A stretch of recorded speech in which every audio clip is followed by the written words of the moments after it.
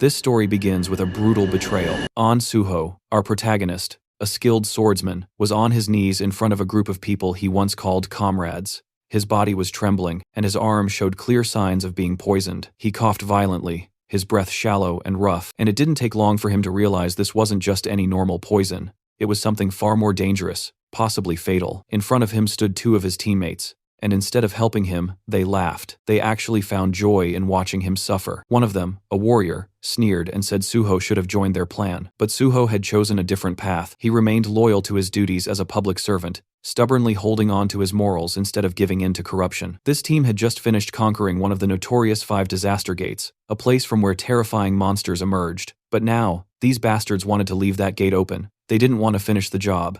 They wanted to make sure the monsters weren't completely wiped out, so they could return again and again. Because as long as the danger remained, so did their jobs, their influence, and their status. If the monsters were gone, the spotlight would fade, and so would their power. Suho remembered all the time he had spent with them, fighting side by side in life-threatening battles, trusting them with his life, and now they stood before him, watching him die without a shred of remorse. They justified their actions by saying Suho was the only one who had opposed the plan. Everyone else was on board. Then the archer stepped forward and casually extended his hand, offering Suho a second chance. He said that if Suho agreed to join their side, they'd let him live. But Suho wasn't a fool. How could he trust people who had just poisoned him and stood back to watch him suffer? Besides, he could already feel it. His body had been pushed beyond its limits. The poison had spread too far. There was no coming back from this. His survival was impossible. But even if he couldn't live, he could still do one thing: take at least one of these traitors down with him. With that, Suho began gathering all the energy he had left. A powerful aura erupted from him, sharp and overwhelming. A couple from the group was immediately paralyzed with fear, backing away in terror. But the woman in the group, even more frightened than the rest, tried to calm everyone down, insisting they shouldn't panic. The archer, clearly on the verge of losing control of his bladder, could tell this was bad, and then Suho moved. In a single swift motion, he charged forward. His blade slashed through the warrior's arm, and in the very next second, he beheaded the dark mage woman with deadly precision. The archer barely managed to retreat, dragging the healer with him. Their smug expressions, once full of arrogance, had completely vanished. In an instant, they were replaced by sheer horror. The healer quickly tried to save the wounded warrior, casting healing spells desperately, but nothing worked. To her shock, she realized she couldn't heal him at all. Her eyes turned to Suho. She saw something strange, something powerful. Suho was no longer just a dying man. He was overflowing with the power of will itself. And not just him, his sword had transformed too, now forged completely from that same indomitable will. It was called the Intangible Sword, a weapon born from pure determination.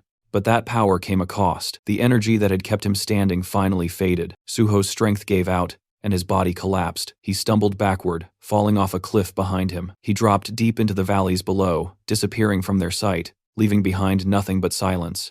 Suho slowly opened his eyes to the sound of chaos around him. There was shouting, sirens, and the distinct sound of people running. He was being carried by a firefighter, but he had no idea what was going on. His head was spinning, disoriented and foggy. Everything felt unreal, like a dream or a nightmare. The firefighter carrying him was rushing toward a designated safe zone, moving quickly through the crowded, panicked streets. Suho couldn't make sense of it first. The last thing he remembered was dying. He knew he had died. So, how was he here? Alive, confused, and being rescued. Then, something clicked. He noticed what was happening around him. A gate had opened, a presummoning gate. It had caused a dungeon outbreak. Monsters were swarming the area, more specifically, goblins. Dozens of them were running through the city, attacking anything in sight. As Suho looked around, he saw a familiar sign lying on the ground nearby, Sindorim Station. That's when it all made sense. His memories were correct. This was the exact station that had once been contaminated during a sudden gate outbreak. He had seen this happen before. Suddenly, out of nowhere, an arrow came flying through the air and struck the firefighter carrying him. The man let out a cry as he collapsed,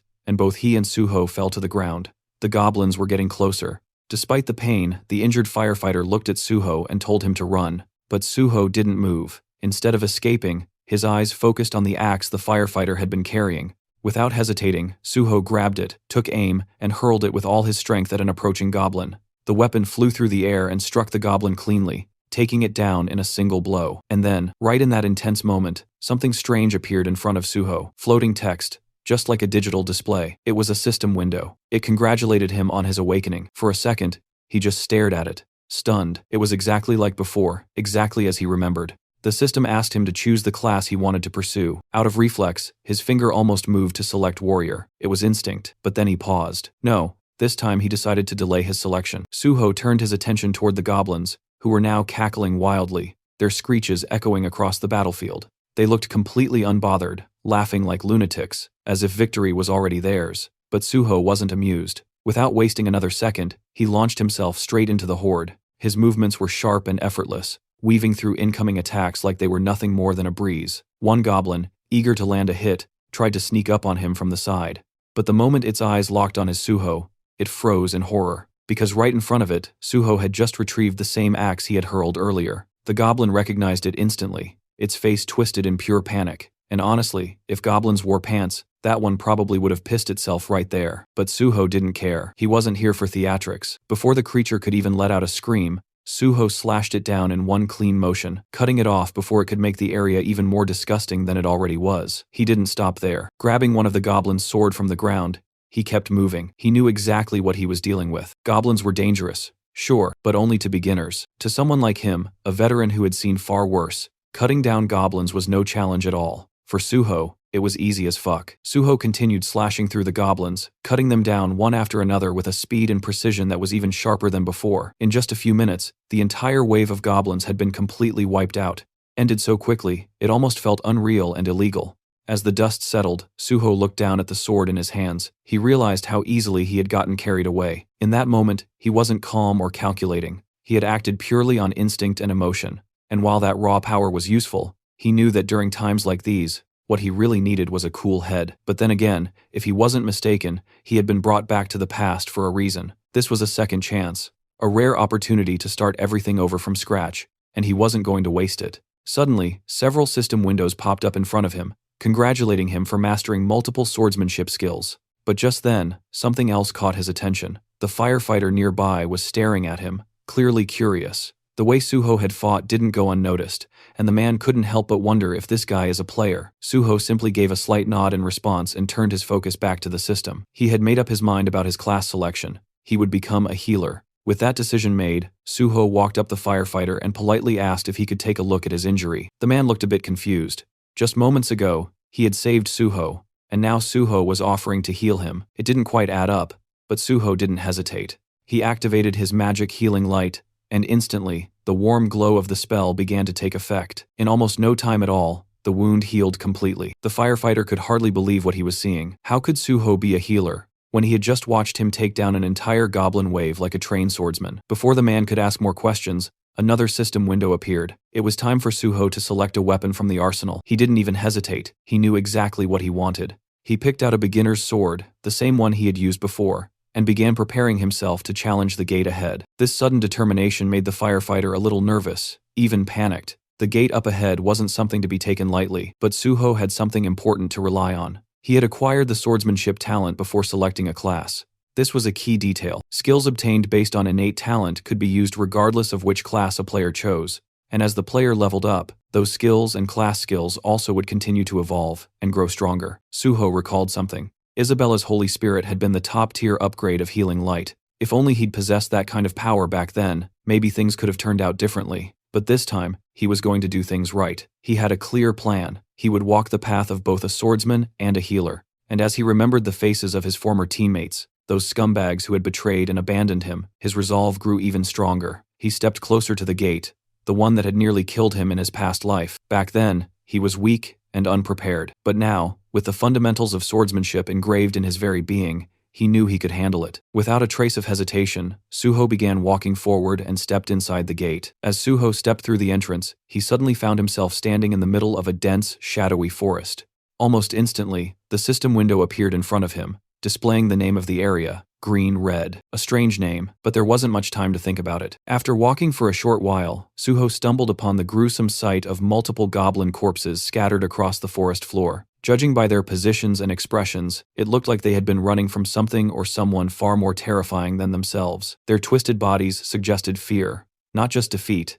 That's when Suho heard something, a low guttural sound from nearby. He turned his head toward the source, and just like that, he recognized what was behind it. Two towering hobgoblins dragging along the corpse of a creature they had hunted. These weren't the weak, annoying goblins he'd seen before. Hobgoblins were a whole different beast. Bigger, meaner, and more dangerous. And when they spotted Suho, their eyes lit up with excitement. To them, human meat was a rare treat. Without hesitation, they tossed their previous prey aside and pointed their jagged weapons at Suho, eager to tear into fresh flesh. But what they didn't know, what they couldn't have guessed, was that the human they were drooling over wasn't some ordinary prey. They were staring at a predator. The first hobgoblin charged forward, blade swinging fast, but it sliced nothing but air. Suho dodged it cleanly. He already knew he was underleveled for these enemies. His weapon wasn't strong enough to cut through their thick skin with ease, but he didn't need to rely on brute strength. He knew exactly where to strike. In one swift motion, he lunged straight at the first hobgoblin, aiming directly for its eye. The attack hit its mark. The creature let out a piercing screech loud enough to rattle the forest trees. Suho,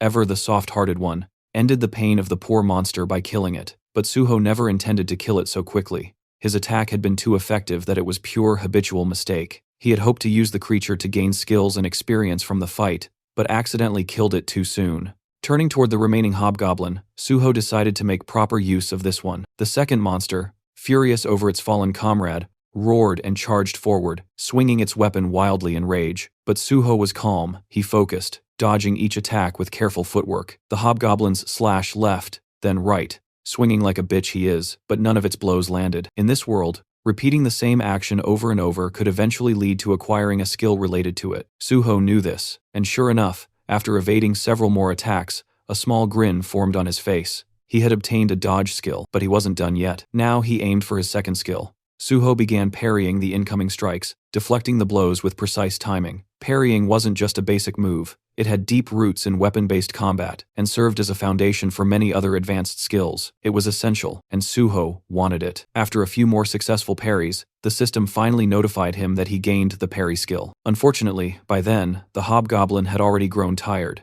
It staggered, breathing heavily, clearly reaching its limit. And so, just like before, Suho gave it peace, this time by swiftly beheading it. It wasn't out of cruelty, just necessity. Now, with 2 fresh skills in hand, he was ready to fight more. He wanted to face more monsters, not for the thrill of battle, but to earn skills, gather experience points, and grow stronger. Outside the gate, the atmosphere among the waiting hunters was tense and frustrated. They had just found out that someone had entered their assigned gate without permission. The moment the news spread, curses began flying left and right.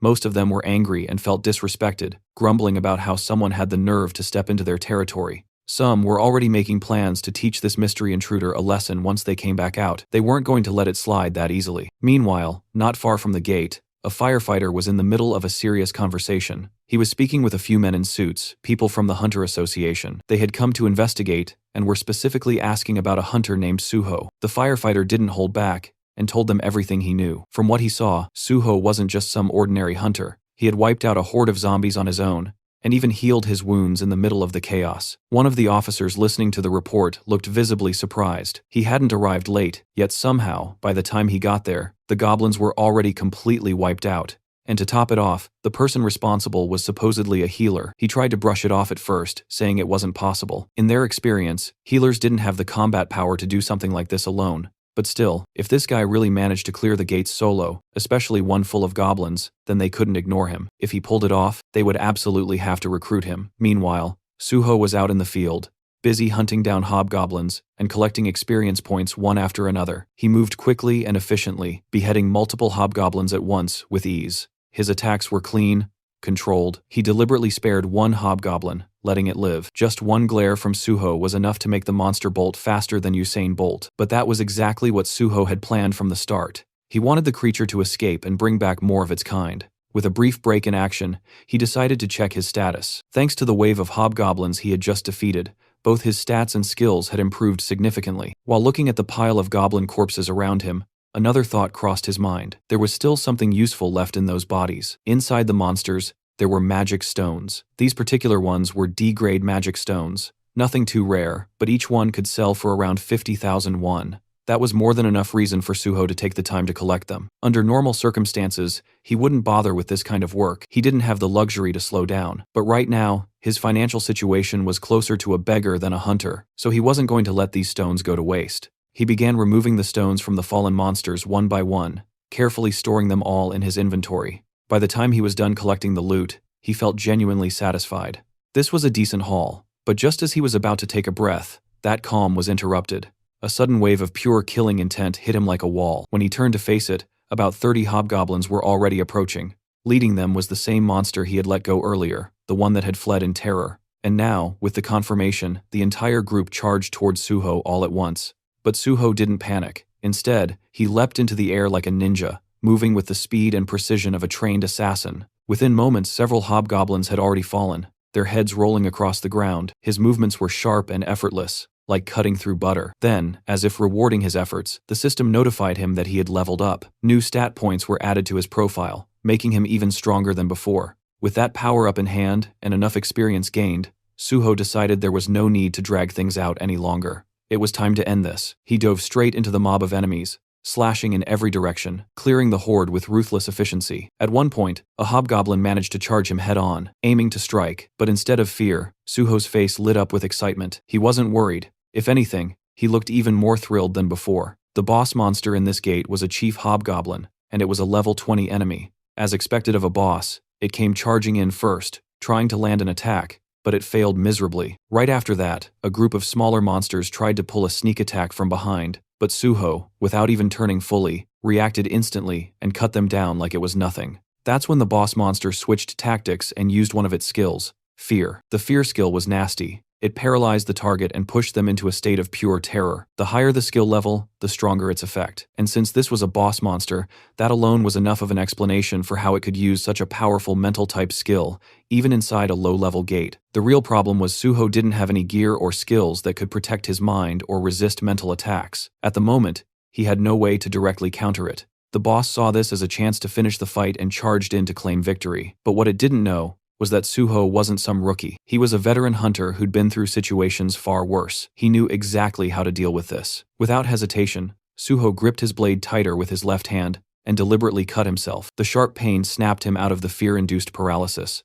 The moment his mind cleared, he parried the boss's incoming strike. Then, instead of focusing on the boss right away, Suho made a quick decision. He turned his attention to the smaller monsters first. Within seconds, he moved through the battlefield, slicing down every last one of them. In just a short burst of action, he wiped out all the hobgoblins inside the gate, leaving no enemies behind except the boss itself. Before going back to face the chief hobgoblin, he took a moment to heal the wound on his left arm. Now, with the distractions gone and his body back in shape, it was just him and the boss. One-on-one, no more interruptions.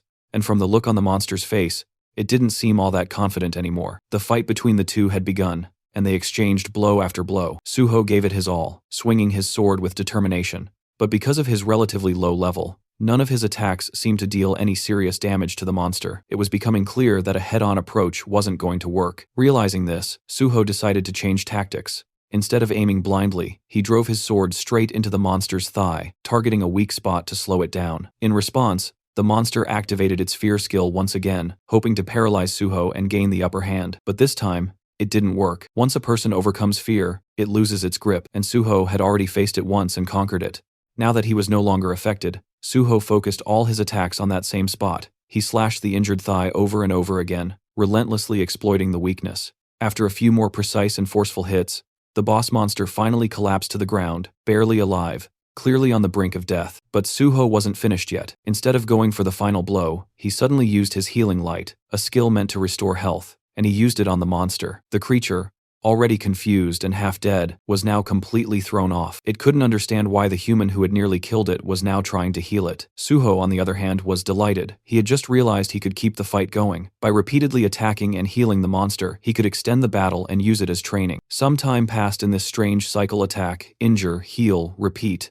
And with every round, Suho grew stronger. His skills steadily improved, and eventually he upgraded several of them to A and B ranks. Meanwhile, the boss monster, once proud and terrifying, was now covered in pure fear. It couldn't even bring itself to look at Suho anymore. Now that Suho had learned everything he could from this place, there was nothing left to gain. The monster's role in this trial was finished. It had served its purpose. With a calm expression, Suho ended it all, beheading the monster without hesitation. Just like that, the gate had been conquered. Suho stood victorious. He was declared the MVP of the gate, gaining bonus experience on top of everything else. His level had now reached 10, a significant milestone for any hunter. Even his healing skill, Healing Light, received an upgrade, advancing to E rank. And along with that, he acquired a brand new skill, Cure. It might not seem like much now, but if his skills continued to develop at this pace, It wouldn't be surprising if one day he could neutralize even 10,000 types of poisons. It was only the beginning, but the path ahead was clearly promising. With everything wrapped up, it was time to move on. Suho turned toward the exit of the gate. Outside,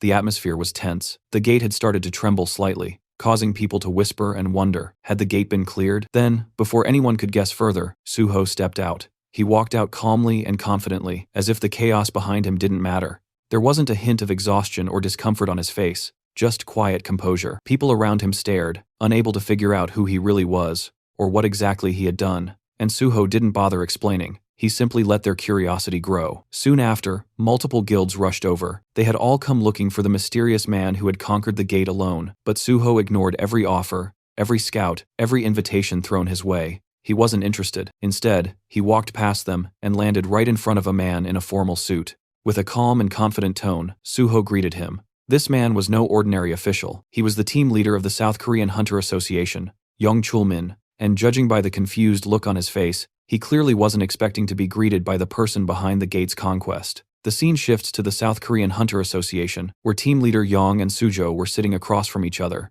On the surface, it looked like a standard registration meeting, but Chulmin's mind was elsewhere. His thoughts kept drifting back to their earlier encounter. He remembered how they had first met, shaking hands casually, and how Suho had mentioned that he was already on his way to the Hunter Association. Anyway, at first Chulmin had assumed it was just for a license renewal, something experienced hunters did all the time. But as the conversation progressed, it became clear that Suho was actually there for initial registration. That caught Chulmin off guard. He was still trying to process how someone like Suho, who was registered as a healer of all things, had managed to clear an entire gate all by himself. And the way Suho had acted, calm, casual, munching on snacks like it was just another Tuesday. Chulmin had gone over his aptitude test results again and again. Statistically, Suho seemed more like a warrior than a healer. The numbers didn't lie. He had the physical strength and combat instincts, not to mention the composure that you'd expect from a frontline fighter. It didn't make sense. While Chulmin was lost in thought, Suho spoke up, snapping him out of it by asking if there was a problem.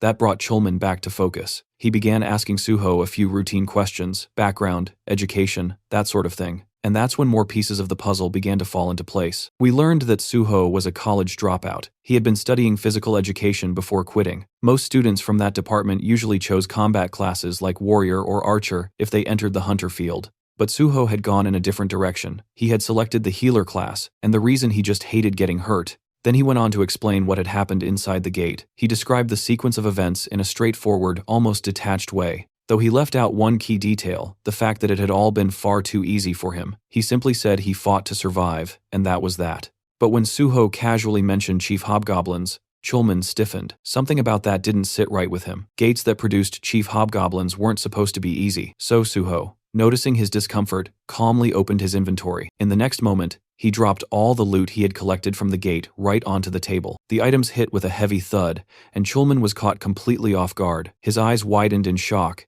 and for a second, he almost panicked. These were the magic crystals Suho had collected after hunting hobgoblins. The smaller ones were from regular hobgoblins, while the larger, more refined one had come from the hobgoblin chief. Since Suho didn't really know their actual value, he politely asked the team leader if he could help get them processed. Even while trying to stay composed, Chulmin couldn't take his eyes off the loot. It was a good haul. Regaining his composure, he looked at Suho seriously and asked if he truly wanted to become a hunter. When Suho nodded, that simple agreement sparked real excitement in the team leader's eyes. Trying to steady himself again, Chulmin asked whether this decision was just made on impulse, but Suho responded with a calm smile and said, "No, it wasn't impulsive at all." While Chulmin was still riding the wave of happiness from hearing Suho's answer, Suho shifted the tone slightly and began explaining his real reason. It wasn't about power or money, it was personal. He hated monsters, and he hated the gates they came from. As a child, he had lost his entire family during a gate shock. After that, he grew up in an orphanage completely alone. At first, he thought that killing monsters would help ease that deep frustration and pain inside him. But even after defeating several monsters, that knot in his chest never loosened. No matter how many he killed, the ache never went away. That's when he made a decision. He couldn't undo the past, but he could choose the kind of future he wanted to protect. He didn't want anyone else to suffer the way he did. He wanted to fight, not for revenge, but for safety, for people. He wanted to be out there on the field, doing real work. And that's why he decided to become a hunter, not for any guild, but for the South Korean Hunter Association. Chulmin was genuinely impressed by this answer, but as someone with experience, he also felt the need to explain the downsides. He told Suho honestly that the pay scale of the Hunter Association was significantly lower compared to what private guilds usually offer. But Suho didn't seem bothered by that at all. As long as he had free access to multiple gates, priority in entering them, and the authority to punish hunters who committed crimes, that was more than enough for him. Chulman could barely believe what he was hearing. You see, even though the Hunter Association technically has gate priority, they often end up auctioning those rights off to private guilds. And the reason is simple. No official wants to put their life on the line for a small government salary. Most people claim they join to help others, but the reality is, they aim for stable, safe positions where they can earn quietly without ever having to step into a gate. That's why so many aim for administrative roles instead of field duty. But in Chulman's eyes, Suho felt different. He wasn't chasing safety or comfort. He was a rare type, a true patriot, who wanted to be out on the front lines protecting people,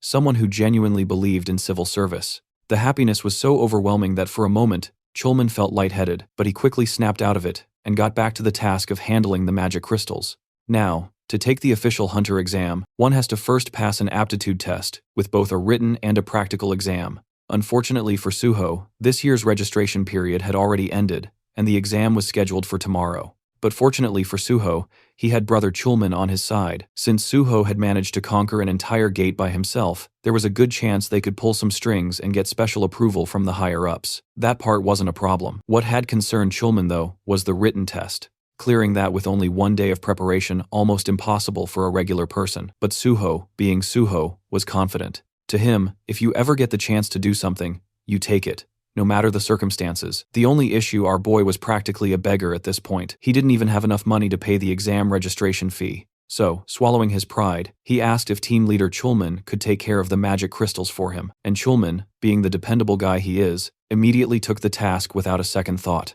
Right now, the only person Suho could fully rely on was his big brother Chulman, and he was genuinely grateful for that. After some time, they completed all the aptitude tests. Team leader Chulman then sent Suho the money they got from selling the crystals. In the next cut, Suho was munching through Chulman's food stash like he owned the place. Thanks to the magic crystals, he received 3 million won. And on top of that, since he registered as a civil servant hunter, he also got some tax exemption benefits. Still, that wasn't enough for him. He had one more request. He had heard the association had a library, and he wanted to cram a bit for the written test tomorrow. He politely asked if the team leader could allow him access. And of course, Chulman said yes, with a smile. He even personally showed Suho the way to the library, and told him he wouldn't need an employee card to enter. Before parting ways, Chulman wished him the best of luck for the exam. Suho watched him leave, quietly, thinking how kind and reliable his brother still was. Deep down, he knew that one day Chulman would definitely become the president of the association. And with Chulman out of the picture,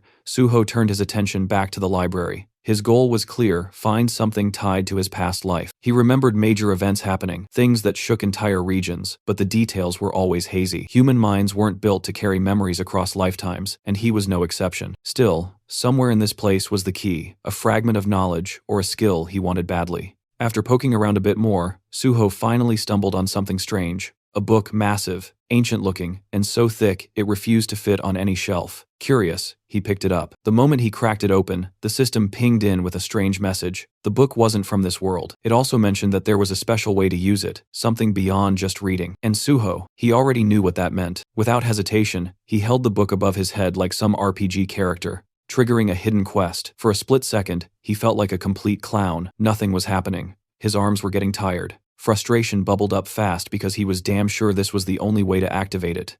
Then, just before he could start cursing the book, the system spoke again. The book, Library of Memories, had taken an interest in his story. That's when the magic kicked in.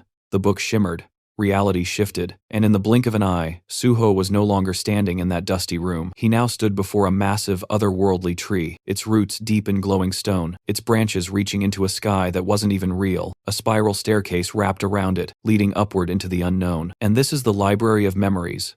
It's then revealed that the Library of Memories grants its user the ability to recall everything they've ever seen or heard, including painful or traumatic experiences. Normally, the human brain copes by forgetting, but once this ability is acquired, the user is burdened with flawless memory. The original owner of this skill was the manager of the Hexagon Guild, a former Korean Hunter Association employee. While studying in a library for a career change, she unintentionally gained this ability after using a book as a pillow, just because lying face down was uncomfortable. Suho thinks about how lucky she was to stumble upon such a skill, and feels grateful to her for introducing him to it. He even plans to treat her a meal one day. The system window then prompts Suho to donate his own story to the Library of Memories. He considers how powerful the ability truly is. It could help him restore every memory he's ever had, especially since human recollections tend to fade and warp over time. Realizing its value, he decides that obtaining the skill is necessary to retain every detail with precision. A message appears, confirming his story has been accepted. Suddenly, a strong wind whirls around him, and the system announces that the Library of Memories is now accessing and recording his experiences. Suho starts floating in midair, surrounded by radiant texts. As a diagram materializes above the book, another message follows, stating that the Library of Memories has officially opened. It will store everything he's seen and heard, giving him access whenever needed, while also suggesting important information. Suho stares at his hand, sensing that the recording process feels a bit off, likely because this entire space is some kind of illusion. Now that he has the skill, he decides to try it out. He closes his eyes and revisits a previous battle. There, he sees himself severely wounded. The moment floods back with vivid emotions, and he feels the fury rise in him once again, confirming the memory's intense clarity. He sees the ones who betrayed him, people he now recognizes as selfish cowards who had delayed sealing the gate just to save themselves. He swears to never forgive or forget them. His consciousness floats among countless system windows. The memory unsettles him, and he wishes he'd chosen to recall something less painful. Then, out of nowhere, one system window shows a shocking notification. He's being given a chance to become stronger. As the first person to reach the realm of the transcendent, the system announces it's rebooting for player On Suho. He's left speechless as the world around him reverts to normal. A thought crosses his mind. Could it be that the system really sent him back in time? He remembers having once reached the state of unity with the divine sword, and obtaining the first SS rank skill. But now, as the first to attain transcendence, he's being given a new opportunity, something no one's ever experienced before. Suho starts to realize that his return to the past might not be just a coincidence. In the next moment, he arrives at a certain place by taxi. As he steps out, he reflects on how meaningful this second chance really is. Now he has an opportunity to prevent the disasters that once struck him, and to handle the unpredictable gates that had caused countless casualties. Determined to tackle these gates faster than before, he reminds himself that every second matters. He soon arrives at a huge building nexus. Standing before it, he's impressed by its sheer size and acknowledges that this is the biggest private hunter academy in the country. He also sees it as a place where he can make good money to secure his future. With firm resolve, he heads inside. A cheerful receptionist greets him and asks the reason for his visit. Suho responds that he wants to meet Director Kim Soo. The receptionist, surprised, asks if he has an appointment. Suho says no, but insists it's important. He simply asks her to pass along a message. The solo conqueror of the Syndrome Station pre-catastrophe gate is here. The scene shifts to the director's office, where a calm woman introduces herself as Kim Soo, the director of Nexus Academy. Suho introduces himself as On Suho. Director Kim invites him to sit and acknowledges his achievement at the Syndrome Gate. She then asks why he came to Nexus. Suho explains that he's here to apply for a scholarship. The director is clearly surprised by the request. Suho confirms it and mentions that he also plans to take the hunter license test scheduled for the next day. Still trying to wrap her head around the situation, Director Kim asks how long it's been since he awakened. Suho calmly replies, "It happened today." Shocked even further, she checks her documents and repeats in disbelief. An unregistered hunter who awakened just today wants to take the test tomorrow and has already solo cleared a catastrophic level gate. Suho confirms everything. He adds that a connection within the Hunter Association helped him secure a spot in the exam. His goal is simple: to rank first. His confident declaration leaves the director even more surprised. Then Suho states his condition. If he ranks first, he wants to be officially granted Nexus Scholarship student status with full financial support. Suho knew full well that for an unknown newcomer, reaching the top wouldn't be easy. But he wasn't some beginner. He was a battle-hardened veteran who had cleared countless gates. Whether anyone else believed him or not didn't matter. That choice was up to them. Director Kim recognized that clearing such a dangerous gate alone was no small feat. Still, she reminded him that the hunter test was a completely different matter, with an average pass rate of less than 20%. Suho made it clear if he didn't get first place, they could ignore him and cancel the scholarship deal entirely. Intrigued, Director Kim asked why he chose Nexus instead of more prestigious academies like Hexagon or Prime. Suho answered bluntly. Despite being the biggest academy, Nexus had hit a rough patch in recent years. It hadn't produced a single top-ranking student, and that had hurt its reputation and admissions. Silently, Director Kim acknowledged the truth. Nexus was in desperate need of success, and no current student had shown any signs of becoming a breakout talent. If Suho really did take first place, Nexus would gain the most from spotlight. His proposal in that sense was perfectly timed. Still, the director couldn't help but wonder what kind of person makes such a bold offer with that much confidence. Curious, she asked how much money he was expecting from the scholarship. Suho responded by asking about the rewards for becoming the top student. She explained that the prize included a full refund of tuition, and additional bonus of 30 million won, and the opportunity to immediately join the Nexus Guild. Suho nodded. It seemed fitting for the country's largest academy. But then, with a grin, he added that 300 million won would be even better. The number stunned Director Kim, but Suho kept going, saying that considering the advantages that came with being the top student and the scale of the academy, the amount was fair. For Nexus, 300 million wasn't much anyway. Deep down, Director Kim knew he wasn't wrong. Reluctantly, she agreed and told him that if he ranked first, she would pay him the 300 million. Later, Suho wandered around the campus. The more he explored, the more he realized just how enormous it was, bigger than most amusement parks. Once enrolled, he wouldn't be missing anything. The staff members showing him around chuckled proudly, explaining that Nexus was the largest academy in all of South Korea. Suho noticed the guide looked tired, and figured they'd probably been woken up just to give him a tour. Feeling slightly guilty, Suho thanked him for showing him around so late. The guide smiled, saying it was the least he could do for someone so important. Then, Suho spotted someone training alone on the playground. Curious, he asked if that person was a student. The guide nodded, saying that student trained every night at this hour, and was the most hardworking student in the academy. Suho was intrigued. The student's name was Daehan. The guy called out to him, reminding him to take care of his health, to which Daehan replied with a smile, saying he had to push himself harder since he was already in his third year. Suho recognized him instantly. In his past life, he had teamed up with Don for raid missions. Back then, Daehan had been the nation's top tanker, famous for his unmatched endurance and defensive capabilities. It had been unfortunate when pure tankers lost their place in the meta over time, but now seeing Daehan wielding an axe instead of a shield, Suho realized Daehan still hadn't unlocked his real potential. This was a perfect opportunity. He could guide Daehan now and eventually recruit him into the Great Hunter Association. The guide introduced the two of them. After a brief greeting, Suho asked if Daehan intended to use the battle axe as his main weapon. Daehan confirmed it. Suho then asked why he chose that particular weapon. Daehan explained that since he aimed to be a frontline fighter, his instructors had suggested the axe, saying it matched well with his build. The guide chimed in, adding that few weapons could rival the battle axe in sheer destructive force. Suho asked if Daehan had only trained with the axe. Daehan admitted he had. He called himself a slow learner and said trying out multiple weapons felt like a waste of time. It had taken him 2 years just to get somewhat decent with the axe, and even now, he didn't feel particularly skilled with it. Suho silently analyzed the situation and understood the real problem. It wasn't that Daehan lacked effort, but that the axe simply didn't suit him. It wasn't a matter of dedication, it was a case of poor direction. If his progress hadn't improved early on, he should have switched weapons. Suho found it surprising that even the top academy in the country missed something this obvious. He suggested a different mindset. Since players would eventually receive stat adjustments, it made more sense to pick a weapon that felt natural to them. With skill correction effects, proficiency could rise quickly, but true performance in battle relied on knowledge and experience. In Daehan's case, the battle axe was clearly a mismatch. While it delivered heavy hits, the long cooldowns made users vulnerable, and considering Daehan's large frame, it became even harder to protect him effectively. When Daehan heard this, he was taken aback. He'd spent the last 3 years training with an axe. Suho acknowledged his dedication, but pointed out that Daehan's real strength might be in tanking. He advised Daehan to try using a kite shield on his left arm and a one-handed blunt weapon in his right hand. According to Suho, this setup would significantly enhance Daehan's overall combat effectiveness. Daehan hesitated. Switching roles right before the exam felt risky, especially since the test was happening the very next day. Suho then asked him to think about what truly forms the backbone of a raid party. While many believed it was the mage, in reality it was always the tank. The tank's job was to draw the enemy's focus and protect the team. To do that properly, a tank needed both a shield and a secondary weapon for crowd control. Suho's reasoning finally clicked with Daehan. Motivated by the insight, he decided to give it a shot.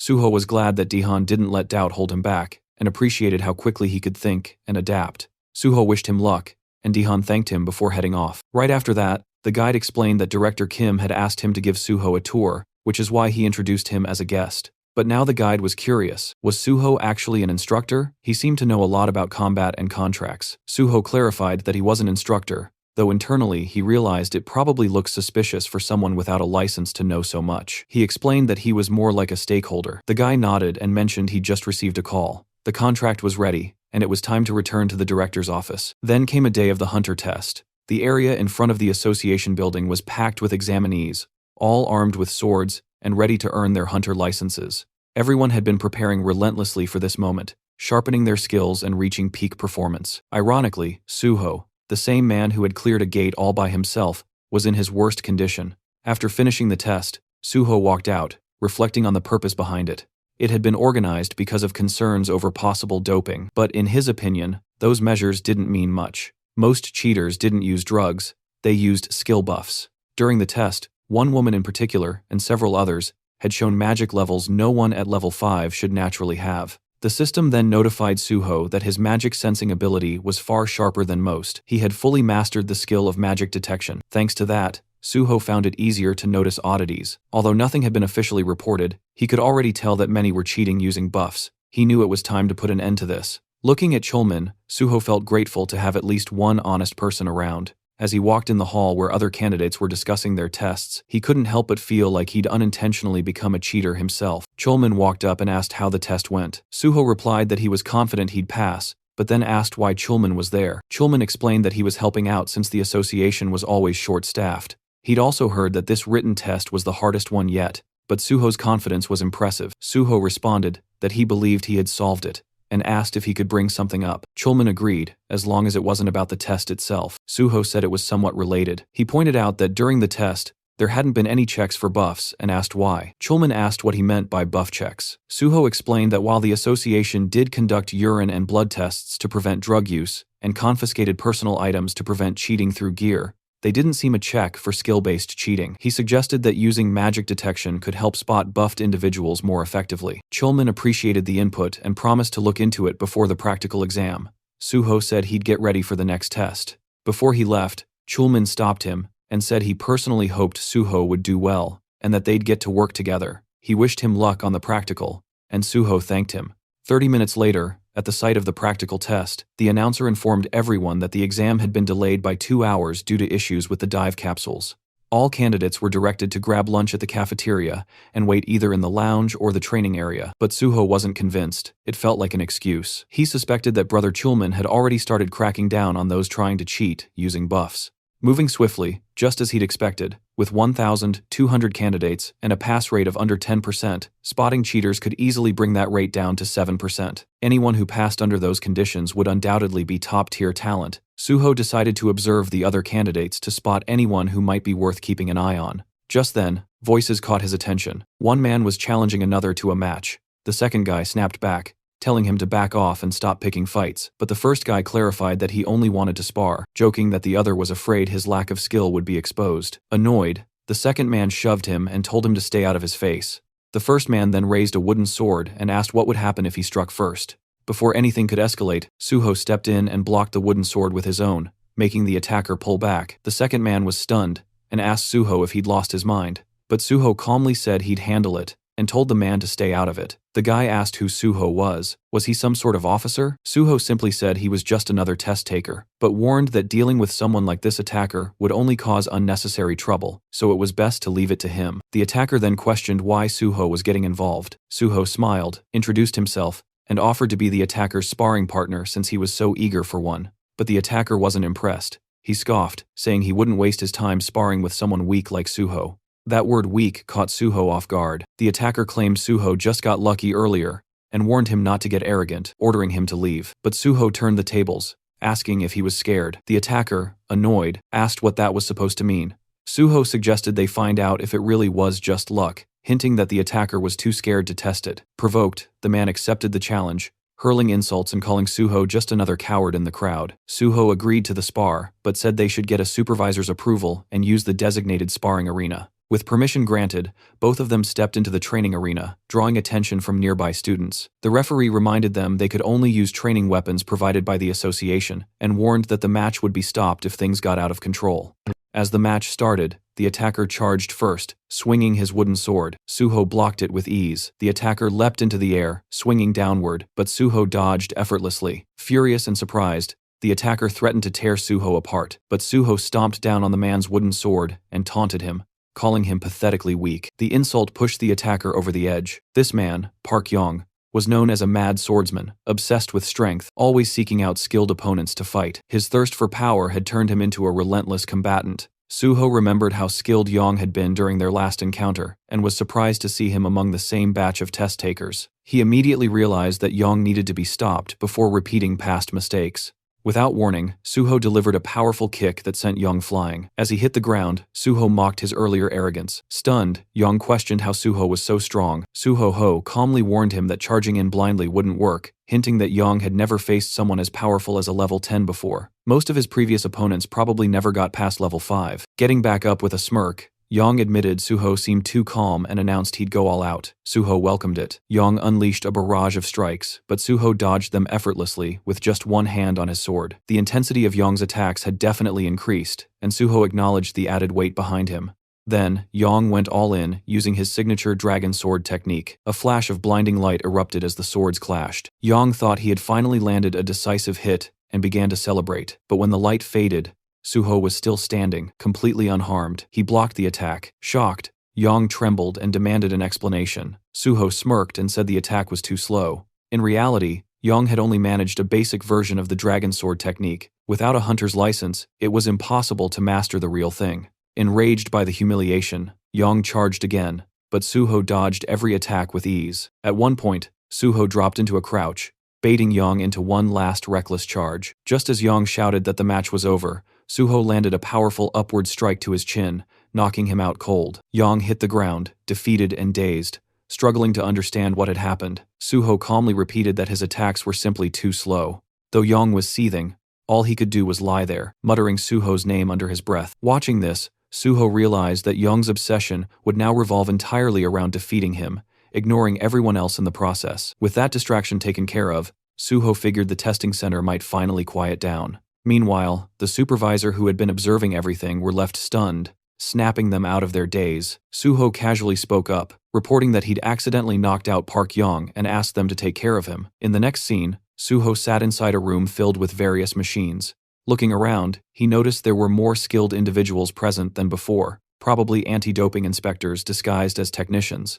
As the room grew noisy, Suho became visibly irritated, clearly wishing they'd all just leave. A technician walked up to him and instructed him to lie down. He then explained how the emergency button worked in case anything fell off during the dive process. Suho confirmed he understood. Once the system powered up, Suho lay down, and cables were attached to both sides of his head.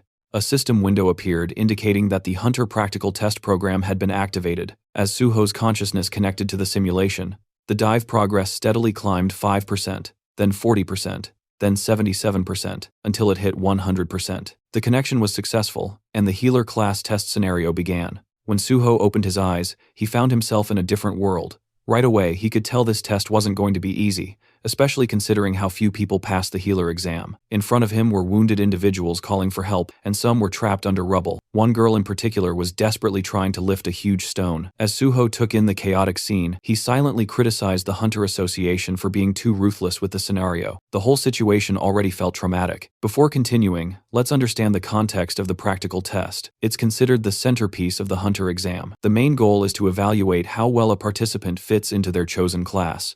Every year, the simulation scenarios change, and the criteria for passing also vary. Typically, these tests involve one-on-one fights or surviving waves of enemies. A participant's score depends on how long they last and how many opponents they defeat. But for healers, it's different. The focus isn't just on how strong their healing powers are. While healing ability matters, the most valued quality is sacrifice. Healers who put their own lives on the line to save others earn higher scores. As monsters began to approach, Suho reflected on the nature of the test. In this scenario, the healer is expected to die protecting the patient. The issue, his own stats were still active. Walking toward the monsters, he spotted a sword on the ground. Looking at it, he realized he'd have to take a serious beating before dying. Unlike the others, he questioned the logic of letting himself be beaten to death. Dying once had already been enough for him. Nearby, others screamed for help at the sight of the monsters, but Suho knew those screams were illusions. In reality, he was surrounded only by corpses. He approached a terrified girl and asked if she was okay. Shaking,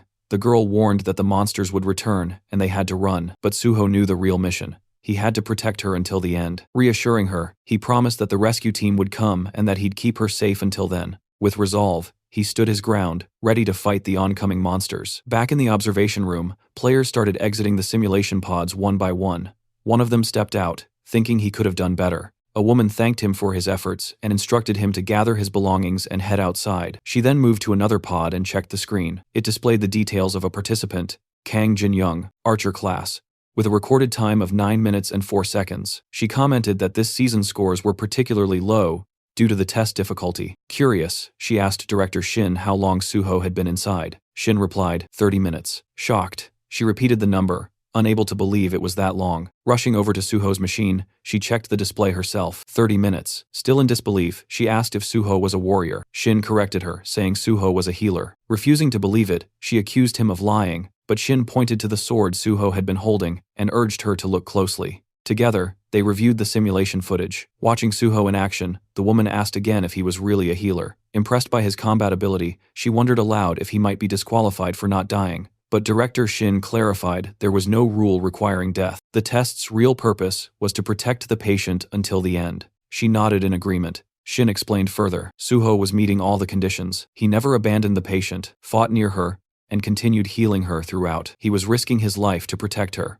As long as all conditions were met, disqualification wasn't an option. Hearing that, the woman concluded that the top score for this exam had already been determined. Meanwhile, Suho was still battling inside the simulation. With incredible skill, he sliced through the monsters in a single blow. But even after his victory, Suho felt it wasn't enough. He needed to be faster. As more monsters appeared, he eliminated them one after another, showing unwavering focus. Eventually, he wiped them all out. A system message popped up. Your understanding of the skill footplay is very high. Congratulations, you've mastered footplay. Suho read the message and realized that although this was a simulation since it was based on real-world mechanics, the system could still recognize his physical control. The system acknowledged that he was directly controlling his body, making it possible to master physical skills, that is even here. Though the experience gained was less than in real combat, it was still a great way to train. In addition to swordsmanship, he had picked up various skills and upgraded all basic sword techniques to a rank. There were no experience points or item rewards, but the results were still satisfying. If he could eventually raise all his sword skills to a rank or higher, he might be able to develop a technique like Park Yong's dragon sword technique. Another message appeared. Great achievement. Your understanding of swordsmanship surpasses everyone else's. The system is impressed by your unique style and wishes to register it. Would you like to create a new swordsmanship skill by combining your basic sword techniques and footplay? Suho smiled, finally ready to create his own style. Guardian sword. A confirmation window appeared, asking if that would be the official name. Suho confirmed. Another message congratulated him for his supreme mastery and recognized the creation of a new unique swordsmanship skill, Guardian Sword S. This new ability boosted the effects of all his sword and footwork skills by 50%. As a reward for this great achievement, the system awarded him 10 bonus stat points and expressed its hope that Suho would continue walking the path of the sword. A final message confirmed he had unlocked Sword Mastery S, a privilege granted only to those with deep understanding of swordsmanship. This lifted all restrictions on learning and using sword techniques, enhanced all sword-related abilities by another 50%, and removed any limitations tied to sword use. Suho quietly thought back to his past life. Back then, it had taken him over 10 years to reach this level of skill. But now, thanks to the knowledge he carried from that life, he had progressed much faster. He recognized how much his value had grown. Turning his focus to the exam, he recalled that the number of monsters was predetermined, and he couldn't help but wonder how much effort had gone into preparing the whole thing. With all his objectives completed, only 2 paths remained: either die at the hands of the monsters, or wipe them all out. Elsewhere, the supervisors watching the live footage were left speechless. They couldn't believe what they had just witnessed. For the first time in the history of practical exams, someone had defeated every single monster. They were in awe, not just of his combat prowess, but also because he had successfully healed the patient. One examiner even joked that they didn't need to bother checking the rankings. The winner was clear. A few days later, the scene shifted to the Hexagon Guild's headquarters. A confident guild member declared that their student, Kian, would surely be this year's top scorer. Another member agreed, proud of the effort they'd poured into his training. But then, someone noticed a congratulatory letter. As it was read aloud, confusion spread. Kian wasn't the top scorer after all. The name on the letter was On Suho. Everyone was stunned. The atmosphere immediately shifted, tense and confused as someone asked where Kian was. At that moment, the guildmaster received a call, and the scene changed again. Suho was now on a call with the team leader. The leader apologized for the late congratulations, explaining he'd been swamped with work, but he made sure to praise Suho for earning the highest score. He admitted he hadn't expected such consistency from him. Suho responded humbly, saying it was all thanks to the team leader, though the leader quickly deflected the credit, saying Suho's achievements were entirely his own doing. He also pointed out that Suho's exceptional performance had helped expose a number of cheaters who were illegally boosting their skills. This would lead to tighter rules in future exams, which he saw as a positive outcome. Then the team leader cautiously brought up a question. Was Suho still interested in joining the Great Hunter Association? Suho replied that although he might stay with the guild a bit longer, his ultimate goal hadn't changed. He still intended to join the association. The team leader appreciated his clear answer and said he'd reach out once the recruitment or testing schedule was ready. Suho agreed with a smile. Before ending the call, the leader reminded Suho to eat properly and look after his health, and Suho returned the same kind words. After the call ended, the team leader glanced down at something in his hand and quietly reminded himself to eat too. Back on Suho's side, he paused for a moment, something about the leader's tone lingering in his mind. It fell off. He wondered if everything was all right. Just then, his phone rang again. Suho checked the caller ID and seemed to know who it was. He answered and introduced himself. The caller was Kim Soo, who congratulated him on his success and confirmed that payment had already been sent according to their agreement. Suho acknowledged her efficiency, praising how professional her large guild was. Then came her proposal. She invited Suho to join the Nexus Guild, promising benefits better than anything other guilds could offer. Curious, Suho asked how far they were willing to go. Kim Soo assured him that she'd do everything possible to match his expectations. As a top student and scholarship recipient, she said adjusting the contract terms would be no problem. She even suggested meeting in person to finalize the deal. Suho, however, politely declined for now, mentioning he had personal plans that day. He promised to review his schedule and get back to Earth soon. Still, he did hint that considering he was a Nexus scholarship recipient, it would be logical to join Nexus over any other guild. Kim Soo was overjoyed by his response. Her excitement was so intense that even her co-workers nearby noticed. She begged him not to sign anything with another guild in the meantime. Amused by her enthusiasm, Suho chuckled and agreed to meet soon. As the call ended, Suho smiled, still hearing the echo of her thrilled voice. At that moment, the taxi driver let him know they had arrived. Suho thanked him and stepped out. Now standing outside, Suho reflected on everything that had happened. He had cleared the test, secured his license, and received the payment. The next chapter of his journey was right in front of him. With quiet determination, he moved forward, ready to begin farming. At Lighthouse General Market, Suho checked his phone and thought about how he had quickly gathered everything he needed. Now, the only thing left was to buy a weapon. With that goal, he arrived at a small, tucked-away shop, deliberately avoiding the crowded ones since he wasn't sure they'd have what he was looking for. As he stood outside, he wondered if his quiet place might hold the right weapon. Stepping inside, Suho greeted the shopkeeper, who asked what he needed. Suho explained that he had just become a hunter and was looking for a lightweight weapon. The shopkeeper directed him toward a section with cheaper items. When Suho glanced at them, he noticed thick layers of dust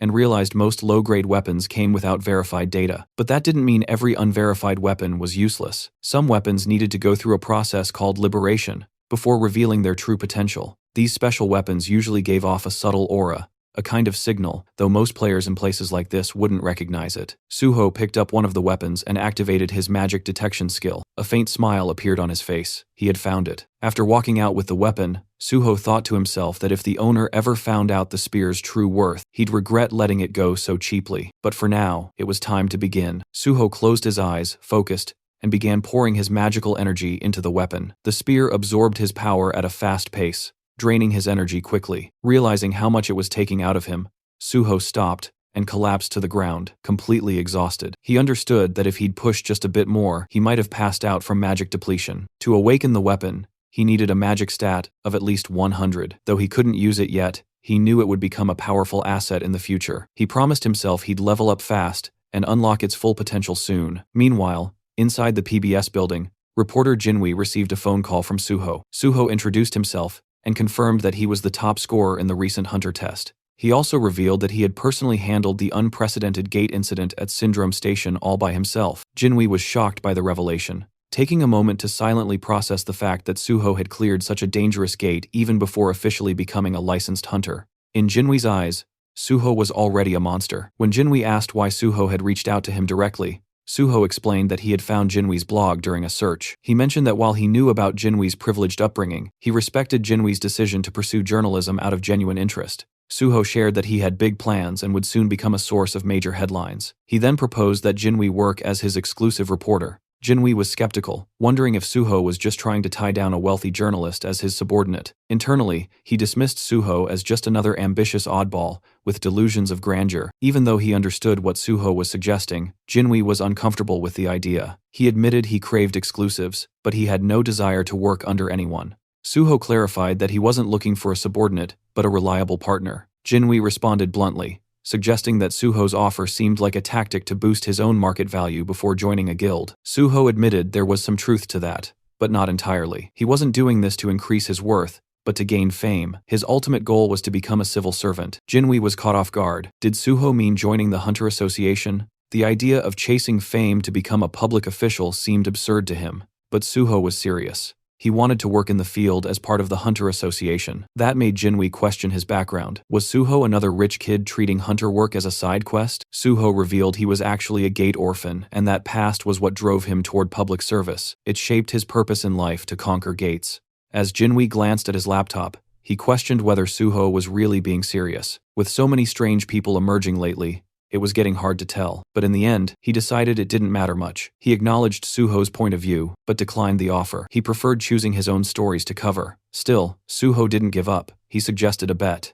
Curious, Jinwei asked what kind. Suho proposed to earn Jinwei's trust by proving himself as a hunter. He announced he would attempt to clear the Tower of Challenge alone that very day. Jinwei was stunned. That tower was infamous. Clearing it was considered impossible even for a full party. Doing it solo sounded downright insane, but Suho was confident that if he pulled it off, it would be enough to convince Jinwei. If he succeeded, he wanted Jinwei to become his personal and exclusive reporter. Suho remembered the Jinwei from his past life, a top-tier broadcaster from PBS, famous for his pride and elite background. He'd gained popularity as a journalist who never took requests. Yet, in Suho's previous life, they had teamed up many times thanks to Jinwei's sharp reporting and rare influence over public opinion. But that same brilliance made him dangerous to others, like a thorn, always in someone's side. Eventually, Jinwei got caught up in political conflicts, was forced into early retirement, and eventually disappeared from the scene. This time, Suho silently vowed to prevent that fate. During the call, Suho made his proposal. If he could conquer the Tower of Challenge solo, Jinwei had to become his personal reporter.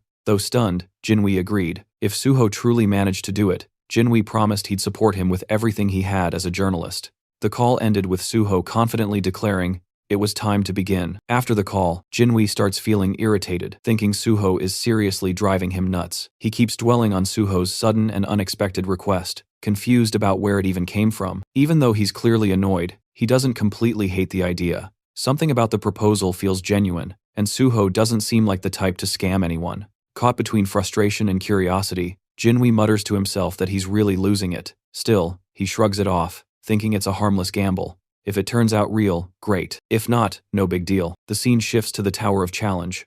Suho stands at the entrance showing his hunter license to the gatekeeper. The man notices Suho came alone and warns him. Solo entry is allowed, but it's risky. Judging by Suho's license number, he assumes Suho just passed his test. The gatekeeper suggests teaming up since even the lower levels often lead to injuries or worse. But Suho insists on going in alone.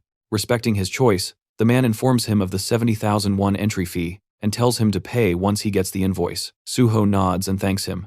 As he steps forward, the gatekeeper shouts after him to be careful and retreat if things get too dangerous. Suho simply gives a nod and walks inside. While walking, Suho reflects on the Tower Challenge. It's widely known as a training ground for players below level 20. This public gate is government-maintained and meant to help players grow stronger. Now that his level has been reset, there's no better place to start over. As he pushes the door open and steps in, the system immediately announces his entry. It tells him that he can give up any time, and if he declares withdrawal, he'll be teleported back to the entrance instantly. Suho summons his sword just as the system triggers the beginning of the first floor challenge. A slime monster appears and launches an attack. While fighting, Suho notices the monster's large size and surprising speed, which momentarily catches him off guard. Despite being just a level 1 creature with barely any attack power, its movements are annoying, and getting stuck with it could slow him down. Wanted to finish it quickly, Suho drives his sword through the slime's core, destroying it. But then he realizes something. This slime can multiply. That irritating trait means that when its core splits, it regenerates into several smaller versions. Even though there's a limit to how much they can divide, there's still a threat. This regenerative ability is one reason why most players enter the tower in parties. Monsters usually show up in groups on almost every floor. Not wasting time, Suho begins wiping out the multiplying slimes. He leaps into the air, stabs one mid-jump, and then hurls his sword to take down another. As he falls, a slime swings its tentacle at him. Suho grabs at mid-air, preventing a hard fall, and uses that grip to catapult himself upward with clean and precise strikes. He slashes through the tentacles and clears the rest of the enemies. The system notifies him that he's conquered the first floor, and asks if he wants to move on. Suho looks up, full of resolve. With 48 more floors to go, there's no time to waste. The system then signals the start of the second floor challenge. Suho thinks back to the Tower of Challenge, remembering that in his past life, the highest official record reached was the 48th floor. At present, the record only goes up to the 29th floor, both milestones achieved through party play. Typically, challengers enter the tower in groups, and the number of participants determines the difficulty level. The more people in a party, the less experience each person earns, but it's a safer way to progress. Most hunters aiming for top records form parties of level 20 members. With these thoughts in mind, Suho clears the 18th floor and looks upward, realizing he doesn't need to follow the usual methods. Without hesitation, he accepts the challenge for the 19th floor, activating the next stage. Unlike the earlier levels filled with multiple enemies, this floor has only a single powerful monster. While that makes the opponent stronger, it also means that defeating it alone is enough to pass the stage. As soon as the monster appears, Suho charges in and defeats it with a single sword strike. The system announces the completion of the 19th floor and gives him the option to proceed to the 20th. Instead, Suho decides to pause the challenge and examines the monster's body. He notices something strange. Unlike other defeated monsters that vanish immediately, this one leaves behind a red gain. It's a clear hint from the tower that there's something more to uncover. Suho retrieves an item from the remains, realizing it has a specific purpose, even though it can't be used on its own. Using his magic detection ability, he finds a hidden space linked to the Red Gate. This hidden area turns out to be the subspace fortress of the Fortress King, Jiang Pyong. This subspace is unique because, unlike others created using items, it allows living beings to enter and leave freely. Inside, Suho finds himself in a place that looks like a cave. A glowing object appears, and the system informs him that the fortress's previous owner is dead. Suho is asked if he wants to take ownership. He accepts and grabs the glowing object, which begins to fuse with his body. The system confirms that Suho is now the new master of the subspace fortress, which is no longer just an item. It has become a skill bound to him permanently. The system also explains that the appearance of the fortress will change depending on Suho's magical power. The space begins to shift. What was once a cave transforms into a fully furnished room. Impressed, Suho realizes the space is more sophisticated than he expected. Its size expands with his magical strength, and even adapts to his preferences. He feels relieved that he stopped Jiang Pyong-ho from getting his hands on this power. That man had once used the fortress to store everything from drugs and stolen artifacts to kidnapped people. Remembering the horror of those sleepless nights caused by such crimes fills Suho with disgust. But now, with the fortress in his hands, he knows such darkness won't repeat. By stopping the rise of the Fortress King and gaining a powerful personal base, Suho feels he scored a massive win. With newfound resolve, he gets ready to keep moving forward. Jinwi was scrolling through his phone reading an article with growing interest. He noticed that a lot of students had started gravitating toward Nexus lately. Suho had once talked about wanting to join the Great Hunter Association, but this exclusive media coverage suggested that Nexus was confident Suho would end up with them. Jinwi felt uncertain. Only time would tell. Still, he couldn't stop thinking about how many floors Suho had already cleared. Right then, a system alert popped up. The 30th floor had just been conquered. The Tower of Challenge record had been shattered, and someone was already advancing to the 31st floor. The nearby crowd went silent in disbelief. Murmur spread. Was a new record, a team raid, or something even more insane? Their shock deepened when the system immediately announced the 31st floor had also been cleared. Just moments after it began, Jinwi froze. If this really was Suho, then he'd completely misjudged him. Until now, Jinwi had chalked up Suho wins to luck and theatrics. But if this insane pace was real, then Suho was a rival he'd be stuck competing with for a long time. Inside the Hunter Association, Director Kim heard the news and was visibly rattled. She quickly confirmed the reports. Suho was actually smashing records live. Realizing Suho's value, she decided they had to make an offer, so tempting it couldn't be refused. She ordered her team to alert the president and office manager, then head straight to headquarters. Meanwhile, the system made Chulman rapid rise through the Tower of Challenge was something the world had never seen. If Suho truly wanted to join the association, this was a once-in-a-generation talent. Just then, Chulman's phone rang. It was the vice president of the association. Curious, Chman picked up. The VP asked where he was. Upon hearing that Chulman was near the tower in Pango, he jumped on the opportunity. He told Chulman to bring Suho in. Chulman lit up, thinking he'd been given the chance to recruit Suho, but the VP quickly shut that idea down. He didn't want a recruitment, just a photo of Suho with the association president. Then he hung up, leaving Chulman stunned and bitter. He thought to himself, how these power-hungry executives were exactly why the public saw them as corrupt and incompetent. In his mind, only hunters deserved to be in charge of the association. He stared at the tower, trying to think of a way to convince Suho to come in. Inside the tower, Suho had just cleared the 48th floor, updating the tower record again. Exhaustion was starting to weigh him down. Constantly pushing forward was draining. He wondered when this madness would finally end. Still, when he opened his status window, his spirits lifted. Hitting level 39 felt like a real reward. With every floor cleared, he earned 5 bonus stat points, and each one felt like a gift. Knowing the system inside out made it feel like he was building a game character, a second self, and honestly, it was kind of fun. With his stats set, Suho prepared for the final challenge. The 49th floor had begun. A glowing crystal appeared in front of him, and from it emerged the final boss, a tower dragon, level 49. Suho stared at it, immediately recognizing how broken this thing was. Even without pure blood traits, just being a dragonborn made it absurdly powerful. It made him question if this floor was ever even meant to be beaten, but Suho knew why he was here. He wasn't going to hesitate. Gritting his teeth, sword in hand, he charged at the final boss with full resolve, ready to end this. Suho moved in to confront the dragon, ready to attack. In response, the dragon launched its own assault, forcing Suho to leap into the air to evade it. While airborne, he quickly noticed something important. For a beast of its enormous size, the dragon was shockingly fast. Suddenly, a dark aura leaked from its claws, creating a powerful pulling force that dragged Suho straight toward its jaws. Right before he was sucked in, Suho grabbed the dragon's mouth, hoisted himself over its head, and slammed his sword down with all his strength. The dragon roared furiously and tossed its head so violently that Suho was flung away, forcing him to retreat to safety. As he caught his breath,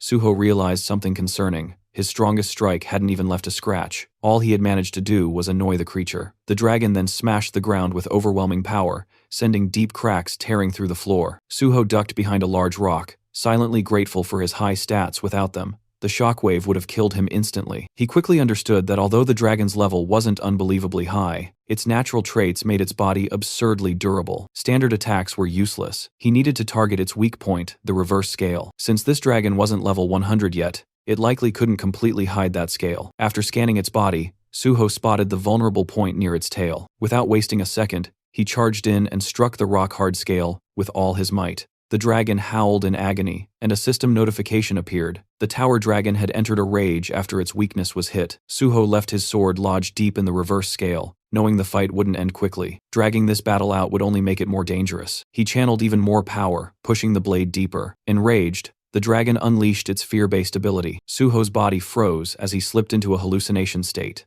The system confirmed he had fallen under fear. He tried to cure himself, but the system informed him that such a high-level fear couldn't be removed. Before the dragon could crush him with its tail, Suho opened the entrance to his subspace and vanished inside.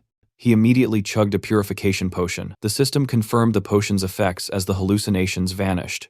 Relieved, he reminded himself that only people he allowed could enter this subspace. He had bought the potion casually from the general market, unaware that he would need it so soon. The fight was far more intense than he had expected. Even after removing the fear status once, he wouldn't get immediate resistance, and cure spells were useless. That meant he would have to repeatedly retreat into his subspace and rely on purification potions, something clearly unsustainable. He needed another plan. Searching through his inventory, he briefly considered calling the mad pulverization scholar. Before he could decide, the system notified him that he had learned a basic combination formula from a skill book, and a combination jar appeared. Understanding its significance, he placed 3 unusual items into the jar: the unknown thief's socks, the unknown minstrel's instrument, and the unknown cleaner's broom. The jar began its fusion process. Suho knew that combinations using absolute formulas always succeeded. Many so-called trash items actually held hidden value. The process ended successfully. A rare treasure had been created. First Mumu, a ring formed from a basic level formula. Suho also gained 10 bonus stat points for creating a first-ever item. He understood that first-time items were usually S grade or above, and this one was S+ because it was a growth-type item. He equipped the ring, and the system instantly bound it to him. Suho remembered that in his previous life, he had missed the chance to obtain first Mumu because the mad pulverization scholar discovered it first and made the recipe public. This time, Suho had claimed it for himself. With the extra stats, he opened his status window and added 4 points to his magic stat, raising it to 100. The system congratulated him. His magic stat had turned red, an achievement he had never reached before level 50. Earlier, he had thought purple status would take forever, but now, it felt fully achievable. Purple required 700 points. Still a long journey, but he was confident he could reach it. After finishing his stat allocation, Suho summoned his familiar old spear and began infusing it with magic. The weapon absorbed power at an incredible rate. Once the required amount was reached, The system acknowledged the successful awakening. The spear had transformed, it was now the Shadow Spear. Round 2 was about to begin. The system revealed the weapon's origins. It was one of the Shadow Lord's treasures, forged from the bones of a shadow beast, and it had acknowledged Suho as its first awakener. The spear could now be summoned from his shadow, and regenerated using magic and shadow energy. Suho understood the weapon's value immediately. Just as Zhang Pyong had the subspace fortress, the Shadow Lord, a monarch-level being, had wielded this spear. If that entity existed within the gate, Suho was now holding its signature weapon. He felt relieved he had secured it before anyone dangerous could claim it. Time to test it. He summoned the spear again, appreciating its convenience. Since he couldn't attack from within his subspace fortress, he would need to step out and hit the reverse scale while the dragon slept. Suho exited the subspace and climbed to a rocky ledge overlooking the beast. Raising the shadow spear, he hurled it straight into the stone embedded in the dragon's tail. The spear pierced through, and the dragon writhed in pain.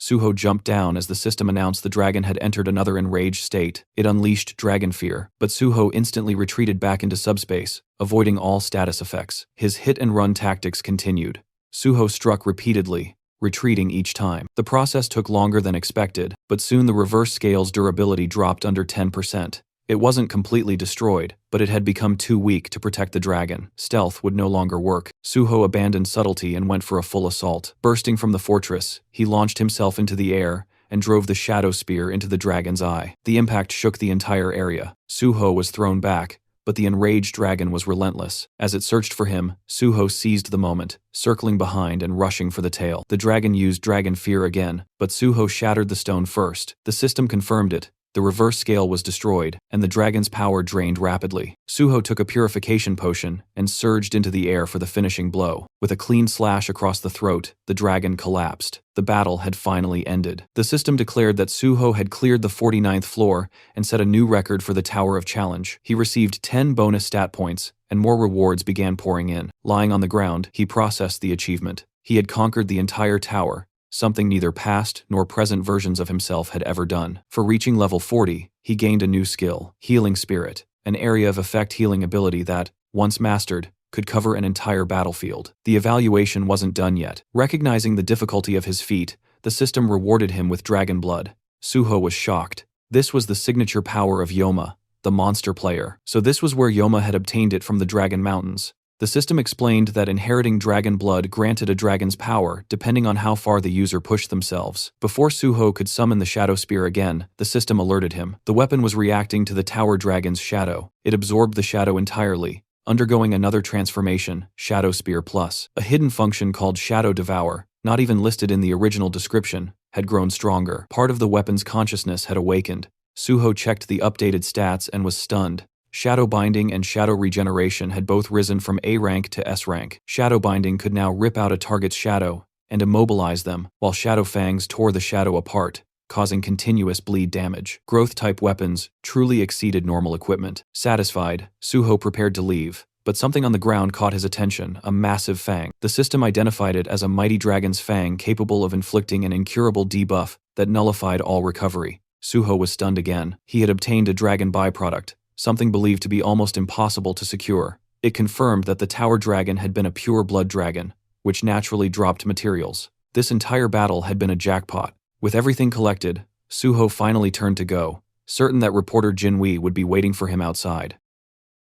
At that moment, the tower crystal shattered, and the system calmly declared that the trial tower had been conquered. The conqueror was the player named Suho, and every other player was forcefully expelled from the gate. A portal appeared, and several hunters came crashing out of it, rolling across the ground with stunned expressions. One of them fell to his knees, clutching his head in disbelief, muttering that this couldn't be real. Had someone actually entered the trial tower alone? His teammate, still sprawled on the floor, asked who Suho even was. The hunter simply pointed ahead and asked if the guy standing there was the one. His partner turned his head and confirmed quietly that yeah, that was definitely him, because the size of the crowd was insane, and there wasn't even space to breathe. Right now, the protagonist was completely surrounded by reporters. Cameras were flashing non-stop, and everyone was shouting at him, asking for comments and reactions to the conquest. But Suho silently thought about how exhausted he was. He'd taken a lot more damage from the tower dragon than he expected, and all he really needed now was rest, definitely not a screaming media mob. He hadn't expected reporters to swarm him like this. His attention shifted when he spotted reporter Jinhui, who was sitting dramatically on the hood of his own car, looking genuinely stunned. A psycho that was probably the first thing running through his head, because someone conquering that tower solo was unreal. Suho casually walked up behind him, placed a hand on his shoulder, and greeted him. Jinhui screamed, fell to the ground in panic, and then widened his eyes in disbelief as he realized who it was. He stuttered Suho's name and asked how he even escaped the crowd. Suho smiled lightly and said he slipped away. He explained it like he'd just executed some secret ultimate stealth technique and vanished without leaving a single footprint. Extending his hand forward, Suho asked why Jinhui still didn't trust him. The reporter slowly reached out, looking at him like he was insane, and asked if he knew he sounded crazy. Suho calmly answered that if Jinhui really didn't trust him, then he should just tell him, and Suho would adjust accordingly. Jinhui got up, dusted himself off, and said that if he didn't trust him, he wouldn't have helped him this far, then hurriedly told him to jump into the car before the press noticed. Inside the moving car, Suho received a call from team leader Chulman. He congratulated him for clearing the trial tower, and admitted he wanted to thank him face to face, but Suho had disappeared too fast for that. Suho thanked him politely, and said he had been hiding because he was tired. Chulman laughed and said Suho always exceeded expectations. He asked if Suho was still in Pangyo and if he wanted to meet up. Suho explained that a friend picked him up, then asked if there was anything specific he wanted to discuss. Chulman admitted there wasn't anything particular unless Suho could stop by the association, if he wasn't too exhausted. Suho paused and repeated the word, "The association?" Chulman confirmed it. He explained this was an unprecedented event. Everyone believed the trial tower was impossible to clear, and it had been functioning as a public gate. Considering the scale, they needed an investigation. Suho responded that he didn't remember investigations being conducted when large guilds cleared difficult gates. If there was information they needed, couldn't they just request it? After a quiet second, Chulman agreed and wished him good rest. Suho thanked him and ended the call. He leaned back and thought to himself, without a doubt, the chairman or the vice chair wanted him there, probably for photos and PR. He respected Chulman, but he had zero interest in doing anything for the higher-ups. If he let them drag him into bureaucracy now, he'd definitely get stuck in trouble. He planned to dodge it until he officially joined the Hunter Association. Jinhui glanced at him while driving and asked if he could ask something. Suho nodded and told him to go ahead. Jinhui said that with Suho's abilities, couldn't he go anywhere, especially government positions? Suho smiled. The government paid well, and no matter how strong private guilds pretended to be, the government had more actual power. Jinhui blinked, reminding him that private guilds had fame and influence. Suho responded calmly. Fame was temporary, nothing but a staged spotlight. Right now, private guilds looked like heroes, but eventually the public wouldn't admire them, they'd fear them. Jinhui nodded slowly and said Suho had a point. Suho sighed and continued. If he wanted to end the gate crisis, he needed support. He couldn't do it alone. That was why he chose the government association. Jinhui smiled, saying Suho would have massive advantage among players because no one had that level of duty and conviction. Suho thanked him while healing his arm with a small healing spell. Then Jinhui asked if he planned to apply through normal general recruitment. He said it would be a waste for someone like Suho to take a level 9 field position. Suho answered that he wasn't applying for that. Jinhui then guessed level 7, but Suho replied he wanted level 5. Jinhui almost shouted, was he serious? Suho told him to stop asking if he was serious every 2 seconds. Jinhui looked at him curiously and said of course he wanted to know why it was natural. Suho smiled lightly and said he'd explain it, but Jinhui better not write it in the article. And also, he should keep his eyes on the road. After some time telling the story, reporter Jinhui was stunned by Suho's plan and said it was a great idea, and the protagonist calmly replied that yes, it was, but it must not appear in the article yet, because he wanted to officially announce it through him later, and when that time came, it would naturally shake everything, which meant Jinhui would have exclusive access before anyone else in the company. Jinhui stared at him and asked if Suho was planning to squeeze every drop of benefit out of him, and Suho simply replied that if he's friends with a reporter, he should obviously use that fact to his advantage. Jinhui laughed and said fine. Suho could use him as much as he wanted, then suddenly asked if Suho wanted to go home now, since his personal information was already leaked, and there were probably countless people waiting near his house. The protagonist smiled and casually answered that he would just disappear again the same way he did at the tower. But Jinhui hesitated and asked if maybe Suho should just stay with him for now, explaining that he lived alone in a big house. The guest room was beautifully furnished, and the security was tight enough that nobody could break in. Suho paused for a moment and asked where exactly he lived, and Jinhui answered proudly that his home was in Kaiser Cheongdam, and Suho couldn't help thinking with genuine surprise that those were premium luxury apartments worth hundreds of billions. Once they arrived, Suho stepped inside and froze for a second, not because he was impressed, but because the place looked like the final boss of rich kid housing, the kind of luxury that doesn't brag, it just exists and expects you to stare. Jinhui welcomed him like it was nothing, and told him to treat the place like it was his own house, and Suho just nodded, mentally noting that this was exactly what life looked like when someone was born with premium DLC enabled at birth. Jinhui pointed toward a device sitting neatly on the table, a convenience function pad. Through the community app installed on it, Suho could order food, shop, call support, and even summon an emergency healer if needed. Jinhui added that Suho looked way better now compared to when he first got in the car. Suho replied simply that he was a healer. Jinhui blinked and asked again, and Suho repeated it, a little annoyed, because yes, he was really a healer. The journalist apologized, admitting that even though he had read it everywhere, his brain still refused to believe it. After all, healers normally entered a guild first, then leveled safely. They didn't just casually solo clear the Tower of Challenges. Picking up his bag, the rich guy said he had to return to the office for work and reminded Suho of the password. Suho told him not to worry and wished him a safe trip. After the door closed behind him, Suho finally opened his system window and checked his status. He decided it was time to distribute the stat points he earned from clearing the tower. He balanced stamina with the other attributes and poured the remaining points into sensitivity. At this level, it wasn't just an elite route anymore, it was the path of a successor, and even he had to admit his stats were looking insane now. Once that was handled, Suho switched to a different task. He'd been a master at detecting surveillance equipment in the past, and with his newly improved sensitivity, he could probably detect anything. And even if he trusted Jinhui, he wasn't stupid enough to blindly assume a conglomerate kid's place was completely clean. Better paranoid than dead. After checking every detail for a while, Suho finally dropped onto the sofa, feeling drained.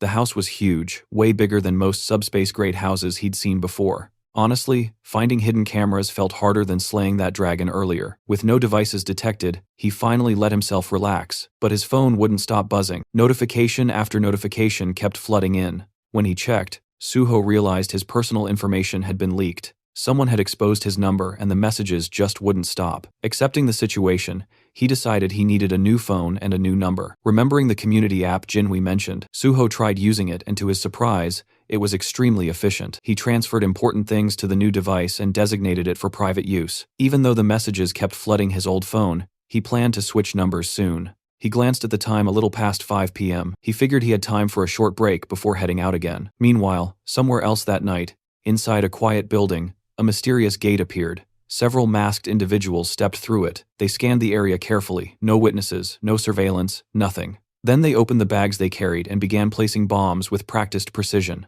And while they were still in the middle of setting everything up, Suho appeared behind them calmly, as if he walked in on a casual meeting instead of a terrorist operation. He said bombing public buildings wasn't exactly a great idea. The masked group froze instantly, confused because this building was supposed to be empty today. Suho agreed that normally, yes, but he came because he expected something like this.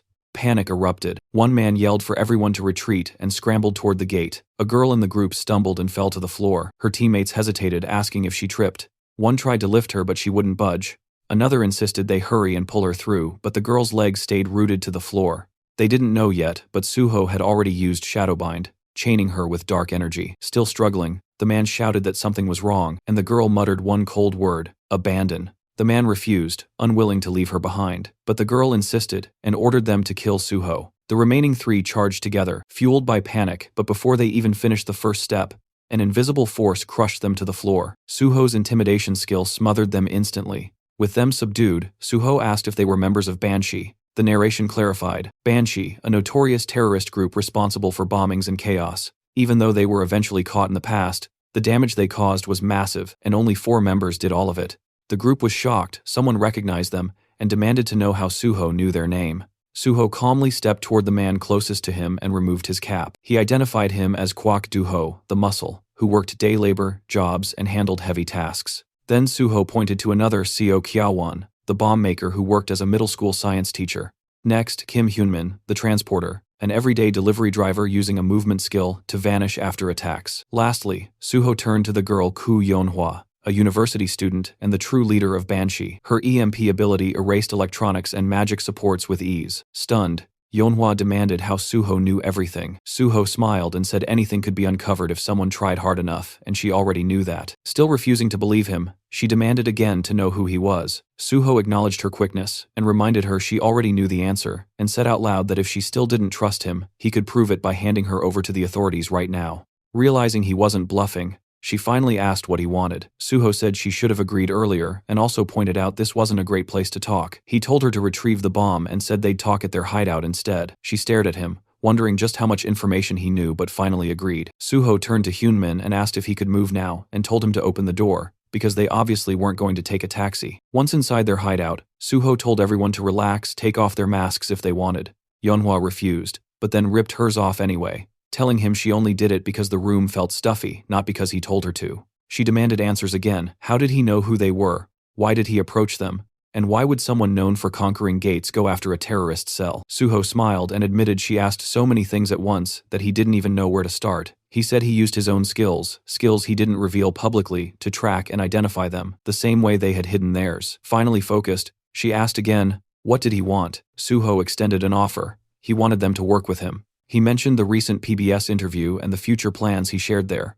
Yeonhwa assumed he meant joining the Hunter Association. Suho confirmed, and before she spiraled, he clarified he wasn't handing them over for forced recruitment. He explained he would take the level 5 exam, then move through 1 or 2 positions, and eventually join the Special Forces Division. Yeonhwa looked stunned, and Suho told her not to make that face. He knew they hated the Special Forces, which was why their bombings targeted related sites. He understood because he had the same reason. Suho revealed the truth. He was a gate orphan. He used to think it was coincidence until he later learned the disaster had been manufactured on purpose. After every cleared gate, that land became premium real estate. The government knew a gate shock was coming and let it happen anyway for profit. There were development projects behind it, and Suho already knew who was responsible. So his goal was simple: become the head of the Special Forces and make those responsible pay. He explained the Special Forces held the highest authority in the association, influenced other government offices, and could prosecute hunters. He offered revenge, but in a strategic and lawful path, not reckless terrorism. But Yeonhwa still pointed out there was no guarantee Suho would pass the level 5 test. Suho smirked and told her to wait and watch. And with one last warning that another attack would mean he would personally hand them to the government, he finished the conversation. Inside, Suho knew they must be beyond shocked. In his past life, Banshee had remained an untouchable ghost. During interrogation, he realized they were people like him, victims twisted by revenge into villains. If someone had guided them sooner, maybe things wouldn't have spiraled. So this time, before they crossed the line entirely, Suho planned to redirect them. No matter how long it took, he was certain Yeonhwa would accept. His offer was too tempting, and his competence was undeniable. He told them to think carefully and make a wise choice. The scene shifted to the South Korean Hunter Association, where the vice president was already in a sour mood, lecturing team leader Yang Chulman for failing what he called a simple task, and reminding him that even the president cleared his entire schedule just to meet Ahn Suho. Though he let it slide for now, he made it very clear that if the same mistake happened again, there would be consequences. And all Chulman could do was bow his head and acknowledge the warning before being dismissed and told to get back to work. The moment he stepped outside, he exhaled in exhaustion, thinking about how long he had been sitting there, listening to complaints, and how, for a second, he genuinely considered quitting everything and joining a civilian guild. But then he reminded himself why he joined the Hunter Association in the first place, and that after surviving so much, enduring one more miserable moment wasn't impossible, so he whispered to himself to stay strong. That was when P. Song-yeol, the head of the Special Investigation Department, suddenly appeared and placed a hand on his shoulder, and Chulman, already irritated, wondered why he had to run into this person right now. Trying to act normal, he forced a polite tone and asked what the chief was doing here, and Pai responded in his usual playful attitude, saying he heard that his cherished team leader Yang was getting an earful again. He even complimented Yang's patience for enduring the old man's constant nagging, but Yang immediately took the blame, saying everything was his fault. As they walked together, Pai shifted the conversation and brought up rumors about Suho supposedly causing problems, but Chulman clarified that Suho wasn't exactly causing trouble, though yes, the story was spreading fast. Pai noted only a handful of people were aware, and then casually offered his help. When Chulman asked what he meant, Pai gave him an absurd suggestion: just accuse Suho of something, drag him in for questioning, and clear things up later, because according to Pai, it was all about making the process look clean and controlled. If Suho was summoned, then the president would be pleased, the issue would look handled, and Suho would be released afterwards, with the association looking authoritative. He added that since Suho wanted to join the Hunter Association anyway, it would benefit everyone involved. Yang stared and cautiously called Pai's ideas mischievous, because interfering with someone as successful as Suho could backfire spectacularly. But Pai didn't flinch, and instead admired Yang's morality, questioning why someone in his position was so nervous over a single hunter. Yang responded politely, But Pai wasn't done. He reminded him that prosecutors still had the authority to investigate and charge hunters, and that hunters once feared them for a reason, hinting that Yang should be more flexible instead of clinging to protocol. After a tense pause, Yang nodded and said he'd keep it in mind.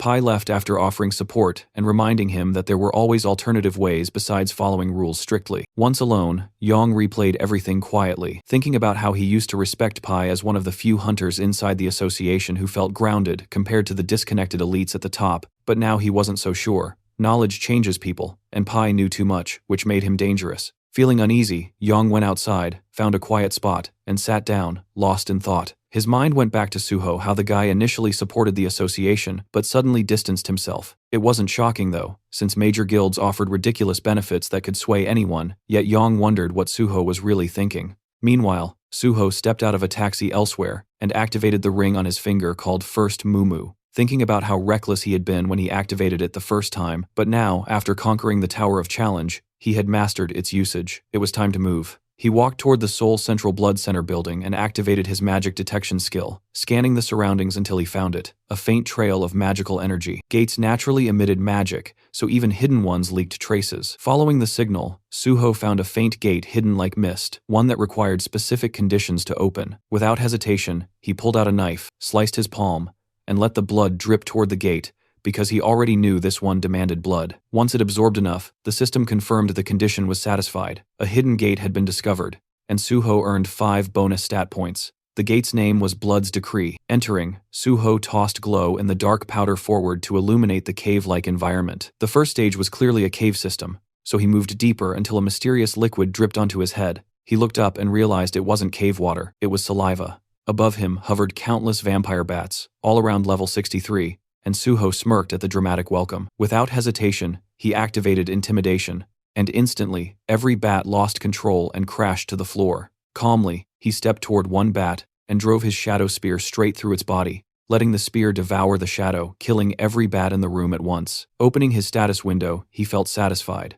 This method was perfect for wiping low-tier enemies. With an S-class intimidation skill, level gaps became meaningless. Most hunters focused on 2 primary stats, but Suho had decoded the full color-coded stat system and planned to raise everything evenly. Reviewing his numbers again, he wondered if his level was too absurd just for hunting bats. His curiosity led him to check the combat log, and that's when he noticed something strange. Among the corpses was a blood slime. It must have been hiding among the bats and accidentally died from the intimidation shockwave. The cleanup felt boring, but he acknowledged the usefulness of intimidation, since while high-level monsters could resist fear effects, the skill still worked, unless the opponent belonged to a special category. Soon he reached the boss room and felt excitement building. Without hesitation, he entered. The moment he stepped in, he summoned his sword, and instantly a large vampire bat lunged at him. He blocked the attack and identified it as a Great King vampire bat, countering with a swift slash. Then, from behind, a golem lunged, forcing Suho to dodge sideways. Neither creature felt like a true boss, they were mini-bosses. He fought both at once, slashing the golem and spinning to counter the bat's attacks. When the golem attempted to punch, Suho slid backward to avoid the hit, then rammed his sword into the ground, unleashing a shockwave that exploded through the room and hit both monsters. He thought the fight was finished until the dust cleared, and both monsters were still standing. The battle intensified, and Suho quickly realized physical attacks alone wouldn't finish high-level targets. It was time to use what he prepared. Just then, both enemies attacked at the same time, one from the front and one from behind. Suho summoned another sword, and when the explosion settled, he had driven one blade into the bat and the other into the golem. Even repeated attacks weren't enough to finish them, but Suho finally grasped the key. Their weakness was pure silver, infused with holy power. At that exact moment, the system notified him holy power had now been successfully applied. The silver sword in the bat's body glowed, and a lightning strike crashed down on it, slicing its throat and obliterating the monster instantly. Suho stood over the corpse with his foot on its head, watching it erupt like an insect crushed under a giant hand. Holy power was devastating. The golem lunged again, but Suho moved first, cutting it into pieces with his holy enhanced sword until the system confirmed its defeat. Looking down at the weapon, he acknowledged how perfectly it worked. A healer-exclusive skill that allowed holy enchantments had become an incredibly powerful advantage, and enchanting silver weapons with holy energy turned every strike into a guaranteed critical hit, making it the perfect counter for enemies in this gate. Suddenly, Suho sensed a powerful presence behind him, and as he turned, he realized the true boss of the hidden gate had finally appeared. The figure stepped forward, radiating murderous intent, revealing himself as the Cursed Prince, a monstrous level 76 elite, and he furiously accused Suho of invading his domain and slaughtering his subordinates, before demanding he kneel and confess his sins. But Suho had come here to capture him, not bow down. That confidence enraged the prince, and with a furious roar he unleashed his power, calling Suho unbearably arrogant. The first strike slammed forward, but Suho blocked it with ease and calmly asked if the prince was done with his dramatic entrance. Instead of answering, the prince drove his hand into the ground, and suddenly the battlefield transformed, as blood-veiled mist erupted everywhere, obscuring visibility completely. The dense aura made it impossible to detect movement normally, so Suho braced himself knowing the prince could attack from any direction. He sensed something behind him and reacted instantly, just as the prince lunged, blocking the strike perfectly, shocking the boss, who couldn't understand how Suho predicted his attack. Suho retaliated with a confident slash, thinking he'd landed a clean hit, but the prince only laughed and mocked him, saying such weak attacks could never harm him. Then, a system alert flashed. The Cursed Prince had activated Blood Scream. Suho immediately stabbed his sword into the ground and activated Healing Spirit. A cleansing aura burst outward, and the prince visibly reacted to the sensation, as Suho's wounds vanished completely. With a slight smile, Suho revealed he was actually a healer. The prince glanced down, stunned to find a wound on his abdomen, proof that Suho's strike had worked after all. Suho prepared another technique, but the prince snapped and charged forward, enraged by the humiliation of being injured by a mere human. Suho met him head-on, his sword clashing against the prince's clawed hand, as the two engaged in a fast-paced exchange of brutal blows. For a brief moment, the prince believed he was winning, and unleashed a rapid barrage of strikes, but Suho suddenly disappeared and appeared behind him, landing a clean hit. Blood poured from the prince's mouth as he stumbled backward, and Suho immediately rushed in to continue the assault. Refusing to retreat, the prince activated more power and charged directly back, and the two collided with massive force, sending shockwaves across the battlefield. When they landed, the scene changed instantly. The Cursed Prince's head separated from his body and rolled across the ground. Suho approached casually and crouched next to the severed head, mocking how easy the win was until the head suddenly lunged forward and bit his hand. The still-living prince cursed Suho inside his mind, demanding his blood, and promising to enslave him. With pure disgust, Suho ripped the head off and threw it aside, thinking the prince was basically a mosquito biting without warning. Then the system announced the start of kin conversion. Suho collapsed to the ground as blood rapidly drained from his body, dizziness and a pounding headache overwhelming him, while a violent thirst clawed at his throat. Inside his mind, the prince declared it was already too late, but Suho told him to shut up, refusing to listen. As the conversion continued, Suho reminded himself that to gain the vampire trait, synchronization had to reach a certain threshold, and once it did, he needed to purify the infection instantly with holy water. When kin conversion hit 50%, Suho believed he was close to acquiring the trait, and reached for the bottle only for it to suddenly shatter.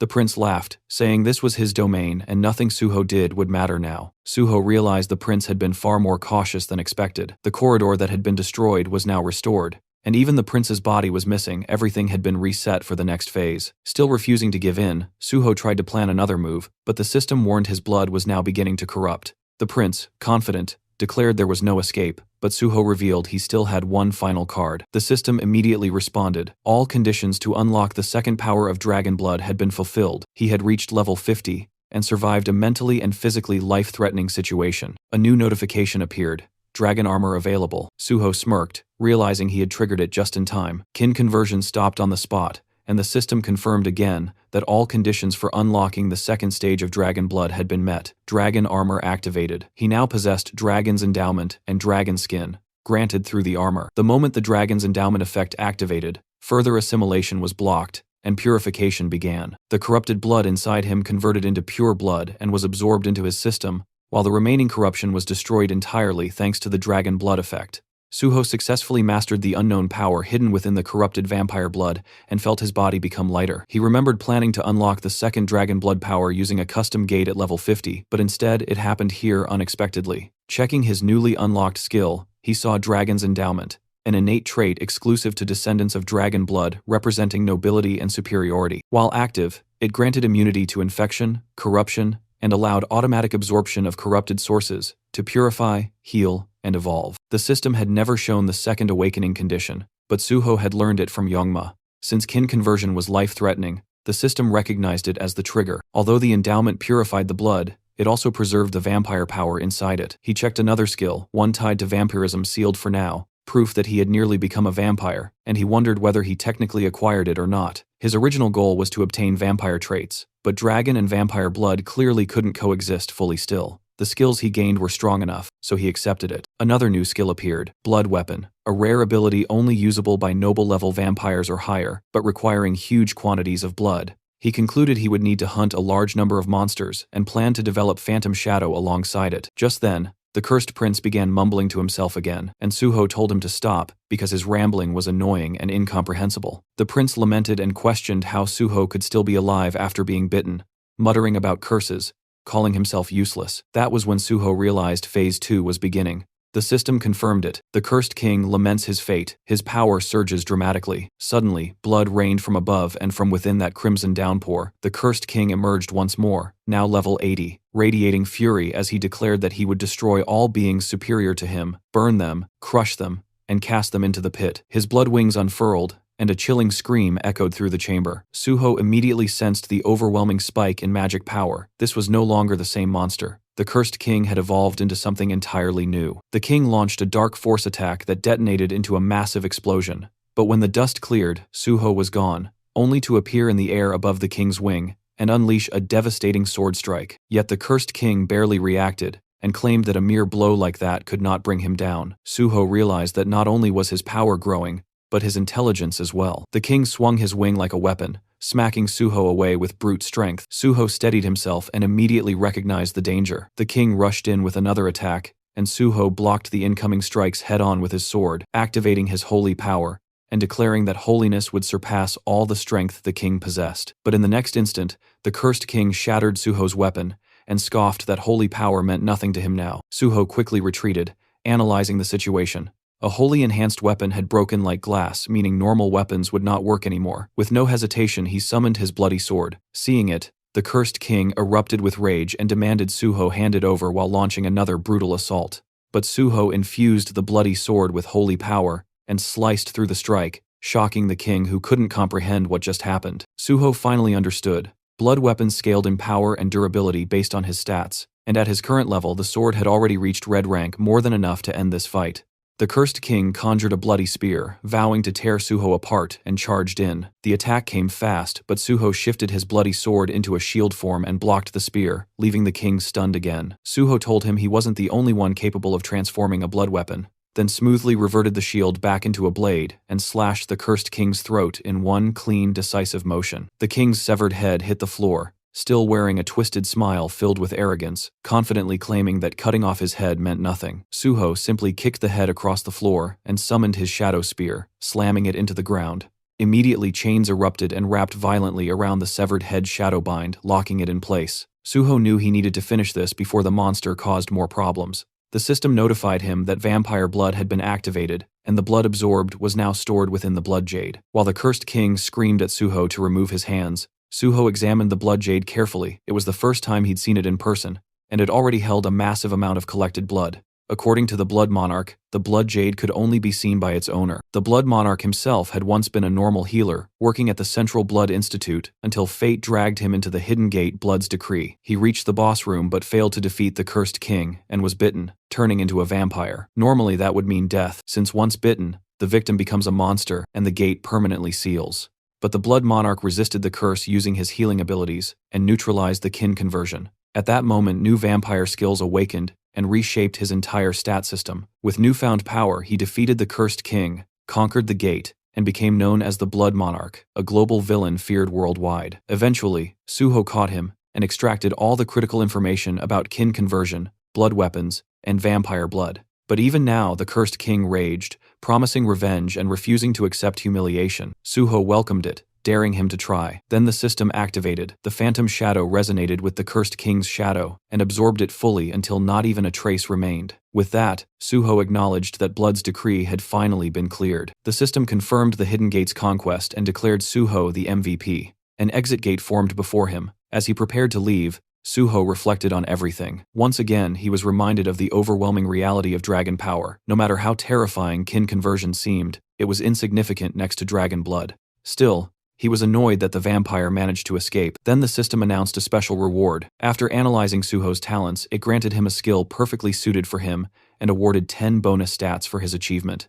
The new skill, new blood. Suho had never heard of it. As he scrolled through the system window, he realized its value. It was an absolute jackpot for his future. Not only that, he had also obtained an S-rank original vampire skill, something even the Blood Monarch never possessed since his vampire traits were only A+ rank, and none were labeled royal or original. Suho concluded that this must be due to the unique effect of new blood. Originally, he planned to monopolize powerful existing skills, but reality turned out far better. Still, he reminded himself not to get careless. Just because things were going well now didn't guarantee they always would. With the gate conquered and his objectives secured, Suho said exactly what needed to be said. He had gained what he came for, and now it was time to go big at Nexus. T scene then shifts to this big tall building, Nexus, and people moved steadily through the corridor while Miss Sui led the group forward. Through open doors, a man could be seen sitting calmly in a chair, who turns out to be the guild leader and tells Miss Sui to come in.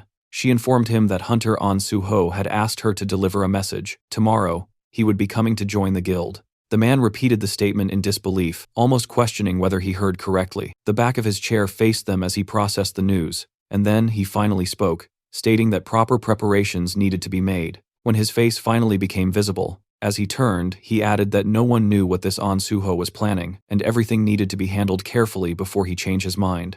Outside, tall buildings stretched toward the sky before the scene shifted inside an elegant, well-furnished room. Suho stood at the entrance, looking in, and found Jinhui sprawled across the couch, drooling in his sleep. Suho stared for a moment and finally asked why he was sleeping there. The reporter weakly sat up on the couch, explaining that Suho had conquered the Tower of Tests today, and even if temporarily, they were now living together, and to top it all off, Suho was his partner. While speaking, the young man clutched a bottle happily, declaring that such a milestone absolutely called for a celebration. He explained that when he returned home, Suho wasn't there, but he couldn't just ignore such a historic moment, so he started drinking by himself. Suho watched him for a moment, then remarked that handling everything at once must have been exhausting. He assured him that in the future, there would be plenty more reasons to celebrate. Still clutching the bottle, the drunken reporter blinked and asked if Suho was absolutely sure about that. Suho simply told him to relax, the future would reveal everything. Looking at the food laid out on the table, Suho asked the surprised and slightly tipsy reporter whether he still wanted another drink even at such a late hour. With a big, satisfied smile, Jinhui immediately agreed.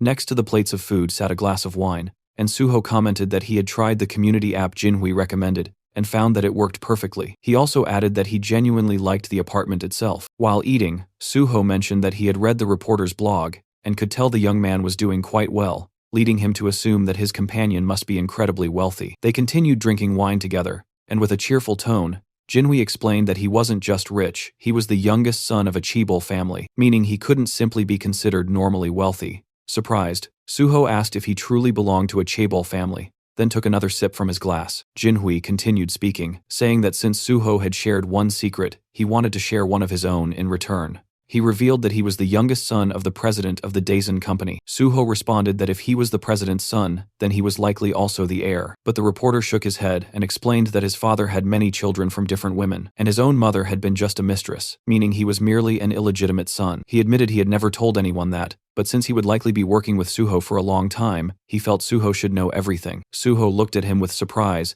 and asked if that meant journalism was just a hobby for him. Jinhui answered that it was partially true, and he genuinely enjoyed the work. He added that his father gave him anything he wanted, yet he had no right to inheritance and no influence within the company. He had even been offered the opportunity to run a subsidiary company, but he refused, admitting openly that he was a good reporter but knew nothing about business. Suho lifted his glass again, remarking that at the very least, Jinhui was an excellent journalist. Smiling brightly, the reporter replied that it meant a lot to hear that, and confessed that he had never met a hunter like Suho before. Both men slowly stood up, and Jinhui suggested a toast for the two of them. Suho agreed without hesitation, and their glasses clinked lightly together.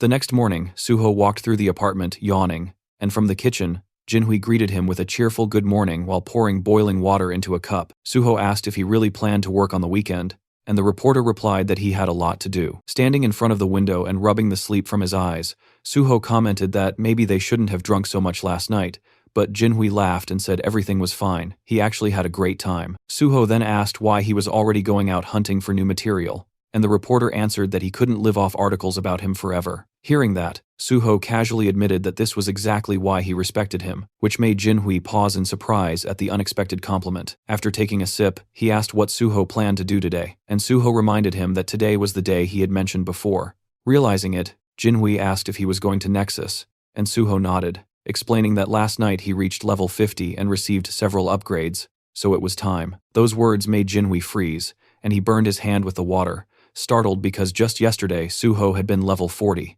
He turned to stare at him in disbelief and demanded to know how someone could jump 10 levels in one day. Suho shrugged like it was nothing and clarified that to be exact, he was now level 51. The reporter stared at him like he was some unresolved riddle, mumbling that the more he got to know him, the more mysterious he became.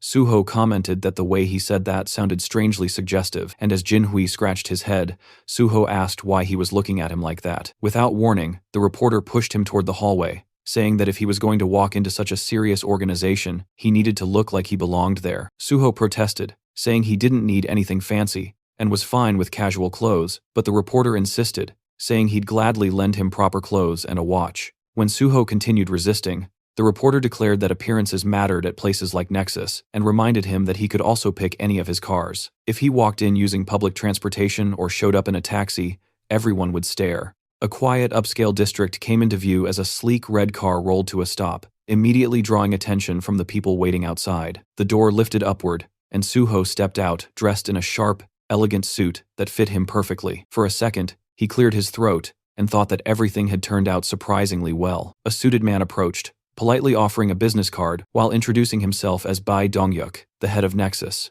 Suho accepted it with a polite smile, introduced himself as An Suho, and followed him inside the guild building. Soon after, he sat across from 3 representatives of Nexus. Dongyuk calmly stated that over the past few days, Suho must have raised his level significantly and wondered if that sudden progress made him reconsider his goals, especially since he previously mentioned wanting to become a government official. Suho explained that nothing had changed. His goal remained the same. The leaders exchanged surprised glances, prompting Sue to ask what exactly that meant. Dongyuk leaned forward and asked why Suho would want to join a private guild if his true intention was government service.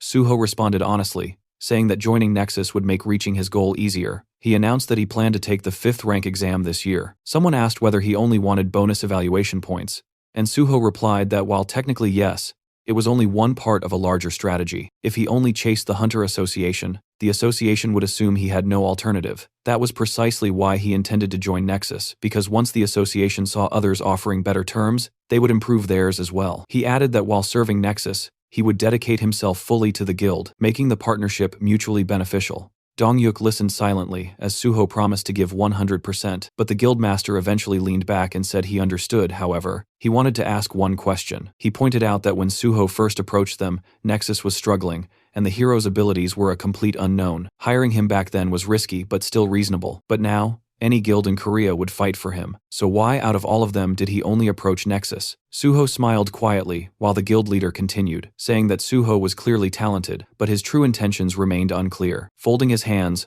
Dongyuk warned that unless Suho answered honestly, cooperation would not be possible. Suho closed his eyes briefly, then replied that he had personal reasons. He reminded Dongyuk of the public speech he gave earlier, the one where he promised Nexus would do everything in its power to destroy all gates in Korea. Suho acknowledged that Nexus provided more support to victim families than any other guild, and was clearly the most passionate about eliminating the gates. He said he had no doubt that speech was sincere. Because of that conviction, he wanted to work with Nexus, help them, and contribute everything he had. He smiled widely, and added that he hoped they could continue cooperation even after he eventually joined the Hunter Association. Dongyuk lowered his gaze and admitted the reasoning satisfied him. Then he asked whether Suho truly believed joining the association was necessary, since Nexus already worked tirelessly to clear gates and support hunters. Suho agreed but explained that if Nexus truly wanted to end the gates completely, then they needed to go to places even other hunters couldn't, like the sealed high-risk gates under strict government control. His gaze shifted to an image of one such chained portal. Beyond ordinary mid-level entrances, there were also the 5 Great Gates. That was why he needed government authority. But until that time came, every successful raid would broadcast Nexus's name alongside his own. The impact would reshape the power structure of Korea's guilds,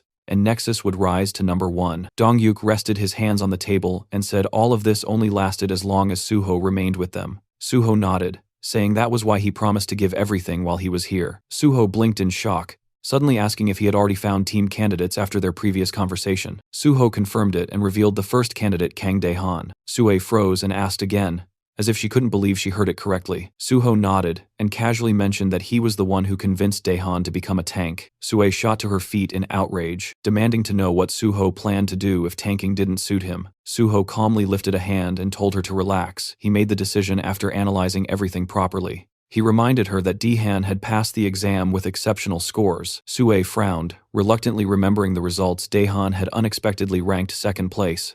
She admitted she planned to thank whoever was responsible, but Suho simply shrugged and said it wasn't a big deal, which irritated her further. The third Nexus representative finally spoke, saying Suho's proposal sounded excellent, but he needed clarification. If Suho intended to clear sealed gates, he should know those locations were protected by the government, and private guilds had zero access because civilian safety was the highest priority. He asked how Suho planned to get inside. Suho calmly asked whether he was doubting his abilities, and then stated that they would finalize the contract once he brought them the pass, proving he could be trusted. He paused, reconsidered, and changed the offer. Instead of bringing a pass, he would clear one sealed gate first, and after that they would sign. The secretary sweated at the scale of the terms and muttered that Suho was offering conditions worthy of royalty. Suho insisted that the terms were fair. The secretary noted that despite Suho being incredibly promising, he was still seen as just a new hunter with no official standing, but Suho declared that was exactly why he would clear a sealed gate immediately and prove himself. Dongyuk observed him carefully, then agreed. Suho would undoubtedly prove his worth. With a satisfied smile, the guildmaster said he liked today's outcome and that they would finalize details later after the gate was cleared. Later, Suho left the building and drove away. Dongyuk and his secretary stood by the window watching the red car disappear. The guildmaster quietly ordered preparations, assemble a special support team, and prepare all necessary documents for On Suho. The secretary hesitated and asked whether they should wait until Suho made good on his promise. Dongyuk replied with a confident smile that Suho would absolutely follow through, and supporting him early would only strengthen their alliance. Closing his eyes, he said he believed Suho would keep his word. The secretary, slightly overwhelmed, asked what made the guildmaster so certain. Dongyuk answered that it wasn't a guess, and the secretary already knew it. The man finally nodded, remembering Suho's determined gaze and the certainty in his voice. The scene shifted to the massive building of the Great Hunter Association of South Korea, where inside one of the offices, Yong Chulman sat slumped in front of a computer, clutching his head in frustration. He was desperately trying to figure out how to get Suho into the organization when the man showed absolutely no intention of coming willingly. Chulman considered offering him a reward for clearing the test tower, but immediately dismissed the idea, knowing full well that upper management would never approve it. They didn't want a picture of Suho receiving thanks. They wanted a picture where Suho stood, smiling beside the association president, making it look like they were already close. While Chulman hated the idea of using force or pressure, Chief Pai's earlier suggestion echoed in his head, a suggestion that basically amounted to dragging Suho in by force if necessary. Chulman groaned, dropped his head onto the desk, and wondered why he ever chose to work in this stressful place. As he cursed his life choices, his phone vibrated. The caller ID was an unknown number. With low energy, he picked up and introduced himself. "This is Yong Chulman speaking," trying to figure out who would be calling him from an unrecognized number. But the moment he heard the voice on the other end, his expression completely changed. It was On Suho. Chulman shot upright from his chair, eyes wide, barely believing he heard correctly. The scene jumped to a small gukbap restaurant, where steam rose from simmering pots.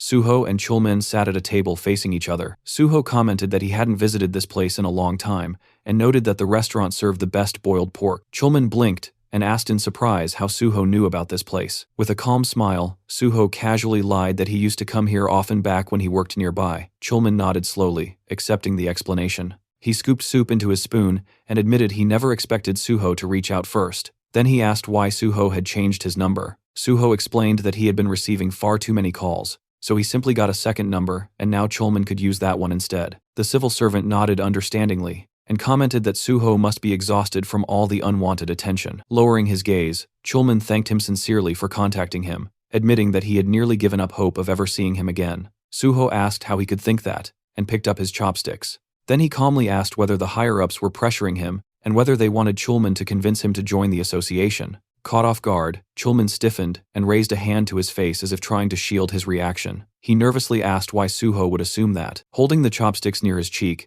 Suho explained that he found it odd that the association president suddenly requested a meeting after the tower clearing, because normally, no matter how difficult the gate, the association simply handled paperwork. They never actively tried to recruit someone. Speechless, Chulman stared downward with a nervous smile. Suho continued, saying that after thinking about it, he realized the executives only wanted to take photos for publicity. Hearing that, Chulman looked at him almost fearfully, but Suho reassured him that everything was fine. He just wished they had been straightforward about it, since there was nothing wrong with saying so. Chulman apologized, but Suho waved it off, saying there was no need. He had already understood the situation himself. In fact, he was even grateful to Chulman. The civil servant pointed to himself in confusion, unable to believe he heard that correctly. Suho continued, explaining that situations like this often involved blackmail or even force, yet Chulman handled everything professionally. Rubbing the back of his neck with embarrassment, Chulman admitted that it still felt wrong. Suho then casually mentioned that he had decided to visit the association. Chulman froze mid-motion and asked if he was serious. Suho continued eating comfortably and confirmed it, explaining that he wanted to thank Chulman and felt that meeting the association executives could actually be beneficial. Chulman nodded slowly, agreeing that it truly could be. Suho asked when he should visit the association. Chulman suggested discussing it after finishing their food, but halfway through speaking, realization struck him, and he shot up from his seat, eyes shining with excitement. With sudden determination, he declared he would arrange a meeting immediately. Sometime later, the duo arrived at the building of the Korean Hunters Association.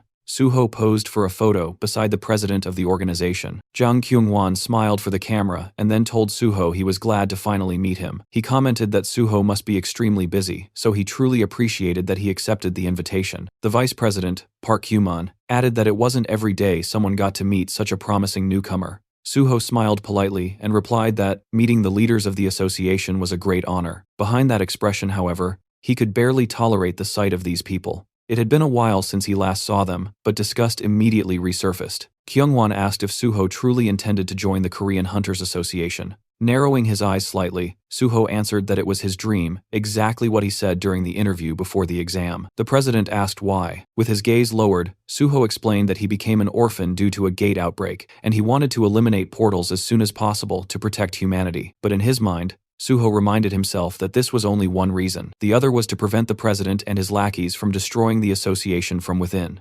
Kyungwon cheerfully praised Suho for his noble intentions, while Suho silently noted that this man would cling to his position until the very last moment, right up until he was shoved out. He couldn't wait to see what expression this old pig would make when that day finally arrived. And Kyungwon wasn't the only problem infesting the association. Then Park Kyuman spoke again, claiming Suho really knew how to make a good impression. Arms folded across his chest, he said that Suho didn't care about material gain and only wanted to protect the general public, which was worthy of respect. The vice president pressed his fingertips together and solemnly added that Suho had grown into a strong and noble man. His parents would be proud. Suho thanked him politely, while thinking that Kyuman was most likely the one who proposed this recruitment stunt. In his mind, Suho labeled him a pathetic bootlicker who existed solely to polish Kyunghwan's shoes. Because of fools like these, most gates hadn't been cleared in his previous life, and he intended to take away their chance to ruin things again. Then Kyuman happily asked which department Suho wanted to join. Suho rubbed his chin thoughtfully and replied that he had considered several options but ultimately chose the gate department. Chulman froze in shock, while the vice president asked why. Suho calmly explained that unlike private guilds, the association had direct access to gates, handled the initial inspections, and could participate in raids.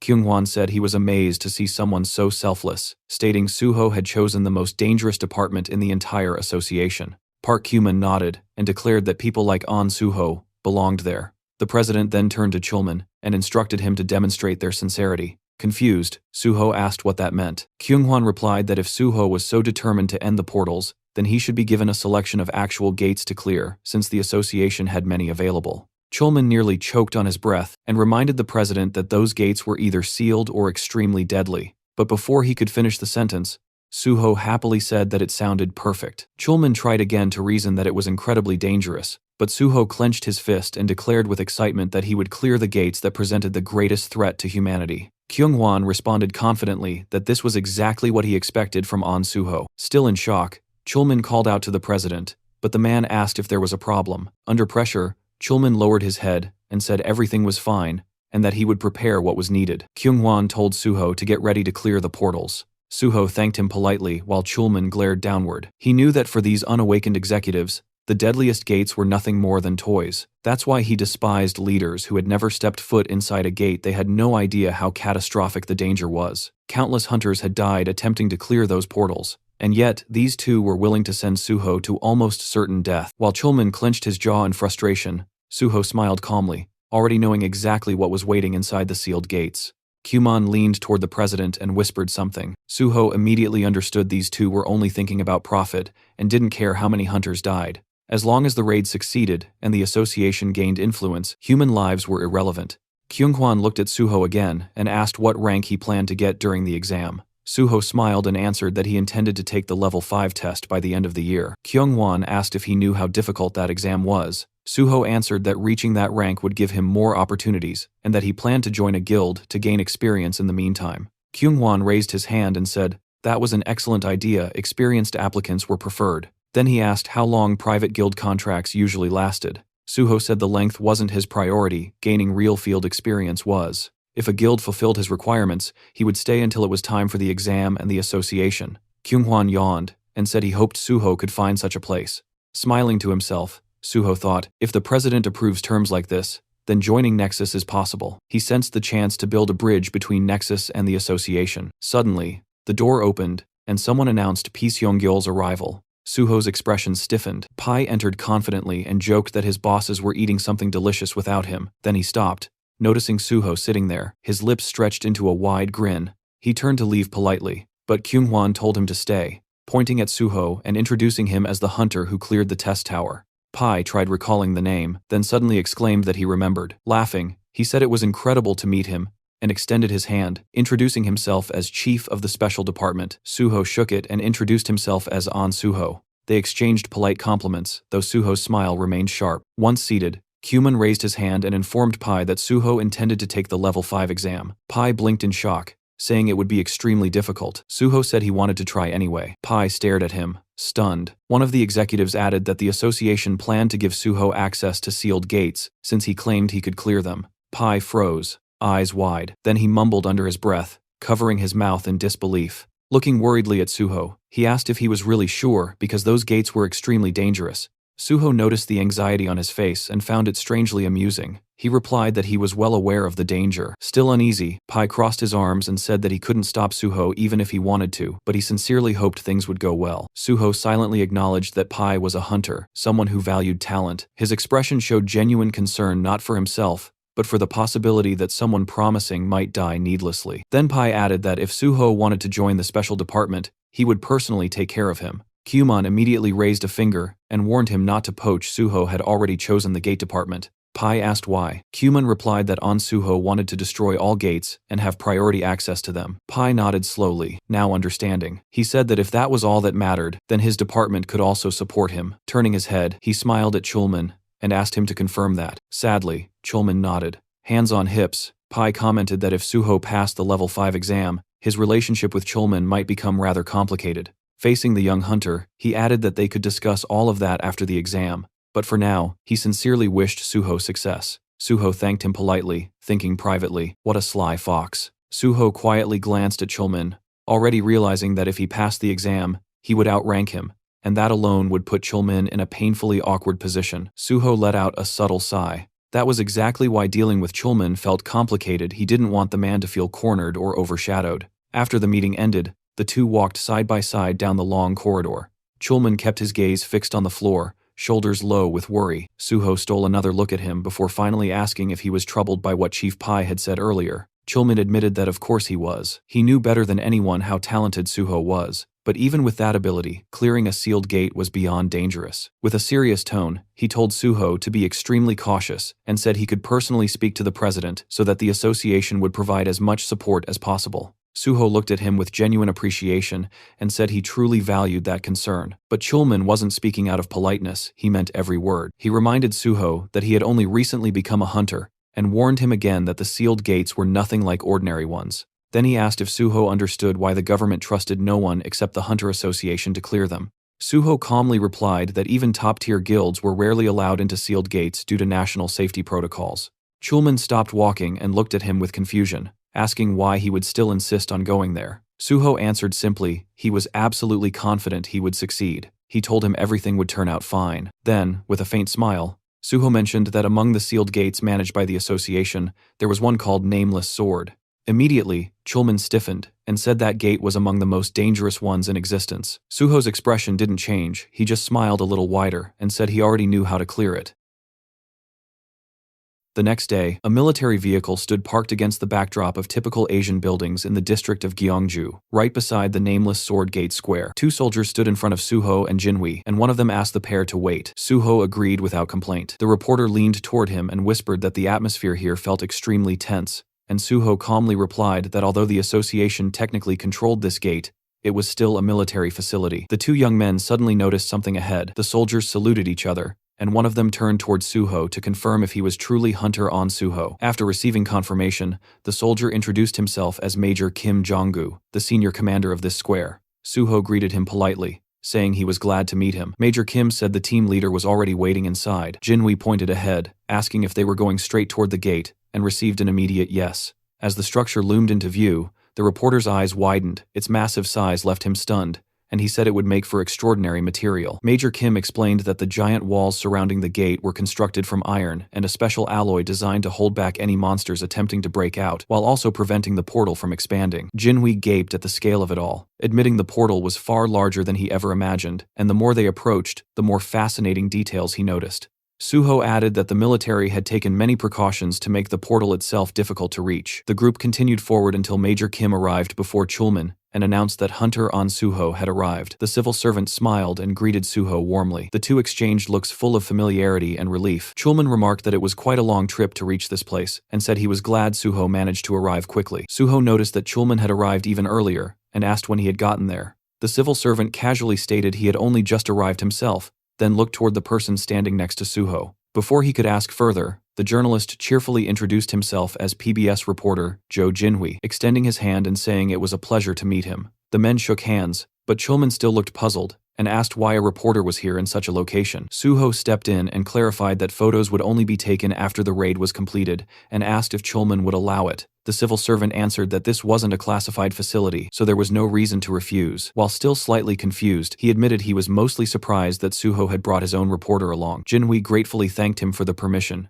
and brimming with excitement, said they would likely meet often from now on, so he should remember his face. Chulman replied that he certainly would. Major Kim then approached Suho again. Holding an M416 automatic rifle, he said that according to the association's message, the raid leader would be Hunter On Suho, who confirmed this with a nod. The major hesitated for a moment before apologizing and asking what level Suho currently was. Suho replied that he was level 51. Major Kim stared at him in disbelief, then quickly looked away and muttered that he understood. They reached the entrance, the heavy reinforced door towering over them.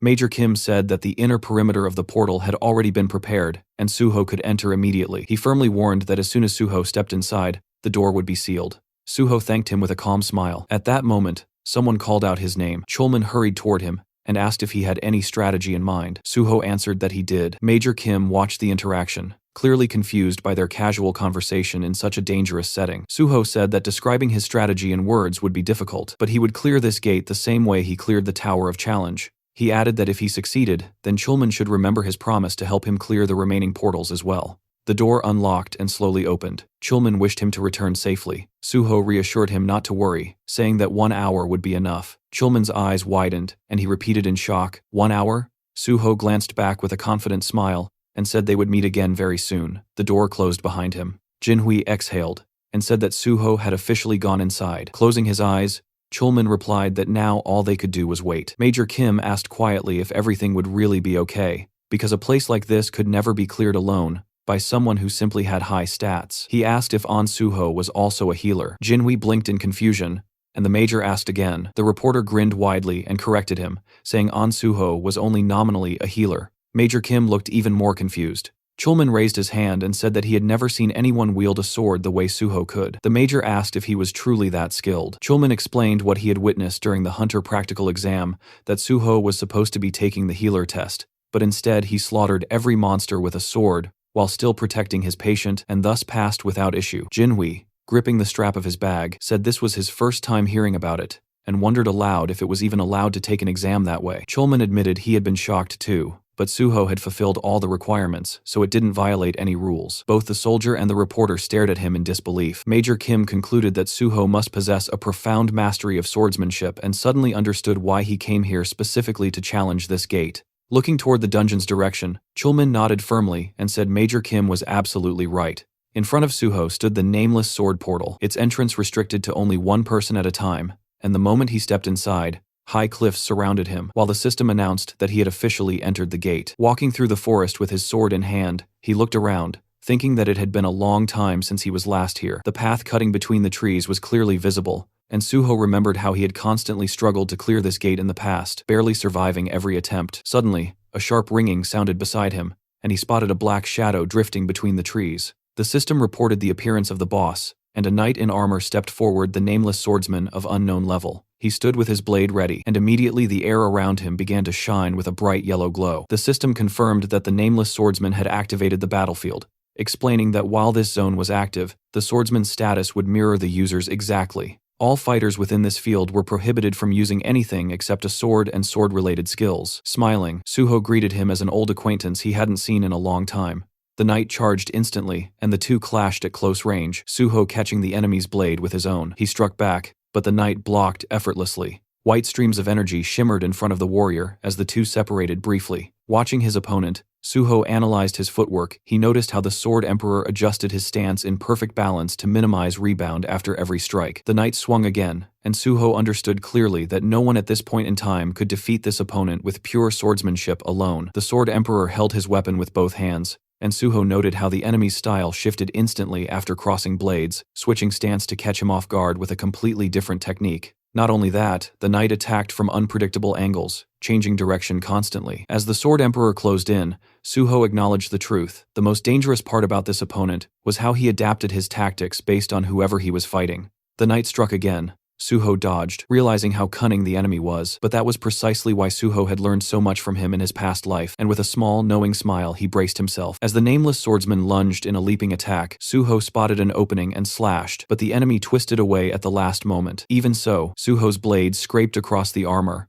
leaving a faint cut. Suho asked lightly if he had managed to surprise him. The Sword Emperor simply stared back in silence. Suho remembered perfectly that this opponent never spoke a single word until the moment he died. The knight stood ready, holding his sword with both hands. Suho struck again, landing a hit, and prepared another assault, revealing that this was already his 7th time challenging the nameless swordsman. He attacked fiercely. The knight's counterstrike swept just above his head. With a precise slash, Suho severed one of the knight's limbs and followed it with a kick, sending the Sword Emperor crashing backward into a thick bush. Standing before the thicket, Suho recalled how many people throughout history wondered who or what actually hid beneath the armor. The knight rose again, missing a leg. Suho asked if he knew how disappointed he had been the first time he discovered the truth. Calmly gripping his sword, he stated that everyone called this enemy either the Nameless Swordsman or the Sword Emperor, but the truth was simple. He was just the spirit of the sword demon. A ghostly limb appeared in place of the severed leg, and one of the Sword Emperor's hands also shimmered as a spectral form. The opponents clashed again, blades ringing violently as sword marks carved into the ground and rocks around them. Suho blocked a powerful blow, his sword glowing with vivid red streams of energy, and counterattacked his blade, punching a large hole through the enemy's chest armor. He struck the same spot again, and the purple cracks crawling across the Sword Emperor's form spread further. With another leap, the knight retreated, but Suho immediately closed the distance. Studying his enemy closely, Suho said that his own fighting style had been shaped specifically to counter every style the knight used. Smiling, he delivered another decisive slash. Large fragments of armor shattered and flew through the air. Finally, Suho stood over the fallen enemy. The system declared that the nameless swordsman had been defeated, and the sealed gate was cleared, with Suho recognized as MVP. Looking down with a faint sadness, he said he was glad to meet the nameless swordsman again, and that, in truth, he should thank him, because without this opponent, he would never have been able to reach such mastery in swordsmanship. A broken piece of armor lay on the ground, and Suho noted that it was thanks to this very enemy that he had once earned the title of the Sword God. Black streams of energy swirled around him as he wished the spirit to rest in peace, promising to remember him on Teacher's Day each year. The system granted him additional experience points and bonus stats. System windows appeared, one reporting a level increase, another reporting a +1 increase to his stats, and an additional skill point, and another awarding 5 bonus points for clearing a difficult gate. A sword lay on the ground. Suho sighed, regretting that this ghost had no blood or shadow. Therefore, his bloodsucker and shadow eater skills were useless here. Still, he picked up the weapon, examining the blade closely. Just this sword alone made the trip worthwhile. His reflection shimmered across its surface as the system identified it as the nameless sword of the Nameless Swordsman, ranked F. The blade quivered and abruptly shattered in his grasp, rising as floating fragments. The system announced that the nameless sword had been absorbed, activating sword understanding. Suho smiled as he learned that the soul of the nameless sword had altered his fighting style and changed the nature of the guardian sword. Then a description unfolded. Guardian sword, rank S+. This ideal technique was created by An Suho based on the most fundamental principles, achieving perfect balance among attack, defense, and evasion. After merging with the soul of the nameless sword, its rank increased further. The technique absorbed the sword's will, and it now possessed unlimited growth potential. Suho realized with awe that his ideal sword technique had just been born. The scene shifted to the spectators watching multiple screens, and Jinhui murmured that everything seemed quiet for now. Chulman glanced at him, and admitted that although he trusted Suho completely, considering the strength of the enemy, clearing this place might still take quite a bit of time. Jinhui objected immediately, reminding him that only half an hour had passed. Major Kim stepped forward and asked Chulman for permission to check the situation himself, and once he was allowed, he prepared to go until the reporter suddenly told him to wait. Confused, the major asked what was wrong as sweat dripped down the journalist's cheek. Jinhui pointed urgently at the portal, shouting that everyone needed to look. On the screen, Suho appeared, stepping through the now open door. Jinhui burst out, shouting that the gate had been cleared. Suho, still adjusting to the outside light, was stunned when someone called him Pro-On. And suddenly Jinhui and Chulman came sprinting toward him like overly excited kids running after candy. Jinhui even held his camera above his head, as if he were filming a festival. Suho told them to calm down, but the reporter's entire face was practically glowing with joy, as he demanded to know how they were supposed to calm down when Suho had cleared a sealed gate in under an hour. He yelled that it was insane. Chulman looked like he was caught between fear and happiness, as he reminded everyone that Suho had defeated the nameless swordsman, the very same monster who hadn't been beaten even after more than 200 attempts. He anxiously asked if Suho was all right. Suho smiled and said he felt great, casually adding that he'd taken care of it easily. The major stared at him in disbelief, as if trying to process the idea that the monster who slaughtered hundreds could be considered easy. Standing beside Jinhui and Chulman, Suho noted the major's expression. This soldier was desperately trying to understand what kind of person he was dealing with. Chulman then practically bounced with excitement, suggesting they take a commemorative photo since a sealed gate had been conquered. The major hesitated, but Chulman waved it off, insisting it was only a formality and that there was nothing to worry about. He reminded the major that he was just a regular soldier, so he rarely appeared in photographs, and that having a Korean army major in the picture would make the proof far more credible. Finally, Jonggu agreed to join the photo. Cut to another scene where the picture appeared on a laptop screen in front of the Nexus Guild leader. Suho explained that, as he had mentioned earlier on the phone, he had successfully cleared the nameless sword's sealed gate. In the photo with him were a representative of the Hunter Association and Major Kim Jong-gu. He also pointed at the reporter beside him, introducing him as Jo Jinhui from PBS, explaining they agreed to take the photo together to prevent any manipulation of the news. Jinhui politely handed over his business card, introducing himself as Suho's personal reporter. Dongyuk pressed his thumb to his temple and said he didn't need the card at all, and had never considered manipulating anything in the first place. Standing before Suho, the guild leader asked how in the world he'd managed to pull this off. Suho blinked and asked what part he meant. Dongyuk gestured at everything and demanded specifics: how he'd gotten permission to access the sealed gate, how he'd cleared it so fast, how he'd survived something that had killed over 200 hunters. Suho calmly explained that he met with the president of the Korean Hunters Association to get permission, then simply went in and killed the monster. Dongyuk stared at him in utter confusion, running a hand through his hair as he tried to make sense of it. Suho then asked if, now that he had proven his skill level, they could finalize the contract. Holding up 2 fingers, he said that the guild leader could choose the salary amount himself, but he had 2 conditions. As long as he was in Nexus, he needed full support, and if he passed the Hunter Association exam, his exclusive contract must be terminated immediately. He added that he had already informed the association president about clearing the gate and that several guilds had contacted him, but he'd told all of them he would only accept an offer from the one willing to fully support him. Dongyuk eyed him with distrust at first, a strange expression flickering across his face, then suddenly burst out laughing and said the deal was accepted. He called for the secretary to bring the paperwork. The man returned Suho's confidence with renewed excitement, saying the hero had proven himself right after he doubted him. Suho extended his hand, and they shook firmly. The guild leader warned that there would be a lot of work ahead, and Suho replied he was ready. Later, on the road filled with evening traffic, Suho smiled and mentioned that since his friend brought him there, he'd be happy to drive him back. Jinhui chuckled, saying he was simply fulfilling his duties as Suho's manager. When Suho asked why he called himself that,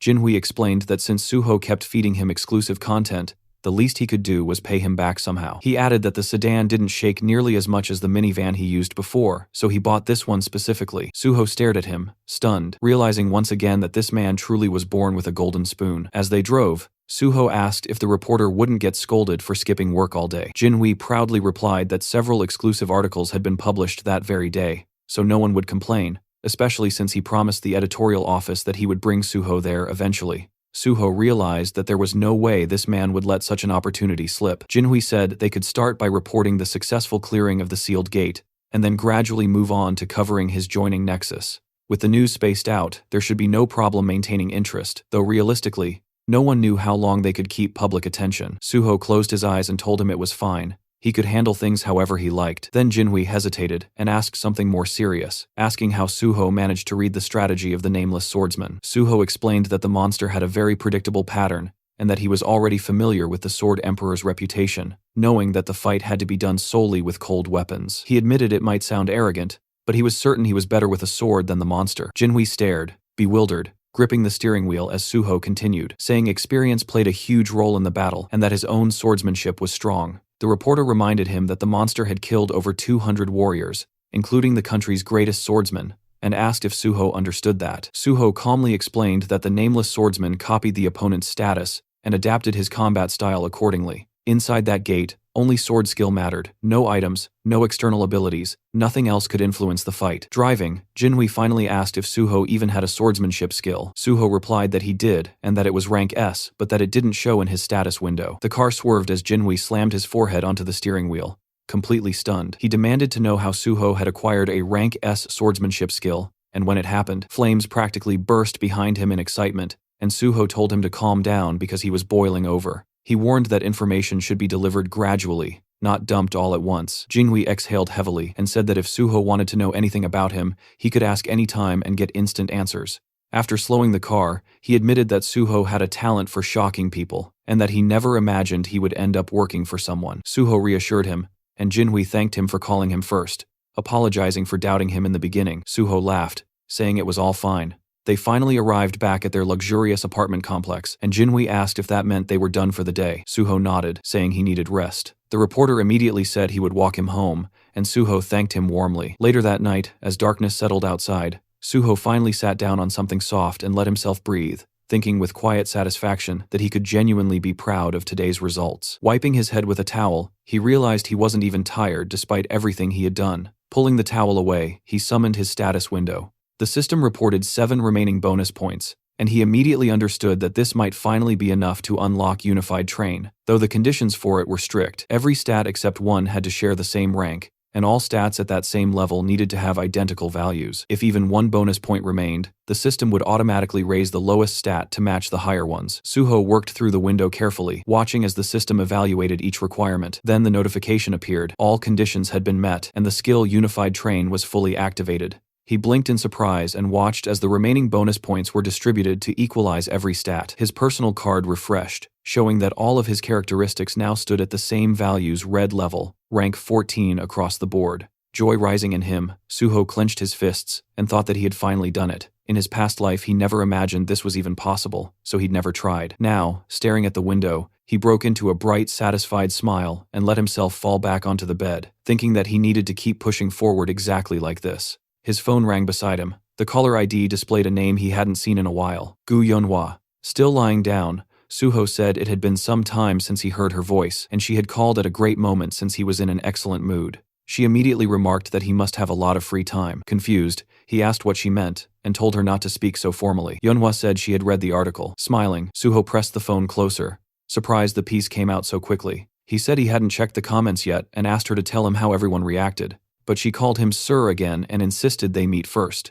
Suho repeated that he just wanted her answer. She reminded him sharply that they still hadn't accepted his offer. Suho told her that if she or the others weren't satisfied with anything, he wouldn't force them. That shocked her, and Suho asked again for an answer. Yunhua closed her eyes and asked what they were supposed to do from now on. Suho got up from the bed and said he would explain everything tomorrow when they met. He suggested everyone come to the Nexus Academy at 1 p.m. She objected immediately, saying 2 of them had work and she had lectures. His expression hardened with disappointment. He told her he must have overestimated them. Apparently none of them cared about anything except useless nonsense. He had to pull the phone away from his ear because Yunhua exploded, cursed him out, and then yelled that she would still come. She said she'd be at Nexus Academy at 1 p.m. and hung up. Suho smirked and told her goodbye. The next day, at the magnificent Nexus Academy building, Yeonhwa crossed her arms and barked at him not to get full of himself, claiming she skipped her lectures only because she felt like resting, not because of him. The others stood before Suho, who sat casually on a bench. He said he didn't recall asking her why she came, and she snorted angrily. Irritated, she demanded to know why he gathered them all. Suho stood up and said he brought them because he had something important to say. Smiling, he announced that today he was going to kill them all. The Banshee members stared at him, stunned, while he handed them tablets and asked them to fill out forms first. Yeonhwa squinted at the device and assumed it was some contract to hand over their corpses to him. But reading the text, she realized it was simply a skill survey. She asked if he wanted their personal information. Raising his hand, Suho told them that once he joined the special department, he would need freelance agents, and he'd already said he needed real shadows. He reminded them he wouldn't use just anyone for that purpose. Turning away, he explained that their training would be brutal until exhaustion, and they'd learn everything from basic combat techniques to maximizing their own skills. Only they would see their personal information, so they needed to be honest. Their relationship had to be built on trust. Since he already shared his secrets, it was their turn now. The group exchanged uneasy glances. Later, inside the Nexus Academy's training hall, Suho held a black key card and smiled as he said it was time to begin. He remembered how he received it. Miss Sue had explained that this card granted unrestricted access to any area of the academy, including the S-rank only training hall, ensuring he avoided unwanted attention. She also gave him guest cards as he requested. Examining the card, Suho realized he had been so focused on everything else that he had forgotten about Daehan, whom he promised to meet here. He would arrange that soon. Nearby, the Banshee members lay inside training capsules. Suho thought he would deal with challenges as they came. Suddenly, the landscape shifted. Towering cliffs appeared before them. They had entered the Kunlun Mountains. Suho stood before the Banshee squad and welcomed them, telling them that they would be training there whenever they had free time. He looked them over, thinking that since they were all below level 50, he could train them however he wished. Yeonhwa demanded to know what exactly they would be doing. Suho answered that they would begin with fundamentals and combat technique refinement, because with their current level of skill, the special department would catch them eventually. He asked if they really believed cheap tricks could fool the special department forever. Yeonhwa snapped that their plan was excellent, and no one would ever catch them. Suho smiled with his arms crossed, reminding her that he had already caught them himself and that perfect crimes didn't exist, especially in a world full of superpowered individuals. He told them that, for that reason alone, they needed to learn to protect themselves and, ideally, each other. With a snap of his fingers, countless weapons appeared around them. He told them to pick one, because developing fundamentals and overcoming fear was their priority now. Yeonhwa picked up a weapon and asked if there was anything else. Suho asked if she remembered what he had been called recently. She muttered that people called him the Sword God. His right hand glowed as he confirmed that was indeed his nickname. Leaning on his sword, he told them they were standing before a true master of swordsmanship, and it would be foolish to expect him to teach anything else. To maximize swordsmanship in this realm, they shouldn't use any of their other skills. He couldn't forbid it, but those skills would only hinder them later. The group frowned. Suho told them to try to kill him, swinging his sword as he announced the training had begun. In an instant, he rushed them. Heads flew. He asked the stunned survivors why they still had time to be surprised. Then he finished off the remaining two. The squad respawned again, and Suho said that since they had died once already, they shouldn't freeze like idiots. They quickly took defensive stances. Suho praised that and said they would restart. Looking upward, the group realized his next attack was coming from above. Suho slammed into them again, scattering bodies. He mocked them mid-combat. He told one that his grandmother moved faster. He elbowed another in the chest, asking how someone who worked in delivery could be this slow, wondering jokingly if he was fired because customers starved waiting for their orders. The boy crashed into another teammate. Turning to the third, Suho asked how a teacher could be so slow that he couldn't even parry such a simple strike, wondering what he could possibly teach kids if they could already outpace him. The young man insisted he didn't dodge on purpose. Suho said his excuse was worse than a schoolboy's. Their hands trembled as they held their swords. One cursed loudly, asking when the bastard would finally shut up. They attacked together. Suho thought their growing self-control would help them avoid panic when they eventually entered real gates. A blast tore through the terrain. Suho told them they would become his shadows, not errand runners, but real warriors who would help clear gates. Stepping on their swords, he told them sternly that there was no easy path to becoming strong. You became strong only when you believed there was no retreat left. The bloody training continued relentlessly. After a long time, the exhausted Banshee members struggled to get up again. Raising his hand, Suho said he was satisfied with their effort, but he had other things to do. The group stared at him in shock as he told them that the simulation would automatically end at the right time, and they must continue training until then. Yeonhwa asked in disbelief if he was really just leaving. A digital clone of Suho appeared behind him. Suho told her not to worry, the clone had all the same abilities as him. The copy lifted its sword and insulted them, calling them pigs and trash and demanding they prepare to fight. Furious, the Banshee members, enraged, cursed Suho as a complete bastard. Suho stepped out of the capsule and glanced back at the 4 others still training. That was enough for them for now. He answered a call. Miss Sue's voice came through. She said an article had gone up about his recruitment into the Nexus Guild, and she called to confirm it. Suho asked if the author was Joe Jinhui. She confirmed it was his exclusive report, and the PR team wanted to publish additional info. Looking out the window, Suho said that was perfect, and in fact, another article should be prepared. Sue hesitated, saying it might be too soon. Suho explained that public reaction would likely be harsh, since he had previously stated he dreamed of joining the government, and then abruptly joined a private guild. There would be negativity. Sue assured him that following his plan would settle public opinion soon enough. Suho thought about the fact that he still hadn't publicly announced he was taking the Rank 5 exam at the end of the year, though it wouldn't remain secret for long. He told her he'd explain everything later and needed to make another call. He phoned Jinhui, who greeted him happily while working at his laptop. Jinhui asked what he needed. Suho said he heard the article about Nexus had been published and that public opinion was heated. He said he had an idea, he wanted another article. This time it would cover his next challenge, the clearing of another sealed gate. Smiling, Suho announced he was planning to take on the Swamp of Despair next. A new article spreads across the internet, announcing that Suho has successfully cleared the sealed gate of the Nameless Sword. People online explode with shock. How could he have just cleared the Tower of Trials, yet already moved on to conquering a sealed gate? One person wonders aloud if Suho is now the newest Sword King. Another corrects him instantly, and says the guy should be called the Sword God. A second article follows, reporting that An Suho has joined the Nexus Academy. Immediately, users start reminding everyone that he previously said he wanted to work for the Hunters Association. Others accuse him of being corrupt and throw insults without restraint. Then a third headline drops. Nexus Guild Hunter An Suho intends to clear another sealed gate, the Swamp of Despair. Someone calls him a complete psycho. Another mocks the people who said Suho joined Nexus for money, asking what's wrong with their faces now. Someone else claims they believed in him from the start. Another declares Suho as his idol now,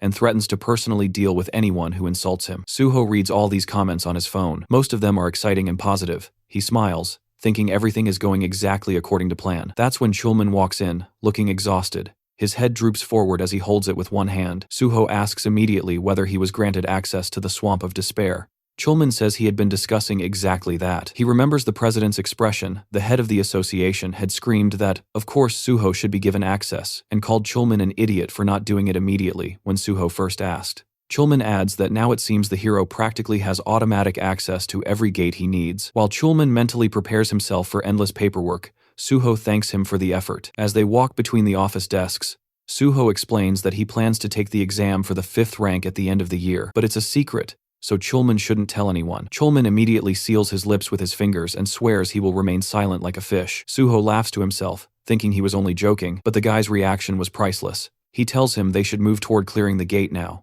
The scene shifts to Yongjongdo, Incheon, where the sealed S-rank gate known as the Swamp of Despair looms. Suho stands before the massive portal, while several cameramen record the moment. People whisper that no hunter has returned alive from this gate before. Even though An Suho is incredibly unique, some doubt whether he can truly overcome this place. Inside the security room, Jinhui watches the screen nervously. He tells a worried man beside him to relax and even suggests making a bet. Grinning, Jinhui says he'll bet 1,000,000 won that Suho will clear the gate. The other man, still anxious, agrees reluctantly, saying he hopes Suho comes out alive but is convinced it's impossible to clear this place. Meanwhile, Chulman stands frozen, horrified. He shouts that the gate is disappearing. Everyone stares at the screens in disbelief. Jinhui asks if Suho actually cleared it already. The other man yells that it's impossible. In panic, Jinhui elbows Chulman right in the face, demanding to know how many minutes Suho was inside. 10, 20. Chulman shakes his head and says it wasn't even 10. It's been less than 5 minutes. The moment Suho stepped inside,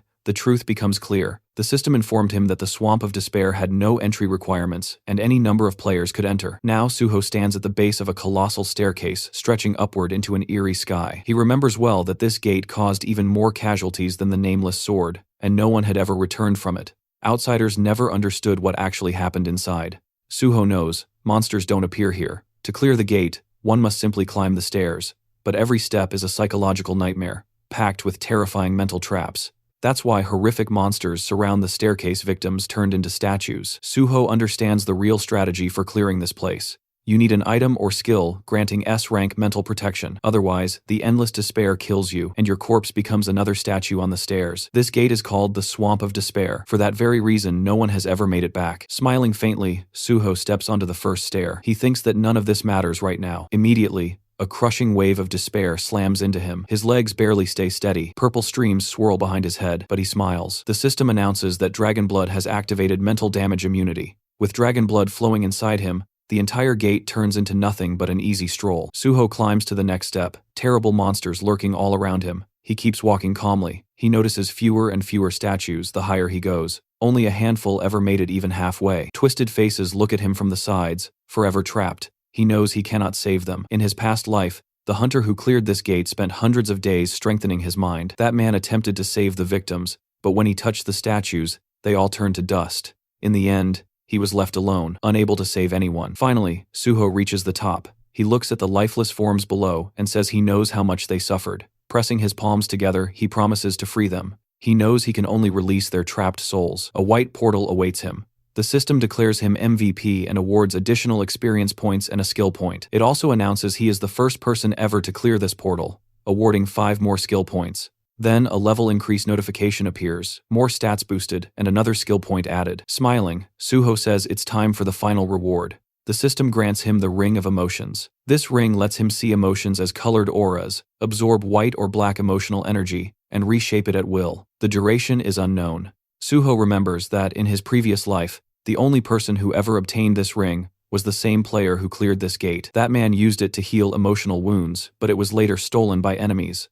Suho lifts his hand, thinking that this time things will be different. He slips the ring onto his finger. Standing at the top of the stairs, the ring instantly begins absorbing the black emotional energy lingering in the corpses. Thanks to Dragon Blood, Suho takes no mental damage. He touches the ground, and the system reports that the ring reacts to strong emotions. Its color is black, and absorption begins. Black energy swirls. Suho raises his right hand. The ring has absorbed the maximum amount it can. It isn't enough to purify the entire staircase, but he has no other option now that he faces the exit portal. Turning toward the gateway, Suho says quietly that it's time to leave. The moment Suho stepped outside, reporters instantly surrounded him, their cameras flashing non-stop. He lifted a hand to cover his face as journalists urged him to look into their lenses. Before he could steady himself, Chulman and Jinhui rushed toward him, both overflowing with excitement. Chulman, practically punching the air, demanded to know how Suho had managed to clear the portal in exactly 4 minutes and 17 seconds, when this gate was said to be even more dangerous than the nameless sword. Jinhui shouted that he needed to write an article immediately. Suho told them to calm down, but with a smile, he invited them for a photo, and the two happily agreed. As news of the cleared gate exploded online, people questioned whether Suho had truly conquered the Swamp of Despair,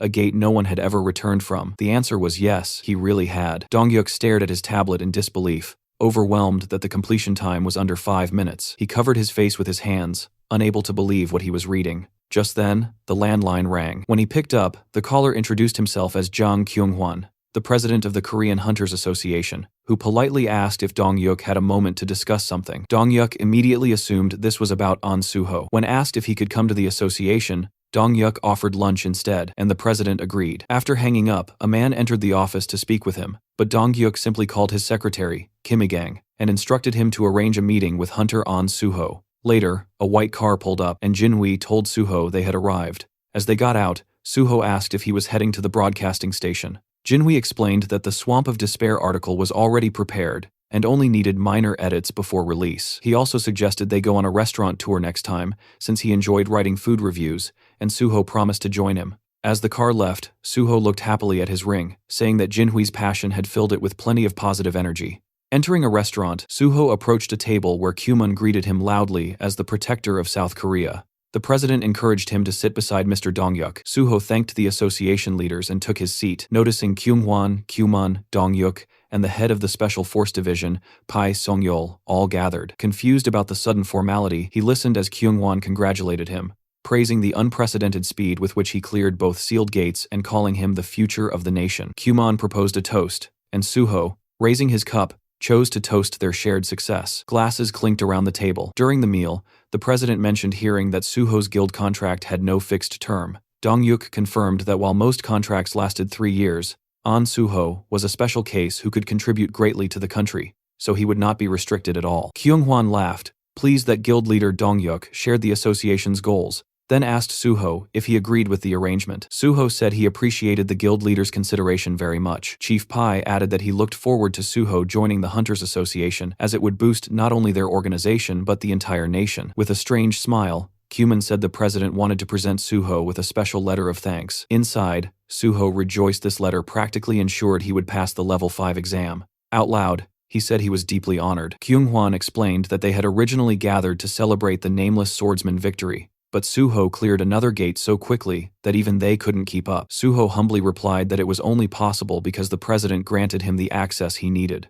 The leaders loved his answer. Chief Pai, still holding his cup, asked how Suho managed to clear the swamp of despair, since no one had ever returned and information was minimal. Suho recognized Pai's talent for extracting secrets, something he remembered from his past life, so he maintained his guard. Smiling, he explained casually that inside the gate there were no monsters, only a single staircase, and after stepping on it once, he felt the danger and used his tools while continuing to climb until he succeeded. The association representatives stared with their mouths open as Chief Pai stroked his beard, impressed that Suho avoided mental overload, where others relied solely on stability. Cuman then asked his current level, saying he'd heard Suho wasn't even level 100. Suho replied that he was only level 53. Chief Pai nearly choked and asked what ability he gained. When the ring on Suho's finger emitted white light, Suho sensed immediately that the association wanted to shape him into an obedient weapon. He explained that he was a healer, but because he preferred swords, he acquired the sword path. Chief Pai said the sword path wasn't unusual, though unexpected for a healer. Suho noted privately that the special department had many unique abilities,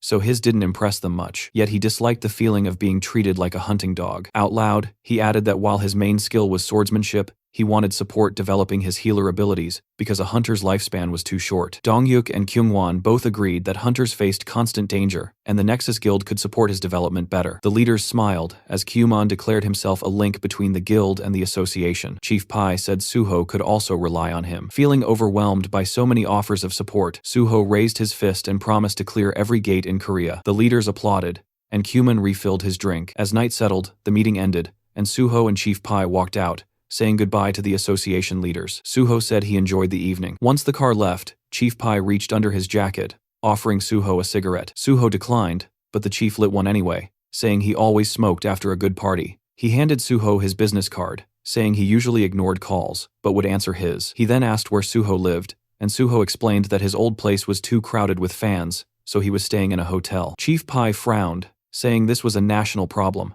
Popular hunters immediately became surrounded by obsessed crowds. Suho dismissed it as normal affection, which instantly darkened Pai's aura. Suho realized his comment sounded naive to someone who viewed unawakened civilians as pawns, a mindset shared by the president and vice president. Chief Pai said that although the exam would be held at the end of the year, Suho had practically already passed. Suho acknowledged this. The chief said he once thought Suho was modest, but now saw he wasn't simple at all. He then linked arms with Suho and suggested they rehearse a superior-subordinate dynamic since Suho would be under him once joining the association. Suho agreed, making Pai laugh. Then he asked if Suho wanted to quit clearing gates altogether and join the Special Force Unit immediately. Suho tensed, realizing Pai was baiting him. As Pai flicked his cigarette, Suho understood the real motive the chief had stayed until the end to recruit him personally, instead of simply gathering information through Donghyuk. The ring of emotions activated, releasing white light. Suho called on Pai internally to shape his intentions. Smiling, he reassured Pai that everything was fine and emphasized the importance of the Special Force Unit. The ring amplified positive emotions, and white streams rose from Pai's eyes as he said, Suho actually had ambition, a trait he admired, since most hunters only had empty dreams. He asked how close Suho was with Chulman from the gate department. Suho replied that Chulman was close, but he also wanted good relationships with both Pai and the president, especially hoping for productive cooperation with the special force head. Pai, pleased, rested his hand on Suho's shoulder, complimenting his communication skills. Suho thanked him and expressed hope for joining the department through special recruitment. Pai rubbed his chin, thinking aloud that recruitment for level 5 hunters had already been announced for the end of the year, and there was no need for a special recruitment just for someone who would qualify anyway. Suho, meanwhile, knew the ring's influence had deepened Pai's interest into something closer to emotional loyalty. It wouldn't last forever, but was more than enough for now. Standing together, Pai said he was surprised Suho was so committed to joining the association, and asked about special recruitment. Pai explained it wasn't common but could be arranged if necessary. Suho praised him as an amazing person, prompting Pai to cover his mouth shyly. He explained that recruitment decisions came from higher authorities, But if there was a shortage in the special department, they could justify a special intake. Pai added that if such recruitment happened, they would need proof that Suho was valuable to the department. Suho asked if he meant clearing gates. Pai reminded him that the special force handled awakened criminals, which was more important. Suho had indeed forgotten that part. Pai said criminals with awakened abilities were extremely dangerous, and although Suho had great skills, gate clearing and crime fighting were completely different. He suggested Suho prove himself by choosing any wanted criminal and delivering them to the department. If done, he could be accepted within 1 or 2 months. A car pulled up. Pai said most newcomers panicked at the mention of wanted criminals, but Suho clearly wasn't timid. Smiling, he said he would wait for Suho's news. Suho remembered how, in his past life, Pai didn't even remember his name until after the nameless swordsman victory, but this time, things were already different. Watching the car leave, Suho understood that soon the villains and their underlings will be among the new recruits who would make excellent sacrifices for his plan ahead. There were several neat buildings ahead, and Suho's shadow stretched across the pavement as faint cigarette smoke drifted from nearby windows. He muttered that he'd walked right into a snake's nest. Using his magic detection, he spotted a pack of suspicious figures inside, and confirmed he'd finally found the right place. He casually picked up a brick with his left hand and, in the next moment, smashed it straight through the window of the room where the criminals were gathered. Shocked, one thug stammered, asking what was happening, while another yelled that some punk was messing with them. In a hurry, the criminals rushed outside to confront whoever dared. They stopped in front of Suho, demanding to know what he wanted. The blonde among them stared at him nervously, asking if he was drunk or crazy. Suho smiled calmly and assured them he was completely sober. He asked if they were the same scumbags stealing cryptocurrency wallets through their complicated scams, and fear immediately flickered across the thugs' faces. Suho then asked if they were holding a man named Seo Ji-won hostage. The criminals traded anxious glances, unable to understand who this stranger was or how he knew everything. Someone guessed he might be a cop. Another said they had to get rid of him anyway. A third hesitated, asking if this could get them into trouble. But the reply came quickly: this bastard already knew too much, so nothing worse could happen if they didn't deal with him. Suho gave them a tired smile, thinking that these opponents were pathetic and mentally encouraging them to try catching him. If they could, they might even prove useful. He summoned the shadow spear and fired a shot near one thug, releasing chains that wrapped tightly around him. Purple energy swirled over the man's trapped body as his bald friend shouted his name in panic. Several criminals charged at Suho yelling insults, but he dodged effortlessly. A blonde man lunged with a spear, managing to land a clean hit, but it did absolutely nothing. The criminal stared wide-eyed as Suho, splattered lightly with blood, grinned. The system announced the activation of his blood weapon, and a long crimson shaft formed in Suho's hand. He drove it straight into the thug, sending him sprawling across the ground. Suho noted that he couldn't kill them, but nobody said he couldn't beat them senseless. Another criminal rushed forward, calling him an idiot, only to be sent flying by a powerful strike. Soon only the bald thug remained, trembling and muttering that this was madness. He tried to run, but Suho pierced his leg with the blood spear and calmly asked where he thought he was going. With all the criminals defeated and lying around him, Suho warned them to stop screaming unless they wanted an extra dose of pain. Then he stored all of them inside his subspace portal.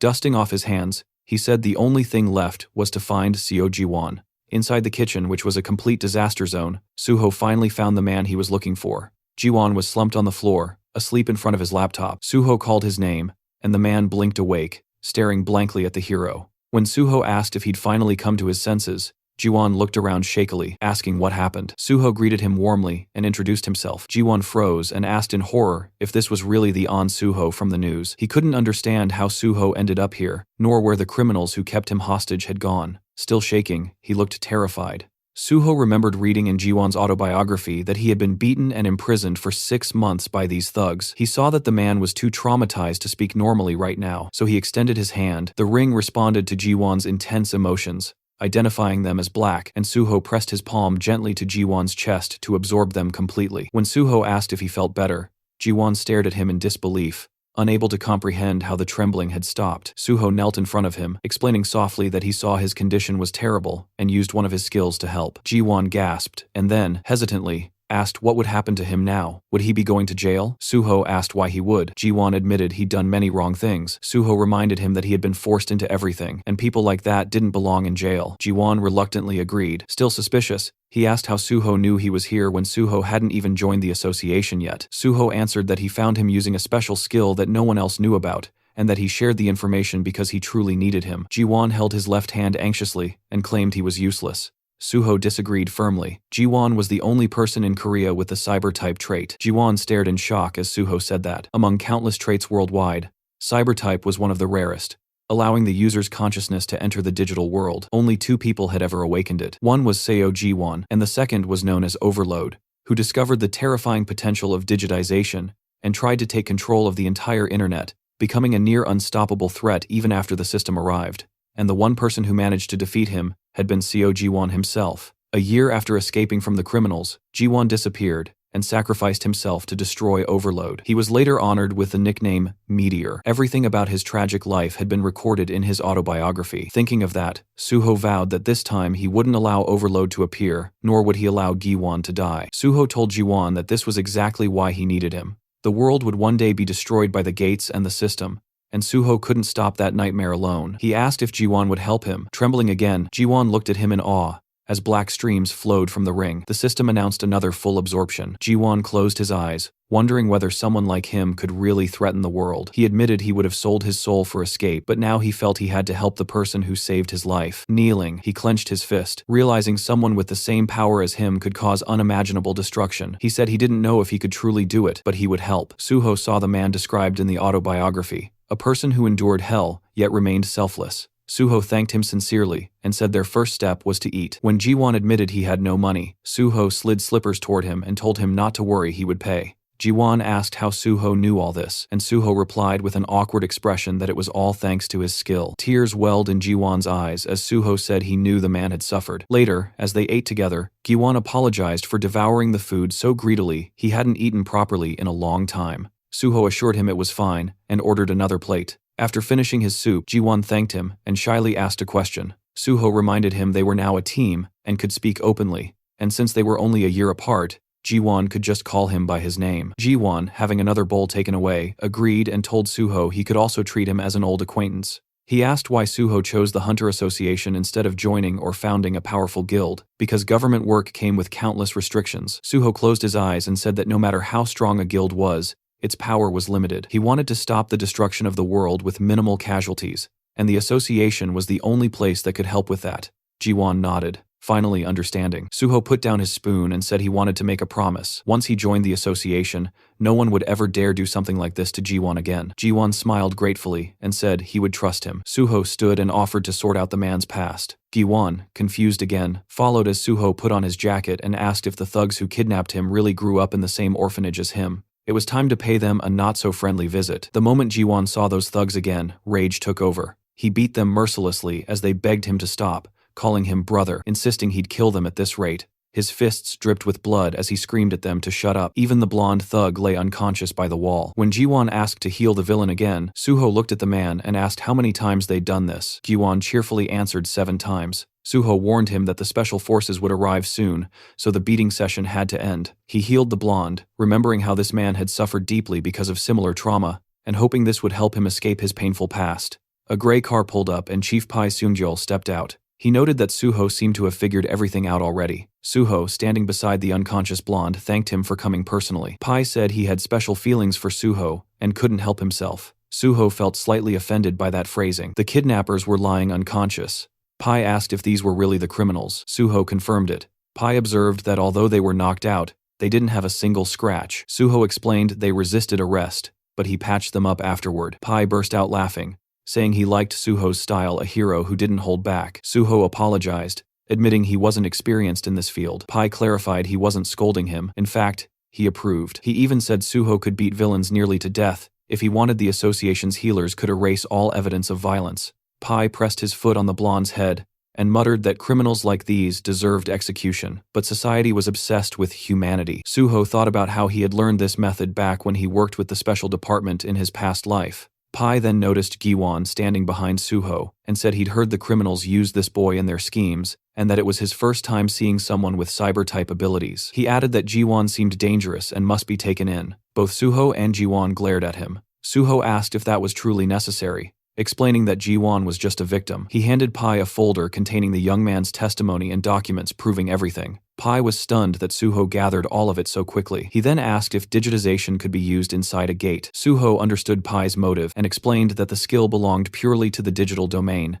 making it useless in gate combat, but valuable in cybersecurity. Pai examined the documents and said that if the ability wasn't useful in combat or support roles, then the special department didn't need him. Suho asked softly not to punish Ji-won. Pai commented that Suho was getting soft taking care of the guy, but after hearing everything, he admitted Ji-won had suffered horribly. Turning to his subordinates, Pai declared that Suho was right, the victim shouldn't be punished. They would close the case and help Ji-won receive compensation. Suho bowed deeply and thanked him. Pai said justice was always his goal. Then he asked how Suho knew about this case. Suho had been waiting for this. Raising his finger, he said Seo Ji-won had sent a digital distress signal using his skill, and Suho checked its validity and organized a rescue. Pai asked if that was truly what happened. Suho thought, of course not, but said nothing. Pai handed the folder to his subordinate, praising Suho for always finding a perfect solution. Suho said it was just luck. Pai replied that luck favored the capable. With a hand on Suho's shoulder, he promised to arrange the special recruitment as agreed.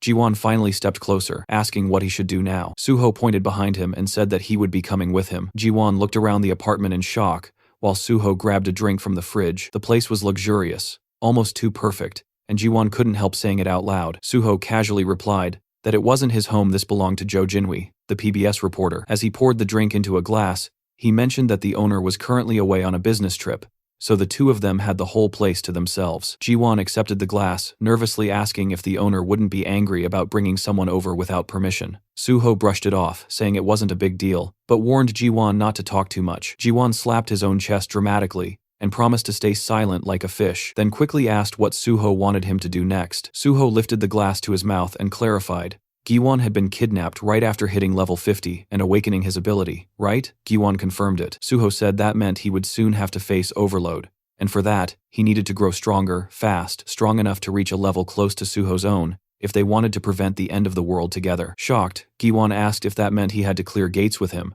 but Suho shook his head while typing on the laptop. They wouldn't level him up the traditional gate-clearing way. Instead, Ji-won needed to learn how to use his cyber-type ability with maximum efficiency. Turning the laptop toward him, Suho asked how he felt about going online together. Ji-won hesitated. Was that even possible? Suho told him to read his own skill description, but pointed out something the system didn't mention openly. Although Ji-won transferred his own consciousness into the network, nothing said he couldn't pull someone else inside with him. Ji-won stared at him in disbelief, but agreed to try. He placed his hand over the laptop and activated digitization. A glowing digital circle formed above his palm as the system notified Suho that player So Ji-won was attempting to transfer his consciousness into the digital world and requesting permission. Suho approved. The system then announced the transition process, and Suho's expression tightened in surprise.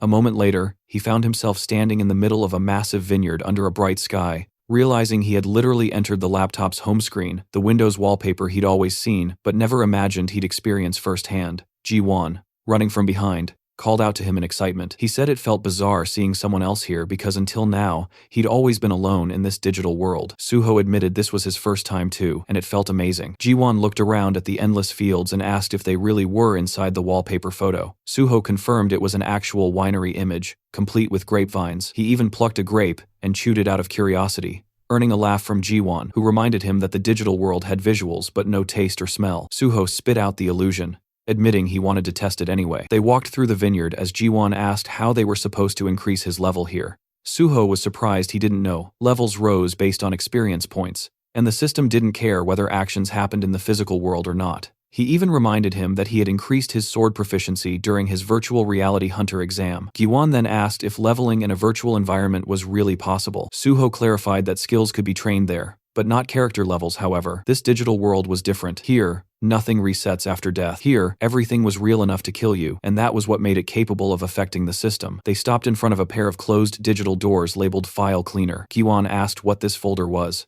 Opening it revealed a cheerful computer window claiming to organize devices easily. Suho explained that it wasn't an antivirus at all, it was malware. When Ji-won asked if he really planned to level up using a virus, Suho confirmed it. Malware behaved like monsters, attacking and destroying systems. Therefore, Ji-won needed to risk his life and defeat them to gain experience. He warned him, again dying here meant dying for real. He also told him never to answer the guide's questions because that would unleash more viruses. As they stepped inside, a blue-haired girl greeted them sweetly, asking if they wished to use the free file cleaner. Suho smiled and said it sounded tempting. Ji-won nervously admitted he almost answered her. Suho handed him a weapon and told him he probably belonged to the magician class, so he should stay in the back, attack, collect bonuses, and let Suho tank the front line. The blue-haired girl reappeared with a much sharper tone, repeating her question. This time dozens of black, glitching monsters with glowing eyes emerged behind her. The system didn't even properly describe them. Only incomprehensible, corrupted characters filled the status window. Terrified,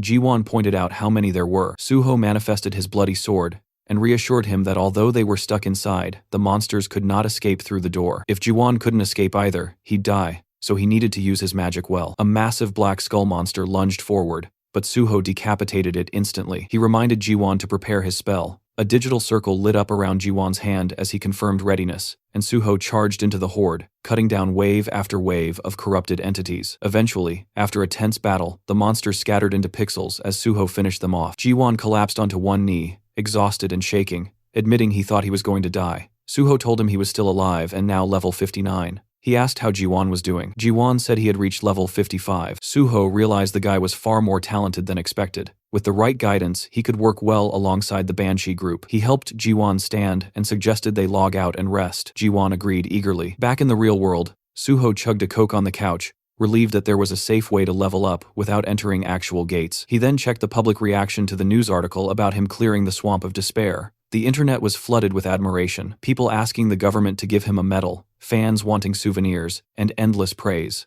Suho rubbed his nose proudly. As long as he kept clearing gates, the world treated him like a hero, and honestly, that kind of respect made life worth living. Seeing everything proceed exactly as planned, he decided it was time for the next step. Suho ended up on a late-night call with guild leader Bae. He went straight to the point, wanting permission to clear the S-rank gate under Nexus Guild's name, and throwing in the promise that every single piece of loot would go straight to the guild's pockets. No strings, no conditions, just pure grind value. The gate in a question is this, the infamous Mole Mine, an S-rank dungeon packed with mana stones and crawling with those freaky mole monsters that moved like they were speedrunning through the dark. Suho eyed the place, already picturing how annoying it was going to be so many damn moles that grabbing even one mana stone felt like snatching candy from a nest of feral toddlers. Still, he smirked like this entire death cave was just another warm-up. Clearing it was exactly what he planned to do. On the other end of the call, guild leader Bae was quietly analyzing the situation. If mortality inside the gate spiked, the government could snatch the dungeon away under national safety protocols, which meant having Suho clear it would actually secure Nexus Guild's ownership. The guy genuinely thought Suho's idea was gold, he just didn't understand why the kid sounded so urgent about it. Suho, still lounging, explained that he might join the Korean Hunters Association earlier than expected, which meant he wouldn't be able to finish out his contract properly. So before dipping, he wanted to at least do something worthwhile for the guild. It was his version of paying rent before leaving the apartment. Bae understood, even though a hint of disappointment slipped through. At least Suho told him straight instead of doing some dramatic last-minute announcement, like half the hunters who ditch for the association without warning. Suho added that he'd personally put together a team to fight the moles, so the guild would only need to arrange miners and none of this had to be rushed. The guild leader finally accepted the plan, saying he'd contact Suho once all preparations were done. The next day, Suho was in the lounge of the Nexus Academy, where Dihan greeted him warmly with an outstretched hand. Suho shook his hand, mentioning that it had been a while since they last met, and then told Jiwon, who stood beside him, that this was Kong Daehan, the one who had taken the exam in the same group as him. Rubbing the back of his head, Dihan admitted that he only passed the exam thanks to the advice he received from Suho. They all sat around a table, and Suho asked whether Daehan had managed to join any squad yet. Daehan replied that he was still training, entering gates and gaining experience on his own. Suho looked at him thoughtfully, remembering that usually when a newcomer joins a guild, they're assigned to a squad to build experience and increase their survival rate. Smiling slightly, he asked Daehan if he would like to gain experience in his own squad. He explained that he planned to clear gates soon, and it would be helpful to have him. Daehan reacted in surprise, but quickly said that if Suho was interested in him, then he was ready to assist however needed. He even shouted happily that he was always ready to help.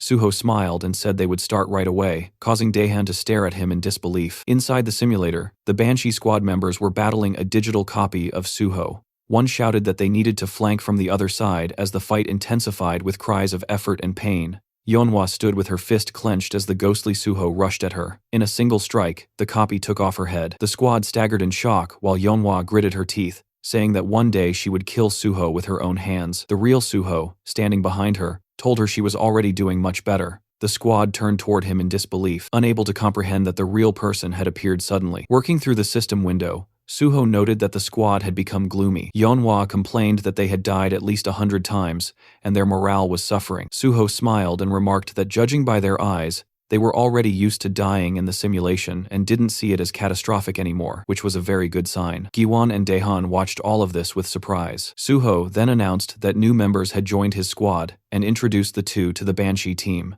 The group examined the newcomers while Suho explained that they had arrived earlier and shared their names. Daehan smiled, while Jiwon looked nervous. Suho asked the Banshee squad if they were tired of this place yet. Yeonhwa tightened her fist and said they were nowhere near bored. Burning with fury, she warned that she wouldn't rest until she managed to take Suho's head off, and the entire Banshee group was fueled with killing intent. Suho smiled and said that he liked that attitude, advising the newcomers to develop the same instinct. Giwon asked why that was necessary, and Suho replied gently that it was essential if they wanted to survive inside real gates. He declared that from today onward, they would all train to clear gates together. Yeonhwa stepped closer, and Suho told her that one of the newcomers was a mage and the other a tank, so they didn't need sword training. She would need to organize the squad properly, use the clones well, and train everyone hard. Yeonhwa agreed, but asked him to at least explain more about the gate. Suho adjusted the system window and said that he would have to change the clones' settings, but soon they would understand everything themselves, so they should be ready. When she asked him again about the type of gate,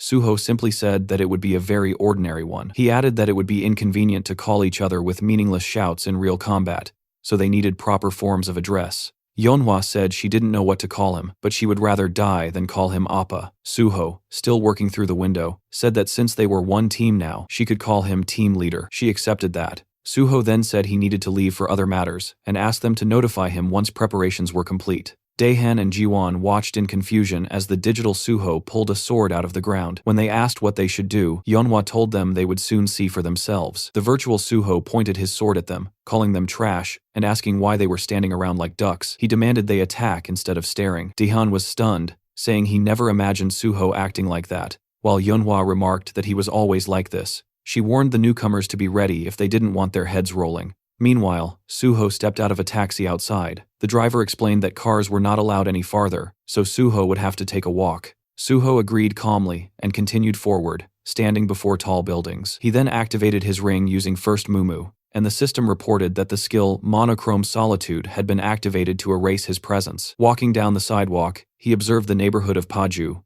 once known as the Golden Land. Seeing the beggars nearby, he remembered how prosperous the place used to be. But after the appearance of multiple gates and too few hunters to clear them, the area had become desolate. If not for the gates, this place would never have turned into such a ruined district. Passing by the impoverished residents, he thought about how the area was now filled with crime, gangs, drugs, and hunger. He knew that he couldn't save everyone here. Still, he remained determined. He needed to clear the gate quickly, and when the right time came, this place could become useful. Looking up, he realized that the abandoned area had attracted a certain group of people who could be useful to him. He stopped before a familiar door, remembering that he used to come here often in his past life. A man peeked through a small window in the door and asked who he was. Suho said he wanted to purchase the mine. As First Mumu deactivated, the man immediately recognized him as An Suho. Smiling, Suho confirmed it. The man opened the door and invited him inside, pointing at a sofa. Sitting across from him, the man explained that, although they weren't officially open yet, he already had orders about how to treat Suho. He asked if Suho had ever been to Paju. Suho instead asked whether the man was uncomfortable. The man repeated the question in confusion, and Suho mentioned that he didn't look comfortable in the mask he was wearing. Surprised, the man asked how Suho noticed that. Suho told him not to worry, since they were alone. The man removed the mask, revealing a stunning red-haired woman underneath. She commented that she had expected someone capable of clearing 2 portals alone to have abilities like this. Suho recognized her immediately as Choi Yun, one of the most famous gate brokers in the country. In his past life, he had gained access to many portals through her, but now, at this time, she was barely known. Choi Yun crossed her legs and asked how Suho knew about this place, adding that she found it interesting he used the slang term mine instead of the official term gate. Suho thought to himself that Choi Yun only gained popularity later after joining the Union Korea's largest underground guild. Placing his briefcase on the table, he simply said that he always learned what he wanted to know and suggested they talk about gates. She asked which ones he was looking for. He asked if she had access to the Twisted Forest. Choi Yun stiffened in surprise, and Suho pushed the briefcase toward her, saying he wanted to buy a pass and would be entering alone. She explained that the Twisted Forest had appeared on the market less than 3 days ago, and very few people knew about it. She asked how he even knew she had access to it, and what the price was. Suho answered that explaining such things in the black market wasn't necessary. He reminded her that when dealing with gates, people didn't talk more than needed. There were 2 types of gate deals, buying the gate itself, or buying a one-time entry ticket. Ownership cost far more, but even single entry into a popular gate could be expensive. Choi Yun nervously apologized and said that a one-time entry into the Twisted Forest cost 100 million won, and clearing it alone was extremely difficult.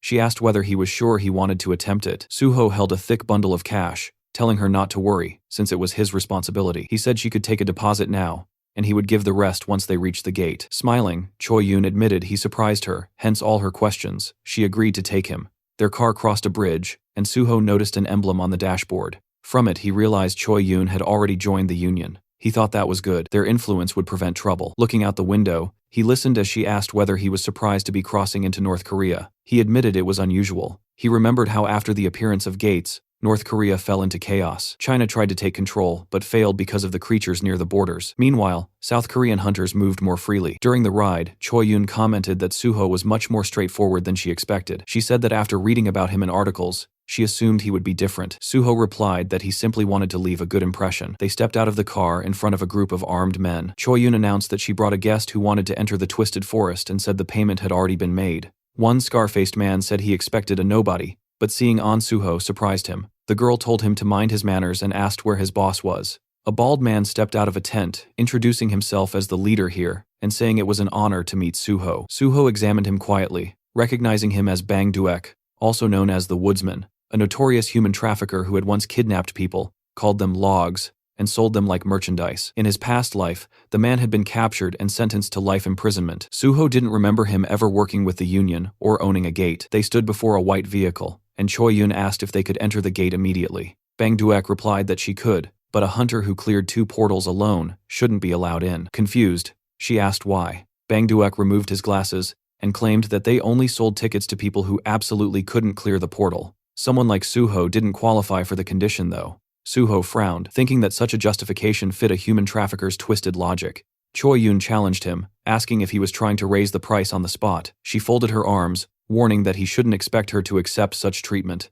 Bang Duek quickly smiled, turning away, saying it had only been a joke. Suho knew that even the woodsman wouldn't dare argue too much with a union broker. Bang Duek complained that no one let him joke anymore, then told them to follow him. Choi Yun gestured politely for Suho to go ahead, telling him she would ensure his safety. Meanwhile, several unpleasant-looking men stared at Suho with hostility. Suho knew that if he managed to clear the gate successfully, there could be an ambush waiting for him on the way out. That was why brokers were responsible for keeping clients safe, and why so few existed. When the shutter lifted, the glowing portal appeared. Bang Duek asked Suho whether he truly intended to enter alone and whether he thought he was invincible. Suho simply ignored him and stepped into the gate, Twisted Forest. A blue portal shimmered before him, and the system reported that entry had begun. It also stated the rules. Only hunters level 99 or below were allowed, and the maximum squad size permitted inside was 8. Suho stepped into the forest, lifting his gaze as he took in the twisted landscape. He hadn't expected to end up in this place. In his previous life, he had never entered this gate either, but he had heard enough about it to know what awaited inside. Calling forth his shadow spear, he decided to first search for anything useful. Closing his eyes, he activated magic detection, and purple streams rose upward. A massive yellow eye glared back at him as he realized that the trees themselves were monsters. The system identified them as Twisted Ents, level 93. Suho hurled his spear, striking beside the monster's eye. He considered that using an axe would be ideal, but he didn't have one at the moment. The Ent let out a deafening roar as Suho summoned his bloody sword, thinking that the mole mine boss had been far more troublesome than these creatures. Like with the nameless swordsman, he would need sufficient leveling before defeating something like this easily. He slashed forward, cutting the monster's attack in half as the system reported the activation of decapitation. Holding the weapon tightly, he acknowledged the clear difference 30 levels separated him from the Ent, so it made sense that he couldn't destroy it instantly. He decided to fight using only his skills as a swordsman. His blade left a trail of blood behind it as another roar echoed. Soon he stood over the chopped remains of the monster, his sword trembling slightly. Even defeating a single Ent was difficult, but he could feel that his level was slowly increasing. He pushed forward, thinking that the abundance of monsters made this place excellent for training. A gaping tooth-lined mouth opened beneath another Ent's eye as Suho launched himself upward, rising high into the air and promising to turn the creature into firewood. Later, fallen trunks formed a heap beneath him as he stood on top of the destroyed Ents, saying that he finally managed to do it. Opening his status window, he realized that despite the slow progress, he had reached the result he wanted. Surprise touched his expression as the system congratulated him. The light of healing had reached maximum level. It explained that F-rank healing now used mana more efficiently, increased healing effectiveness, and reduced regeneration time. It showed him the progression from rank 50 to 100, and he recalled how before level 40, he only had access to one class skill. At level 50, class skills rose to rank A. After level 60, they rose again.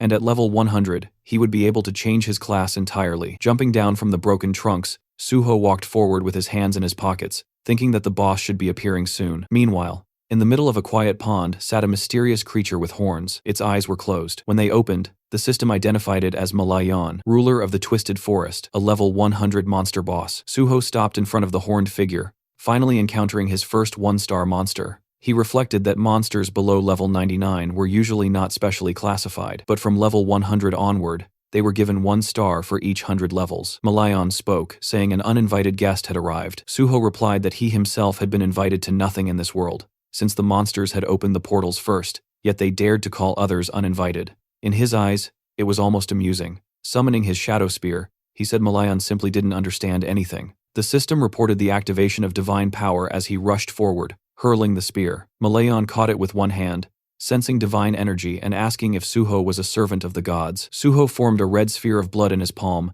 and acknowledged the boss's guess. The projectile shot forward, striking the spear and forcing it stab through Malayan's chest. Suho remarked that he expected more from a one-star boss. Malayan removed the spearhead, a predatory smile creeping across his face as he declared that Suho had made an unforgivable mistake. The system warned that the forest trembled with Malayan's fury, and his terrifying killing aura washed over Suho until the dragon blood inside him responded, activating the dragon's armor and shielding him from the intense aura. Suho noted that Malayan's aura was powerful, but the fight now was essentially between a deer and a dragon. Malayan demanded to know what kind of dark magic was protecting him. Suho said it was not magic, but simply a reward for effort. He summoned the shadow spear again. The boss scoffed and asked if that was all he could do. Suho replied that he could do much more if needed. The spear struck the ground in front of Malayan, and black chains coiled around the boss as the system activated shadow binding and shadow bleeding. Malayan tore through them easily, asking if Suho truly believed such tricks would work on him. He raised his arms,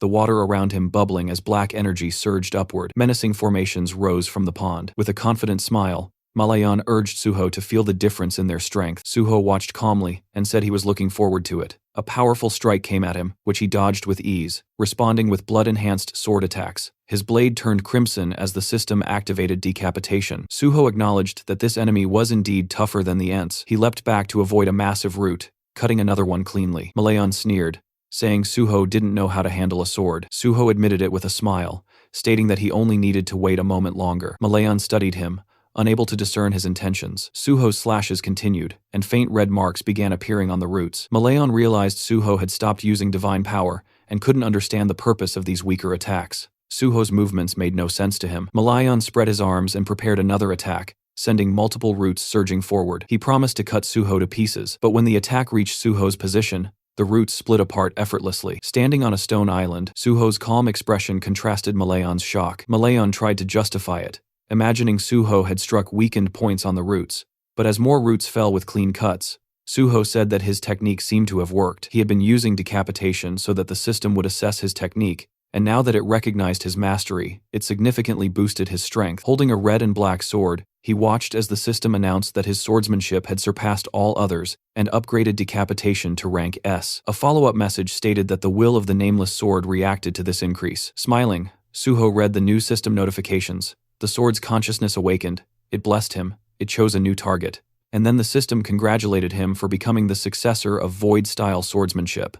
Malayan unleashed another swarm of roots, shouting that Suho could not stop this attack. Suho looked up, struck once, and split the massive root neatly in half. The system identified the technique as the first form of the Void-style / Malayan, enraged, demanded to know what sorcery this was. Suho replied that it was not magic. Holding his bloody sword forward, he said the real fun was only beginning. The system announced that Suho's understanding of swordsmanship surpassed all others and would now be added to the system's database. Suho thought back to when he first created the style, mistakenly believing he had reached the limit. Later, he had realized that there were monsters like the Nameless Swordsman, whose skills exceeded all human abilities. The first technique he learned afterward was Void-style, Steel Cutter, and he had achieved it in this life far faster. Malayan furiously promised to crush this dark magic, but Suho asked whether life taught him nothing. The system activated cutting steel. Suho slashed, and Malayan raised his hands in disbelief, unable to comprehend what he was seeing. Suho questioned whether the boss was blind in his old age and promised to finish him. Malayan refused to back down, summoning giant monsters behind him. The system identified them as Twisted Forest Golems, levels 96 to 98. Suho declared that Malayan had summoned pathetic creatures. Malayan smirked, ordering the golems to kill him. Suho charged forward, striking down one with a single blow as the system activated, cutting steel again. More golems collapsed, dropping green stones. Standing among the defeated monsters, Suho told Malayan that steel was no longer difficult for him to cut, so these creatures didn't stand a chance. Malayan snarled, sending more vines toward him. Suho sliced them apart and said the boss had exhausted all his strength. He jumped up onto a stone, then another, and declared that it was time to finish it. Leaping into the air, he kicked Malayan mid-flight, knocking the boss into the water. Streams ran down the monster's body as Suho summoned a shadow spear and wrapped him in chains. Malayan, struggling, demanded he stop talking, and accused him of daring to mock a being of his stature, but the chains held him in place. Suho swung his blade and beheaded him with a single decisive strike. The system announced that Malayan, king of the Twisted Forest, had been defeated, and the gate was cleared. Suho was named MVP, received bonus experience, 1 skill point, and another skill point as all his abilities rose with the level increase. A green sphere floated up from Malayan's corpse. Suho said this was what he came for. The system described it as the Cursed Druid Sphere, rejected by the gods, an artifact that controlled unstable minds and corrupted them. It had allowed Malayan to become the sole druid and guardian of the Twisted Forest. Suho examined it, thinking that although the void style was valuable, this sphere had been his true goal from the start. With that, he decided it was time to leave. Outside the portal, people watching gasped as they realized the gate had been cleared. Choi-yun was shocked that he had succeeded. Bang Duek stared, enraged, remembering their earlier conversation. The gate was S-rank, allowed up to 8 participants,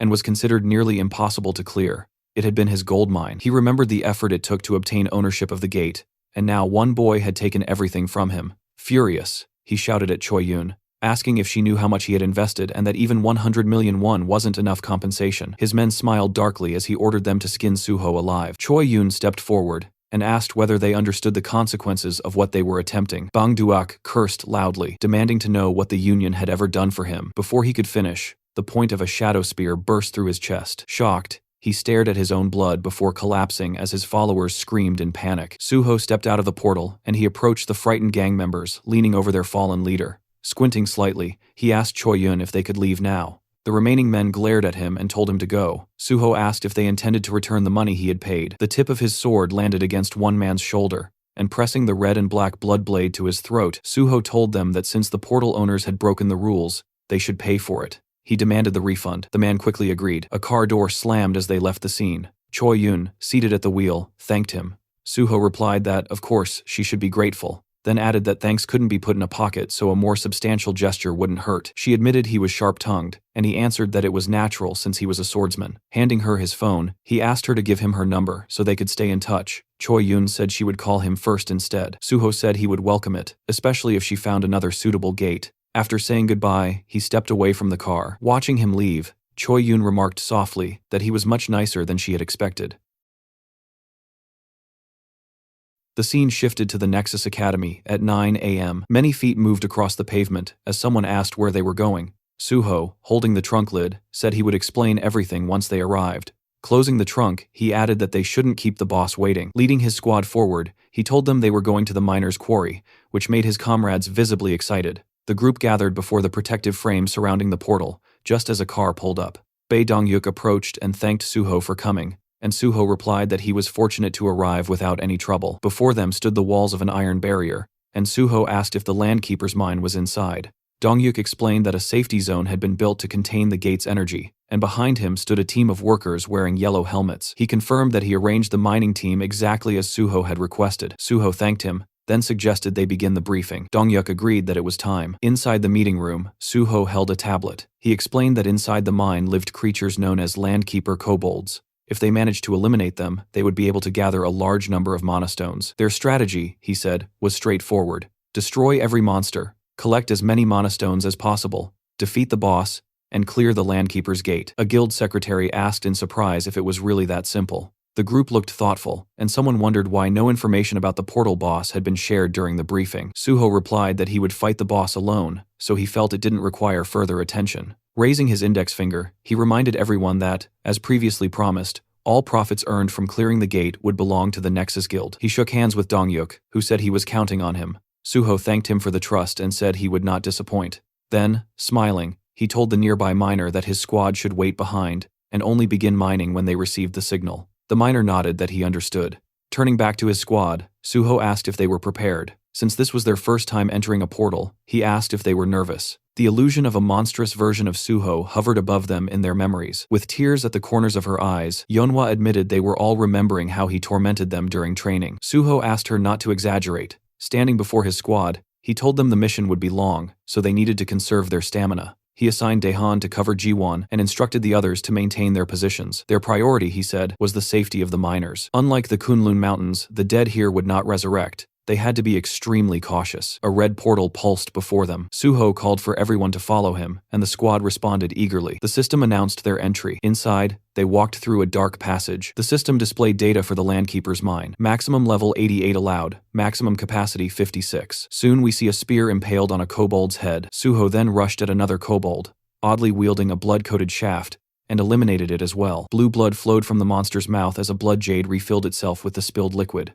Suho thought it was impressive how few kobolds were present, giving him enough time to gather their blood. One of the miners was astonished, saying that Suho had destroyed all the enemies with a single blow. A Banshee squad member beside him agreed wholeheartedly, and when the miner asked if the boy had never seen Suho fight, Kaowon admitted that it was true, since their leader typically only talked. Yeonhwa urged them to keep up. The squad pushed forward and joined the battle. They received orders to eliminate the kobolds and protect the miners. Jiwon raised his hands, forming a magical circle, promising cover. Daehan decapitated another cobalt creature nearby, and Yeonhwa told everyone to maintain formation and avoid rushing. Suho looked over his shoulder with a small smile, satisfied that they were following his instructions and that nothing had gone wrong yet. Yeonhwa told the miners to begin their work. Once the hunters pushed forward a bit, the miners started digging. Massive crystals glimmered around them as one miner announced they had nearly finished gathering the stones and requested they be taken to the surface. He also told his teammates to double-check for valuables and to remove any monster corpses blocking the area. A miner suddenly noticed something to his left. His companion asked what he was staring at, and the young man said he couldn't believe what he was witnessing. As monsters spat blue blood around them, Suho delivered another precise strike, then pierced a goblin to his left. Clenching his fist, he activated his bloody weapon. His eyes turned white as defeated enemies piled beneath him. Resting the blood sword on his shoulder, he stood amid the fallen creatures. The miners and his squad stared at him in stunned admiration. Several workers raised their arms joyfully, shouting that working with Suho was an honor. Suho suddenly sensed something and ordered everyone to gather. Yeonhwa responded immediately. In a section of the mine, he pointed out a branching passage. The squad confirmed they saw it. Suho said the Nexus Guild had abandoned attempts to clear this gate because endless hordes of kobolds overwhelmed them. Someone asked if they needed to split up. Summoning his bloody sword, Suho said he would go alone. They asked again in shock, but he raised his weapon and declared that there was a boss inside. With one strike, stones exploded outward as cutting steel skill activated. Daehan was amazed that Suho can cut through solid rock with a single blow, and Yeonhwa wondered aloud how such strength was even possible. Standing before the narrow passage he created, Suho explained that he purposely made it tight so that monsters couldn't swarm out all at once. He ordered them to remain here and guard the right side while he went left. When someone asked if they should simply kill any goblins emerging from the cut passageway, Suho confirmed they should, adding that originally he intended to block the entire entrance, but then realized they wouldn't gain experience that way. Turning away from his squad, he told them not to look for him under any circumstances. If he didn't return within 12 hours, they were to leave the mine entirely. Yeonhwa agreed. Suho thought to himself that he would need all 12 hours to finish what he planned. Turning his head once more, he told them they would meet again soon. Duho muttered that Suho had blocked the entrance and questioned whether the man was sane. Hyunmin said that even though Suho was their leader, going alone would be extremely difficult, and he feared Suho might not manage. Jiwon countered that Suho would be fine, reminding them all that their leader had cleared 2 sealed gates and multiple dangerous portals single-handedly. Yeonhwa smiled, saying they all remembered that, so they simply needed to believe in him and do their part. One of the fighters agreed and said they needed to make sure Suho would be shocked at how much they had improved by the time he returned. The group clenched their fists with determination, ready to demonstrate everything they had learned in training. Large stones lay scattered before him, and Suho said that now nothing was holding him back. Ahead stretched a countless army of kobolds, and he declared that it was finally time to begin. Smiling slightly, he noted that there were indeed an overwhelming number of monsters waiting for him, yet he also remarked that their numbers meant nothing to him. The Landkeeper kobolds snarled as the system identified them as level 72 to 74, and Suho rushed forward to attack. The monsters lunged at him with growls, and he delivered rapid strikes. A smaller kobold suddenly dropped from above, but Suho noticed it immediately and raised his weapon, blocking the blow. With an amused expression, he admitted that these creatures actually knew how to use their heads, though all it really did was add unnecessary trouble. The system confirmed the defeat of the Landkeeper kobolds. Outside, Daehan delivered a finishing strike to an enemy and, smiling, turned to one of his comrades to announce that they had dealt with all the monsters. A Banshee squad member agreed, saying that as long as they remained alert, everything would be fine. A miner suggested they take a break and cook something to eat. The miners sat down tiredly beside the crystals, relieved that it was finally time for lunch. One of them was surprised that half the workday had already passed. A miner approached the squad, asking if the young hunters were tired, and praising them for doing an excellent job. Jiwon admitted that there had been difficult moments, but now everything was calm.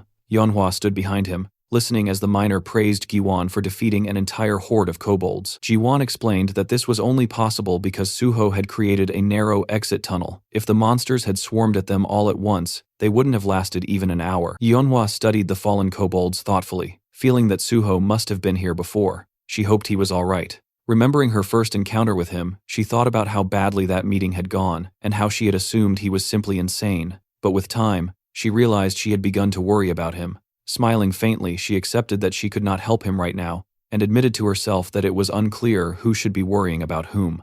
Deep inside the mine, Suho sat on a stone with his bloody sword in hand, biting into a chocolate bar. He complained that the kobolds were not attacking him even though he was openly eating in front of them. Standing up tiredly, he noticed the monsters glaring at him, but still not moving, and he wondered aloud if they had finally grown afraid of him. Then he added that it hardly mattered anymore, since they no longer interested him. Standing atop a tall cliff, he thought that he only wanted one thing: to find the boss of the portal. It was too dark to see clearly, so he pulled out a flare gun. The system explained that it would illuminate the area for quite a long time. Suho fired it, and the cave lit up with bright, scattered lights. In the illuminated cavern, a strange creature with an elephant-like head appeared. The system identified it as Bulgasari, level 99. Suho considered that Bulgasari was known to be nearly impossible to kill, feeding on ore and having a body stronger than most monsters. Approaching it carefully, he recalled that Bulgasari was one of the 3 most dangerous non-star monsters. Summoning his shadow spear, Suho declared that it was time to begin. He threw his spear, hitting Bulgasari's head, but the monster reacted only with a ticklish flinch. His smile grew odd,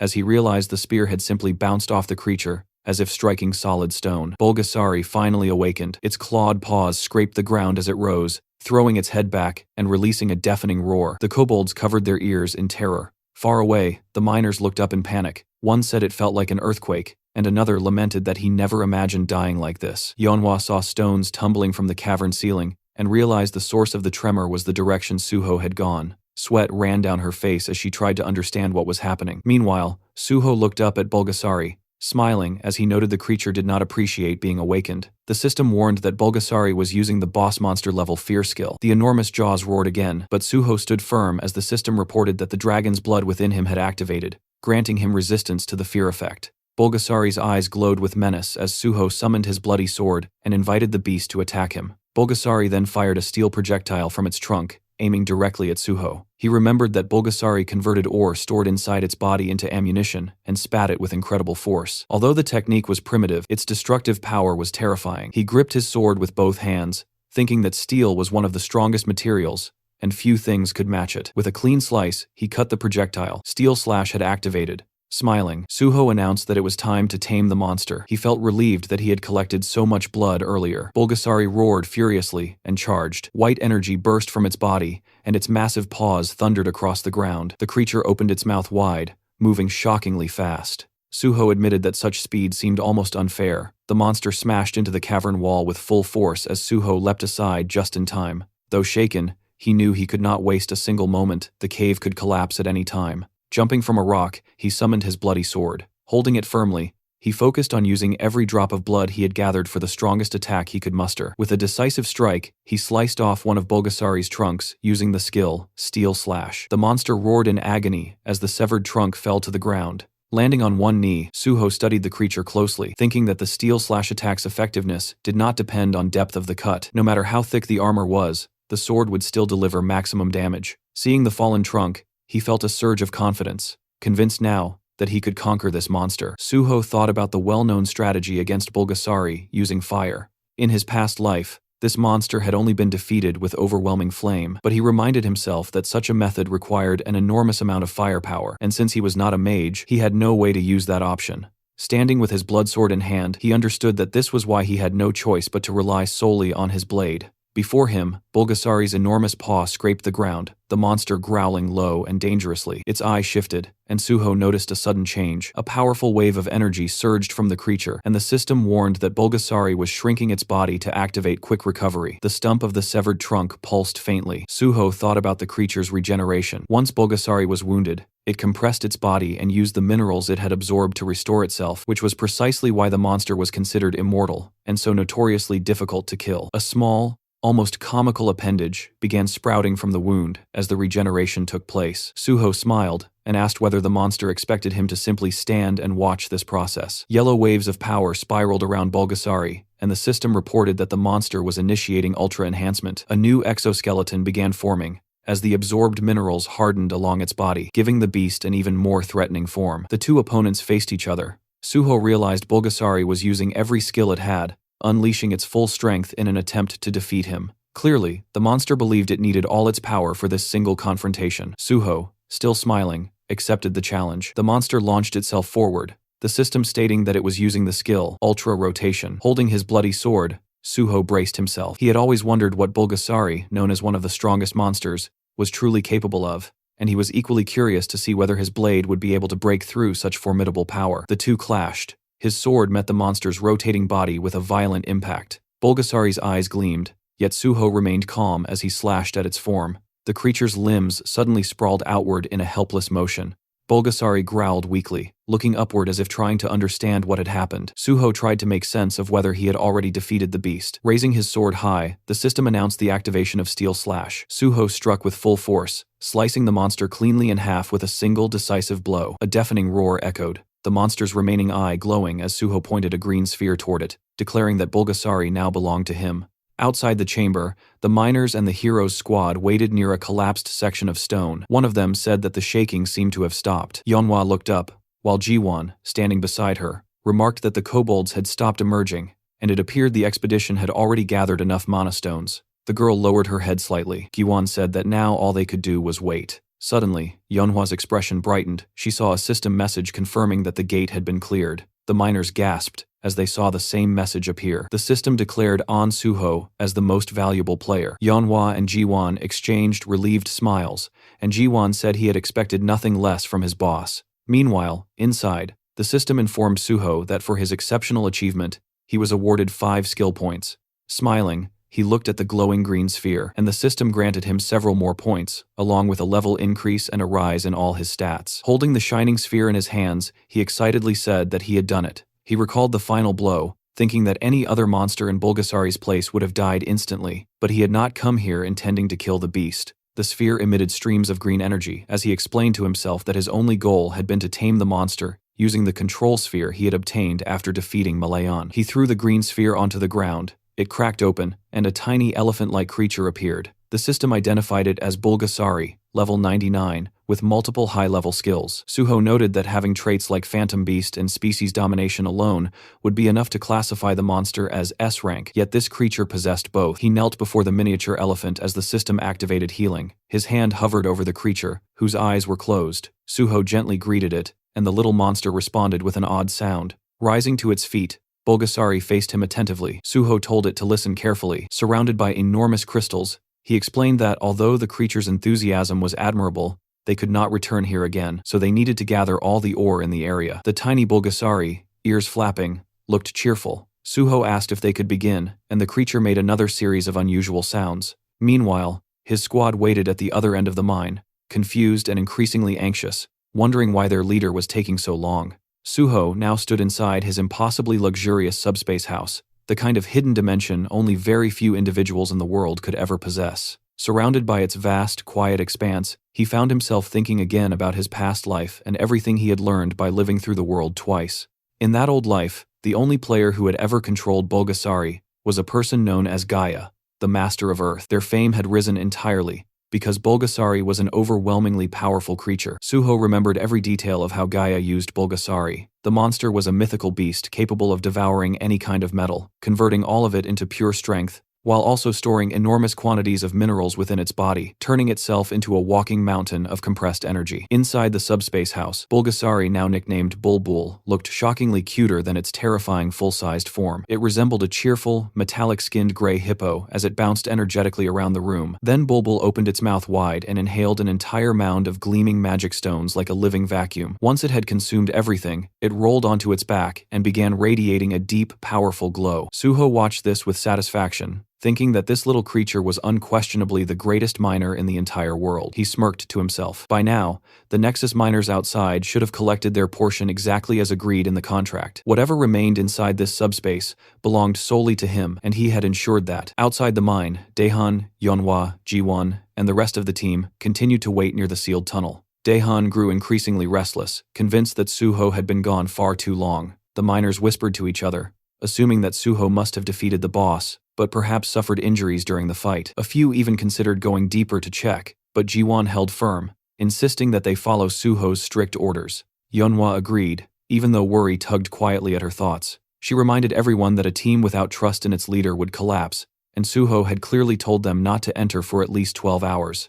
None of them wanted to break that trust. Suddenly, the stone wall exploded outward in a burst of purple energy. Suho walked out through the smoke, appearing completely calm, as if he had finished a short training session, rather than a life-threatening battle. His squad rushed toward him immediately, demanding to know why he had taken so long. Giwon, especially dramatic, practically jumped in front of him. Suho teased that if they were that worried, they should have come looking for him. The group quickly reminded him that he was the one who forbade them from doing so. Suho's teasing expression softened when he placed a hand on Jiwon's shoulder, acknowledging that the boy had followed his orders loyally. Yeonhwa admitted she was relieved that their trust had not been misplaced, though she still disliked being treated like a child. Suho simply said that they had lived entirely different lives, and that was the undeniable truth. Their darker pasts had shifted completely, and he felt a quiet pride at having changed their future paths. Afterward, Suho thanked the miners and said that it was finally time to leave the cave for good. The group cheered enthusiastically, more than ready to return to the surface. Meanwhile, in his office, guild leader Bae Dongyuk waited anxiously. The longer the silence stretched, the more tightly he clenched his hands.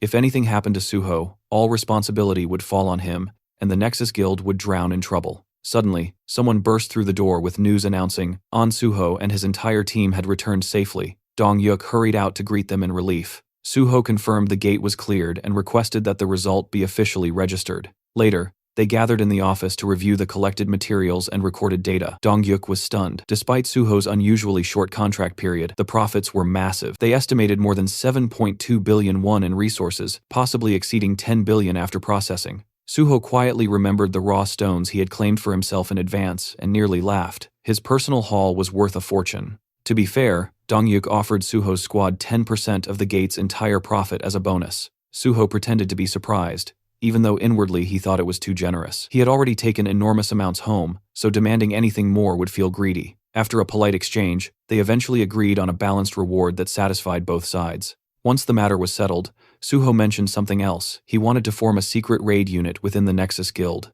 Since he would soon join the Hunter Association as a government hunter, he would be unable to lead his team officially. He asked Dongyuk to support them quietly and register them within the guild, so they could continue serving as a hidden force behind the scenes. Dongyuk loved the idea and agreed immediately. Suho reflected that only because he had regressed could he build a foundation this solid, avoid the betrayals of his past life, and test each person until they proved to be trustworthy allies. This time, he wanted real companions walking beside him, not opportunists. Later, Suho entered the locker room where his squad was gathered, still buzzing with excitement about the previous mission. Jiwon immediately leaped toward him with his usual overly enthusiastic greeting. Suho gathered them around and shared the news starting today. They were all officially members of Nexus. The team was stunned. Several Banshee members had given up their previous jobs just to follow him, and now they would receive proper pay, clear advancement paths, and official B-rank status with potential for A-rank promotions. Daehan and the others were ecstatic, celebrating like they had just won a grand prize. Right then, Suho's phone rang. It was Chief Pai, calling with even more good news. Suho's special recruitment for the Hunter Association had been approved. Soon, he would formally join, receive a commendation, and begin his government contract. Chief Pai joked that Suho was becoming far too impressive, and Suho responded that he fully intended to keep surprising everyone from here on out. The next day, inside the Nexus lounge room, the entire Banshee squad was deep inside the digital space created through Jiwon's digitization skill. The bright white environment looked futuristic from outside, But inside, the environment was filled with glitch-covered monsters, their red eyes flickering as they crawled out of broken streams of corrupted data. The creatures let out distorted screams as they swarmed the team. Everyone held their positions while Dihan barked commands, keeping the formation from collapsing under the chaos. Yeonhwa glanced toward Jiwon, who was catching his breath while leaning heavily on his staff. She asked if he was all right. Giwon insisted he was fine, though he was clearly pushing himself too hard, determined not to look weak and wanting to prove he truly belonged in the Banshee squad. One of the older members gave Jiwon a playful smack on the back, nearly knocking him off balance, teasing that their youngest member was really fired up today. Another stepped in to steady him, placing a hand on his shoulder and telling everyone to quiet down. Yeonhwa reached out to help Jiwon stand straight and warned him not to let any weakness show. If they wanted to reach level 100, if they wanted to keep up with their leader's reputation, they still had a long road ahead of them. The others agreed. If Jiwon wanted proper recognition, he had to keep fighting. Their determination collectively surged. The entire team shouted together that, no matter how hard the climb became, they would give everything they had. A short distance away, Suho watched them while surrounded by the digital remains of corrupted monsters he had already taken down. Their enthusiasm amused him. He thought the team had grown almost too energetic. He had told Jiwon to set the program to hard mode, but even he hadn't expected things to escalate this intensely. He even joked internally that if a virus like this ever spread online, the entire internet would probably collapse. Soon, Suho walked up to Jiwon and asked whether he was holding up. Jiwon tried to appear unfazed, saying he was just taking a break before returning to battle. Suho simply told him they were done for the day and that it was time to log out. Jiwon froze, unable to believe Suho had finished clearing the stage already. The rest of the team, exhausted but irritated, felt like their leader had played a different game entirely. They insisted they were only getting started. Suho quietly smiled. He knew now that they were pushing themselves harder for his sake. He exited the virtual space. Later, in the real world, Suho sat alone inside Angel in Earth Coffee, a calm cafe near the edge of Seoul. He checked his phone and organized his next steps. Since he had just entered the special recruitment program, his free time would shrink quickly. He needed to move fast. His next priority was locating a certain individual. Soon a white car pulled up outside. Choi-yoon stepped out casually and walked inside as if she owned the place. She ordered a strawberry frappe. Suho reminded her that she wasn't really in the position to demand drinks, since he had called her here to repay the favor she owed him. But before she could react, the waiter placed the drink in front of her. Suho had already ordered it. She blinked in disbelief, wondering how he knew the exact drink she would ask for, and even the timing. Suho brushed it off, saying it was simple intuition. In truth, the library of memories he carried from his previous life contained even small details like her favorite snacks. Switching topics, he asked if she had found the person he requested. She handed him a document folder, still confused about why he wanted information on what she thought was a junkie. Suho corrected her immediately. The man he sought was a highly skilled craftsman. In Suho's memory, that junkie would become one of the greatest blacksmiths in the world, Nam Haewon. He thought to himself that finding information on someone like Haewon wasn't easy, yet Choi-yoon had still managed it. She was undeniably good at her work. Suho then said the next step involved using a safe house in Cheongdam, one that belonged to the Union. The girl froze. She knew these safe houses existed, but only the highest ranks had authority over the Cheongdam location. Even brokers rarely stepped inside. Her nerves rose. She pointed out that even knowing about the place was unusual. Suho simply reminded her that she owed him a favor. She tried to negotiate,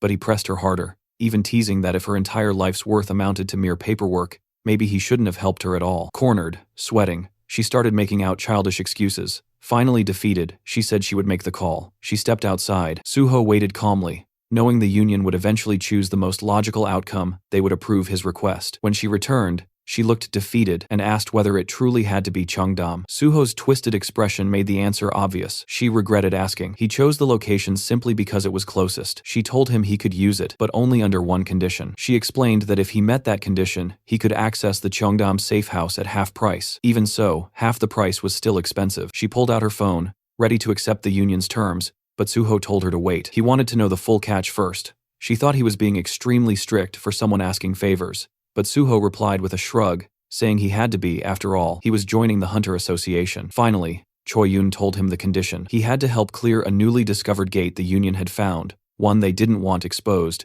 because it appeared in an extremely public area, Namhansan. Suho asked about the monsters inside. She explained the gate was known as Sky Mountain and filled with wyverns, massive, fast, sky-blue dragons that were difficult even for trained hunters. Only those under level 110 could enter. She added that it wasn't supposed to be a solo operation. Suho only needed to join the raid team and assist. But Suho already knew everything about Sky Mountain. He asked whether the wyverns were sky blue. She confirmed it and asked how he knew. Suho stood up, asking her for the raid time. She said he could go immediately if he wanted. With a calm, confident smile, Suho told her to change the condition because he would be clearing the gate alone. A couple of days later, the sun was shining over a quiet forest clearing, where a blue swirling portal stood like a breathing doorway. Boxes of supplies were stacked nearby, prepared for the raid, but Suho walked right past them without slowing down. He headed straight for the gate. Not far behind him, Choi Yoon stood beside Kim Suwon, a hunter from the Union. Kim Suwon commented that it was surprising Suho had declined all supplies and insisted on entering alone.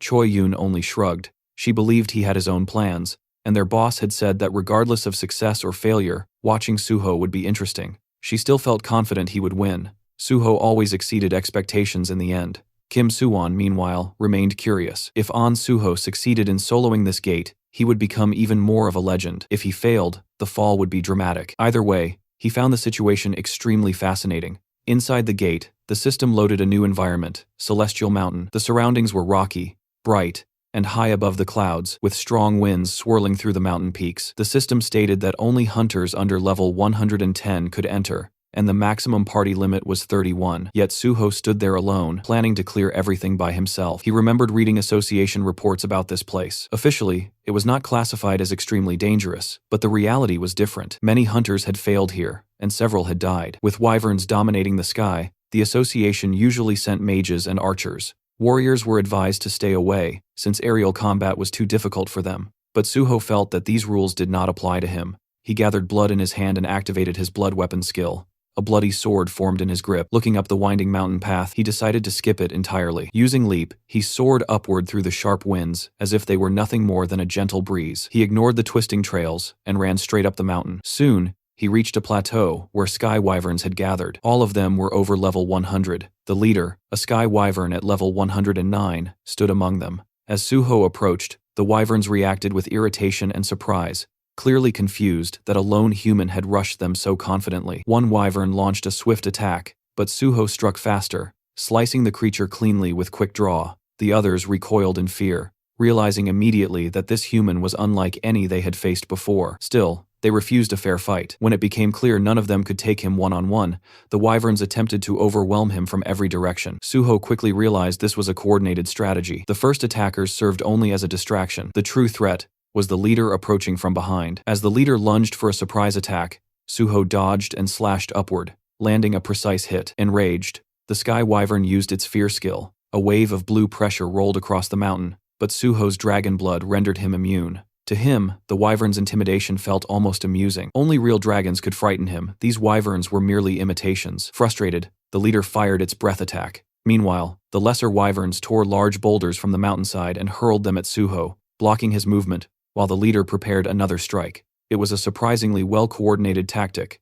As the rocks crashed down, the leader charged in for the kill. Suho activated Leap again, soaring above the crowded attack. From the air, he used Airstyle's first form Sever and prepared Cutting Steel. He descended like a blade from the sky and cut the leader from head to tail with one clean strike. With the leader defeated, Suho observed its remains and felt that he was finally starting to adapt to his newer techniques. Still, he sensed room for improvement. He continued climbing higher, heading toward the true boss of this gate. But suddenly, the air darkened. A massive monster stepped into view larger than the others, with dark blue scales and a crown of jagged horns. When it roared, the entire mountain trembled. Far above, the Sky Wyvern King announced its presence. Suho assumed the king must have sensed the death of its minions. Now, he stood in the king's domain. Everything before this had merely been a warm-up. As Suho reached the mountain's summit, the sky dimmed as if reacting to the king itself. The giant wyvern landed, blocking the sun. The system reported its level 113. It released a massive roar, accompanied by a wave of dark energy. Once again, Suho resisted effortlessly, thanks to his dragon blood. Although the Wyvern King was intimidating, resembling a true dragon, Suho reassured himself that real dragons were far more terrifying. The Wyvern King circled above, waiting for Suho's move. Suho disliked wasting time, but he felt that mastering his techniques during this battle would be beneficial. Then, something caught his eye, a nest filled with glowing wyvern eggs. He suspected that approaching the eggs might provoke the king. He stepped closer, and his guess proved correct. The Wyvern King dived at him, blasting wind so powerful that the ground cracked. Suho felt the pressure but stayed calm. The Wyvern King repeated its fear skill, but it had no effect. Suho attacked with Cutting Steel, but the boss's thick scales reduced the damage. A level gap of over 40 levels made a noticeable difference. Instead of feeling discouraged, Suho welcomed the challenge. This was an opportunity to sharpen his abilities even faster. The Wyvern King roared again, summoning another large flock of wyverns. Suho had expected more enemies, but even he was surprised by the sheer number that appeared. Still, his upgraded stats allowed him to move faster, strike harder, and jump higher, perfect for this chaotic situation. The wyverns attacked from all directions.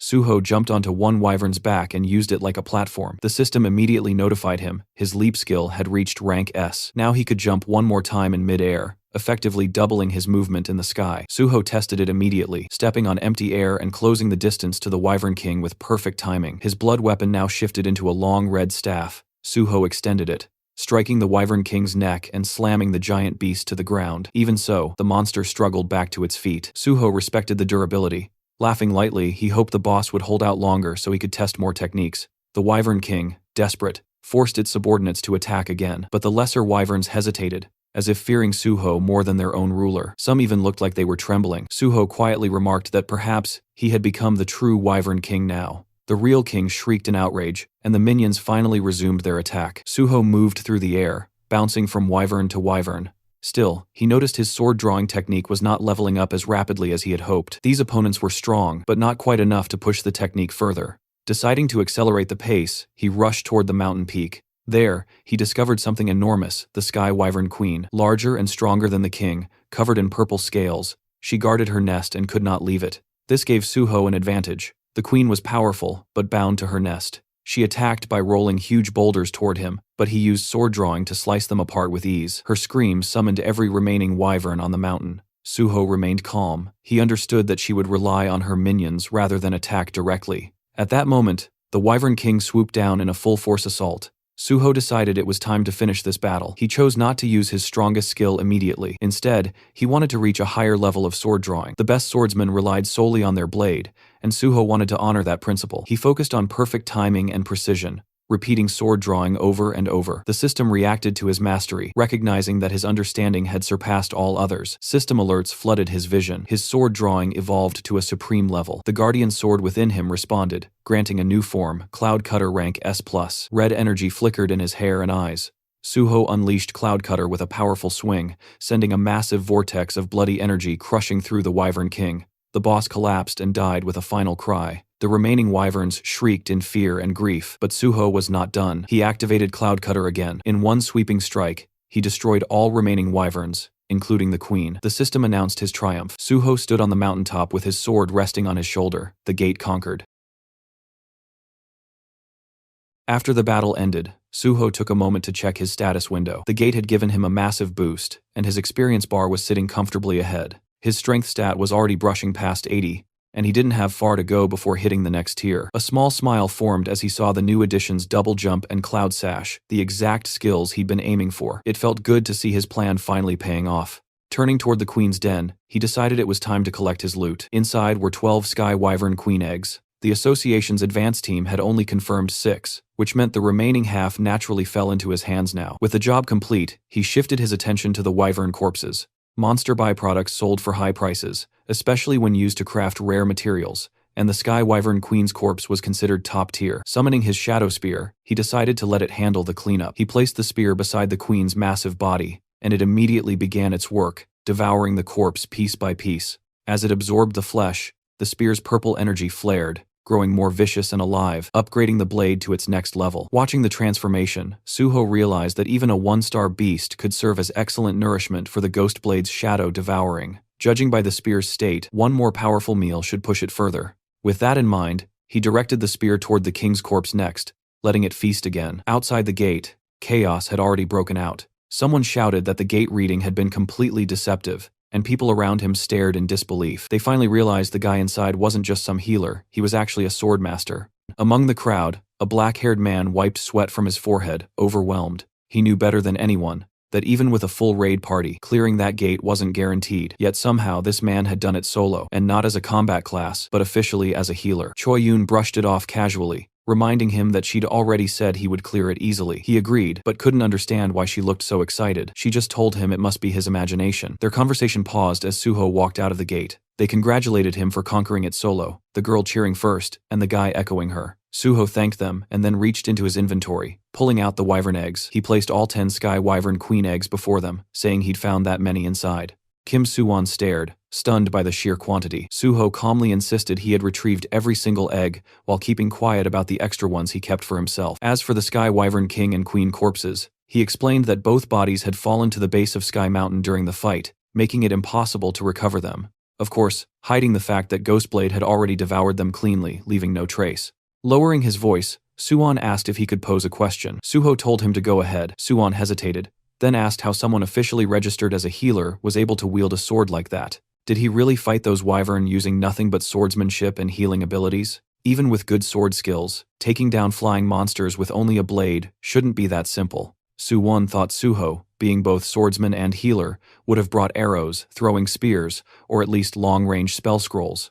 As a fellow hunter, he was dying to know how the hell Suho managed it. Suho simply smiled and told him one sword was enough. Suwon stared at him like an amazed fanboy, asking if he really meant he took down all those flying wyverns, including the king and queen, with only that one sword. Suho confirmed it. Suwon practically lit up, thrilled and glowing with admiration, while Choi Yun nudged him, asking if this wasn't the same guy who had been whining earlier. Changing the topic, Suho asked Choi Yun if he had fulfilled all the conditions. Choi Yun happily said he had more than fulfilled them. He'd solo cleared the gate and recovered all 10 eggs. As promised, she guaranteed him free use of the largest unit in the Cheongdam residence, adding that her boss never went back on their word. She then asked when he wanted to start using it. Suho told her he wanted to start today, and also requested access to future reports on items and magic stones. He asked if that was possible. Smiling, she said it absolutely was. He could contact her for anything, from item disposal to money laundering, and she'd provide top-tier service. Suho suddenly pushed a small diary toward her, saying he had one more favor. She told him to go ahead. Inside was a photo of a green-haired man. Suho asked about a patient named Nam Hae-won at the Yeongdong Post Dan Yak Center and said he needed information on him. Flipping through the diary, Choi Yun realized it was the exact file she had retrieved earlier. Confused, she asked what this Hae-won person actually did. Didn't Suho mention he was some kind of technician? Suho opened his car door and asked if he really needed to explain the whole backstory every time he requested a favor. She quickly apologized, saying she slipped again. As he settled into the driver's seat, she complained from outside the car that she felt hurt after everything they did together. Shouldn't they be able to talk more freely by now? Suho calmly replied that she could ask how he was doing, but nothing beyond that. Clasping her hands dramatically, she muttered that he was cold. Then she informed him the Cheongdam residence would be ready in 2 hours, and she'd send the address once everything was set. He told her to also send him Hae-won's information. Checking her phone, she said he was indeed a patient at the Dan Yak Center, and that digging into Junkie's records would take only a few dozen minutes. She scrolled through her contacts and told him she'd get back to him shortly. After some time while driving, Suho received a call from Choi Yun. She told him the Cheongdam residence was ready for immediate use, and she had already gathered all the information on Nam Hae-won and sent it directly to his phone. Suho thanked her for the work, but Choyo still pushed, asking why he was digging into a person who is a drug addict. Suho simply ended the call, refusing to entertain the question any further. He opened the map location she sent. Looking at the screen, he muttered the name Yeongdong-po, realizing this was where the man and deciding he would go recruit him now. Soon after, he arrived in front of a cluster of old, worn-down buildings that looked more like a slum than anything else. Standing before one of the structures, he noted that this must be the house where Nam Hae-won stayed, another semi-basement. He glanced through one of the small windows and noticed the curtains pulled shut from the inside. He pressed the doorbell, only to realize it was broken, so he began pounding on the door, calling out for Nam Hae-won. After a moment with no response, he assumed the guy wasn't home and said he would have to return later. What he didn't know was that inside the room, 3 men were standing over a collapsed Nam Hae-won. The brown-haired thug crouched beside him, asking if Hae-won really had visitors coming by, deciding they should finish the job before anyone saw him. Before he could act, a heavy thud shook the entire door. All 3 thugs froze instantly, startled by the sudden impact. The one responsible, of course, was Suho. As he stepped inside, the tattooed thug demanded to know who he was, but Suho shut the bitch down coldly, saying his identity was none of their business. The tattooed thug tried to swear at him, but before he could get the full insult out, Suho's hand struck across his cheek with a sharp, rapid slap. It was so fast that the other 2 didn't even register what happened until the man staggered back. Suho glared at the remaining thugs, his voice heavy as he ordered them to come here, every single one of them. Outside the room, Suho had already confirmed 4 presences inside using his magic detection. Now 2 of them were shouting in front of him, demanding his identity and yelling who the hell he was. The second thug, standing beside the first, kept staring at Suho as if he recognized him from somewhere. The third thug was still lying unconscious from Suho's earlier slap, and the fourth was none other than Nam Hae-won himself. One of the 2 remaining thugs stepped closer, accusing Suho of ignoring him. He didn't get another word out before Suho casually swung a powerful slap across his face. The guy's expression twisted into something both hilarious and tragic as he flew backward and collapsed onto the floor. The last conscious thug witnessed everything, the first slap, the second, and now his second friend, dropping like a broken puppet. He barely had time to react before Suho turned his head and delivered another brutal slap. This one sent him spinning in a full circular motion, crashing far across the room and landing in the most dramatic fall of the three. Suho walked over and checked one of the men's breathing, wondering if he had hit him hard enough to actually kill him. Satisfied that they were still alive, he shifted his attention to Nam Haewon. He lifted Haewon by the shoulder and told him to get up if he was fine. But the moment he got a clear look at the man's face, Suho froze. Haewon's hand was limp and drugged, his expression twisted unnaturally. A syringe lay discarded beside him, and Suho realized what had happened. Those thugs had injected him with something and tormented him afterward. Judging by how stiff his body felt, almost petrified, the injection had been done a while ago. Checking his breathing and physical state, Suho understood quickly that the poison symptoms were serious. He needed to act fast. He activated his recovery skill, the evolved form of cure. He had upgraded cure into recovery, specifically for scenarios like this: real illnesses, real poisonings, real damage unrelated to the system. Originally, the skill only affected the area his hands touched, but Isabella had once told him that pouring magic into it allowed him to forcibly expand the range. A slow grin spread across his face as he channeled magic into his hands. He thought about how he was now using information gained from someone who once tried to kill him to save someone else. The world truly worked in wild ways. After some time under Suho's treatment, Haewon slowly opened his eyes. His vision was still blurry, and the first thing he saw was a blurry figure asking if he was awake. He stood up fast. Suho calmly told him that this was his home. When Haewon finally focused, he noticed the beaten thugs sprawled across the room and looked terrified, asking why they were in that state, and who the guy even was. Suho replied that they refused to listen, so he restrained them. But the more important issue was the drug in Haewon's system. Shaking violently, Haewon insisted he never took anything on his own. He said they forced it, they injected him, and he begged Suho to believe him. Trembling, he repeated that it was the truth. Suho watched him and realized the guy was too agitated to talk properly like this. In his past life, Suho remembered an interview from when Haewon later became a famous blacksmith. In that interview, he admitted the Changsik gang had forcibly injected him with drugs, and he suffered long-term after-effects of addiction because of it. With that memory in mind, Suho decided to treat him properly. He placed his hand close to Nam Haewon, and the system responded. The ring of emotions reacted to the strongest emotions in the target. The color being absorbed was black. Suddenly, Haewon clutched his chest, overwhelmed by the pain. Then, as the ring drew out his dark emotions, the tension eased, and he felt relief wash over him. Once the process ended, Suho asked if he was feeling better, and the green-haired boy nodded. Suho stood and told him he believed him. He addressed him properly as Mr. Nam Haewon, confirming that the people who injected him belonged to the Changsik gang, and that the thugs on the floor were from the same group. The Changsik gang's original name has been Gold Made Hand, but the intention behind the naming was so ridiculous that the association simply renamed them as Changsik Gang. Suho asked Haewon if he was attending a rehab center. Still shaking, Haewon said yes, then asked how Suho knew. Suho answered lightly, saying he found out while digging into the Changsik Gang. He reassured him he no longer needed to worry. Forcing drugs on someone already in rehab was a serious crime, and Suho said he would personally take responsibility and resolve the case. Haewon's expression brightened,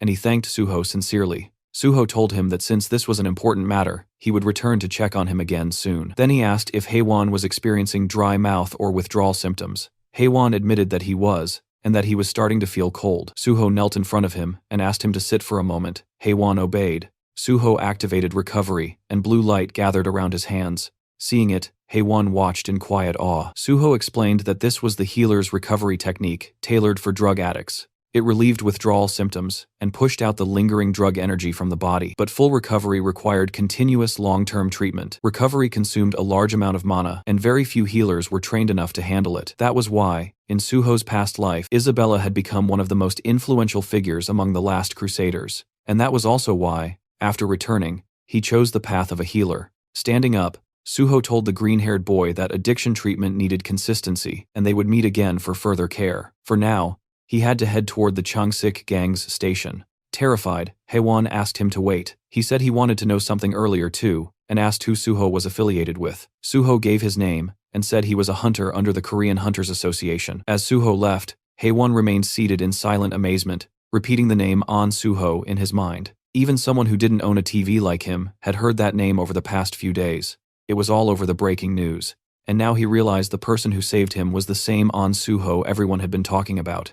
From above, the slum looked like a war-torn zone. After multiple gate shocks, half of Yangdongpo had collapsed into ruin, turning firmly into a slum. Suho walked through its broken streets, the air heavy with neglect. Since the district sat right in the center of Seoul, it had eventually become a perfect breeding ground for crime. He looked up at the crumbling surroundings, thinking that this must be the place that both the police and the association pretended not to see. In front of him stood a building with a bold sign that read, "Gold Made." Suho stared at it, wondering what kind of gang had the audacity to brand themselves with such a grandiose name. He pushed open the door and stepped inside. The first floor was a convenience store, shelves intact, lights on. Suho immediately understood the situation. A convenience store in the middle of a slum, still operating smoothly, was clear proof that the place was being openly run by gangsters. There was no way it would remain untouched without heavy backing behind it. He walked to the back of the store and found a staircase. As he climbed, a voice barked from above telling him to freeze.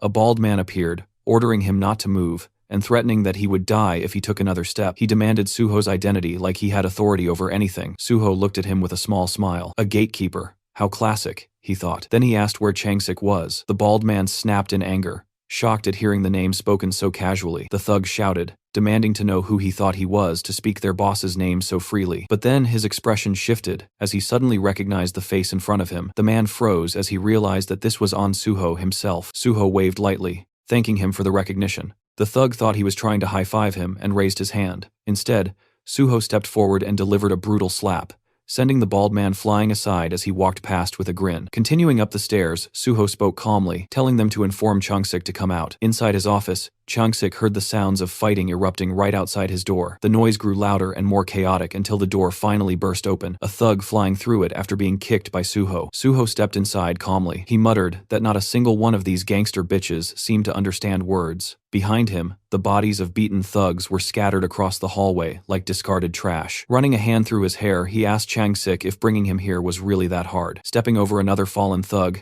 he added that he wondered what the gang would even do if he resisted. Changsik sat in front of him with a straight, unreadable expression. Two bodyguards stood behind him like statues. As Suho approached, he knew exactly what kind of place this was. More than 80% of this organization's members were awakened. The fact that awakened criminals operated openly like this was proof that the nation's security had already collapsed. In his previous life, the Changsik gang had grown even larger than this current version. They had created countless victims, and it took an exhausting amount of time to take them down. Remembering that, Suho clenched his fist. In a cold tone, he said that this was exactly why cancer needed to be removed before it grew. Changsik tried to speak, addressing him as Hunter An Suho, and asking what he was doing so suddenly. Suho stepped closer, telling him not to act clueless. They were the ones who started all of this. Changsik demanded to know when he supposedly started anything. Suho told him he was playing dumb to the very end. He said they messed with someone named Haiwon. He dropped a syringe on the desk, and both the boss and the bodyguards stared at it. Suho told them he had just met Haiwon himself. He asked if they truly intended to keep denying it. Changsik leaned toward his subordinate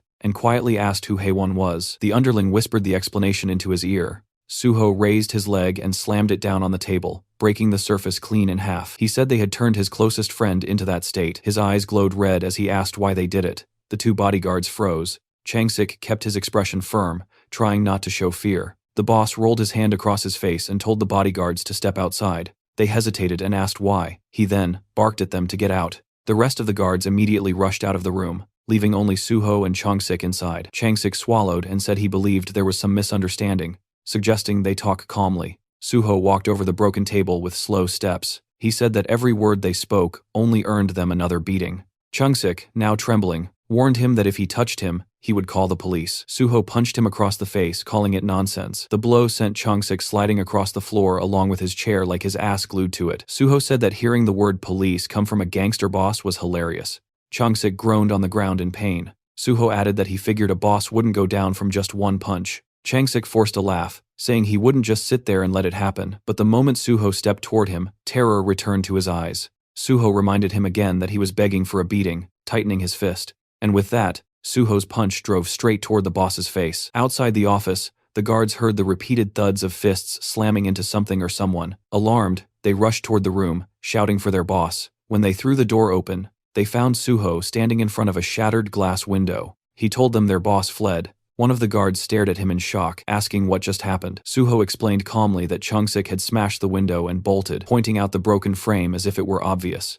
The baldy guard raised his hand like a confused school kid, saying that this was the 3rd floor. Suho brushed him off, telling him that Chung-sik was a level 100 hunter who could roll out of something like that without a problem, so they should stop babbling nonsense. With a smile, he told them he planned to dismantle this entire place starting now. Then he added that anyone who wanted to come with him could follow him straight to Cheongok. Just hearing the name made the entire group freeze. Cheongok was the correctional facility next to Cheonsong Penitentiary. While Cheonsong held regular criminals, Cheongok held awakened offenders. Since the whole place was filled with violent awakened criminals, it was practically a hell within hell. A pro version of hell. Only the strong survived there. Its reputation alone was enough to make half-baked punks bitches tremble, exactly like the situation unfolding now. Sweat poured down their faces. Suho reminded them that he had connections to the Great Hunter Association. He told them to run before he tossed them all inside. Otherwise, he would drag them along with Changsik straight to Cheongok. The thugs gritted their teeth in terror, then the next second they bolted at full speed, shouting that they don't know any boss.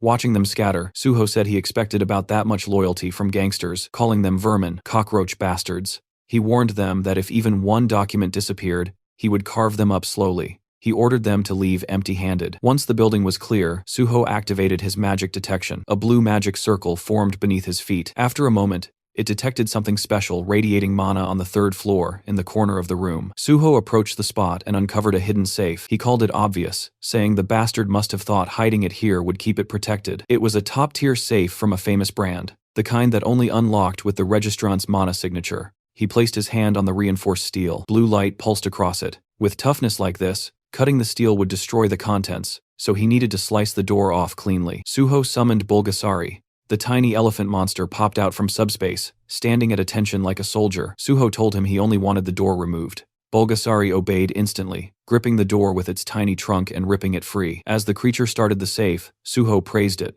telling it to eat well. Inside the safe, he found cash and gold bars, but none of that mattered to him. What he actually came for was the dark ledger filled with the names of countless victims. The Changsik gang had begun with loan sharking, preying on ordinary people to build power. Later, they recruited hunters and deliberately addicted them to Avicenne 1 drugs to control and extort them. This addiction operation was the backbone of their entire influence. The drug was far more potent than ordinary narcotics, and in the end, no one could resist it. Holding the documents, Suho thought of Nam Haewon. He realized Haewon was one of the rare cases who managed to escape. Without his personal strength, even he would have fallen completely. Suho thought they deserved the Cheongok prison for crimes like this. He promised himself he would make every last one of them feel exactly what their victims felt down to the bone. After the wild fight, Suho brought Nam Haewon back to his small apartment and finished healing him. Haewon kept thanking him over and over, finally able to breathe normally again.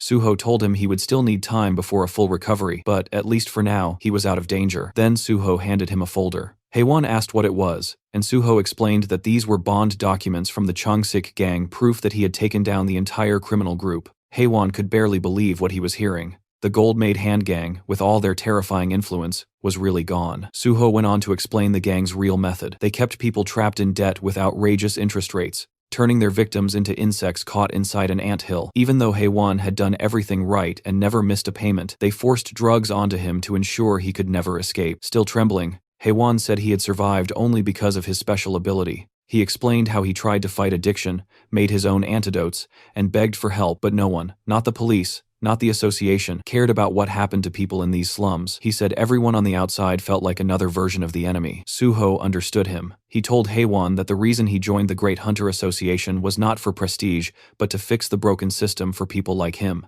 Suho placed a reassuring hand on his shoulder and praised his courage. Overwhelmed, Haewon broke down and thanked him again and again. Then Suho shifted the conversation to something important. It was time for a new proposal and potentially a new ally. He asked if Haewon was ready, and Haewon said he was. Suho explained that he had learned about Haewon's special power, synthesis. With synthesis, Haewon could combine any materials and create a brand new result. The outcome always matched what he intended. That was the core of his extremely overpowered ability. Suho said that while reading the gang's files, he discovered how huge the number of drug victims really was. There were far too many for him to treat alone, but Haewon had already made secret antidotes before, so Suho offered him a real job to create a proper neutralizer to help even more people. He promised top pay, a luxury safe house, and full medical support for Haewon's own addiction recovery. Haewon looked stunned. He thought being healed was already far more than he ever deserved. Now he was being given a chance to help others, live safely, and get paid for it. To him, this felt like something a hero would do. He thought that if a godlike hero existed, Suho must be that person. Haewon said he would do it. He said he needed no extra payment, and he would work as hard as he could out of gratitude alone. But Suho, firm as always, said he would pay him properly, so everything stayed official and fair. After that, they went to Suho's new base, the building he was granted earlier. It was a 3-story place in Cheongdam, with friendly staff, a full lab on the top floor, and everything Haewon would need. Even the Banshee team showed up, curious to see the fancy place, but they left immediately after their workaholic boss dumped another assignment on them. Meanwhile, Haewon was in awe. Suho told him to pick a room, get settled, and start working on antidotes as soon as he was ready. Suho said he had to leave for Nexus HQ, but Haewon could contact him anytime. Later, Suho got on a call with reporter Jinwi. He gave him the full scoop on the hidden crimes in the slums. Jinwi, being the genius reporter he was, said he could expand the story tenfold. He would frame Suho as the hunter who stormed into a dangerous slum, crushed a criminal organization, saved the victims, and sparked a new era of hope for the people living there. He said he wanted to create a major feature article with all the details so the world could not ignore it. Suho believed him completely. Public influence was exactly that reporter's specialty. Afterward, Suho met with guild leader Bai Dong-yuk at Nexus Guild and laid out the plan. Nexus would buy every neutralizer Haewon produced, helping victims all across Korea. The uplifting story would shift Nexus's reputation, turning them into a guild with a genuine hero presence, the kind the world would finally take seriously. Dong-yuk was thrilled. He shook Suho's hand and promised to look after Haewon from now on. With everything lining up, Suho felt good. The win-win plan was in motion: heal the people, spread the truth, make the criminals pay, and show the world that real change was finally possible. The scene cuts to Chung-sik, the once feared boss who made slums, Neil now reduced to a shaking wreck inside a trashed luxury room. He was on his knees, trembling. Suho's name kept echoing inside his mind like a curse he could not escape. No one had to spell out what happened. The syringe and the half-empty bottle beside him made everything clear. He had taken some kind of drug, the kind that burned strength into the body while tearing holes through the mind. Those substances twisted people from the inside, and his scattered expression showed exactly that. He muttered Suho's name, obsessively, like it was the only thought left in his fractured skull. The moment Suho stepped through the glowing blue portal, he entered his secret subspace that had once been a fancy private domain of polished marble and luxurious furniture. Now, the place looked like a disaster zone, as if a tornado had torn straight through it. He scanned the area, noting the cracked marble floor and the expensive furniture knocked over and scattered across the ground. To him, it was clear that someone had completely wrecked the place. On the floor, Chung-sik lay twitching, his skin pale and his body reacting in strange spasms. Suho observed him and figured that the drug must have done something unbelievably intense to the guy. It became obvious that this gangster had not run away, but had been dragged into Suho's subspace instead, effectively kidnapped by the chaos of the situation. Suho walked over, knelt beside him, and placed a hand on his body. His blue healing energy flowed instantly, and the system announced that recovery had begun. Chung-sik, still dazed, looked like someone who had just escaped a bizarre nightmare. Suho demanded that he pull himself together, offering no calm or gentleness in his tone. Suddenly, Chung-sik snapped into anger and panic. He grew wild, yelling incoherently as he lunged forward to attack Suho. Suho barely reacted, simply kicking him in the chest and sending him flying backward like it was effortless. Chung-sik continued screaming, desperate to be let out, spiraling into fear as though he believed he was trapped with a monster. Suho smirked and rolled his eyes, noting to himself that Chung-sik still had a lot of energy. He assumed the drug was overstimulating him, but mentioned to himself that he had brought extra, so the man did not need to worry. Sensing danger again, Chung-sik crumbled into full desperation. He dropped to the floor, crawling and begging Suho to release him, insisting he would do anything to avoid experiencing the drug again. Suho had no sympathy. He stepped onto Chung-sik's chest with force, pressing him down firmly. Chung-sik screamed for help, insisting that he had been kidnapped, but Suho reminded himself that no one could enter this place, and that the fools from Chung-sik's gang had already run away. He promised internally that he would hunt them down and make them pay as well. For now, he instructed the criminal to sit still, reflect on his choices, and drown in regret, since that was the only useful thing available to him at the moment. Later in the afternoon, Suho returned to his new house. Haewon came running toward him, full of excitement. Suho noticed how hyped he was, and Haewon proudly revealed that he had just finished creating a brand new neutralizer for the dangerous drug. The new version was called Hammer 2. The system displayed information identifying Hammer 2 as a grade C item that excelled at neutralizing the effects of the drug, called illusion. Suho felt genuinely impressed, especially since Haewon had made it in only 2 hours. Haewon explained that he had improved the old version, naming it Hammer 2 because it metaphorically smashed illusions. Suho recalled how Hammer 4 had saved lives in his past life, which meant Hammer 2 should still be a reliable creation even if it was not the strongest one yet. Haewon attributed the success to Suho's help and described the entire process as similar to grinding for items in a game. He believed that with enough time and money, luck would eventually follow. Suho thought Haewon was always humble and wondered how much stronger he would become when he leveled up further. Suho then asked if Hammer 2 could be produced in bulk, and Haewon agreed enthusiastically. He had already completed the formula, meaning they could make large quantities as long as they gathered the necessary ingredients.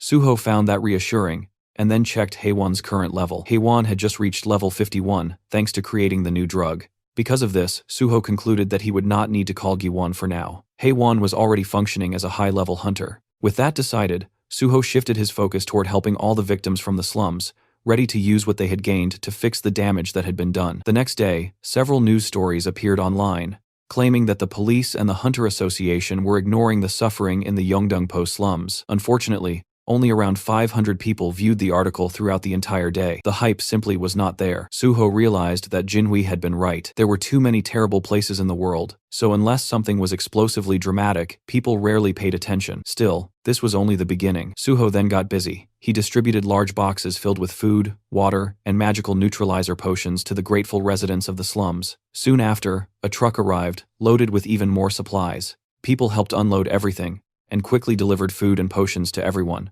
Suho thought Nexus had truly come through with support. His phone rang. Chief Pai was on the other end, speaking to him with the energy of a relaxed uncle, as they discussed tomorrow's appreciation plaque ceremony. They agreed to keep it short and simple. Suho felt secretly thrilled, because receiving a plaque meant the possibility of special recruitment. After some light conversation, Suho called Jinhui to talk about the ceremony and the news. While the slum article did not get many views, he believed it had probably caused trouble for the reporter with the Hunter Association. But Jinhui remained calm, mentioning that only popular stories went viral, and that he had broken no laws. He added that he planned to upload part 2 soon, and that the PBS news group would likely report on the ceremony as well. He then asked if Suho had an Instagram account. Suho did not. This annoyed the reporter, who said many fans were waiting to follow him. Then the conversation took a strange turn. There was an entire fan cafe for Suho, called Anshin Temple, where fans referred to him as the Guardian Priest. Suho realized that the moderator running the cafe was actually Jinhui himself. The reporter admitted to managing it so that Suho's reputation would stay clean, and to avoid unnecessary drama caused by other chaotic fan groups. The logic was reasonable. He also offered to manage an Instagram account for Suho, boasting about his social media skills, and saying he could help Suho become extremely popular. But Suho preferred doing things himself. He asked the reporter to simply send content for posting, and he would copy and paste it.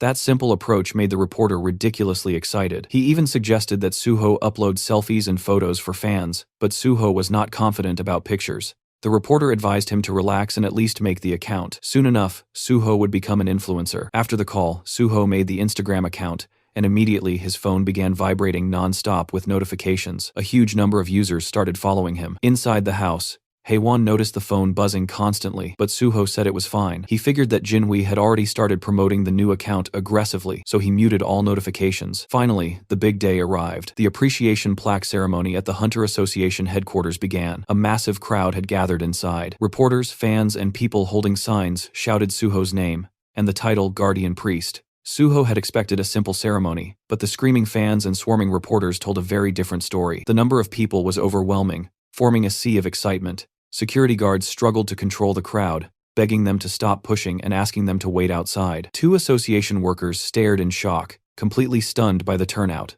They checked and confirmed that all these people had come for only one person, Hunter On Suho. They found it unbelievable, especially because the event had never been posted online. It was the first time in the association's history that such a scenario had occurred for an unofficial event. Suho's fame had reached another level entirely. Inside the auditorium, the chaos continued. Fans filled the entire space, holding signs for On Suho and Sword God, buzzing with anticipation. One girl even mentioned that she had skipped school just to attend. Others discussed how the fan club president, Golden Horse, was absent, so they planned to take plenty of photos for her. In the press section, reporter Jo Jinhui was busy texting. He informed Suho that a massive crowd had shown up for him and asked where the MC was. Suho had actually arrived early, and had been observing everything while using his monochrome solitude skill, which made him invisible to others unless he chose to be seen. A fan sat directly in front of him, with no idea that the sword god was right behind her. Suho soon received a message from Chief Pai, asking him to meet in the hallway, next to the waiting room. He slipped out silently to meet his senior.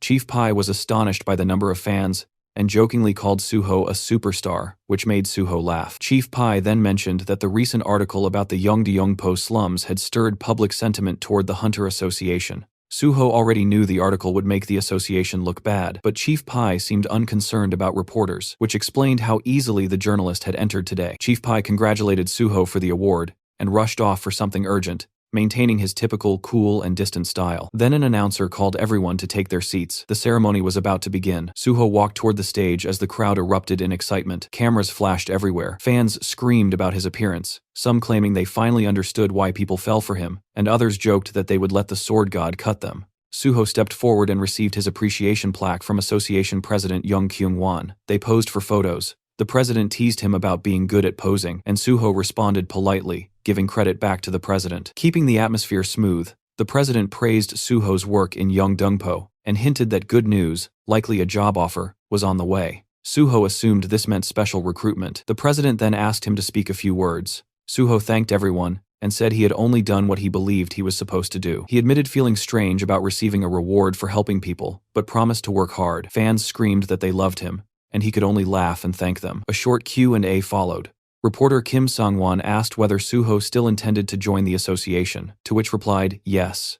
Another reporter mentioned the new Instagram account, and Suho explained that a friend recommended it, so he decided to try it. Someone else noted that he had gained 50,000 followers in a single day, and asked how it felt. Suho said he had turned off notifications and did not know, but he could tell people were interested. Someone asked what his first post would be. Suho said he would probably upload the plaque he received today. Then Jinwi stood up and the room instantly tensed.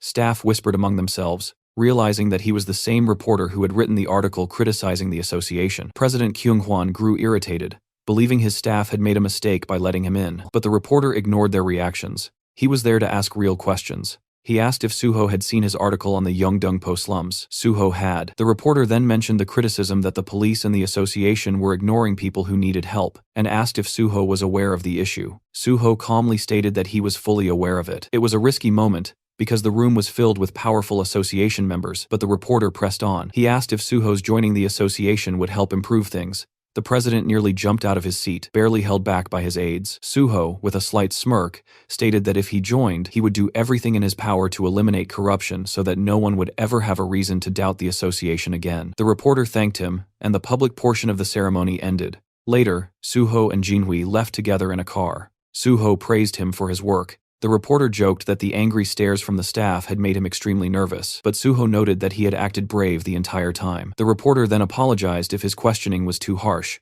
explaining that his job required him to act while public attention was still focused. He wanted to maintain the momentum, and that was why he planned to release another article soon. Suho appreciated it because he finally got to express what he truly wanted to say about improving the association. The reporter was almost in disbelief that Suho meant every word, but Suho clarified that he would not lie while receiving an award. He genuinely intended to make changes.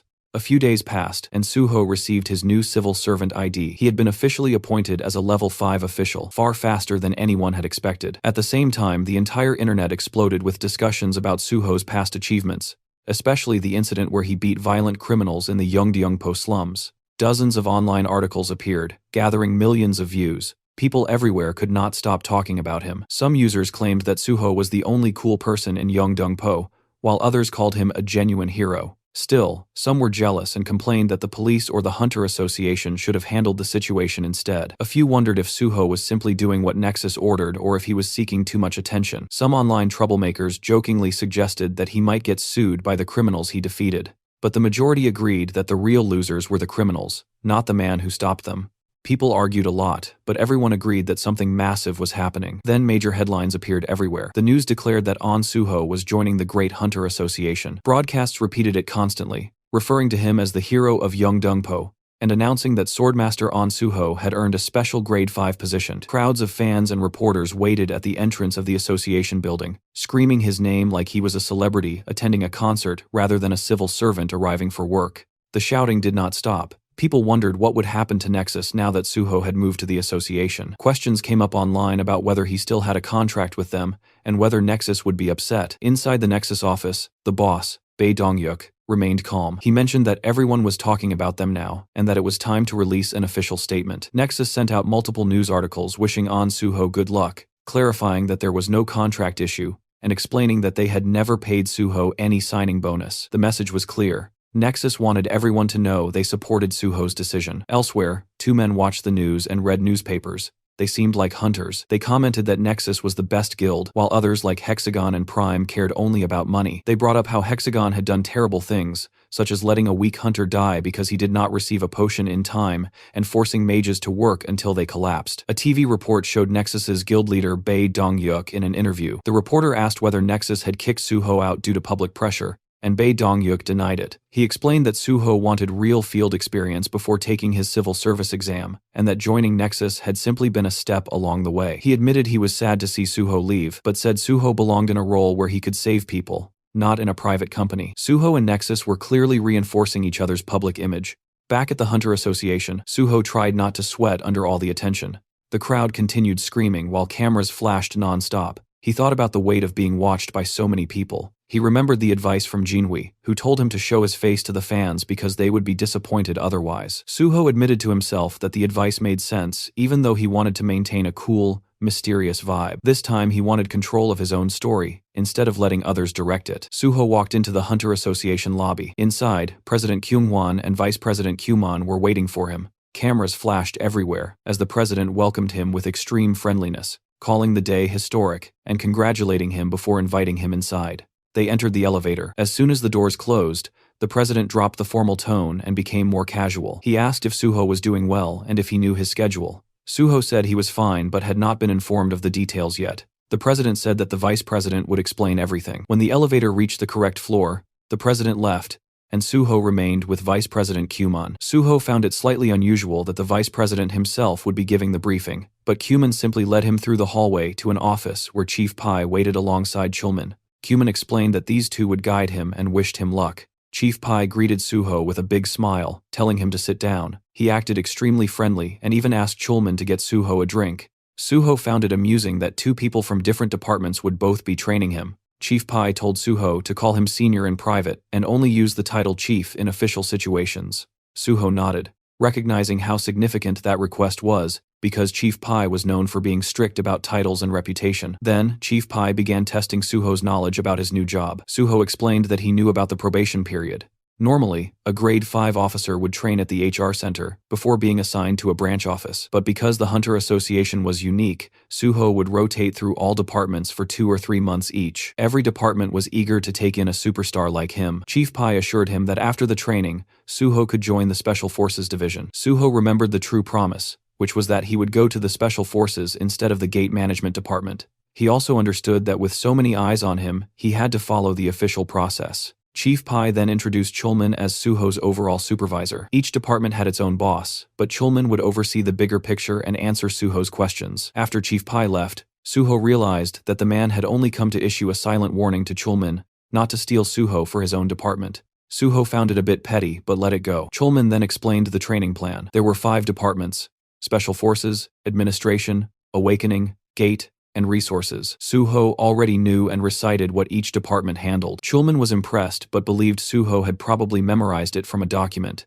He informed Suho that his first rotation would be in the Awakening department. As they walked toward the department, Suho noted that this meant he would meet Director Lee Wanek, a member of the president's faction, and someone Suho planned to remove later. Chulman continued explaining that every department would have people monitoring Suho and giving him tests, which meant he had to pass everything thrown his way. Still, Chulman remained confidently positive, insisting Suho would do just fine, keeping the cheerful, supportive attitude he always carried. When they arrived at the Awakening department, Suho immediately thought to himself that he would not need his memory abilities for this part. There was one person here no one could ever forget. Inside the office stood Lee Wanek, looking authoritative behind his desk. He stood up immediately to greet them, calling it an honor to have a national superstar like Suho start his first rotation in the department. He also said he would be the one grading Suho's work, and acted overly friendly. Suho's thoughts drifted to what he knew about this man. Wanek was famous inside the association, and had close ties with the chairman. After leaving for another company, rumors circulated that he was involved in human trafficking, but nothing came to light because Kyunghwan had covered it up. Suho believed things might turn out differently this time since he now knew the truth about the past. This place needed to be cleaned from top to bottom. Someone knocked on the door, and Wanek identified the visitor as Junsong before calling him in. He introduced him as the officer who would help Suho in the Awakening department. The two shook hands politely, and Junsong said he had heard a lot about Suho,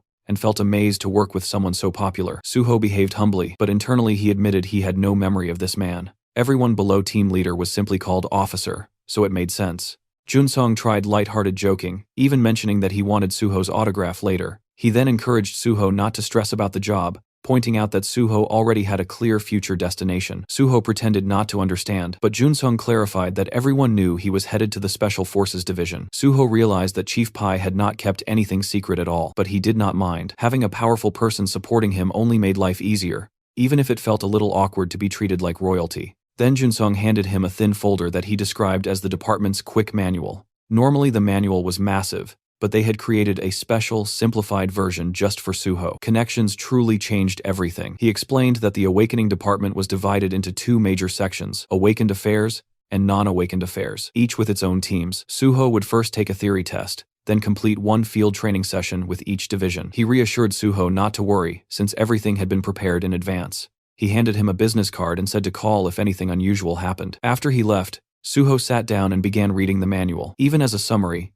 it felt like a lot, but Suho did not feel burdened. He had the library of memories, which worked like a cheat system for his brain. The system activated, and all the information flowed into his mind effortlessly. For him, any memory test was trivial. Around 40 minutes later, Junsong returned and said it was time to begin. He expected the test to take at least 30 minutes, because the questions were designed to be difficult and tricky. But once Suho began, his pen flew across the paper like a machine. Junsong stared in disbelief. Suho finished in 10 minutes and handed in the paper calmly. It was the first time anyone had completed the test that fast. While Suho prepared to leave, Junsong tried showing him the cafeteria, but Suho declined, saying he already had lunch plans. Then Suho made a secret phone call to Chulman. He asked if Chulman was busy, and since he was not, Suho suggested they eat lunch together and asked him not to tell anyone. Chulman agreed enthusiastically. Back in Chulman's office, Junsong entered while the supervisor was ending his phone call. He informed him that Suho had finished the theory test. Chulman was surprised it was already over, but Junsong insisted it was true. They examined the test together and put it into the grading machine with nervous anticipation. The machine displayed a perfect score of 100. Thinking it might be a malfunction,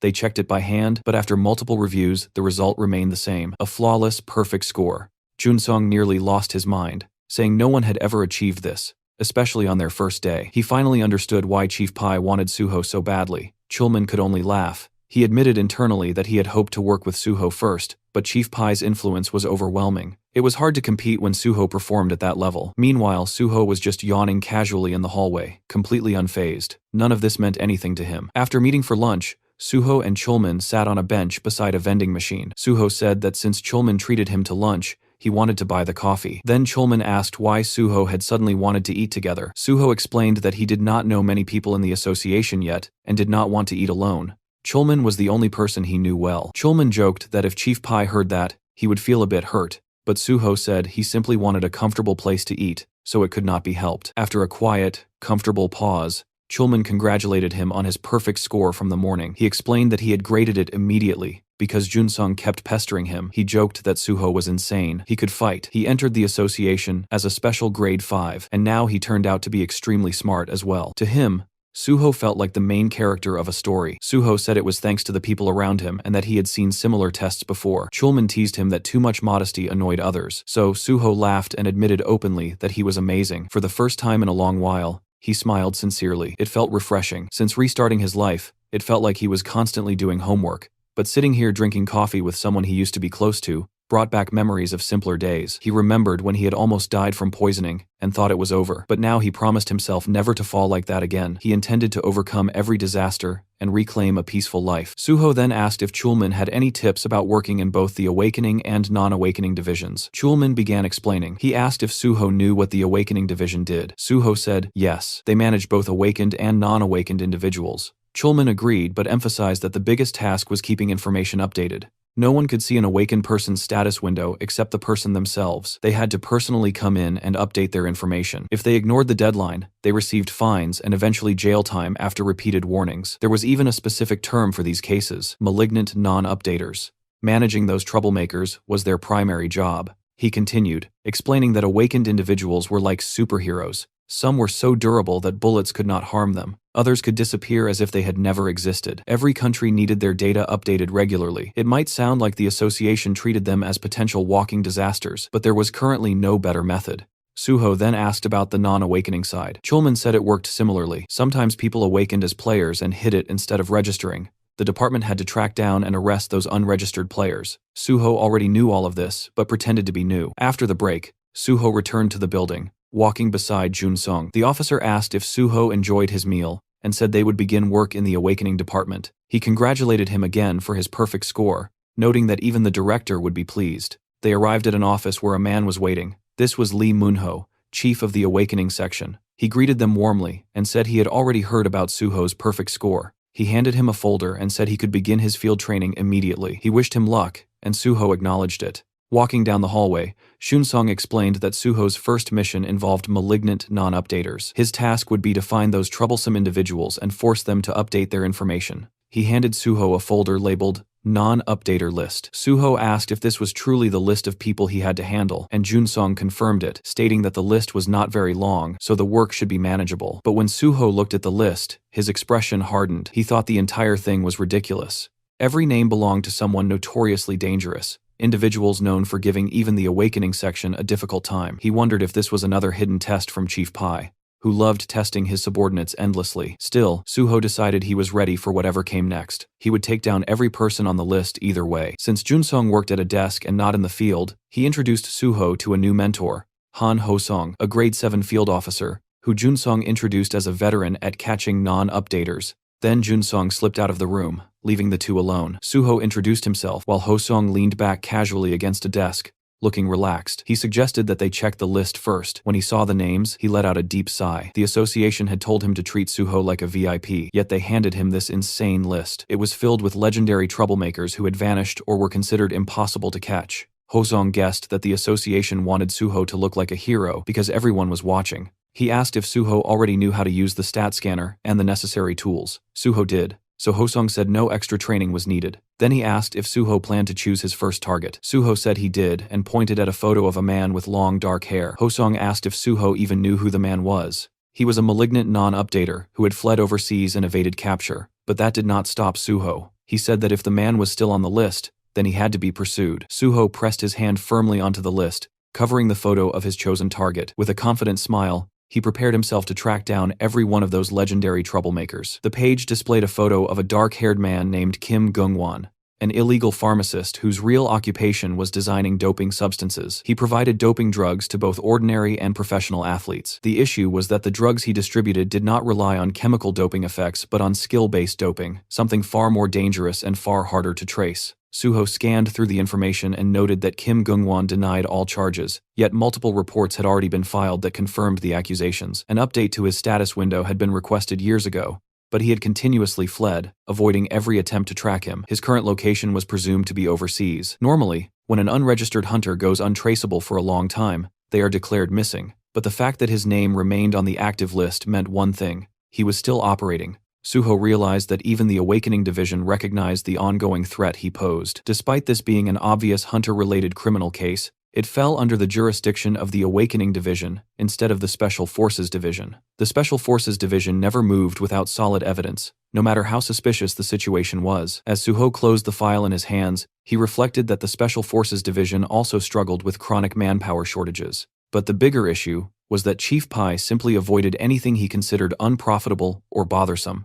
Han Ho-sung scratched his neck and expressed his concern that the suspicion was understandable, but catching someone presumed to be overseas seemed impossible. Suho stared at him and questioned whether he truly believed the man was overseas. Ho-sung reacted with shock. Suho explained that Kim Gung-won was absolutely still in Korea. The reports mentioned that domestic athletes were still using his substances, and the fact that his drugs were easily accessible meant his base had to be inside the country. Suho pointed out that drug smuggling procedures were extremely strict, making it nearly impossible to maintain such a smooth supply line from abroad. Ho-sung, taking a seat, admitted that the reasoning was convincing, but a report remained only a report. They still did not know for sure if those individuals were actually using doping drugs. Suho looked him in the eye and decided they would verify it themselves. Ho-sung responded that skill-based doping left no physical traces in the body, unlike chemical doping, which created a major challenge. Suho declared that he would handle the verification personally, which only confused Ho-sung further. The officer pointed out that this wasn't even an official request for acquisition, but only an anonymous tip, meaning Suho would not receive a warrant. He wondered how Suho intended to manage anything without one. Suho remained firm. He stated that he had a separate plan and wanted to handle this case alone. It was technically a field evaluation, so he wanted the chance to attempt his own method first. If it failed, They could revert to Ho-seong's approach afterward.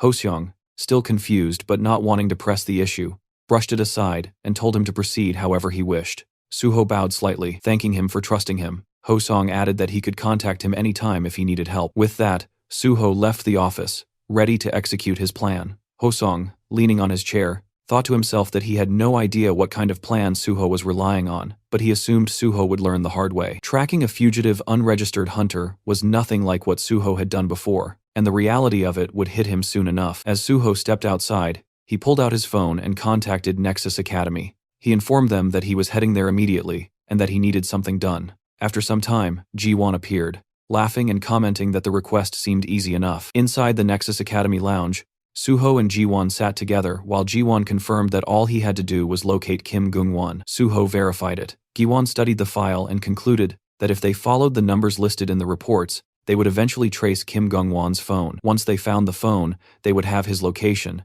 and Suho could take him down from there. Suho watched him and felt certain he had made the right decision by coming to him. Ji-won, shyly brushing it off, said it was a simple task and asked if they should begin right away. He mentioned that one more person would join them, and that person was Hyungmin from the Banshee team. Ji-won wondered why Hyungmin was involved, but Suho explained that Hyungmin's ability was essential. They would infiltrate a heavily secured phone and extract data from inside it. Now Ji-won understood the purpose. With the plan settled, Suho signaled the start. Sometime later, Ji-won made a phone call pretending to be someone named Kwon Songmin from a telecom base station, asking if the phone belonged to Mr. Hamdeo and advertising a new internet plan. The person on the other end only responded with disinterest and cut the call. Suho observed him and noted how good he was at acting. Ji-won brushed it off and said that since they confirmed the informant's number was legitimate, it was time to move forward. Ji-won activated his digitization skill, and immediately the three of them shrank and entered the smartphone. They landed on the digital screen inside the device, confirming they were in the correct place. Ji-won explained that all they needed to do was find traces of contact or trade records with a drug dealer, and searching text messages or messenger apps would make it quick. They spotted a Telegram icon, recalling that Telegram was commonly used for such illegal trades, so they started there. When Ji-won approached the icon and tried to access it, he realized it was locked, which made him tense. Suho looked at Hyungmin and indicated that he would handle it. Ji-won grew confused and warned that firewalls like this were not easy to break. Suho explained that Ji-won did not know Hyungmin's personal skill. Hyungmin had the ability to create a special doorway capable of bypassing any barrier. His skill was called portal creation. Hyungmin raised his hands as a blue orb formed, and suddenly a door appeared in front of him. Suho understood in that moment that apps like Telegram would normally alert users of hacking attempts, but Hyungmin's ability did not attack the firewall. It created an entrance through it, leaving no trace. It reminded Suho how the Banshee team had carried out terror strikes with precision thanks to Hyungmin. Meanwhile, Ji-won thought about his past struggles, remembering the time he dealt with firewalls through manual labor and sheer effort. Suho, noticing his gloomy expression,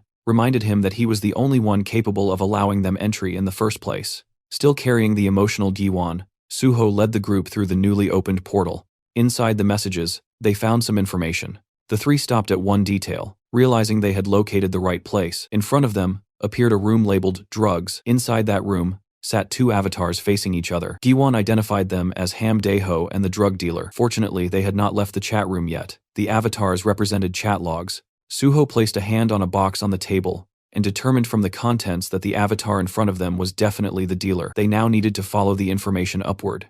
Ji-won confirmed that the door behind the dealer's avatar led into the dealer's own Telegram account. Once they went through it, they found multiple doors, each representing different transactions the dealer had completed. Ji-won was amazed that the chat rooms visualized as an entire building showed how many people had communicated with the dealer. Suho studied it and said it was time to send every one of them back to prison. They then began tracking the top of the chain. Suho instructed them to search every chat and collect phone numbers and call records. Eventually, Suho and Ji-won found a particular number. Ji-won identified it as the supplier. If they followed it, they would reach the source. The trio repeated the same process for a while, searching for more intels. After hours of searching, they walked out of another digital doorway, feeling exhausted. Suho wondered aloud how many layers of subcontracting existed. Hyungmin, drained, guessed they were being extra cautious given the nature of their business. Suho believed that after tracing so many layers, it was time they finally found something concrete. At that moment, Hyungmin opened another door and discovered Kim Gung-won's phone. Inside the digital room, photographs of the man were plastered on every wall, ceiling, and corner. Top, bottom, everywhere. Hyungmin was shocked at the overwhelming number of images. Ji-won stared at the photos in confusion, wondering why the man's ego had inflated so dramatically and why he had so many selfies. Suho explained that these were likely arbitrary self-photographs used for verification or identity tracking. He then said that since the GPS remained active, they could retrieve the location and head back. Soon enough, Jiwon compared the data and pinpointed Kim Gungwon's home. Suho asked where it was, and Jiwon explained that the location was in Gangnam, Seoul, at Acro Tower. Inside one of the tower rooms, a bulky man with a nasty scar across his face lounged back with the kind of smugness only dirty money could buy, bragging that profits were soaring thanks to their dear Mr. Gung. This was Baek Jeom, the boss of the Platinum Gang, and across from him sat Kim Gungwon, pretending to stay humble while soaking in the praise. He claimed his results were always great because of Baek, then casually brought up whether the police were fully handled. Baek confirmed without hesitation, saying every layer of law enforcement, from cops to prosecutors to even the Hunter Association, had already been bribed, and none of them could be touched. Right then, the lights flickered out and the whole room dipped into darkness. Everyone automatically glanced upward. Gungwon muttered about a power outage while Baek Jeom quietly assumed the same. Gungwon complained that this wasn't some cheap building, and there was no gate rupture happening, so the power cutting out made no sense.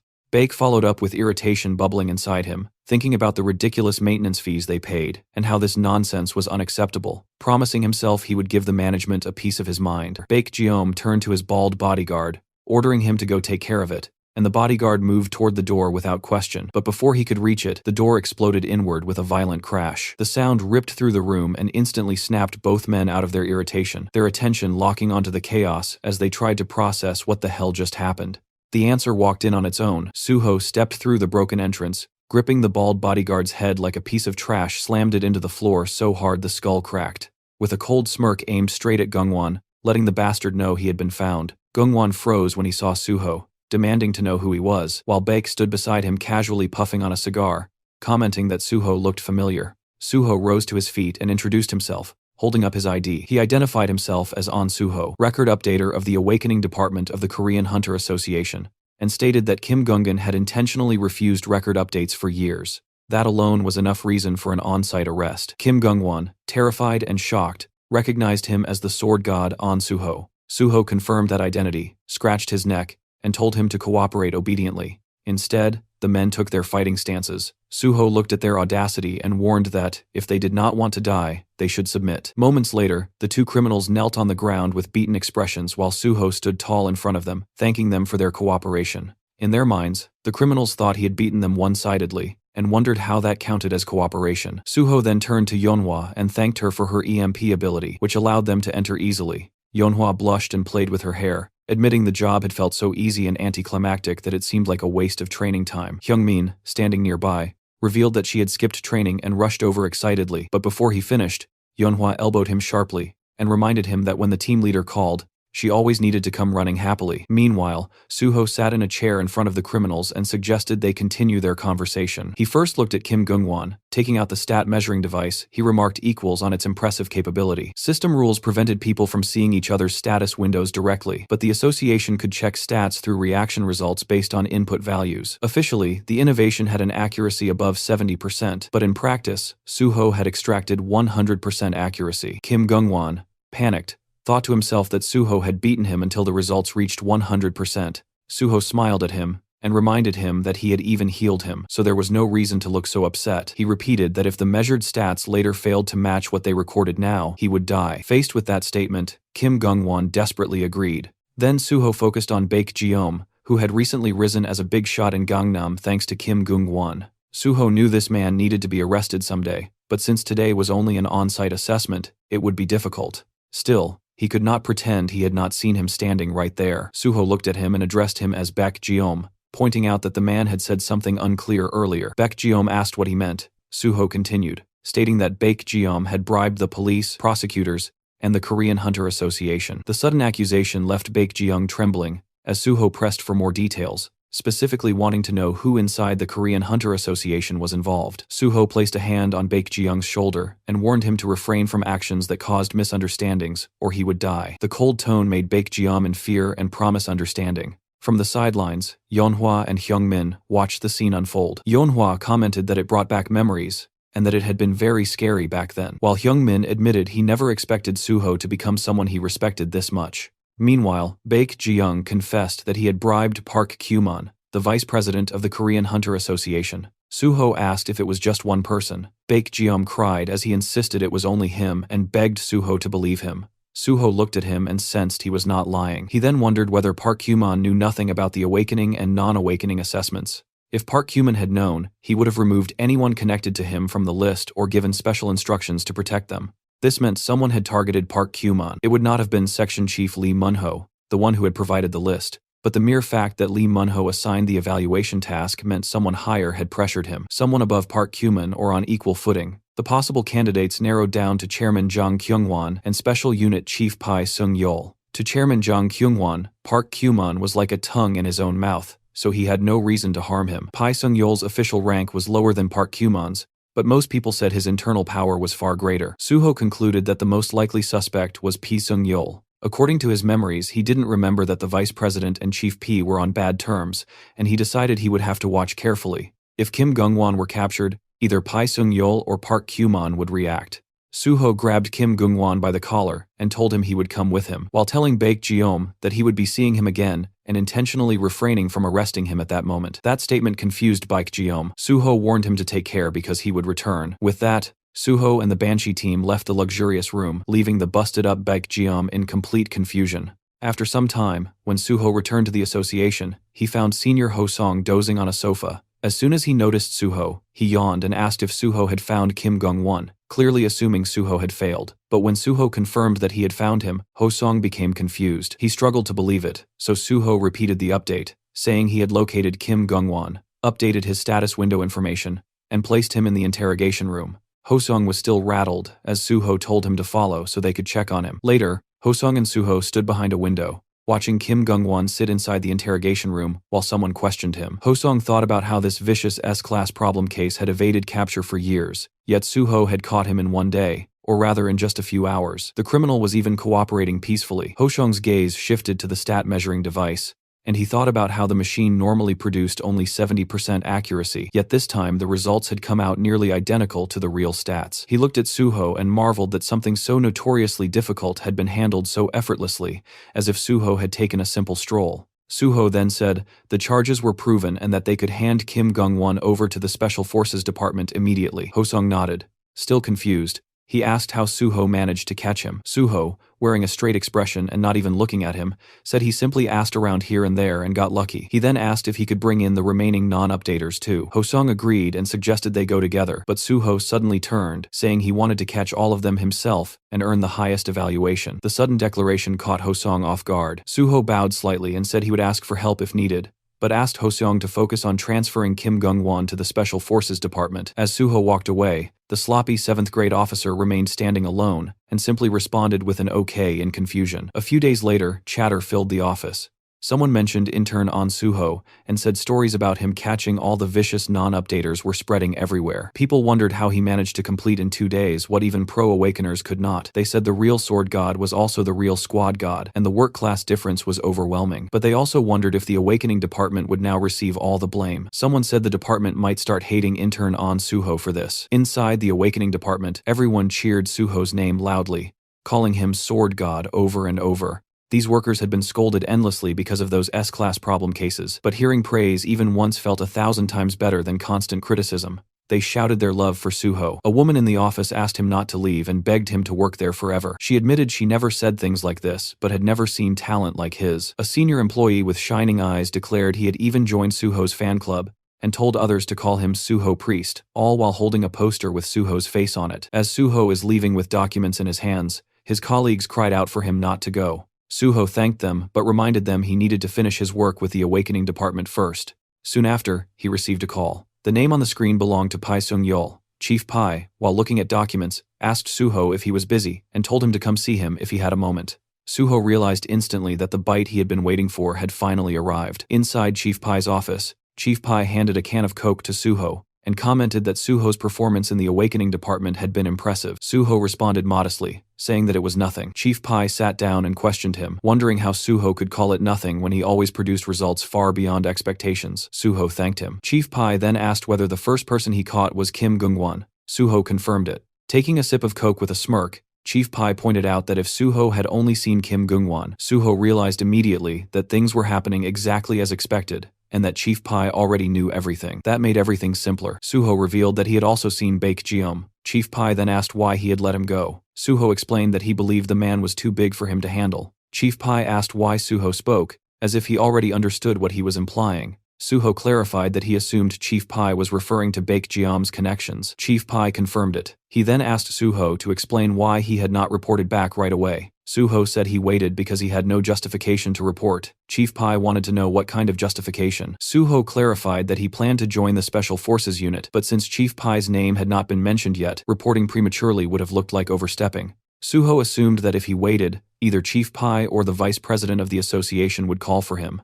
Chief Pai approved of his decision and told him to report everything directly to him from now on. He said he would, in return, tell Suho everything he wanted to know. Suho agreed. Chief Pai asked if Suho was not curious why he had to report to him. Suho answered that there was no need to be curious since Chief Pai surely had his reasons. Laughing, Chief Pai called him a crazy kid. Then he pulled out a credit card and handed it to Suho, telling him he did a good job and should eat something expensive with his friends after work. He insisted that Suho not settle for cheap food like pork belly, but enjoy anything he wanted. Suho tried to decline, but Chief Pai reminded him that when an adult gave something, he should accept it with thanks. Suho left the office and walked down the hall, thinking that he had just walked past the vice president earlier without saying anything. It became clear that something existed between the vice president and Chief Pai. Pulling out his phone, Suho called Giwon. He told him he would send a few numbers and instructed him to gather all possible information. Giwon agreed without asking any questions. Suho asked why he did not question him about the details, and Giwon replied that if Suho told him to do something, he would simply do it. Suho realized this must have been the same feeling Chief Pai experienced earlier. Suho encouraged Giwon to work hard, promising to buy him expensive food,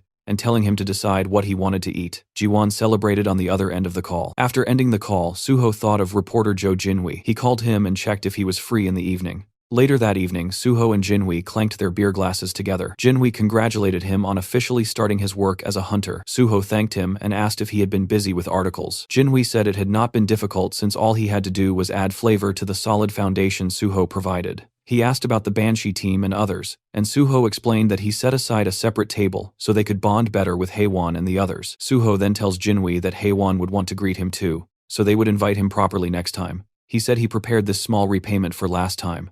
Jinhui said he should be the one repaying Suho. He explained that Hammer 2 helped save victims, and that the Nexus had risen into a nationally favored guild, which caused his related feature articles to perform extremely well. Raising his glass, he said he looked forward to working together. Suho raised his glass as well and agreed that they should continue working together. The next day at the association, the manager of the non-awakening division, Lee Se-hyun, greeted Suho with cheerful energy. She told him she had heard about his impressive achievements and was happy to welcome him to the non-awakening division. Seeing his modest expression, she reminded him not to be too modest because it did not look good. She asked if he knew what the division handled. Suho replied that they searched for unregistered hunters. She confirmed it and told him that it would be as difficult as finding a needle in the desert. She said he should not aim for more or less, but just find exactly one person to complete his field evaluation. Suho said he would find one quickly. She handed him a blue file labeled unregistered and said she liked his confidence. She informed him that Officer Eom would guide him through the details. She told him to do his best. After some time, as Suho went through the reports she had given him, he decided to review the documents he received earlier from Eom Jun-sung. He found them to be only scattered reports. He thought about the fact that there was no way to identify an unregistered hunter unless the person confessed. Unless their level had increased noticeably, they were indistinguishable from normal people. Hunter registration existed to prevent unexpected incidents, but some people avoided it because they disliked having awakened, especially when certain jobs could only be taken by non-awakened individuals. Athletes were a prime example. Then someone called out to Suho. It was Jo Song-gil, an investigator for unregistered hunters. He said he heard about Suho's record-breaking achievements in the Awakening Division. He mentioned that his colleague Han Ho-song had praised Suho endlessly, so he was looking forward to meeting him. Suho responded politely. The officer asked whether Suho intended to handle this assignment alone. Suho said he would try alone first. Turning away, the officer told him to contact him if he got stuck, and Suho realized the man had simply come to dump all the work on him. Suho decided to meet the first person he had marked for evaluation.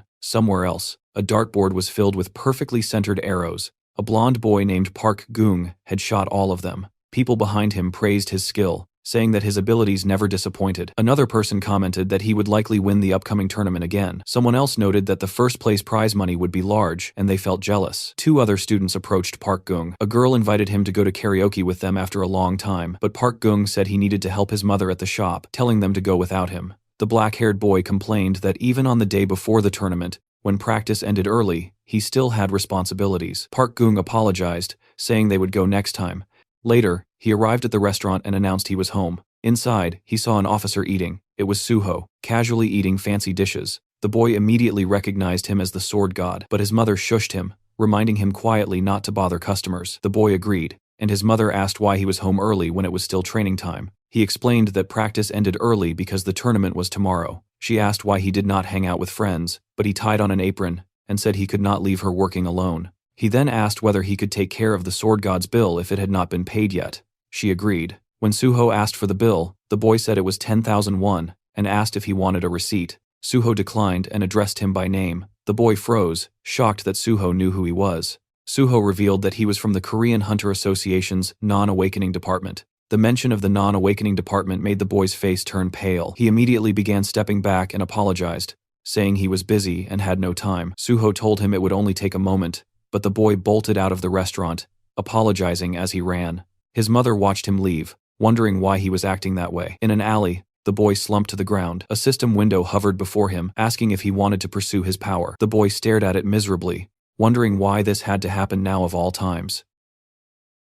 Still shaken, Gung remained crouched on the ground. He had told no one about the status window that had appeared days ago, yet somehow Association already seemed to know. If people discovered he was an awakener, even at level 1, it would be over for his archery career. An awakener was still an awakener, and revealing it now was not an option. He forced himself to stay low, convincing himself to endure a little longer. His phone suddenly rang. As he answered, he slowly stood up, steadying himself, and told her he was nearby. She mentioned that Hunter An Suho had already left, and Gung immediately pressed for more, wanting to know if he really left without saying anything. His mother explained that she had only spoken briefly with the sword god, and that nothing else had happened. Hearing this, Gung felt his tension ease for the first time. He told her he was fine, that he would return to the dorm to rest for the tournament the next day, and that she should eat dinner without worrying about him. She agreed, though she cautiously checked if everything was really all right. The question snapped something inside him, and he raised his voice, insisting that nothing was going on. The call ended shortly after. Gung exhaled slowly. His mother had not sounded anxious or suspicious,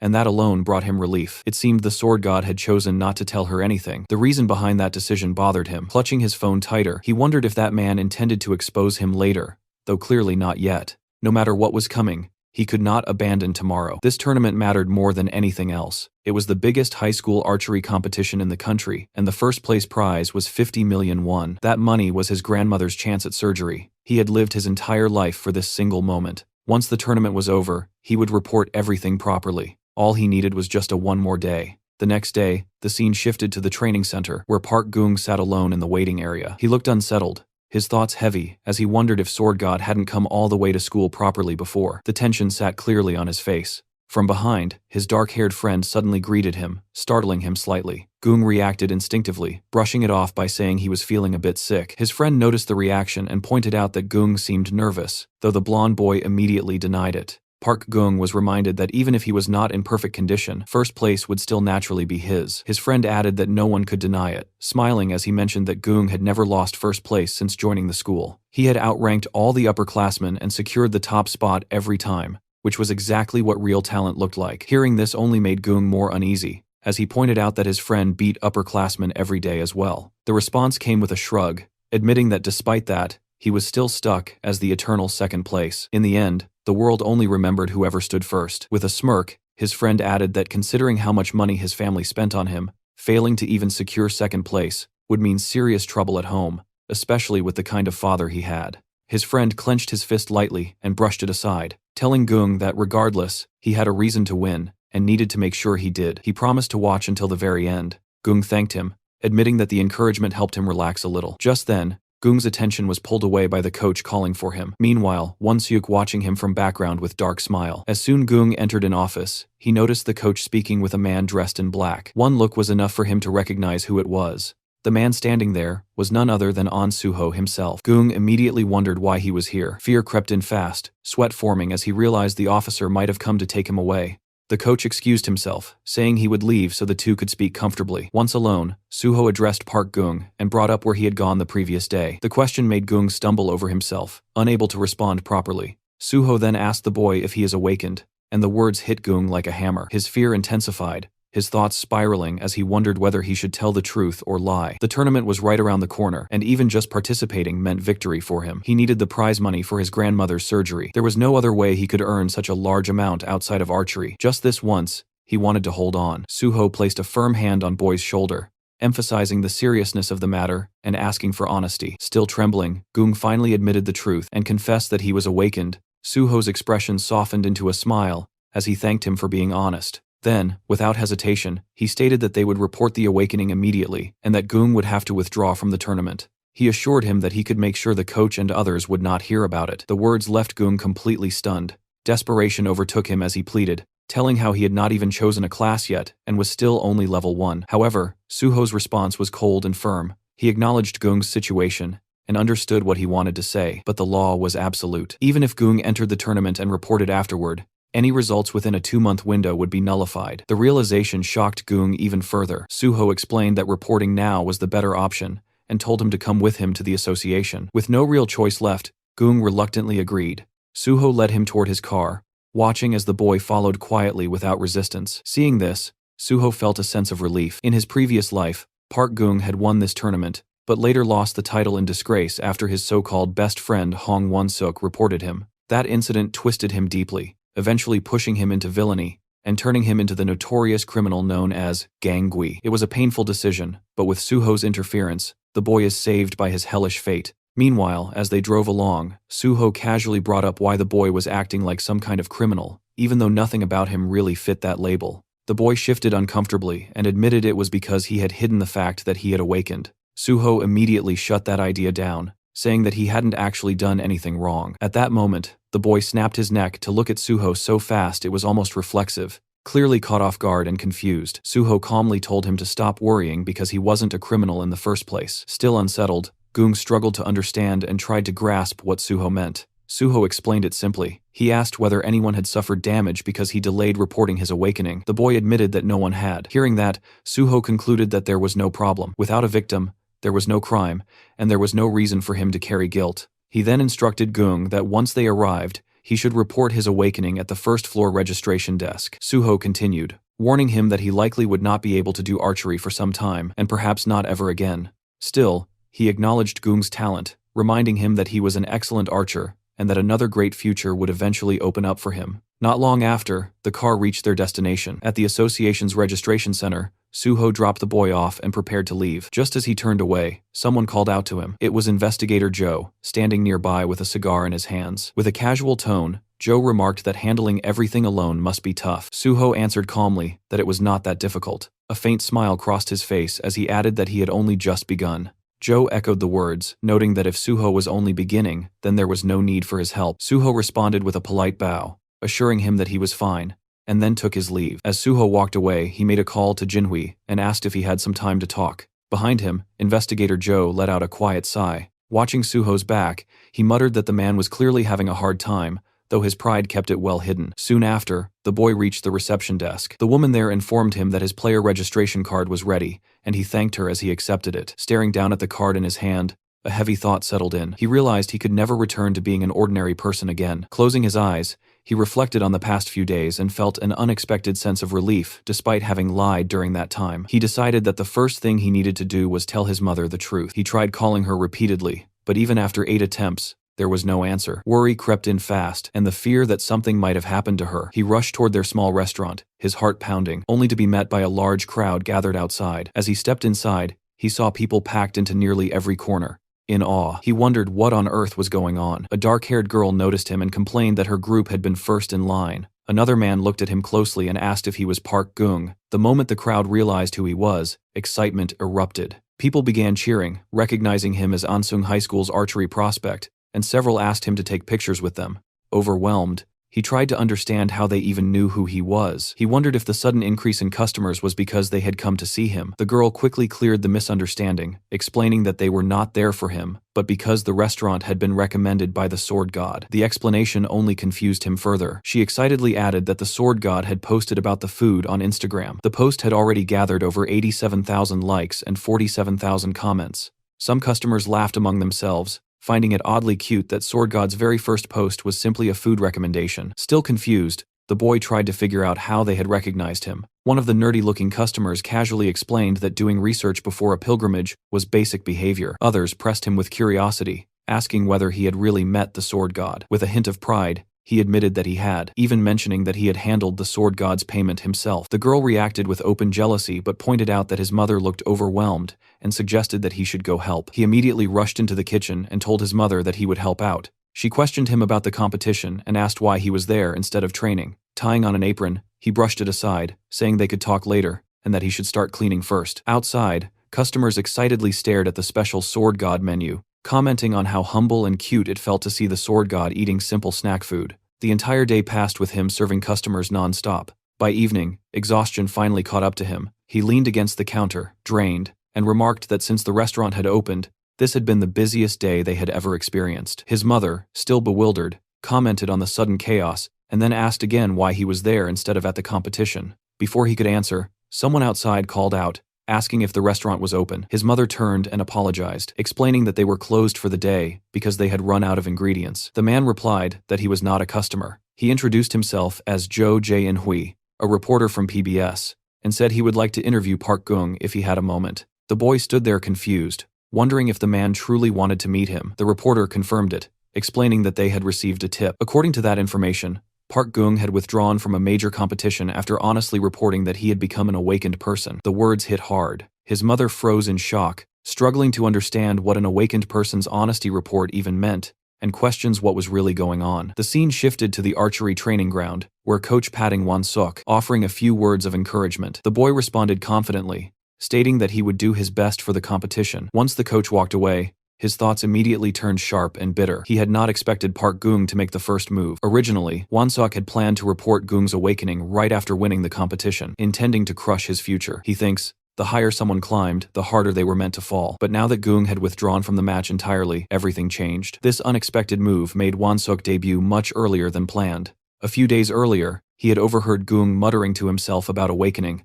and that memory burned deeply. Jealousy had always lingered inside him. It finally made sense why that beggar kid had been shooting so unnaturally well. The thought that Gung had deceived him and tried to block his future filled him with resentment. But now, his eyesore is gone. This was his time. He would win the competition and prove himself to everyone. As he began training, whispers spread around the field. People quietly remarked on how perfectly he was releasing the bow, even claiming it looked better than Gung's technique. The praise fed directly into his confidence, twisting it into greed. Thinking himself as the true bow god, his focus suddenly broke when he overheard people talking about an official who had arrived. That official was none other than An Suho. Confusion spread among the crowd as they wondered why the sword god was here. Suho approached Won-seok directly and addressed him by name, asking him to come along to the association. Won-seok was caught off guard and demanded an explanation. Suho replied that it was not something to be discussed publicly, and explained that Won-seok was scheduled for an investigation that would take about a day. Anger surged as Won-seok snapped, refusing outright, questioning why an investigation was suddenly happening now. Suho remained calm and stated that everything would be explained on the way. Won-seok's frustration exploded as he flatly refused again, insisting that he could not go and asking whether Suho himself would agree if he were in the same position. That was when Suho revealed the reason. He mentioned Won-seok's older brother, Hong Dong-seok. Just hearing that name drained the color from Won-seok's face. Suho explained that Dong-seok was currently under investigation for draft dodging involving a fake awakening report.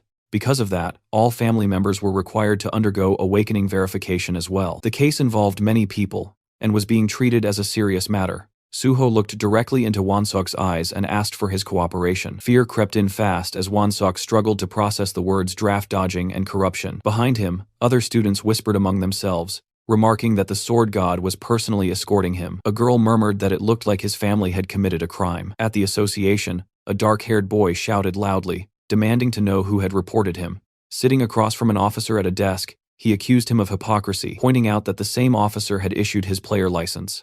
The officer warned him that continued refusal to cooperate would only make things worse. At that moment, Suho arrived, bringing Wonseok along. Watching the situation unfold, Suho reflected that he had caught everyone he could remember being tied to the draft fraud, and now everything was exploding at once. The moment Wonseok saw his brother, his restraint shattered. He struck him instantly, knocking him to the ground, unleashing his rage as he blamed him for ruining his competition and spat insults at him. Observing the scene, Suho thought about how distorted they all seemed. Investigator Joe rushed over to Suho, asking for help. Suho replied calmly that interns were not allowed to perform official duties and that he was currently busy and undergoing field evaluation. Joe protested, but was suddenly called away by his superior and had to leave. Watching him go, Suho thought that he had already spoon-fed them more than enough and wondered how much more they expected from him. Not long after, he arrived at a PC cafe. Looking around, he noted how old it felt. The place still allowed indoor smoking, had no customers, and carried an atmosphere frozen in time. After the cataclysm and the rise of virtual reality,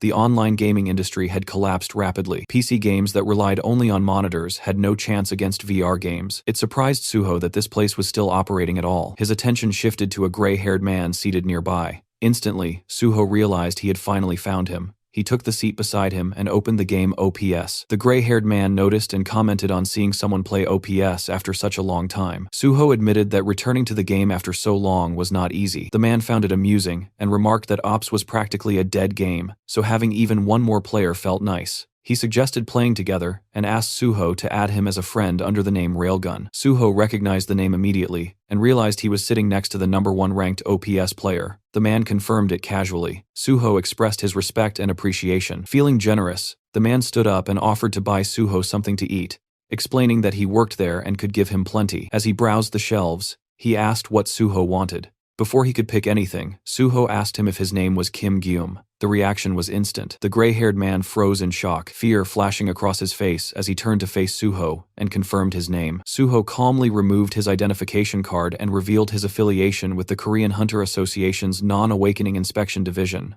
Fixing his gaze on the man, Suho asked him to show his ID. The gray-haired boy trembled as he stepped backward, finally confirming that he was Kim Gwon, his fear obvious the moment his identity was exposed. Suho stared straight into his eyes with an unshaken firmness, already aware of the truth, and demanded identification without hesitation. The boy tried to stay composed, claiming his ID was locked inside the staff room and insisting he would return shortly. As he moved toward the stairway, Suho followed closely, already anticipating what would happen next. The moment they reached the stairs, the boy bolted without warning, sprinting away exactly as Suho had predicted. Outside the building, the exhausted boy leaned against a wall, gasping for breath, his thoughts spiraling as he wondered how the association had managed to track him down. He did not realize that Suho was already standing behind him like a silent shadow. Before the boy could react, Suho casually remarked on his attempt to escape, and in the same instant struck him with a powerful flick to the forehead. The impact alone sent pain shooting through the boy's body, instantly dazing him. He dropped to his knees, trembling as the pain overwhelmed his senses. Suho reminded him coldly that any refusal to cooperate or another attempt to flee would result in immediate arrest. Kneeling beside him, Suho listened as the frightened boy protested, insisting he had done nothing wrong. Suho then called him by his real name, Kim Jian, shattering the boy's composure. He asked whether the person inside the building was his older brother, Kim Jian. The boy denied it instantly, but Suho remained unmoved, already seeing through the lie. He told him they would go back inside first, as he needed to confirm Kim Jian's real body. Anger suddenly overtook the boy, and he rushed forward with a clenched fist. The attack was effortlessly stopped with one hand, shocking the boy, as Suho twisted his arm without strain. Suho made it clear that he had come to help them, but their actions were only creating unnecessary trouble for him. Moments later, the boy gave in, tapping out under the pressure. Suho smiled calmly, warning him that one more attack would end with him being tied up, and he ordered the boy to show the way to his place. Inside the room, the twin of the gray-haired boy lay motionless on the bed. Suho stood over him, quietly observing, and it did not take long for him to realize that the boy was in a possessed state. On the bed lay identical IDs belonging to the twin brothers, both bearing the same name, Kim Gwon. Suho turned his attention back to the gray-haired boy and questioned when his brother had awakened. He then revealed that Kim Jian's possession trait could only activate on the same player, and hearing this made the boy visibly tense. Suho warned him not to lie, stating that their work dates at the PC cafe could easily be checked. Realizing there was no escape from the truth, the boy broke down and desperately asked what Suho was planning to do next. With his eyes shut tight, he explained everything in a rush, revealing that he was paralyzed from the waist down due to an accident. while his brother had ended up in a vegetative state. They had no parents, no money, and no support, and this was the only way they could survive. Suho calmly responded that he would not do anything, a statement that completely confused the boy. For clarity, the hooded boy was Kim Gwon, the younger brother, while the disabled one was Kim Jian, now possessing his own younger brother because of his vegetative condition. With that understood, the situation continued. Suho looked at the boy calmly and explained that he was there to help them, instructing him to sit down and listen properly. The boy, irritated and unwilling to trust him, resisted until Suho finally introduced himself as An Suho. The name struck a nerve, sounding familiar enough to spark panic. The boy quickly pulled out his phone to search the name, only to realize that the sword god himself was standing right in front of him. At that moment, the original Jian returned to his own body, confusion washing over his face as he tried to process what was happening. Pulling himself toward his wheelchair, Jian focused on Suho and asked him to explain in detail how he intended to help them. There was a saying that truly helping the helpless meant giving them work instead of handing out money, and Suho applied that principle without hesitation. He stated that he intended to find a job for Kim Jian, then directly brought up whether Jian wished to become a hunter again. The boy reacted with visible confusion, unable to understand how Suho could say such a thing while clearly seeing the condition of Jian's legs. He went on to make it clear that if Suho's idea involved entering gates by possessing his younger brother's body, then that path was completely off the table. Suho responded calmly, clarifying that it would not involve possession at all, and that the job would be for Kim Jian himself. The boy frowned deeply, irritation rising as he told Suho to stop joking around. If something like that were truly possible, it would have happened long ago. He pointed out that his level was already above 50, and he could not even enter the lowest level gates anymore to make a living. Suho then shifted the topic and asked whether Jian was familiar with partner items. These items were special equipment that synchronized perfectly with a player's innate traits, amplifying their abilities in unique ways. Jian was aware of them, but he also knew how unrealistic they were to obtain. Partner items were comparable to winning a lottery, with only a handful of players across the entire world ever finding one that truly matched them. Suho acknowledged that difficulty, knowing better than anyone that finding an item perfectly suited to a person was nearly impossible. Still, he knew that in his previous life, Kim Jian had become infamous because of a specific partner item. Suho assured the boy that he knew exactly which item resonated with Jian's possession trait, and through that item, he intended to give both brothers a completely new life. Hearing this, the boy clenched his fists tightly, his emotions boiling over. He demanded to know why Suho was doing all of this after they had been ignored by everyone for so long. He questioned whether there was something Suho wanted from them in return. All this time, Kim Jian had knocked on the doors of welfare centers, district offices, and countless organizations, yet not a single hand ever reached back to him. He had fallen from being a successful hunter to someone society quietly labeled as weak and disposable, and that slow abandonment carved deep scars into him. Because of that neglect,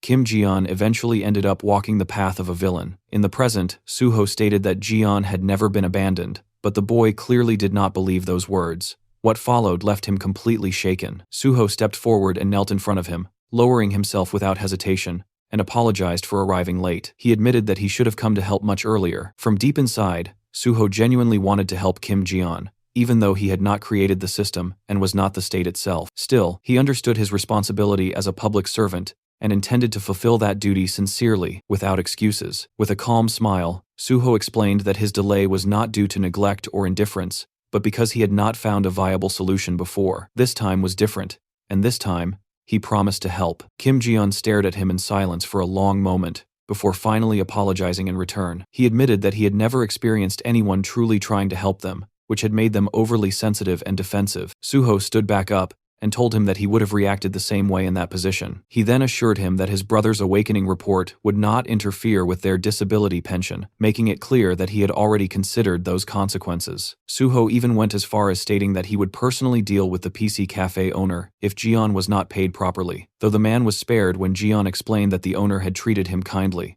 Shifting the focus forward, Suho stated that he would soon introduce Jian to a guild for hunter-related activities. The boy wondered how any guild would accept someone like him, but Suho dismissed that concern entirely. All Jian needed to do was wait patiently until Suho returned with the partner item that would change everything for them. After some time, Suho returned to the Hunter Association. As he stepped out of his car, his thoughts lingered on why Chief Pai and the vice president had contacted him so suddenly. Before he could reflect any further, his attention was pulled away by Park Gung running straight toward him. Suho asked why the boy was here, and Park Gung quickly explained that his mother had packed food for him. This was because of Suho's Instagram post and the recent news coverage. both of which had been receiving a great response. The boy expressed his gratitude openly, clearly excited by how things were going. Suho brushed it off calmly, stating that he had not done anything special. He mentioned that he only posted the food because it genuinely tasted good, and regarding the news coverage, he casually denied having reported anything himself. Gung awkwardly agreed. Suho then asked whether the boy had changed his class.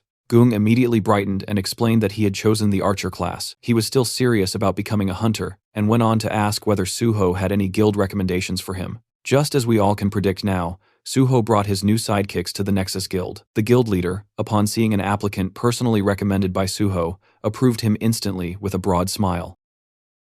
Sometime later, Suho was seen knocking outside the vice president's office, calmly announcing his arrival. From inside, he was told to come in. As he stepped through the doorway, Suho bowed respectfully and asked whether he had been summoned. The vice president confirmed it, saying he wanted to check on how Suho had been doing lately. After Suho took his seat, the vice president smiled and mentioned that he had heard Suho's recent achievements were quite impressive. Suho brushed it off casually, attributing everything to simple good luck. Vice President Kumon responded with a wide smile, pointing out how modest Suho was, especially considering he had been dealing with nothing but difficult assignments in the Awakening Department. He even mentioned that Suho had handled a military service corruption case that wasn't technically part of his evaluation. While looking straight at Suho, the vice president asked where he had managed to obtain that kind of information. At that moment, Suho clearly understood what was happening. The vice president was probing for his sources. Judging by how quickly the vice president reacted to issues tied to the Awakening Department, Suho's suspicion deepened. There was a strong chance that Director Lee Wanek and the vice president were connected to the corruption case. Realizing this, Suho decided to toss out some bait. Closing his eyes briefly, Suho explained that he had conducted field inquiries based on tips. The vice president immediately countered, saying those tips didn't seem related to draft dodgers at all, and asked how Suho had actually investigated the case. That was when Suho realized the vice president had already reviewed all the tip-off documents in detail. Suho then added that he also obtained information through acquaintances, relying on informants he had built connections with during his time working as a hunter. That response visibly shocked the vice president, who pressed him on what kind of people would go so far as to help him. Suho calmly replied that the information came from connections. When the vice president demanded to know exactly what kind of connections, Suho brushed it off, saying they were just from here and there. That vague answer caused the vice president to lose his composure. He raised his voice, demanding to know what here and there even meant. Suho apologized politely, but stated that since those connections involved government agencies, he couldn't disclose them. The vice president then asked whether those agencies had ties to their organization as well. Suho responded honestly that he wasn't sure. The vice president pressed again, half accusing, half pleading, asking if Suho was really going to treat him this way, and saying he felt hurt by it. Suho listened in silence, giving no reaction at all. The vice president then argued that information like this should be shared with someone who ran organizations like him, claiming that this was how influence spread and associations grew,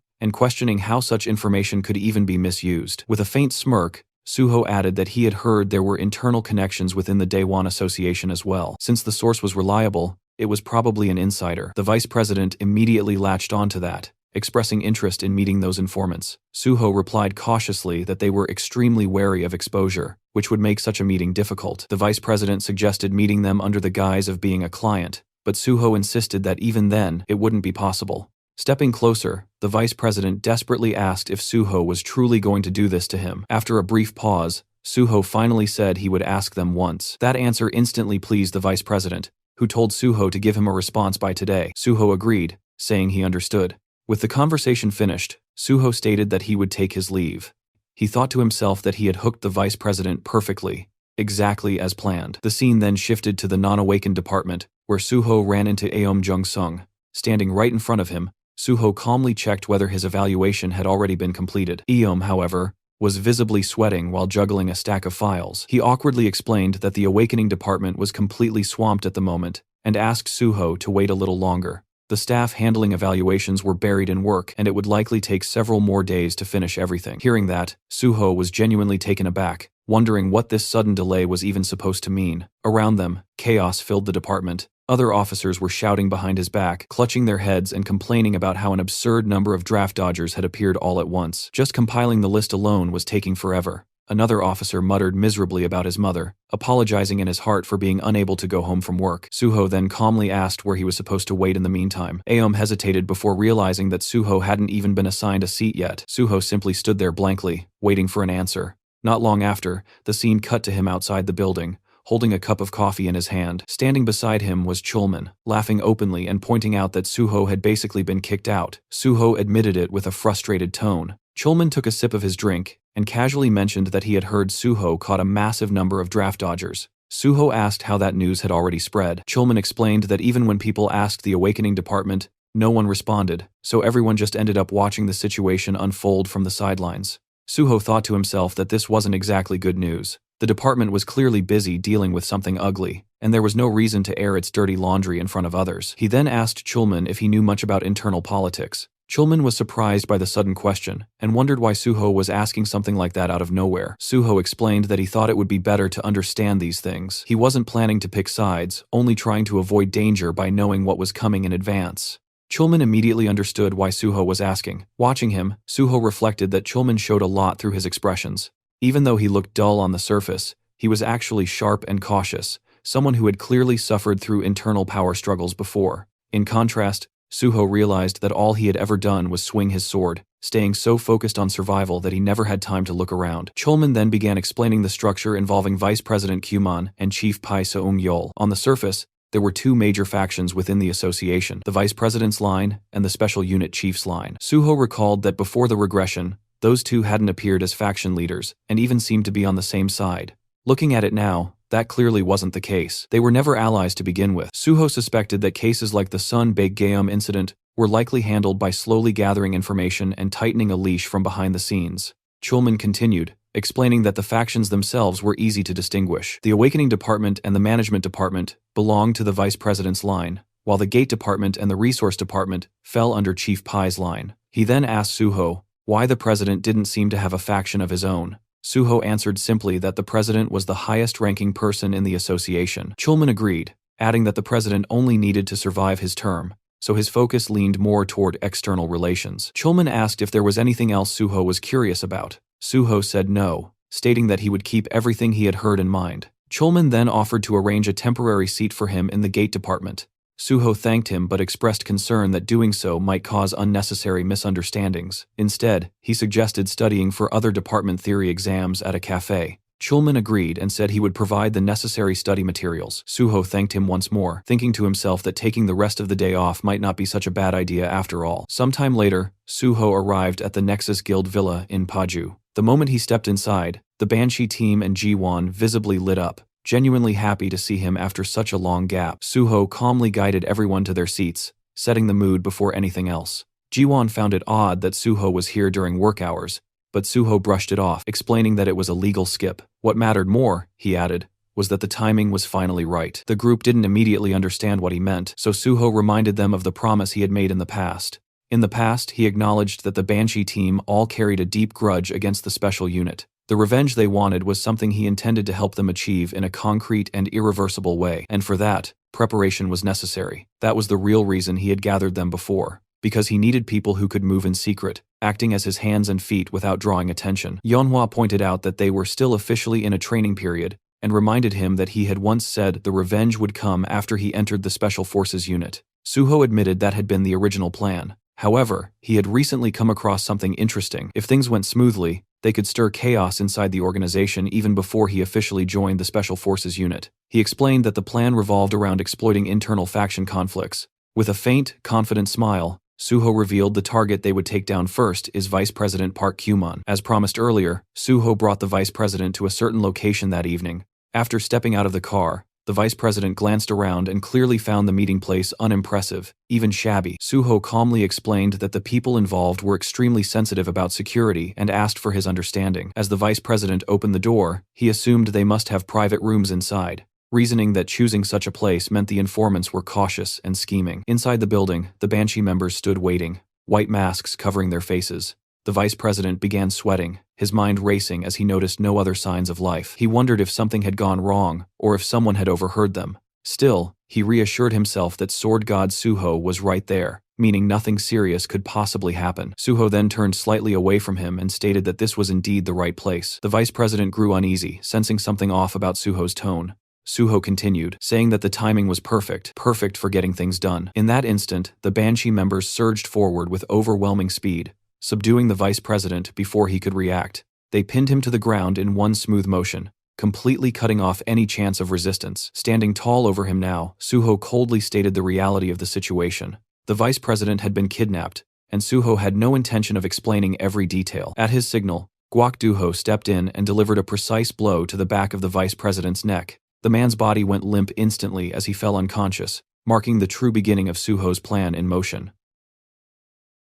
Somewhere else, the vice president slowly woke up from his unconscious state. The moment awareness returned, he shot to his feet and began slamming his fists against the door, shouting at the top of his lungs, demanding to know where he was and whether anyone was there.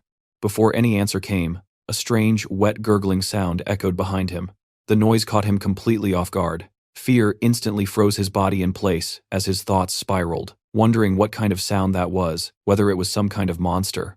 The gurgling only grew louder. As soon as he realized the sound was coming from a specific direction, panic took over. He started screaming in terror, begging for someone to save him and for someone to get rid of whatever monster was there. Then his eyes finally locked onto the source of the noise. To his shock, it wasn't a monster at all, but a person, chained up and tightly restrained. Staring at that sight, the vice president's mind reeled in confusion, realizing the figure was completely bound and unable to move freely. At that moment, Suho calmly walked into view and remarked that the vice president looked surprisingly lively. The instant the vice president saw him, rage exploded out of him as he hurled threats, convinced that Suho wouldn't get away with this. Suho didn't hesitate for even a second. He summoned his blood weapon and brought it down on the vice president's hand in a single, ruthless strike. Bones cracked as fingers broke, and the vice president collapsed to the ground, screaming in agony. Suho coldly scolded him, questioning whether he was brave or simply stupid to act like that in this situation. Immediately after, Suho activated his healing ability and restored the very injury he had just inflicted, telling him to stop whining because he didn't want to hear it. Trembling, the vice president demanded to know what he had done to deserve this treatment. Watching him, Suho thought that the man still hadn't come to his senses. He raised his weapon again, commenting on how casually the vice president was still talking. That was enough to completely break him. Terror flooded the vice president's face as he begged for forgiveness, apologizing repeatedly and pleading not to be hit again. Suho straightened up and told him that was better. Cooperation would make things easier, and if they cooperated properly, their conversation wouldn't need to involve violence. He even added that he didn't enjoy hitting people. Then Suho moved toward the chained man, nudging him lightly with his foot before explaining who he was. The restrained man was Changsik, the boss of the Changsik gang, an organization involved in loan sharking and drug trafficking. His crimes were so severe that he was being kept here under constant supervision and education. Suho made it clear that from now on, everything depended on the vice president's choices. He could continue living as Park Kumon, or he could end up living as Changsik instead. With that final warning hanging in the air, Suho calmly told him to behave properly. Sometime later, the vice president was kneeling in front of Suho. Just as instructed, he had written down everything he had ever done in detail inside the notebook. Suho glanced through it briefly and told him he had done well. Then, almost casually, Suho remarked that the vice president had really done a lot over the years, so much that it was no surprise he ended up getting swallowed by Pi Seung-gyol. That single line hit Park Kumon like a shock. Before he could react properly, Suho told him not to pretend he didn't know what was going on. Suho calmly revealed that he had caught Kim Gung-won, and that alone was enough to make Park Kumon's position dangerously unstable. The vice president stared at him in disbelief and asked if it was really true. Suho sounded almost annoyed, asking if he seriously hadn't known. With a sigh, Suho mocked how slow he was, explaining that Kim Gung-won had been added to his investigation list early on as someone difficult to catch but clearly malicious. In the process of tracking him down, Suho had met Baek Jian, and even learned that Son Baek Jiom had been bribing the vice president. Suho admitted he had deliberately let Baek Jiom go, just to see how Park Kumon would react. Then Suho showed him his phone, and pointed out who had contacted him first after all that. It was Pi Seung-gyol. Suho explained that Pi Seung-gyol was already busy moving behind the scenes to take Park Kumon down, while Park Kumon himself remained clueless about everything happening around him. Suho added that he had assumed all the Awakening Department executives were on Park Kumon's side, but it turned out none of them had reported anything to him. Grinding his teeth, the vice president cursed them in anger, furious after how well he believed he had treated them.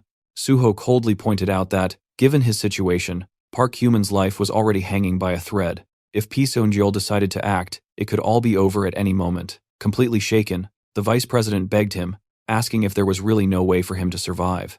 Suho crouched down in front of him and said there was a way, but only if Park Kumon did exactly as he was told. If he complied, Suho would make sure he survived inside the association and could even fight P. Seung-jul on equal footing. Relief washed over the vice president's face as he desperately agreed, promising to do everything Suho said. Suho then took out a small black pill and handed it to him, ordering him to swallow it. Trembling, Park Kyuman asked what it was. Suho calmly explained that it was an item bomb, absorbed into the body once eaten and triggered only by his commands. It couldn't be detected by any search skills and was extremely expensive, so he told him to eat it quickly. Fear completely overtook the vice president as he refused at first, asking if he really had to eat something like that. Suho replied that he needed insurance in case of betrayal.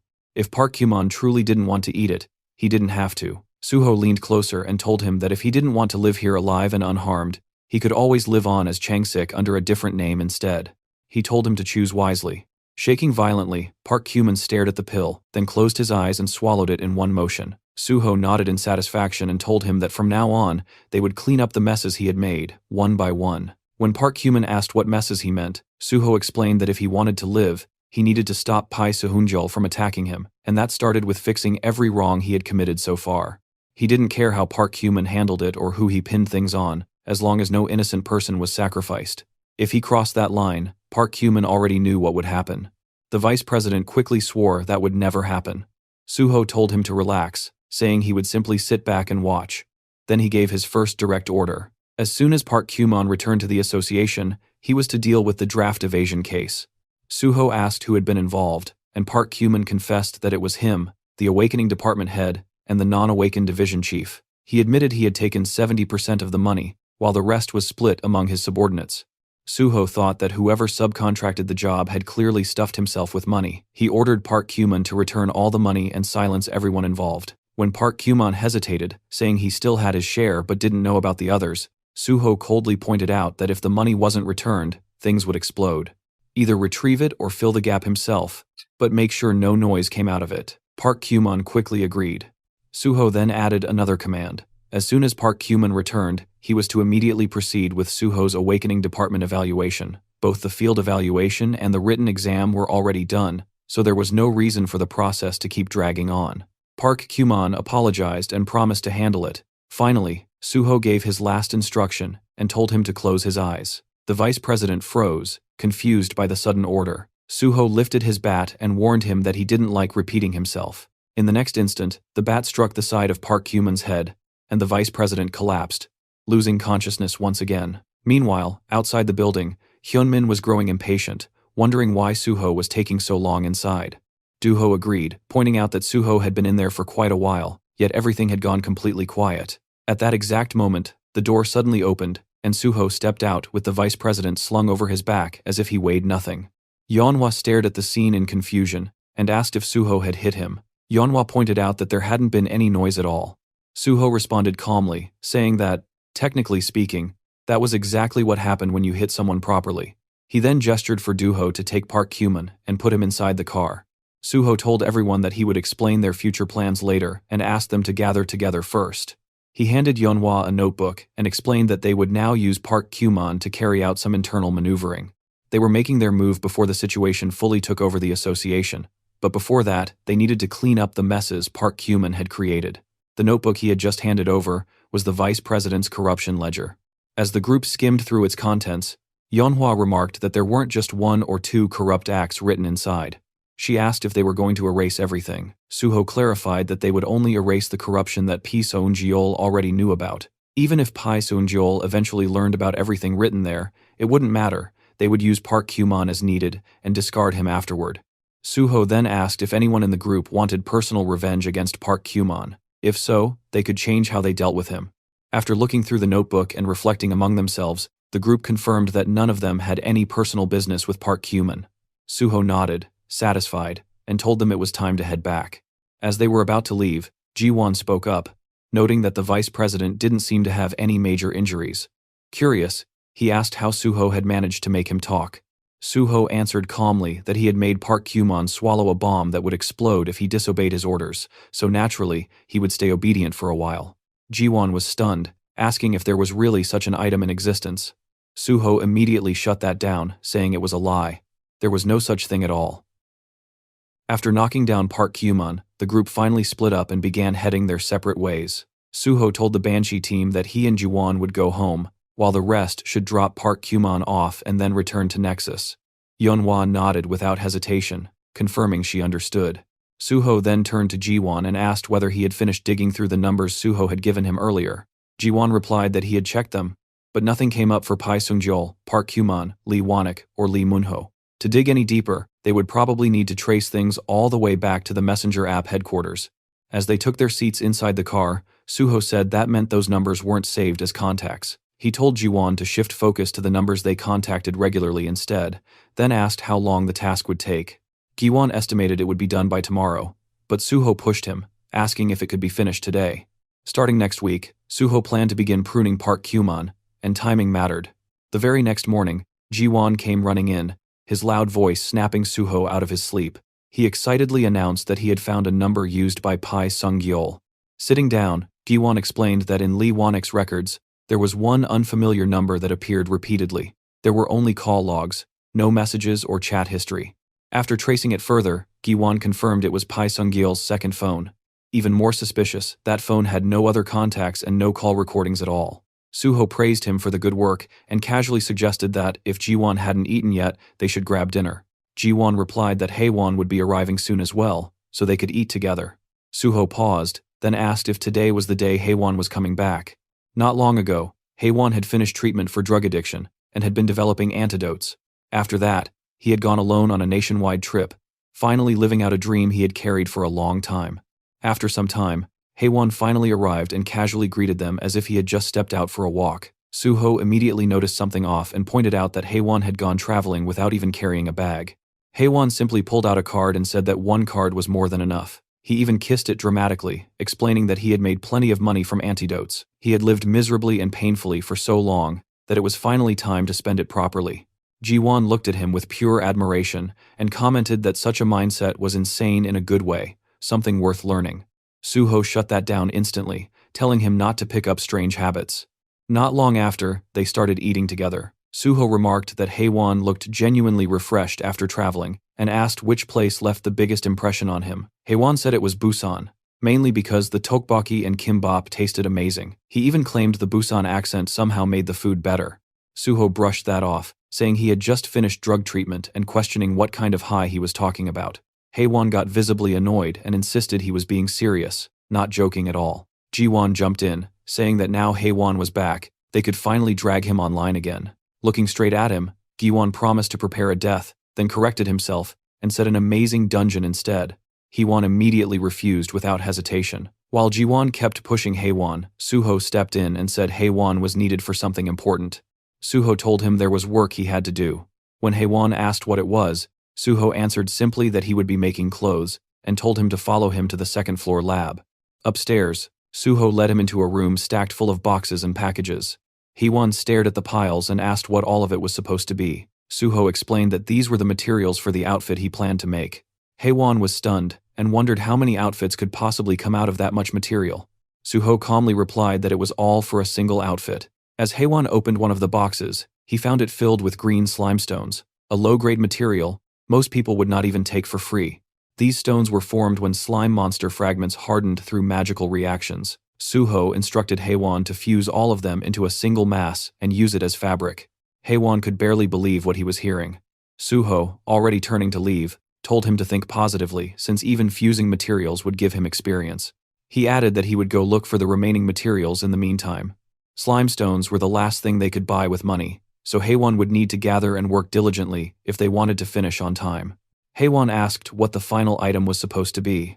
Suho explained that once Haewon reached a point where no further fusion was possible, the item would be complete. If materials ran short, Suho would simply order more to fill the gap.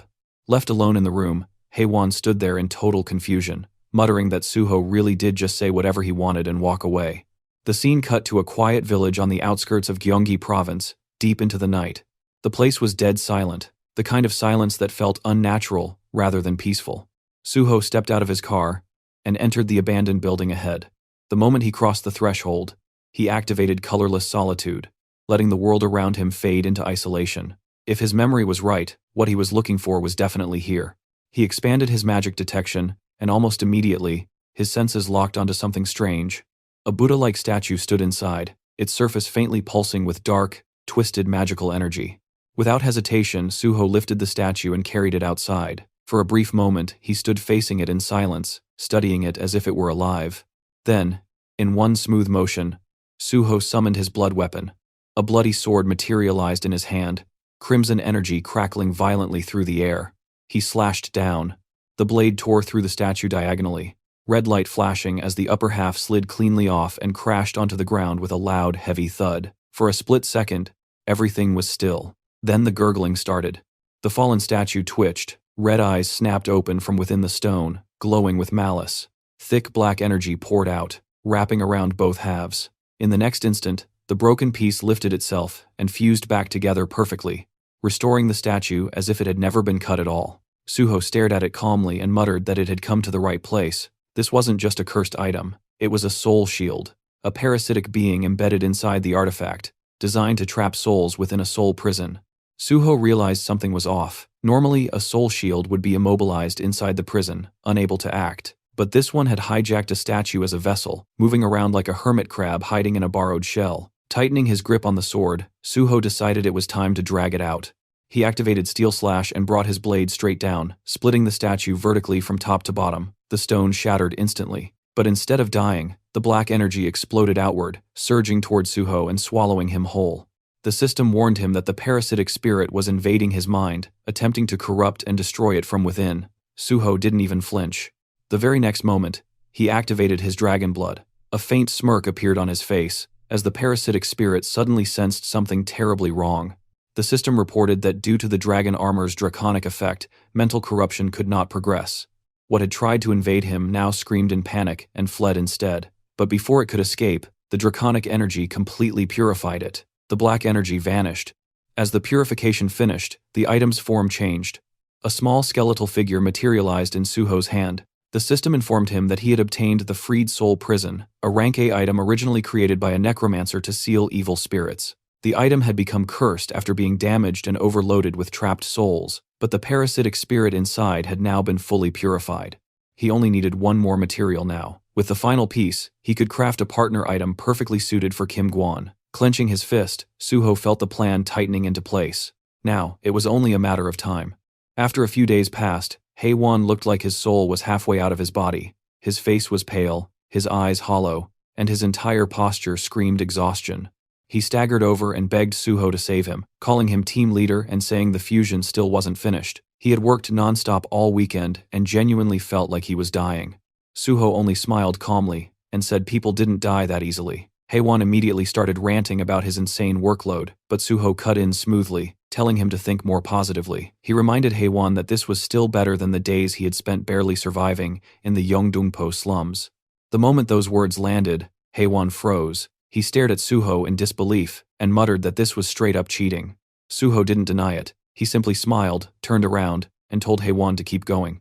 Left behind, Haewon grabbed his hair in pure frustration. As Suho stepped outside, he thought to himself that no matter how much Haewon complained, he would finish the job properly in the end. Right then, his phone rang. It was the vice president. He reported that all the money had been returned to the people listed in the notebook, and that everyone involved had been silenced. Suho told him to keep speaking normally unless they were alone together, since anything else would look suspicious. The vice president agreed. He added that everything had been handled cleanly, and that the draft evasion case was framed as being exposed through an anonymous tip-off, so the draft dodgers wouldn't dare say anything. Sitting down in his car, Suho asked about Director Lee Wanek and manager Lee Se-hyun. The vice president replied that he would summon them separately later that day and deal with both immediately. Suho acknowledged it and reminded him to also take care of his evaluation case. Then he gave another instruction. He wanted to be transferred to the resources department. As the call ended, Suho's thoughts sharpened. Other departments only had people worth targeting, but the resources department was different. That place held items and skills that truly became flesh and blood, including things that weren't even registered in the official database. Suho knew there were hidden, extremely important items buried in those resources, and his next move was simple. He was going to take them. A black-haired officer stepped forward and introduced himself, saying he was Kim Sok, an evaluator from the Resource Management Department. He shook Suho's hand and explained that he would brief him on the on-site evaluation while they headed over. Suho returned the greeting, introducing himself as On Suho and saying it was nice to meet him. As they walked, Kim Seok-hwan began explaining the structure of the department. In resource management, equipment items were handled by the equipment team, skill books by the literature team, consumables by the consumables team, and general materials by Special Team 1. Then there was Special Team 2, which was responsible for cursed items, making a total of 5 teams in all. Kim Seok continued by explaining that the on-site evaluation was split into 2 parts. One test covered all teams together, while the other was exclusive to Special Team 2. Listening quietly, Suho thought about how that made sense. Unlike the 4 teams dealing with standard items, Special Team 2 was dangerous in many ways. Still, he wasn't particularly worried. Even cursed items used for evaluations were meant for practice. If anything, the first test would be more troublesome. That one focused purely on logistics, meaning nothing but manual labor. Before long, they arrived at the warehouse. Kim Seok explained that this was the external resources warehouse managed by the department. Inside, workers were busy organizing items, moving around efficiently, and calling out instructions to one another. Kim Seok told Suho that from here on, he would need to learn where each team's items were stored, how to locate them quickly, and how to properly sort and store them. This knowledge was part of the written exam, but the field itself was full of unpredictable variables. Suho asked whether he should begin the evaluation immediately, without any prior training. Kim Seok looked at him carefully, and remarked that he seemed extremely confident. Just as Suho confirmed that he was, an item suddenly slipped from a high shelf, and dropped straight onto a staff member's head. Nearby, workers rushed over, checking on him and shouting for a stretcher. Kim Seok handed Suho a safety helmet and explained that this was exactly the kind of variable he had mentioned earlier. Due to magical reactions, items could shift, move, or fall at any time. He asked whether Suho still thought demonstration training was unnecessary. Suho calmly put on the helmet and said yes, they should start the evaluation immediately. Clearly taken aback, Kim Seok warned him that falling objects weren't the only possible accidents and strongly suggested training first. Suho brushed it off, thanked him for the concern, and said he was fine. With that, he said he would be on his way. Left standing there, Kim Seok could only respond with a stunned, okay, thinking to himself that Suho was truly fearless. As Suho strolled through the warehouse, he muttered that it had been a long time. Back when he had rotated through the resource management department, he had done this kind of work to the point where it built physical endurance. Those days had been genuinely rough. Compared to jumping straight to the top floors and dealing with real threats, simple sorting work like this felt laughably easy. Thinking that the item he was looking for should be nearby, he stopped in front of one of the racks. Reaching inside, he found an apple. The system identified it as a stone apple. An apple made entirely of stone. Noting that it looked crude and worthless, Suho glanced around casually, checking whether anyone was watching. Once he confirmed no one was paying attention, he touched the apple. Instantly, its surface shifted into a vivid red color. Suho smirked. To anyone else, it looked like useless junk that had been forgotten in storage, but when infused with red-grade mana, this item revealed its true value. The resource department simply didn't have anyone skilled enough to notice that. Thanks to that lack of talent, the hidden option of this item now belonged to him. At that moment, a black snake suddenly emerged above the stone apple. Suho recognized it instantly as the poison-eating snake. The snake opened its jaws and lunged straight at him. Instead of dodging, Suho deliberately let it bite into his neck. The system immediately responded, informing him that the poison-eating snake had seeped into his body and that the trial of the snake quest had been triggered. Watching the system window, Suho thought that he had obtained the cornerstone of the poison dragon path. In his previous life, among all monsters that specialized in poison, the strongest were the poison dragon, the poison demon, and the poison king. They possessed overwhelming toxicity and near unmatched resistance to poison. Back then, Suho had eventually gained complete poison immunity by consuming the heart of the Venom Lord, but that was something only obtainable in the later stages. This time, he needed to start preparing early and steadily raise his poison resistance. Only then could he properly deal with the damned poison witch who had betrayed him, Suzuki Endo. Among her countless spells, poison magic was her specialty. He didn't care about anyone else, but against her, he would answer poison with poison. In Suho's mind, there was no greater humiliation than being crushed in your own field of expertise. Inside his office, Kim Seok leaned back casually in his chair, lazily thinking about Suho. In his mind, it was only a matter of time before Suho started complaining, saying he couldn't take it anymore. No matter how strong someone was, in theory, practice was a completely different beast. That was exactly why the warehouse had earned the nickname, the Labyrinth. Right at that moment, Suho walked in and calmly announced that he had brought all the items listed in the evaluation. Kim Seok, still half lost in his own assumptions, reminded him that he had clearly told him to undergo training first. Then his eyes shifted to the boxes Suho was carrying. He froze, blinking in disbelief, and asked what Suho had just said. Suho repeated himself, stating plainly that he had brought everything written on the list, and asked him to check. Kim Seok immediately broke into a sweat as he scanned the list he had personally handed over earlier. This was insane. He had intentionally mixed in items with confusing names, obscure codes, and misleading color classifications. And yet, every single one of them was there. Still, he told himself it wasn't over. Suho still had to complete the sorting task. A short while later, Suho finished sorting everything from the first section to the third, flawlessly, without a single mistake. Watching this, Kim Seok felt his thoughts unravel. He had always believed combat talent and administrative work were completely different domains, yet here stood someone who excelled at both. A truly well-rounded genius actually existed. Unable to hide his shock, he admitted that it was amazing. Suho brushed it off casually, saying it wasn't anything special. Kim Seok shook his head and explained that this wasn't just departmental pride. Objectively speaking, the resource department was the hardest among all departments, and trainees consistently received the lowest on-site evaluation scores here. Suho thought back to his past life. The only reason it seemed easy now was because this was his second life. During his first run, this place had been pure hell as well. More importantly, since no one had mentioned the stone apple, it meant no one had noticed it. Even if someone had, they probably dismissed it as junk, reacting to mana. Suho then asked whether they would proceed straight to the Special Team 2 test. Kim Seok explained that they had originally expected the first test to last until today or tomorrow, so the schedule for the next phase had already been set. When Suho asked what he should do next, Kim Seok replied that they wouldn't know the exact schedule until at least tomorrow afternoon,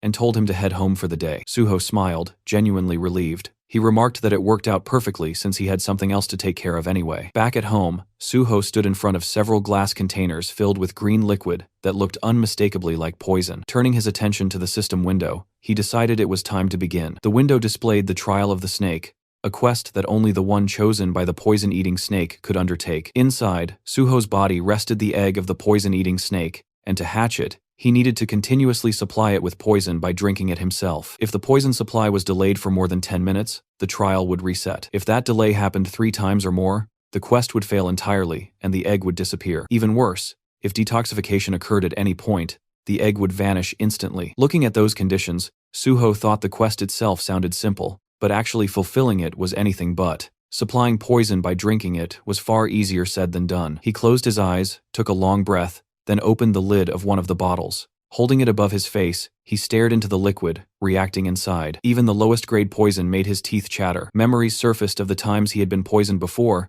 that deeply unpleasant sensation still vivid in his mind. Even so, he steeled himself. Gritting through it, he began drinking. A few seconds later, he finished the entire bottle in one go. His face turned pale, sweat breaking out across his skin. Clearly he is hating every second of it. The system message appeared immediately, informing Suho that he had entered a low-grade poisoning state. Hours passed, and Suho was still emptying bottle after bottle of poison. His movements had slowed, his breathing uneven, his entire body looking completely drained. He thought to himself that the inside of his body was starting to sting little by little, but for now, it was still bearable. Then, something changed. From deep inside his body, the egg suddenly began absorbing the poison he had just consumed. Suho placed a hand over his chest, right around his solar plexus, and frowned slightly as he felt something wriggling inside him. So you're here after all, he thought. At that exact moment, a system notification popped up, informing him that the low-grade poisoning state had been removed. Just like that, his body felt completely normal again, and the pain from the poison he had drunk earlier vanished without a trace. Suho immediately understood what was happening. The egg inside his body was absorbing the poison directly. Looking at the remaining boxes of poison bottles, he finally understood why the quest had used the word supply. A slow grin formed on his face. Good, then I'll supply it properly. With that, he started drinking another batch. He chugged the bottles desperately, emptying one after another without pause. Dozens went down. Eventually, he stopped and exhaled sharply. As expected, there was a limit to how much effect poisons of the same level could have. Now that he had built up some resistance, he needed something stronger. His gaze dropped to the bottle in his hand. This was a stronger poison than anything he had taken so far. The moment he drank it, Suho felt like he was going to die before the egg ever hatched. It's painful, but he had no choice if he wanted to hatch it. Time blurred as hours slipped by, and night fell. Suho was now kneeling in the dark room, surrounded by scattered, empty poison bottles. His body trembled uncontrollably, and suddenly blood dripped from the corner of his mouth. The system notification appeared, informing him that he had entered a top-grade poisoning state. His breathing turned ragged as his hands shook and clenched into fists. He had to endure. It wasn't over yet. The egg, it was shaking a little more. Gritting his teeth, he grabbed his own shoulder hard enough to leave marks, and activated his healing skill, thinking he needed at least some healing. But the pain was far beyond what his body could handle. Poison kept tearing him apart from the inside, and at the same time his healing skills kept barely stitching him back together. Damage and heal, again and again. He had to endure, no matter what. Then, all at once, the egg cracked. A surge of pain even worse than before slammed into him, and in the next instant, the egg finally broke. The system chimed that the top-grade poisoning state had been removed. Suho collapsed forward, gasping for breath. Slowly, he lifted his trembling hands and saw a tiny snake hatchling coiled gently in his palms.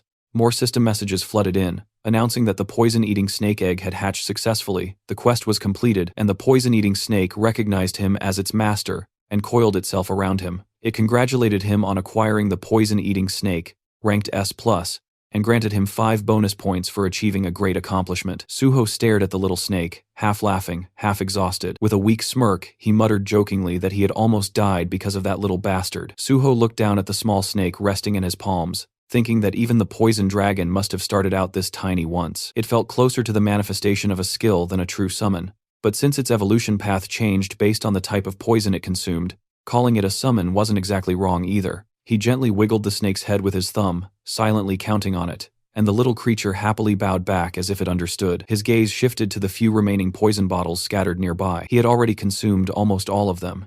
If the egg had needed that much just to hatch, he couldn't even imagine how much this thing would devour later. For now, though, he decided to feed it the rest. The snake perked up the moment it saw its food, opening its mouth and eagerly chugging down the poison bottle on its own. The system notified him that the poison dragon was very satisfied with its meal. Suho smirked slightly, thinking that the snake clearly knew what was expensive. Raising it was going to cost a ridiculous amount and materials. Still, since he had money to spare now, it didn't really matter. The whole process felt similar to blood jade. He could only use as much as it digested and converted, and while it digested all poison types, the time required varied, depending on their strength. After it finished, Suho ordered his new pet to go back, and the snake instantly vanished into his body. He thought to himself that he would have to raise it diligently before meeting Suzuki again. Then his attention shifted to his surroundings. The room was a complete disaster, with bloodstains and empty bottles scattered across the floor. He glanced at the clock and froze. He had started the quest before 6 p.m. the previous day. Just how many hours had he been locked in this room? At least Kim Seok had said it was fine if he came in late.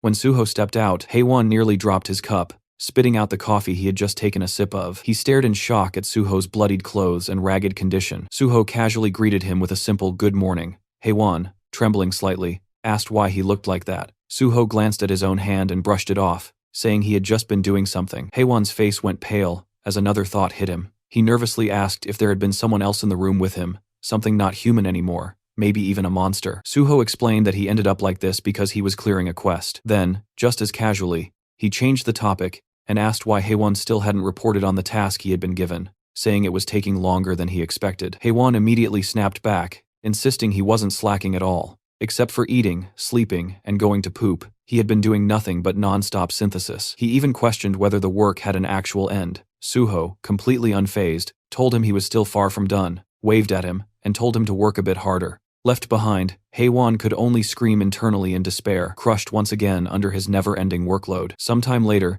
the scene shifted back to the Hunter Association, where Kim Seok guided Suho toward his second test, just as planned earlier. He explained that the second test would take place in the special warehouse. Suho asked if it was called the special warehouse because it only stored cursed items. Kim Seok confirmed that was correct, and added that the theme of the second test was purification and destruction. He continued explaining that Suho had already learned this in theory. Items classified as cursed items were usually handled in 3 ways: purification, destruction, and sealing. Sealing simply meant locking away cursed items with no known solution into storage, while purification and destruction were the main practical methods. Suho thought to himself that, in reality, destruction was chosen most of the time. Purification conditions were hard to discover, and sealing everything wasted too much space. In a way, the place where the most item destruction happened nationwide was right here, in Special Team 2 of the Korean Hunter Association's Resource Management Department.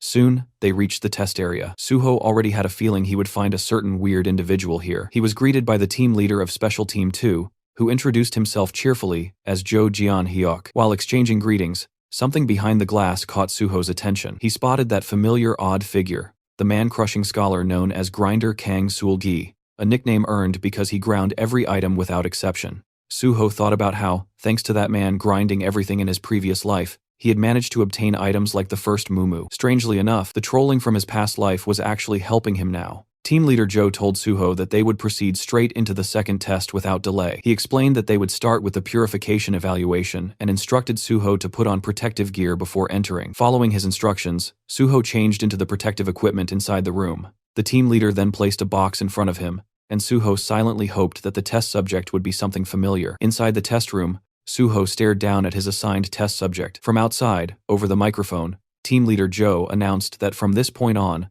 Suho would perform purification using the tools placed in front of him. The time limit was 2 hours, and there were 21 types of purification tools provided. Suho thought that the known purification methods were easy. If he applied an undisclosed purification formula instead, he could use that as an excuse to approach Kang Sul-gi later. His test subject turned out to be a small red-colored fruit called the hamu fruit, harvested from a hamu tree. Suho considered it carefully. Revealing its true purification method right now might cause a big reaction, but in the end, it didn't really matter. What mattered was sticking to his schedule. Outside, Kim Sok checked the documents and explained that the hamu fruit came from a demonic tree. When it received a strong impact, the poison spores inside it would spread, creating something like a poisonous mist. Team leader Joe added that the purification method was simple. It just needed to be burned with a monotorch, and it was safe as long as it wasn't thrown. But while they were busy taking in themselves, Suho had already picked up the fruit in his hand, and he decided to throw it. The moment they realized what he was about to do, both supervisors' jaws dropped. They shouted in panic, telling him not to throw it, but it was already too late. Suho had already made his move.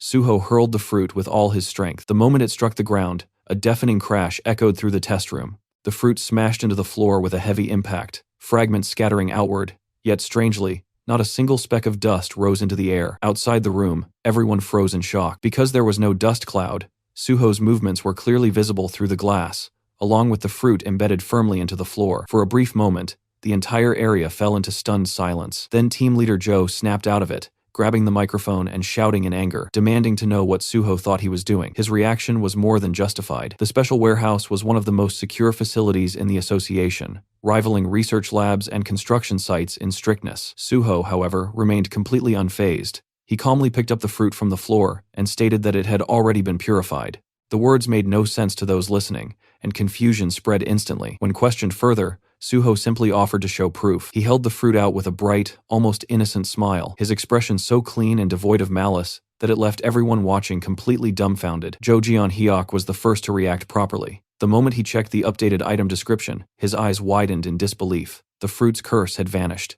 Every cursed option had been removed. It was now safe to handle, safe even under physical impact, and could be consumed without danger. Suho calmly added that it also possessed a minor recovery effect. Recovery. That single word sent a shock through team leader Joe. Suho explained that among the 21 purification tools provided, there was a shock hammer designed to purify cursed items through controlled impact. What he had done was simply apply a force far greater than what the shock hammer could generate. He further explained that the hamu fruit's hidden recovery option could not be unlocked unless the user's strength stat exceeded red grade. Anything below that threshold would fail entirely. The realization hit like a bomb. Joe immediately began shouting orders, telling staff to write everything down and record the results. He demanded that the entire team be gathered at once. If this discovery held up under verification, it would send shockwaves through the academic and research communities nationwide. The warehouse buzzed with frantic movement. Even Kim Sok-hoon stood there in disbelief. He had already known Suho was extraordinary after the first test, but this went far beyond his expectations, especially in a purification assessment.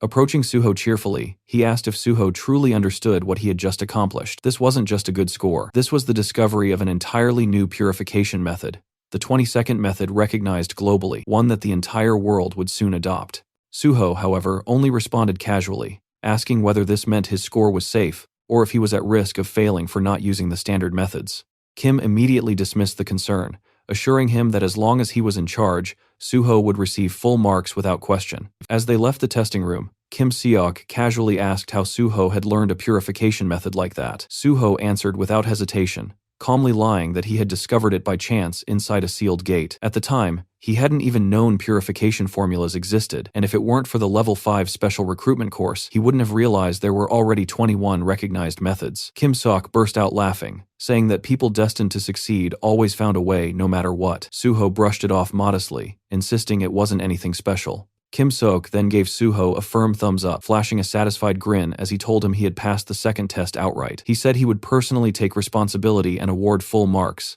making it clear Suho had nothing to worry about. Suho thanked him, and as Kim Sok walked off, he muttered that at this rate the schedule would need adjusting again. Left momentarily alone, Suho's gaze swept across the bustling special warehouse before settling on a familiar figure. He approached naturally and greeted him. The person he addressed was Kang Seol-gi, the future mad-crushing scholar, also known as Grinder Kang. Officially, he wasn't just a team member, but the deputy team leader of Special Team 2, Kang Sol-gi responded with an awkward smile, clearly uncomfortable with small talk. Suho casually asked if he was working on purification. Kang Sol-gi answered briefly, offering nothing more than short, clipped replies. Only now did Suho realize how peculiar he truly was. In his previous life, Suho hadn't noticed it, but Kang Sol-gi showed no curiosity at all, not even toward the groundbreaking purification method Suho had revealed earlier. Instead, he simply turned back to his work, acting as though Suho didn't exist. At that moment, Jo Jeon-hyuk passed by and called Suho over. Seeing Suho standing near Kang Sol-gi,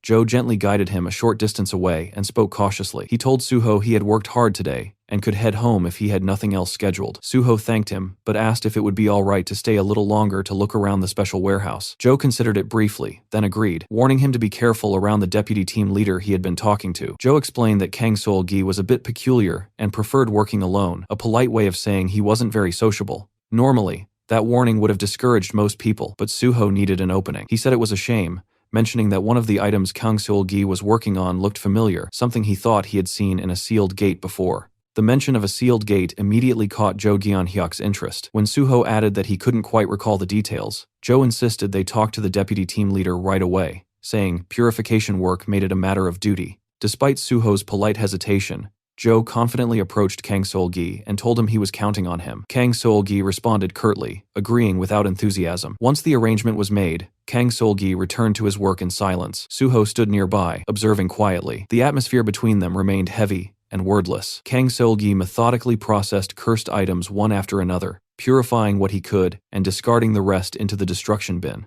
His movements were precise, efficient, and almost mechanical. Then Suho spoke. He calmly pointed out that Kang Sol-gi had missed a step in the purification process. Kang Sol-gi paused, stared at the item, then nodded in acknowledgement and thanked him. Suho simply smiled and continued watching. From that point on, Suho's presence clearly began to bother Kang Sol-gi, though he said nothing and kept working. Before long, Suho pointed out another skipped step, then another, and then another. Each time, Kang Sol-gi corrected himself in silence. After a while, Suho spoke again, suggesting they take a break and grab some coffee. Kang Sol-gi immediately declined, saying he didn't like coffee. Suho replied that was fine and asked him to just listen for a moment. Then Suho casually asked whether Kang Sol-gi had been stealing items like this all along. For the first time, Kang Sol-gi's composure shattered. His eyes widened, his heart pounding violently in his chest. He stammered, asking what Suho was talking about. Suho stepped closer, his tone calm but sharp, saying he knew Kang Sol-gi had been deliberately throwing usable items into the destruction bin to smuggle them out later. He added that if this continued, he would expose everything Kang Sol-gi had been hiding, including what was inside his stomach.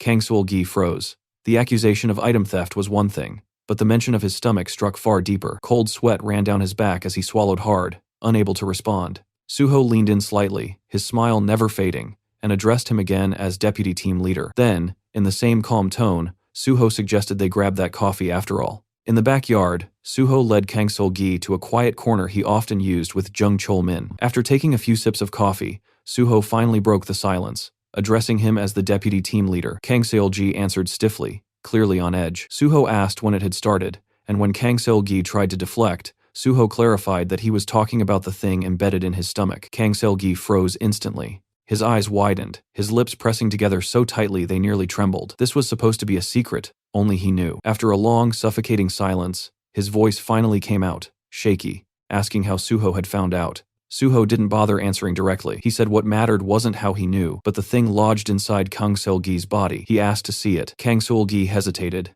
then slowly untucked his shirt and began unbuttoning it. Halfway down, a faint mechanical sound leaked out, a grinding noise that clearly didn't belong in a human body. When the armor covering his abdomen was fully removed, two interlocking shredders were revealed, spinning quietly where flesh should have been. Suho observed it calmly, noting that it still looked tame compared to what it would become later. The device was no mystery to him. It was the Mega Crusher, a cursed item from the High Technology series, an advanced artifact originating from another civilization. Among cursed items, it was infamous as a parasitic device. In simple terms, Kang Sol-gi was its host. Suho named it outright, asking if the thing in his stomach was the Mega Crusher. Kang Sol-gi reacted sharply, demanding to know how Suho could possibly know that. Suho brushed it off as a trade secret, then went straight to the point. He said Kang Sol-gi had been stealing items to satisfy its demands, because he couldn't keep up with what the Mega Crusher required.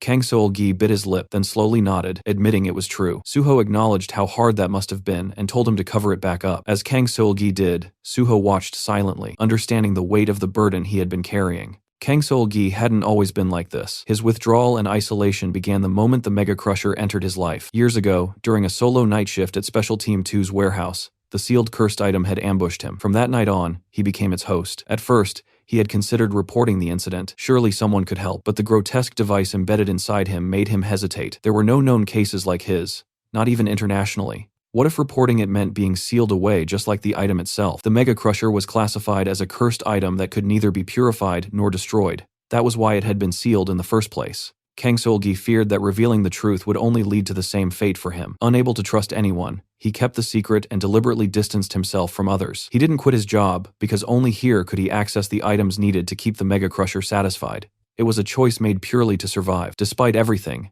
the Mega Crusher's existence would eventually be exposed. Years later, after Kang Sol-gi rose to the position of team leader, the cursed device would drive him to shred every artifact stored in the special warehouse. It wasn't just dangerous. Though it appeared dormant now, it would grow increasingly demanding, consuming more items and steadily eroding its host's sanity until madness took over. That was why, in the future, Kang Sol-gi would be known as the Mad Crushing Scholar. Breaking the heavy silence, Suho spoke again, addressing him once more as deputy team leader. Suho then asked the question that truly mattered. He asked whether Kang Sol-gi wanted to get rid of the Mega Crusher. Kang Sol-gi's eyes widened so violently it looked as if they might burst from their sockets. Not only did Suho know about the Mega Crusher, but he was also claiming he knew how to remove it. Shock shattered what little composure Kang Sol-gi had left, and desperation rushed out of him all at once. He pleaded frantically, saying yes, begging Suho to help, promising he would do anything if it meant being freed from the cursed device. Suho responded with a calm smile, telling him not to worry because he would take care of it. Then he raised a single finger and added that there was one item he would need in order to make it happen. At the mention of an item, Kang Sol-gi's expression shifted, caution mixing with hope. Suho clarified that it wasn't anything complicated, just something simple and easy to acquire. He asked whether Kang Sol-gi knew of an item called the third-person controller's viewer. The name meant nothing to him, and he repeated it in confusion. Suho explained that it was stored in the resource warehouse and was currently classified as junk. With that item, he said, removing the Mega Crusher from Kang Sol-gi's body would be possible. Kang Sol-gi hesitated, conflict flashing across his face. If the item was already inside the resource warehouse, taking it out wouldn't be easy. It could easily become a serious problem. Suho agreed that under normal circumstances it would be difficult, but now they had a way around that obstacle. When Kang Sol-gi asked what he meant, Suho reminded him that he had just introduced the 20-second purification method. That alone meant the resource division would be forced to re-examine every item in their inventory. There was no telling what hidden options might surface once the new method was applied. The logic was airtight. With a breakthrough like that, a full re-inspection was inevitable. A sharp mind like Kang Sol-gi's immediately grasped the opportunity hidden within those words. Suho asked if he thought he could manage it. Kang Sol-gi didn't hesitate this time. He said he would find a way to make it happen, then corrected himself, insisting he would absolutely make it happen. With that, the matter of the third-person controller's viewer was essentially settled. Suho handed over his personal contact information and told him to reach out the moment he secured the item. The next day, team leader Jung Chulman came to meet Suho, greeting him with clear excitement as he mentioned hearing that the resource department had already approved another case for him. Suho brushed it off with a light laugh, saying that was simply how things turned out. Chulman shook his head in admiration, remarking that, as expected, Suho truly was the best. He then explained that upper management had wasted no time arranging Suho's next step. For his evaluation, Suho would immediately begin training at the gate department. Orders moving this quickly were rare, and Chulman couldn't hide his amazement. Inwardly, Suho thought about Park Kyu-min and how he had pressured him to speed up the process. It seemed that repeatedly nagging the vice president over the phone had paid off. As they headed toward the gate department, Chulman explained that he would be in charge of the training there as well. Just like before, the written test would be followed immediately by 2 on-site evaluations, protection and management. Everything had already been prepared, so Suho could jump straight into the field assessment without delay. Once inside the department, Chulman greeted the director. The man standing before them was Go Sung-rok, director of the gate department. He welcomed Suho warmly and introduced himself. The moment Suho saw him, recognition flashed through his mind. Go Sung-rok belonged to Pi Seung-jeol's faction and was known as one of the key figures behind the infamous Gate Shock incident, even being among those who had proposed the redevelopment gate. Director Go let out a hearty laugh and said he had heard plenty about Suho, mentioning the impressive contributions he had made across multiple departments. Studying him carefully, Go admitted he had high expectations and wondered aloud what kind of incident Suho might cause in the gate department. Suho simply smiled. Thinking about the incident sounds good. They shook hands, and Suho replied lightly that he would be sure to live up to those expectations. But behind that polite smile, a thought settled firmly in his mind. When it happened, the incident would be far bigger than anyone imagined. Sometime later, Chulman confirmed Suho's written test results, unable to hide his admiration as he announced that Suho had scored a perfect mark on the Gate Department's written exam. He called it truly impressive. As they rose from their chairs, Chulman added with visible excitement that if Suho managed another perfect score in the Special Division exam, he would become the first perfect scorer in the history of the Korean Hunter Association. Suho replied calmly that such a record would be an honor, then asked if they would move straight to the field evaluation. Chulman confirmed it immediately. For reference, he explained that he was the management team leader, meaning he would personally evaluate Suho this time. He then asked whether Suho knew which teams operated under the management department. Suho answered without hesitation. There was the management team, responsible for handling normal gates, the trade team, which negotiated and sold gate rights to the private sector, and the sealing team, tasked exclusively with managing sealed gates. Hearing that, Chulman gave him an approving nod and remarked that, as expected, Suho knew his stuff well. He then clarified that today's evaluation would focus specifically on managing a normal gate. As they walked down the corridor, Chulman casually asked if there was a particular gate Suho wanted to visit. Suho responded by asking whether anywhere was possible. The moment those words left his mouth, Chulman sensed something unusual. It sounded less like a question and more like confirmation. Narrowing his eyes slightly, he remarked that it seemed Suho already had a specific gate in mind. Then Chulman asked the question that suddenly mattered a lot more than it should have. It wasn't a sealed gate, right? Suho only let out an awkward laugh in response. That was enough. The realization hit Chulman instantly, and sweat began to form on his brow. Sometime later, the scene shifts to the Gangwon province. Suho and Chulman arrived at the gate Suho had personally requested. The enormous sealed gate stood quietly against the vast landscape. As they stepped out of the car, Suho thanked Chulman for allowing the visit, but Chulman dismissed it casually, saying that if it was Suho asking, there was no reason to refuse. Chulman then greeted the stationed officer, introducing himself and recalling the officer he is the person who called him before, and the officer welcomed them politely, and soon the two stood directly before the towering structure. Chulman explained that the internal checks had already been completed, but since it was still a sealed gate, they needed to remain cautious. He instructed Suho to conduct the evaluation quickly and return without unnecessary risk, before signaling their entry on his tablet. The moment Suho stepped through the gate, the familiar sensation washed over him. The system quietly processed the environment,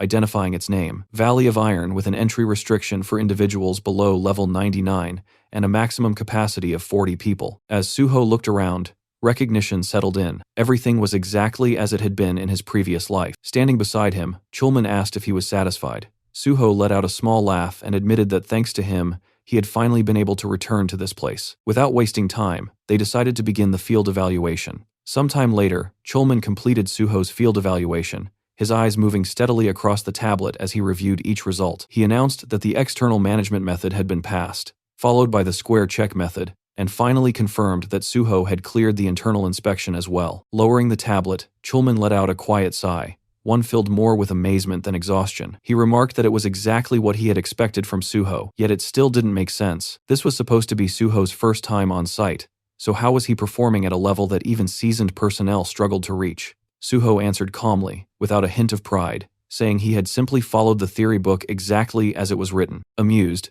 Chulman pulled a thermos from his inventory and poured cold coffee into the cup, joking that Suho reminded him of the top student who relied solely on textbooks. Curious, Suho asked about the thermos, and Chulman, offering him a cold coffee, explained he had brought coffee for fun. Suho accepted the cup, and soon the two sat together on the grass, quietly taking in the scenery. The view stretched endlessly, untouched by the crowded chaos of the outside world. Chulman remarked that gates often revealed sights no city could offer, which was why Chulman preferred the management division among all departments. When Suho asked whether that was still true despite the demanding work, Chulman smiled awkwardly and admitted every department believed theirs was the hardest. Still, as he gazed up at the sky with bright eyes, he said this place simply suited him. Suho immediately recognized the tone. It was the classic line Chulman used to lure rookies into the management division, a romantic pitch that happened to be Chulman's specialty. As Suho quietly sipped his coffee, he suddenly spoke up, addressing Chulman in a calm voice. He said he wanted to join the gate division. For a moment, Chulman thought he had misheard. His eyes widened as confusion washed over him. The statement had come completely out of nowhere, yet Suho continued as if it were the most natural thing in the world. He explained that he was fully aware of the rumors surrounding him, that he was some kind of prodigy being groomed by the Special Division, practically treated like royalty. Even Deputy Director P. Seung-yeol had been spreading that narrative. But the truth, Suho admitted, was that he wanted to work in the Gate Division far more than in the Special Division. He added that Chulman had been the first person he met after joining the association, and maybe that was exactly why the Gate Division felt more appealing. As he finished speaking, Suho gave an awkward, almost shy smile. Seeing that expression made Chulman's heart sink. Suho was openly expressing a sincere desire, yet there was nothing Chulman could realistically do to grant it. A bitter taste crept into his mouth. For a fleeting second, an absurdly dramatic thought crossed his mind. Was this what Romeo and Juliet must have felt like? After a long pause, Chulman resolved that if nothing else, he could at least offer a few comforting words, so the disappointment wouldn't cut as deeply. But before he could speak, Suho called out to him again, and asked whether, if there were a way for him to enter the Gate Department instead of the Special Division, Chulman would help. Chulman's eyes widened even further. What was Suho planning now? The seriousness in Suho's gaze made it clear this wasn't a joke. In the long run, he knew joining the Special Division might be the correct move, but right now, the Gate Department offered far more opportunities. If he went straight into the Special Division, he would likely spend his days chasing people rather than gaining the kind of growth he sought. After a heavy silence, Chulman asked if he truly meant it. Suho answered immediately, saying he wasn't in a position to joke about something like this. Chulman exhaled slowly and admitted that no matter how he looked at it, he couldn't yet see how he could help, but he asked Suho to explain his plan first. Suho agreed and said the idea was actually quite simple. Director Pai Seung-yeol was already making his intentions public, ensuring everyone knew he planned to bring Suho into the Special Division the moment training ended. Chulman had noticed it too. After all, they had witnessed it together. Chulman couldn't deny that. With years of public service behind him, he was more than capable of reading such signals. Suho continued, saying that if Director Pai had the authority to appoint personnel however he wished, then the answer was obvious: they would counter him with someone who held even greater authority. Chulman frowned, thinking it through. Officially, only 2 people in the association outranked a director. Slowly, a possibility formed in his mind, and he cautiously asked if Suho meant the vice president. Suho crushed his empty coffee cup in his hand, a sharp smile spreading across his face as he shook his head. Not the vice president. He was thinking of the big dog of the association, the president. Suho calmly explained that the association president was preparing to move into an even higher position, which meant he likely had little interest in the internal faction conflicts. But if those internal issues threatened his promotion, things would change. Chulman rested his chin on his hands, thinking it through before answering that the president would probably step in to resolve the matter himself. Suho nodded. Exactly. That was why he intended to move the president through media play. He suggested a headline, something dramatic enough to stir public curiosity: the Korean Hunter Association's Royal Talent and the Special Division. The mere idea made Chulman uneasy. Watching the scenery ahead, Suho continued, saying that if a so-called royal truly existed, and the standard path for such a figure was assignment to the Special Division, the outside world would erupt with noise. Chulman let out a long sigh, agreeing that it wouldn't just be noise. Sensational articles would flood the media every single day. Suho went on to explain that if, at that exact moment, he were assigned to the Gate Department instead of the Special Division, the controversy would disappear almost instantly, buried under a different narrative. Chulman admitted that it sounded ideal,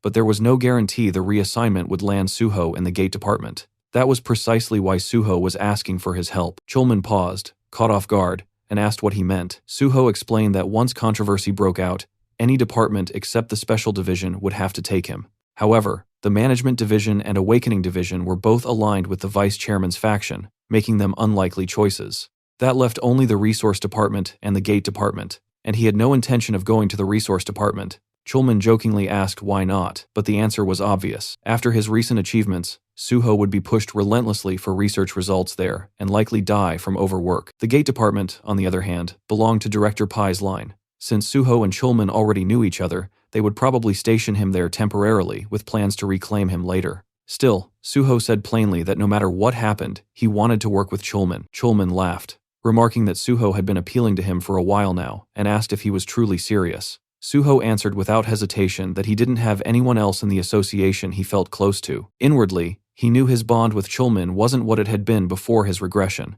If he wanted that trust again, he needed to join the Gate Department and rebuild it quickly. Trying to lighten the mood, Chulman pointed out that everyone liked Suho and even reminded him that he had a fan club. Suho brushed it off, saying, Being liked and being close were completely different things. The attention only made him uncomfortable. Besides, his ultimate goal was to end the gates themselves. If he worked in the gate department, he could access them faster than anyone else, making it the most efficient path toward that objective. Chulman studied him for a moment before letting out a small laugh. He agreed to help as much as he could, but warned that he couldn't guarantee anything. The title of team leader sounded impressive, but it carried far less authority than people imagined. Suho simply laughed and said he trusted him anyway. Scratching his head, Chulman muttered that he wasn't anyone special, and told Suho not to place too much faith in him. But Suho only laughed again, repeating that he would trust him. Just then, Chulman pulled a cigar from his pocket and said he was going to smoke one. As he raised it to his lips, Suho casually added that aside from the gate department's usual romance strategy, choosing this place had been entirely his own decision. The comment startled Chulman, who quickly asked where Suho had heard about that. Suho replied that people had warned him not to fall for the scenery and sweet lines during the gate department exam.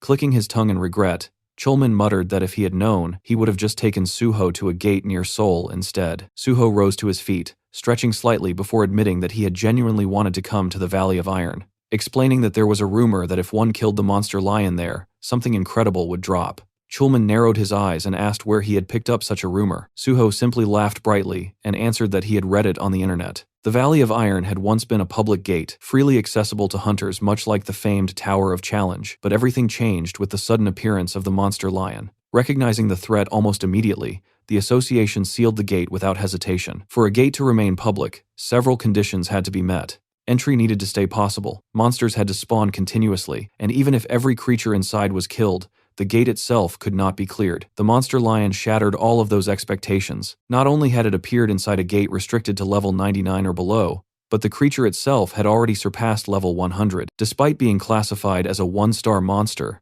its overwhelming power destroyed the entire ecosystem within the gate. Hunters who challenged it never stood a chance. Many died without managing to leave even a scratch on its diamond-hard hide. Chulman exhaled slowly as he explained that the creature was the very reason the Valley of Iron had been sealed. But that wasn't even the worst part. Its defense and magic resistance were already a nightmare, yet the beast continued to grow stronger. Now it had climbed beyond level 110. Dropping his cigar to the ground and crushing it beneath his boot, Chulman muttered in frustration that the entry condition capped participants at level 99. How was anyone supposed to defeat a monster that far above the limit?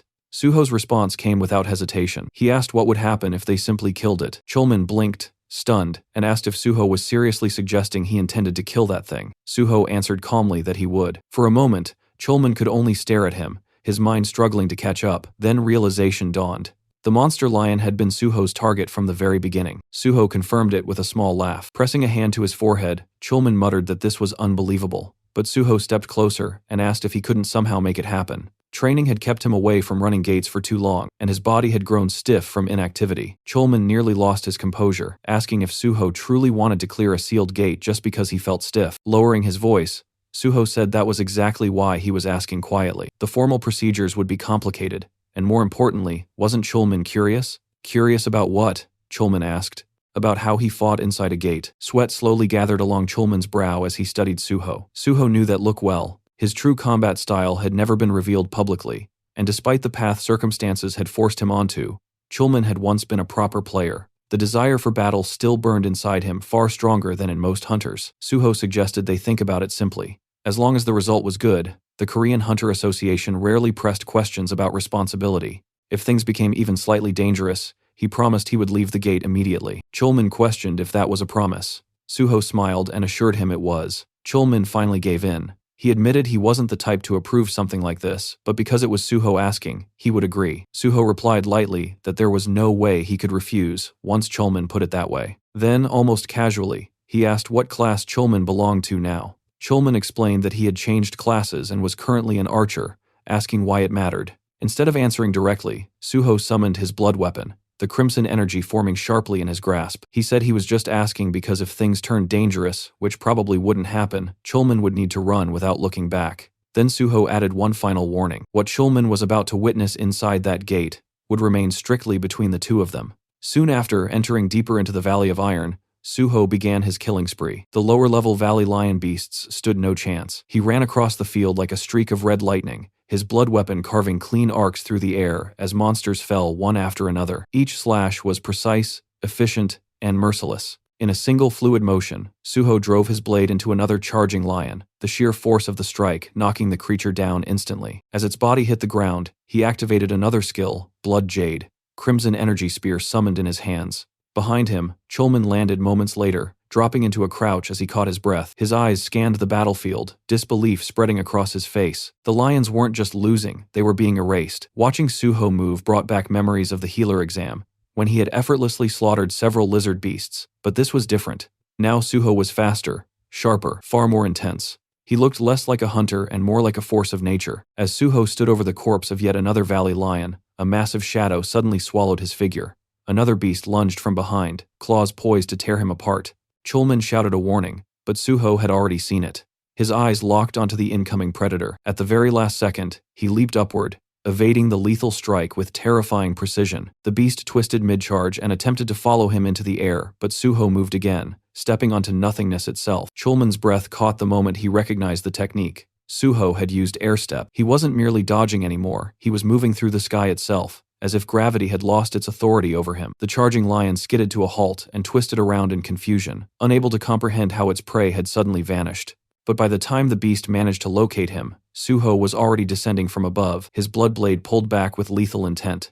The strike flashed once through the air, steel met flesh, and the lion's neck split cleanly before the creature even understood what had happened. Watching the scene unfold, Chulman could only stare, his jaw slack with shock. A single thought repeated itself in his mind. This wasn't a hunter stepping into the Valley of Iron. It was a disaster that had descended upon it. There were no words capable of capturing what he was witnessing. Meanwhile, Suho calmly surveyed the destruction surrounding him. Corpses of fallen beasts littered the field, and the metallic scent of blood drifted heavily through the air. After measuring the chaos he had created, he remarked that causing this much disturbance should be enough to draw out the boss monster. Almost as if the valley itself had heard him, the atmosphere abruptly shifted. From the far distance, something enormous began to move. Each step sent a tremor through the ground, the vibrations growing stronger as the presence approached. Then it revealed itself a lion, far larger than any they had faced so far, its overwhelming aura pressing down on the surroundings like an invisible weight. When it roared, the sound ripped across the gate like thunder, shaking the very space around them. At that same instant, a crimson alert surfaced before Suho, the system quietly informing him in stark clarity that the boss monster had appeared.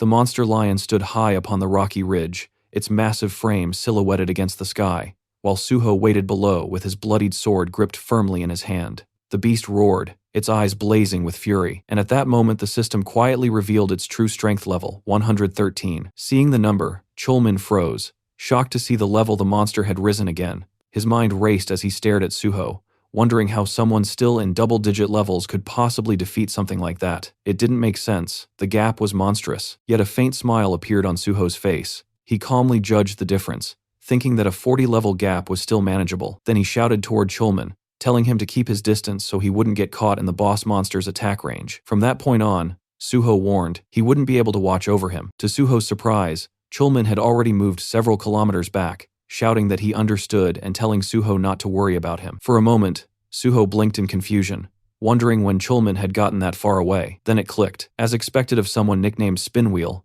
his judgment was quick and precise. From behind Suho, the monstrous lion continued to watch him, its throat emitting a low, guttural gurgle. Suddenly, it snapped, unleashing a deafening roar that activated its boss-level fear. The resulting shockwave sent violent gusts of wind toward Chulman, stirring up clouds of dust and debris. Meanwhile, Suho remained perfectly still in front of the beast. His system indicated that, due to the dragon blood effect, the fear failed to apply to him. Suho simply smiled. He remarked that he was just getting hot from moving around, and that the roar had actually cooled him off. Pointing a finger at the lion, he signaled the beast to come at him. Taking this as a direct challenge, the lion instantly stepped forward. Suho cancelled his blood weapon summon, noting that those blades would be useless against such a monster. Instead, he summoned his ghost shadow spear. He gripped the weapon and prepared to throw it, musing with a smile that he wanted to see for himself just how tough the creature's famous, diamond-hard hide truly was. With a surge of full force, he launched the ghost shadow spear. The blade tore through the air, aiming straight for the beast's head. Realizing the attack was imminent, the lion braced itself for defense. The moment the shadow spear struck its forehead, the weapon split apart, proving the monster's hide was far stronger than the attack. Suho watched, amazed by the sheer toughness of the hide. Having successfully defended against the strike, the lion stood its ground, its eyes bloodshot as it bared its razor-sharp fangs and teeth. It was then that Suho realized the truth. This was indeed the Nemean lion. The Nemean lion, the first of the 12 labors, completed by the legendary demigod Hercules. Just as in the myth, defeating this beast grants one of Hercules' powers. In other words, this was the qualification test to become a Hercules candidate. Suho reflected on his previous life, remembering a hunter named Bless who had completed the 12 labors faster than anyone else. Bless was a man of justice and action, a good friend who had taught Suho much about the nature of Hercules' power. Sorry, Bless, Suho thought, but this time, I'm not leaving it to someone else. I'm taking Hercules' power for myself. He activated his blood skill, clenching his fists as blood swirled and solidified around his arms. The system announced the summon: blood weapon, blood gauntlets. The crimson armor encased him from shoulder to fist, just as the lion charged with blinding speed and murderous intent. From the background, Chulman shouted a desperate warning, reminding Suho that close combat was suicide against a beast that possessed the ultimate spear and shield in its claws and hide. Chulman's desperate pleas for Suho to avoid a frontal assault went unheeded. As the lion closed the distance and reared up to deliver a crushing blow with its massive claws, Suho stood his ground. Instead of retreating, he reached out and caught both of the beast's paws in mid-air. The lion's eyes widened in sheer shock. It began to tremble as it realized it could not overpower Suho's grip. Suho observed that while the claws were undeniably powerful, they were ultimately useless if they couldn't even graze his skin. As the beast continued to strain against him, Suho let out a smirk and decided to test if his own strikes would prove more effective. With a surge of immense strength, he shoved the lion back using his blood gauntlets, forcing an opening. He stepped forward, anchoring his weight for a decisive assault. The monster attempted a frantic counterattack, swinging wildly, but Suho vanished from its field of vision with a sudden leap. Channeling his focus into his fist, Suho delivered a cataclysmic punch into the monster's flank. The impact sent the lion hurtling through the air until it smashed into the rocks, shattering the mountainside. The force was so absolute that it left a trail of destruction in its wake, ending with the beast collapsed and buried in the rising rubble. Despite the brutality of the assault, the lion rose once more, its body remarkably free of even a single scratch. Suho watched the beast with a light smile, though a bead of sweat traced down his face. He marveled at the fact that a strike delivered with his full strength had barely seemed to register. Realizing that blunt force would not suffice, he decided to shift his approach. Suho dashed forward with blinding speed, his blood gauntlet still active. Before the beast could react, he pivoted sharply, moving to its right side and slipping behind its thick mane. He lunged for the monster's neck, determined to grapple it if he could not break it. He climbed onto the lion's back, locking in a powerful hold while the creature began to thrash violently in resistance. Suho recalled the myth of Hercules, who, unable to pierce the hide, had eventually subdued the beast through strangulation. Adopting that same strategy, Suho maintained a relentless grip while the lion used every ounce of its strength to shake him off. A mixture of thrill and excitement surged through him as he steeled himself, mentally declaring that there would be no tapping out until the very end. In a desperate attempt to break the hold, the boss monster unleashed its fierce skill, but Suho's dragon blood intervened once again, nullifying the effect. The lion began a frantic rampage through the mountains, slamming its back against the stone walls in an effort to crush its rider. Suho tightened his grip even further, knowing that if he lost his hold for even a second, there would not be another opportunity. He clung to the beast's neck as it smashed into cliffs and outcroppings, refusing to be dislodged. From the background, Chulman watched the struggle with his mouth agape, shouting words of encouragement and urging Suho to hold on just a little longer. Though his stamina was rapidly draining, Suho kept his grip firm until the beast finally began to lose consciousness. After a grueling chokehold, the lion finally collapsed. The moment the beast was defeated, Chulman rushed forward. His eyes widened as a system window appeared in the air, announcing that the ruler of the Iron Valley had been defeated. Chulman let out a cheer of pure happiness and called out to Suho with a triumphant smile to check if he was all right. Exhausted and hazy, Suho lay down on the ground beside the fallen monster as the system declared him the MVP of the gate clearance. Once the battle had concluded, Suho drove his ghost shadow spear into the ground beside the Nemean lion's corpse, intending to let the weapon absorb the fallen beast's shadow. He addressed the spear by the name Yongcheng, urging it to feed well. The ghost shadow spear reacted instantly, and a system notification confirmed that it was absorbing the shadow and becoming enhanced. Suho mused that the weapon was like an expensive pet to maintain, expressing his hope that this would be the final feast needed to reach the third stage together. He then accessed his system window to distribute his 2 bonus stat points into strength. Just as he finished, Chulman arrived and gave him a triumphant thumbs up. Chulman reported that the other lions had vanished along with the boss, confirming that the gate had been perfectly cleared.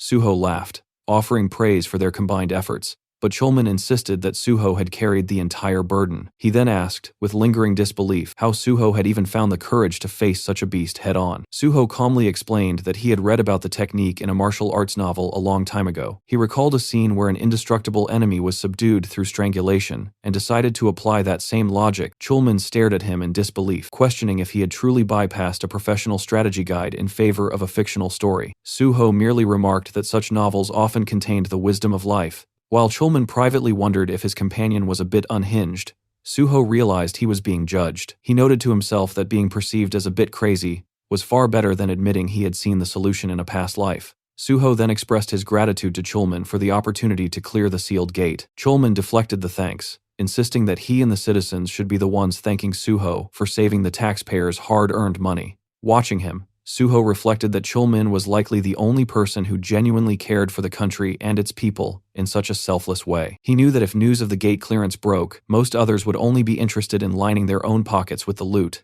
He then pointed toward the lion's corpse and asked the team leader if he could collect its byproducts. Under current regulations, loot from gates cleared by civil servant hunters technically belong to the state. While Suho knew these laws would eventually be overturned during a massive reform of the Great Hunter Association, the restrictive rules were currently in full effect. However, he had no intention of handing over the Nemean lion's remains. Rather than deceiving Chulman, he chose to be direct, valuing their mutual trust over the materials themselves. Chulman took a moment to consider the request while looking at the massive corpse. He eventually gave Suho his blessing to take the byproducts. When Suho pointed out that the rules strictly prohibited it, Chulman noted that since Suho was still a probationary civil servant and not yet an official employee, there was some wiggle room. He turned away with a joking remark, claiming that since he had been running far away at the time, he couldn't possibly have seen anyone collecting loot.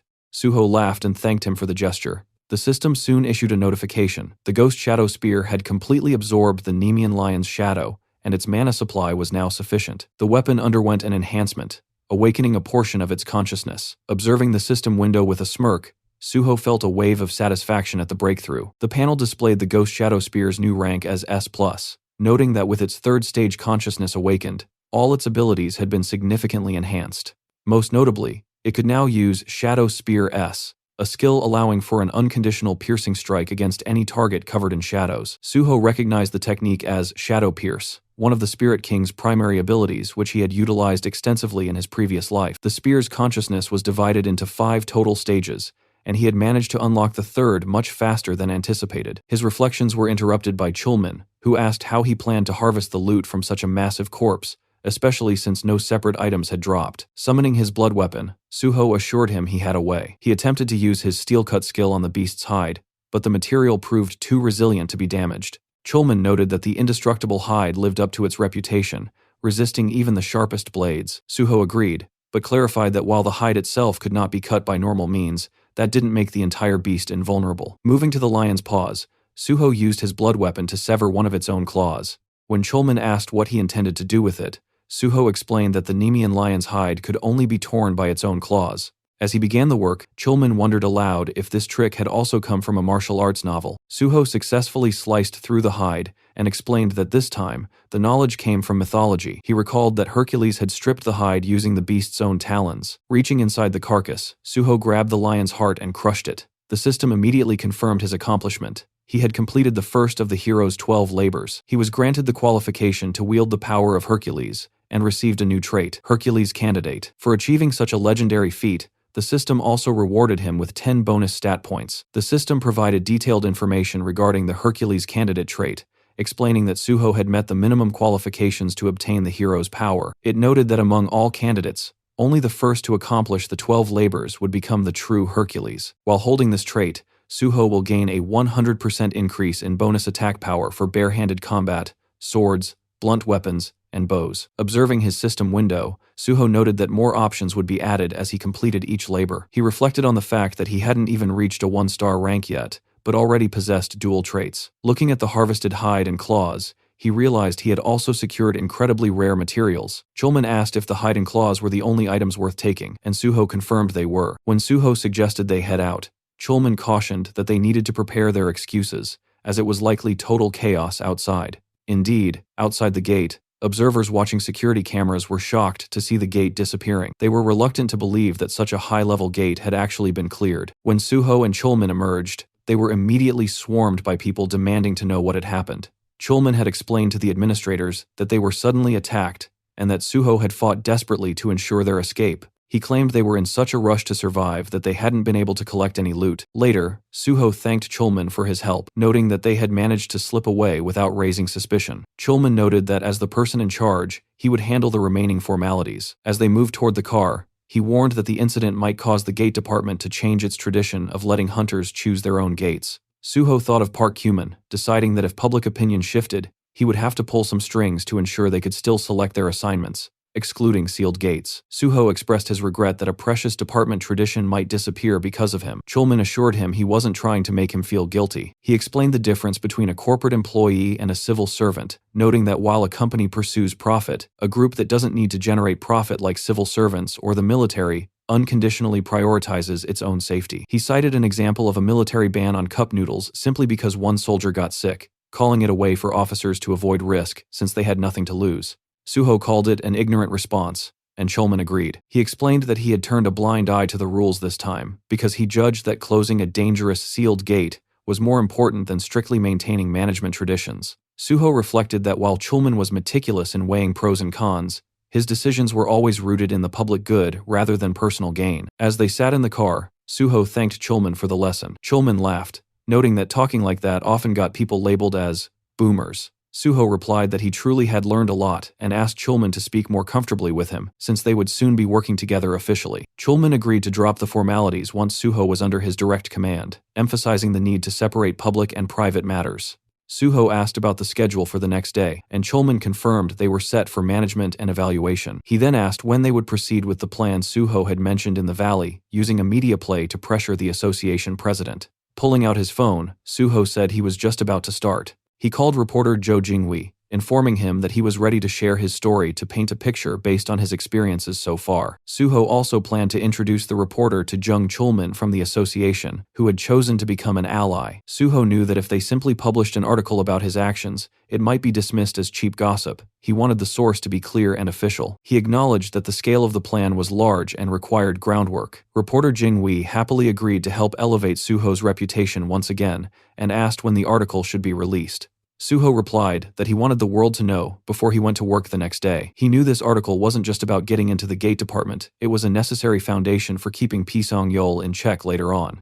Later that evening, the scene shifted to Suho's safe house. Giwon was lounging on the massive sofa with his laptop open, scrolling through the latest article that had just been published. The headline, written by reporter Jo Jinghui, covered Suho's newest feat, and the internet was already exploding with reactions. Comments poured in non-stop, filled with followers praising him and congratulating him on defeating the monster lion. Watching the flood of responses, Giwon leaned back and muttered that the reaction was as intense as ever. Just then, Suho stepped out of his room. Giwon immediately looked up and asked how he had managed to kill the monster lion when even elite raid teams had failed. While talking, he swung his hands in the air like swords, jokingly demonstrating how Suho must have slashed it down. Suho simply shook his head and calmly replied that he hadn't used a sword at all. He had defeated it in hand-to-hand combat. The answer stunned Giwon. He blinked and asked if Suho meant actual martial arts, wondering if he was joking, but Suho confirmed it casually, explaining that he had finished the fight with ground combat. As he walked over to the window, his thoughts drifted to the report he had already sent to Chief Pisong-yeol before the article went public. With that done, Pai wouldn't be able to nitpick about the incident afterward. Now the next step was informing Park Kyuman. Suho took out his phone and called the vice president, asking if he had seen the article about him that day. Park Kyuman replied that he had already confirmed the news through military reports as well. Suho then mentioned that the rumors about him being royalty of the Special Division had probably reached him too, along with the expectation that he would start as a deputy team leader there once training ended. From the other end, Park Kyuman said it would actually be strange if he didn't know about it, then asked why Suho was bringing it up. Suho replied by asking if Park Kyuman would be fine with him joining the Special Division. The vice president grew suspicious and demanded to know what he was trying to imply. Suho explained that he was planning to put pressure on Pisong-yeol. Soon an article would circulate about the so-called Special Division royalty, and to the public it would look like a corruption scandal involving power-based appointments. Pisong-yeol himself might not care about public opinion, but the association president certainly would. After a moment of silence, the vice president asked if Suho wanted him to persuade the president to send him somewhere else instead. Suho confirmed it and told him to simply place him in the gate department. At the same time, Park Kyuman should stay close to the president, offer advice, and slowly build his own influence. Suho added that he would prepare several proposals to help strengthen that position. While speaking,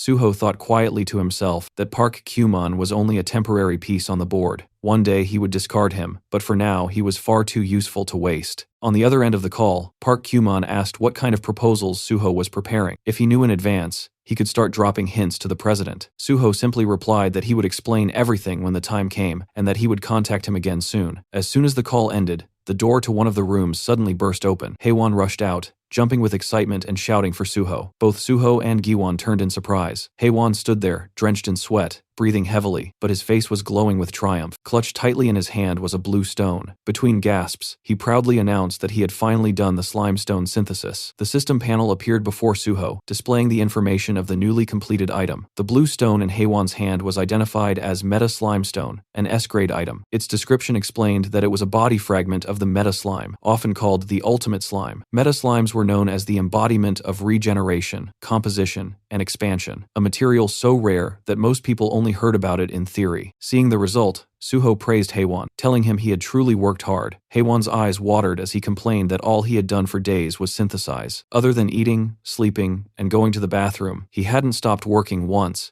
even admitting that he had continued synthesizing while taking a dump. Suho chuckled and kept patting his shoulder, repeating that he had done well. Then he asked if Haewon's level had gone up during the process. The question instantly brightened Haewon's face, and he proudly answered that it had. Every time the slimestone's grade increased, he had received several bonus stat points as well. Suho nodded and encouraged him, saying that was exactly the charm of being an alchemist. With the Meta Slimestone finished, they only needed the remaining materials now, and when the time came, he would need Haewon's help again. The mention of more work immediately drained the color from Haewon's face, but he still nodded weakly and agreed. Suho then took out his phone, thinking that now the Meta Slime Stone was complete, only one material remained. Looking at the contact number on the screen, a faint smile formed on his face, realizing that the person he needed to contact next wasn't exactly normal either. Sometime later, Kang Seol-gi arrived outside Suho's safe house. Standing in front of the massive building, he looked up at it in disbelief. The place looked less like a house and more like a mansion. He let out a quiet gasp, thinking that if he ever tried to buy something like this, it would probably take him 50 years. Then he reconsidered and thought it might even take 100. Just then, the door opened, and Suho called out to him, asking if he had arrived and telling him to come inside. Suho led him through the entrance and thanked him for coming all the way there. Seol-gi brushed it off casually, saying it was nothing, and explained that he had brought the item Suho requested. Inside the box he carried was a strange device resembling a gaming controller. As soon as Suho looked at it, the system panel revealed its name and description. It was called the Third-Person Pilot Perspective Device. The description added that excellent pilots were extremely difficult to create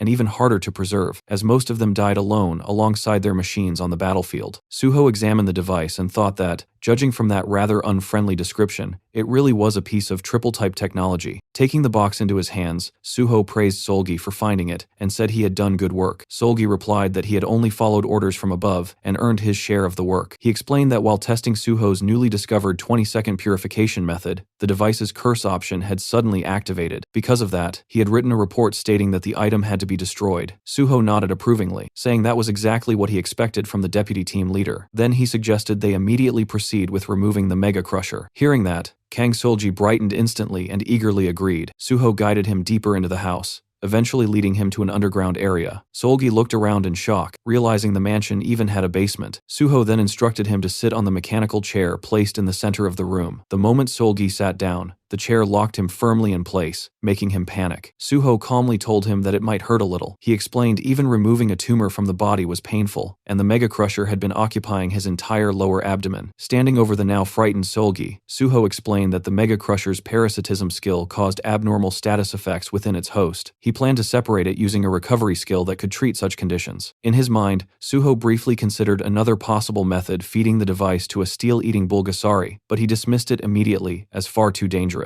Instead, he moved beside Seol-gi and announced that the procedure would begin. Seol-gi nervously asked if anesthesia wouldn't be used first. Suho casually replied that he had indeed called an anesthesia specialist and that he would introduce him right away. Without another word, he struck Seol-gi sharply on the back of the neck, knocking him unconscious instantly. Suho sighed and remarked that possessing and using anesthetics without permission was illegal, so this was the only option. He then removed Seol-gi's jacket and lifted his shirt, revealing the grotesque mechanism embedded in his abdomen, the Mega Crusher. Looking at the device, Suho noted that with the host unconscious, its activity had slowed down, declaring that the surgery would now begin. A soft blue light gathered in his hands as the system indicated the skill, recovery, had been activated. Suho pressed the glowing energy against the Mega Crusher. He muttered that if the device evolved any further in the future, ordinary recovery skills would no longer work on it. If Kang Solgi had revealed his condition earlier in Suho's previous life, the devastating molecular incident might never have happened. Still, that disaster had at least allowed researchers to discover numerous item combinations involving the device. Sensing danger, the Mega Crusher suddenly began reacting violently to Suho's skill. Kang Solgi's entire body trembled, though the mechanical chair held him firmly in place. Suho observed that if the host had been awake, the scene would have turned into complete chaos. He added quietly that it would hurt, but the device had to be removed quickly, and Solgi should actually feel lucky to be unconscious. As Suho intensified the recovery skill, the Mega Crusher began emitting harsh mechanical noises. Suddenly, the device tore itself free from Solgi's abdomen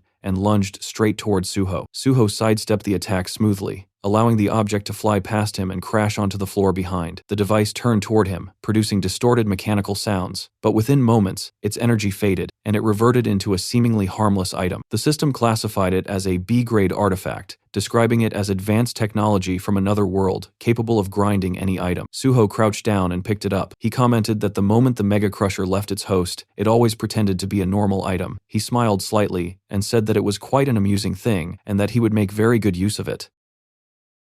After obtaining the Mega Crusher, Suho returned to the living room. There he found Haewon sprawled across the couch, looking completely drained. Suho told him that all the materials had finally been gathered and that it was time to begin the synthesis. Hearing that, Haewon immediately protested, complaining that he had just gotten some free time, and Suho wasn't even giving him a chance to rest. Suho simply smiled and placed a hand on his shoulder, telling him they would finish just this one and then take a proper break. The materials were already prepared, so the process should be quick. Haewon clearly wasn't pleased, but agreed. The two of them soon headed down to Haewon's laboratory. Once inside, Haewon began the synthesis process. This time, the materials placed on the table were the Meta Slimestone, the Liberated Soul Prison, and the third-person pilot perspective device. As the process began, Haewon focused entirely on his work. Sweat formed on his forehead as he carefully guided the fusion of the materials. His concentration was absolute. Moments later, a brilliant light burst from the synthesis circle in front of him. Haewon pushed his glasses up slightly and announced that the work was finished. Haewon then revealed the finished item. As Suho examined it, the system panel appeared, identifying the creation as a mysterious meta-suit for Soul Mecha soldiers, an S-grade artifact. The description explained that it was the result of combining ancient mysterious technology, advanced otherworld technology, and fusion engineering. The suit was designed exclusively for possession-type ability users. It would receive 150% influence from the pilot status window, allowing possession-based control and full pilot operation. Its appearance could change freely, according to the pilot's will, and as long as sufficient mana was supplied, the suit could regenerate endlessly. Looking at the result, Suho thought that the quality of the materials must have been exceptional, since even the name had evolved into something far more impressive than expected. Haewon, unable to hide his excitement, asked if the item was really that good. Suho answered honestly that it was extremely good. Haewon beamed with pride, brushing his hair back as he revealed that the synthesis had raised his level by more than 20 and granted him 10 bonus stat points. Watching him celebrate, Suho quietly reflected that the item they had just created was essentially built with endgame level specifications, packed with nearly every possible modifier. The technology series items were officially divided into 3 categories. The first was the lost technology of ancient civilizations, relics left behind by forgotten eras. The second was the high technology of otherworld civilizations, artifacts originating from advanced worlds beyond Earth. The third was the over-technology of mythological civilizations, equipment said to surpass modern understanding entirely. Unofficially, however, there existed a 4th classification fusion technology, created when 2 or more different technologies were combined together. Looking at Haewon, Suho reflected on that fact. The first 3 technologies existed as independent categories, but the last one was different. Fusion technology could only be created by rare individuals capable of merging completely different systems together. People like Haewon were the only ones capable of doing that. It was the first time Suho had personally witnessed such a result. Suho placed a hand on Haewon's shoulder and told him that 10 bonus stat points were equivalent to roughly 10 levels. Hearing that, Haewon beamed with pride and thanked him sincerely for giving him such an incredible opportunity. In response, Suho pulled out his platinum credit card and handed it to him, telling him to eat whatever he wanted and get some proper rest. Haewon's eyes sparkled with excitement as he accepted it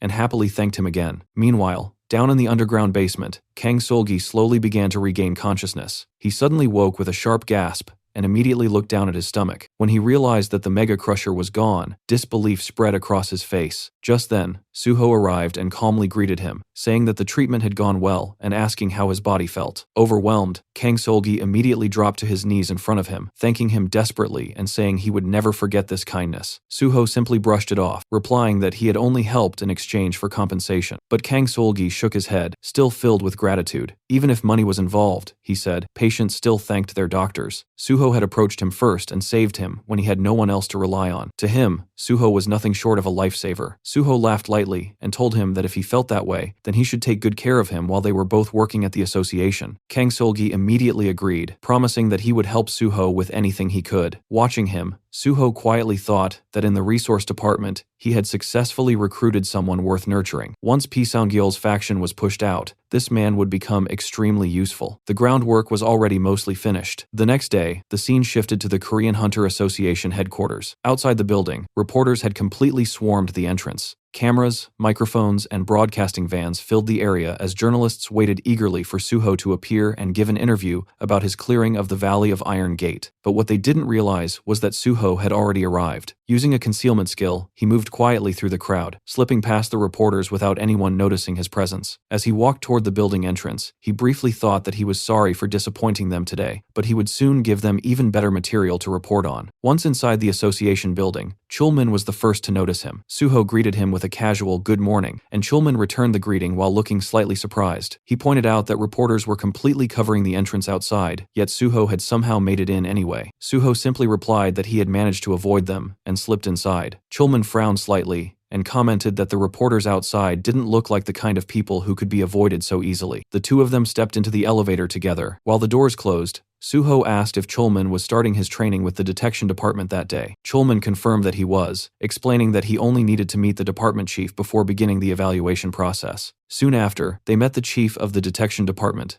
Ma Du-won. The man greeted Suho warmly and said it was an honor to meet the rising star everyone had been talking about lately. Then, turning to Chulman, he handed him a file. He explained that there had recently been several sudden mana surges, which had left the department short-handed. Because of that, team leader Chulman would also be responsible for overseeing Suho's evaluation. He instructed him to choose a suitable gate location from the list reserved specifically for evaluation purposes. As Suho glanced over the documents, a thought crossed his mind. Among the listed gate candidates, there was one in particular that he wanted. Using the knowledge stored in his memory, he had already calculated the gate's creation timing and adjusted his schedule accordingly. The scene then shifted to the Dongcheon temporary command post. When Suho and Chulman arrived, one of the guards recognized them immediately and guided them inside. Before long, they reached the massive steel wall that surrounded the gate site. Chulman checked the monitoring device and explained that the gate charge had already reached 97%. If they were lucky, they might even witness the gate formation process. However, he quickly added that calling something like that lucky felt strange, since gate zapping was never good news for humanity. Suho quietly looked at the reading. 97%. He smirked slightly. To him, this was the perfect opportunity. If he injected just a little mana into the gate point, it would likely force the gate to open immediately. Meanwhile, Chulman began explaining the evaluation procedures. He carefully listed each requirement and steps Suho needed to follow. Suho listened silently, though the information essentially passed through one ear and out the other. Everything Chulman was explaining was something he already knew. After finishing his long explanation, Chulman asked if Suho had understood everything. Suho nodded calmly and suggested they begin right away. Chulman then handed him a device and told him to measure the charge around the gate location. By checking the mana density concentration in the area,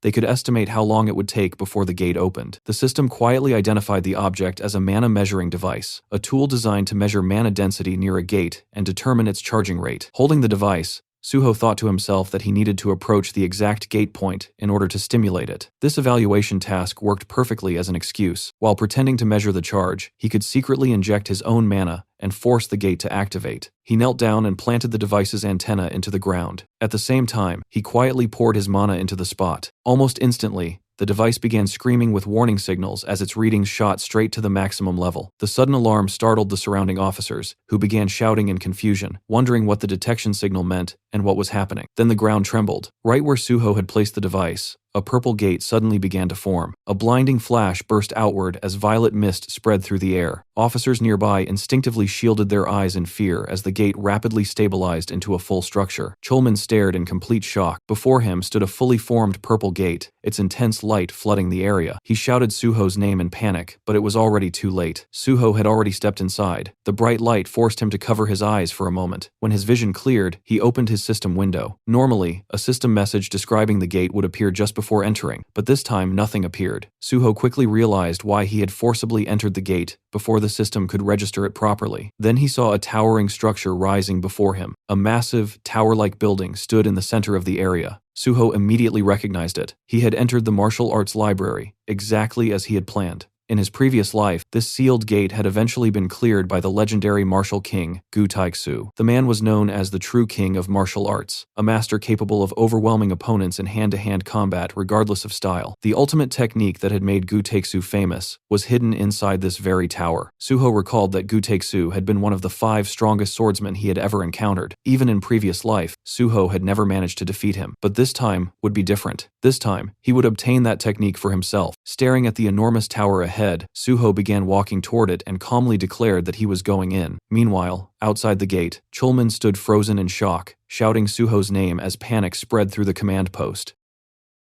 The scene briefly shifted to the past. In that moment, Suho stood over the defeated martial king, Gu Taixu. After yet another hard-fought battle, the martial king let out a small laugh as he admitted that, as expected, it wasn't easy to defeat Suho in pure swordsmanship. Suho responded calmly, acknowledging that his opponent was the martial king, but he himself was the sword god. Gu Taixu then dropped to one knee, still smiling, and wondered aloud if he might finally win after 1,000 matches. Back in the present, Suho was climbing the massive stone tower of the martial arts library. His body moved steadily upward, gripping ledges and pulling himself higher with controlled precision. As he climbed, he muttered that Gu Taixu had always been the most persistent person in the world. Someone like him must have scaled this exact tower with nothing but his bare hands. Even for Suho, the climb was exhausting. Each movement demanded strength, balance, and endurance. Despite his overwhelming abilities, he found himself struggling, realizing that the martial king must have gone through the same hardship before earning his title. After a long climb, Suho finally reached the top. Pulling himself over the edge, he jumped onto the rooftop and let out a deep breath of relief. He muttered that he had barely made it, recalling how he had almost slipped near the very end. If his stamina hadn't reached red grade levels, he wouldn't have been able to complete the climb at all. He remembered how things had unfolded in his previous life. Back then, no one had managed to conquer the stone tower. In the end, the opportunity had gone to Gu Taixu through an auction, allowing him to claim the reward. Standing there now, Suho reflected that if he hadn't accessed the gate first this time, the same outcome would have repeated itself. Gu Taixu would have conquered it again. Suho realized that there was no better environment for rapid growth than the Korean Hunter Association. Even if he couldn't directly profit from gates in the usual way, the opportunities they provided were far more valuable. With that thought, he looked upward, eyes sharp with determination. He had already cleared the first trial, the climb. As Suho reached the top, the scenery finally revealed itself. A bright blue moon hung high in the sky, casting a cold, almost surreal glow across the entire area. In front of him stood a massive, old-school-style martial arts library, its structure ancient yet imposing.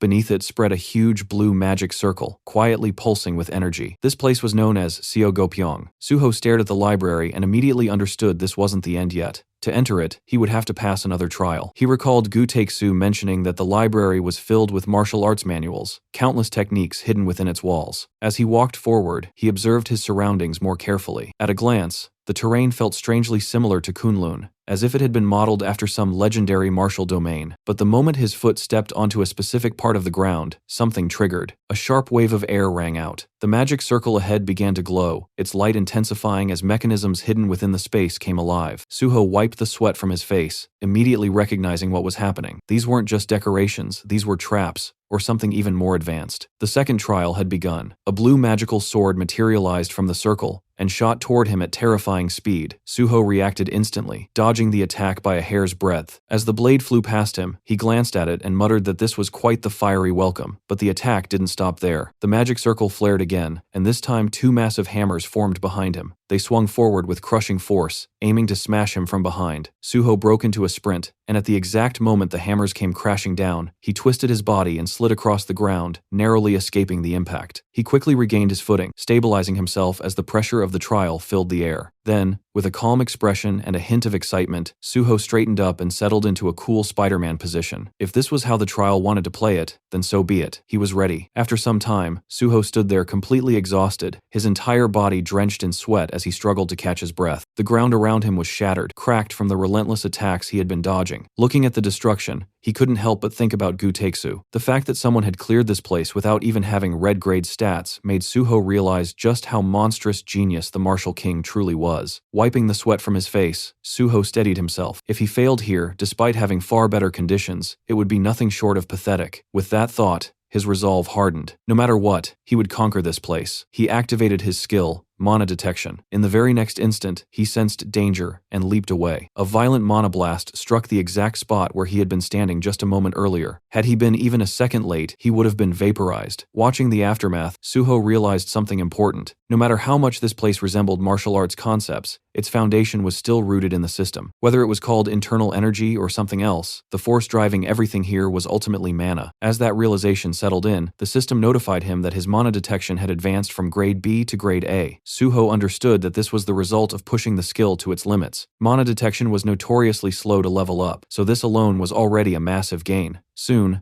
Suho was moving non-stop, dodging one blast after another, sensing each attack just before it struck. As he continued, his instincts sharpened, and he suddenly realized something. It was time to arrive that thing. The ground beneath the magic circle began to crack violently. Within seconds, the surface split apart, and from within emerged a massive statue. The moment Suho saw it, he knew this was the boss monster. The system identified it as the guardian of the library, its level unknown. The statue's appearance reminded Suho of something oddly familiar, like Mokujin from Tekken. Then he recalled what people used to say. This guardian possessed the same terrifying ability as the Nameless Sword Emperor, the boss of the Nameless Sword Gate. That ability allowed it to copy the exact status window of its opponent. Almost immediately, the guardian activated its skill. A blue domain spread outward, forming a sealed space that enclosed only Suho and the guardian. The system informed him that the battlefield of conviction had been activated. Within this domain, the guardian's status would mirror the challenger's, and all combatants were restricted to using only the weapon designated by the guardian. Suho rolled his shoulders and understood the situation instantly. This meant he had to fight using pure technique, nothing else. Now he understood how Gu Taeksu had cleared this gate. But at the same time, Suho smirked, thinking, even Martial King Gu Taeksu had never managed to defeat the Nameless Sword Emperor. That meant this kind of fight wasn't his absolute domain. At that moment, the guardian summoned a sword, and the system confirmed that the designated weapon was a sword. For Suho, known as the Sword God, there couldn't have been a better outcome. He summoned his blood weapon and pointed it toward the guardian, asking if this would suffice. The statue silently took its stance in response. For a brief moment, the world grew still. Then the guardian moved. It launched itself forward in a single burst of speed. Suho stepped in as well, deciding to end the fight immediately. Crimson energy surged through his body, his aura flaring as his power condensed into a single decisive strike. The next instant, their swords clashed, just a single exchange. Suho passed through the guardian, moving behind it as if the strike had already ended before it even began. For a moment, both figures stood still. Then, with a clean sound, the guardian's sword split apart. The statue froze, as if unable to comprehend what had just happened. Slowly, it turned towards Suho, and then bowed. The system announced that the guardian of the library had admitted defeat. The gate had been cleared, and the MVP of the conquest was on Suho. The system provided him extra experience points for being MVP, and his level went up. Suho looked at the guardian and commented that it had accepted defeat quickly, just like a true martial artist. Then, shifting his gaze toward the towering library ahead, he let out a small breath and said that now that the martial trial was over, it was time to move on to something else. It was time to cultivate knowledge.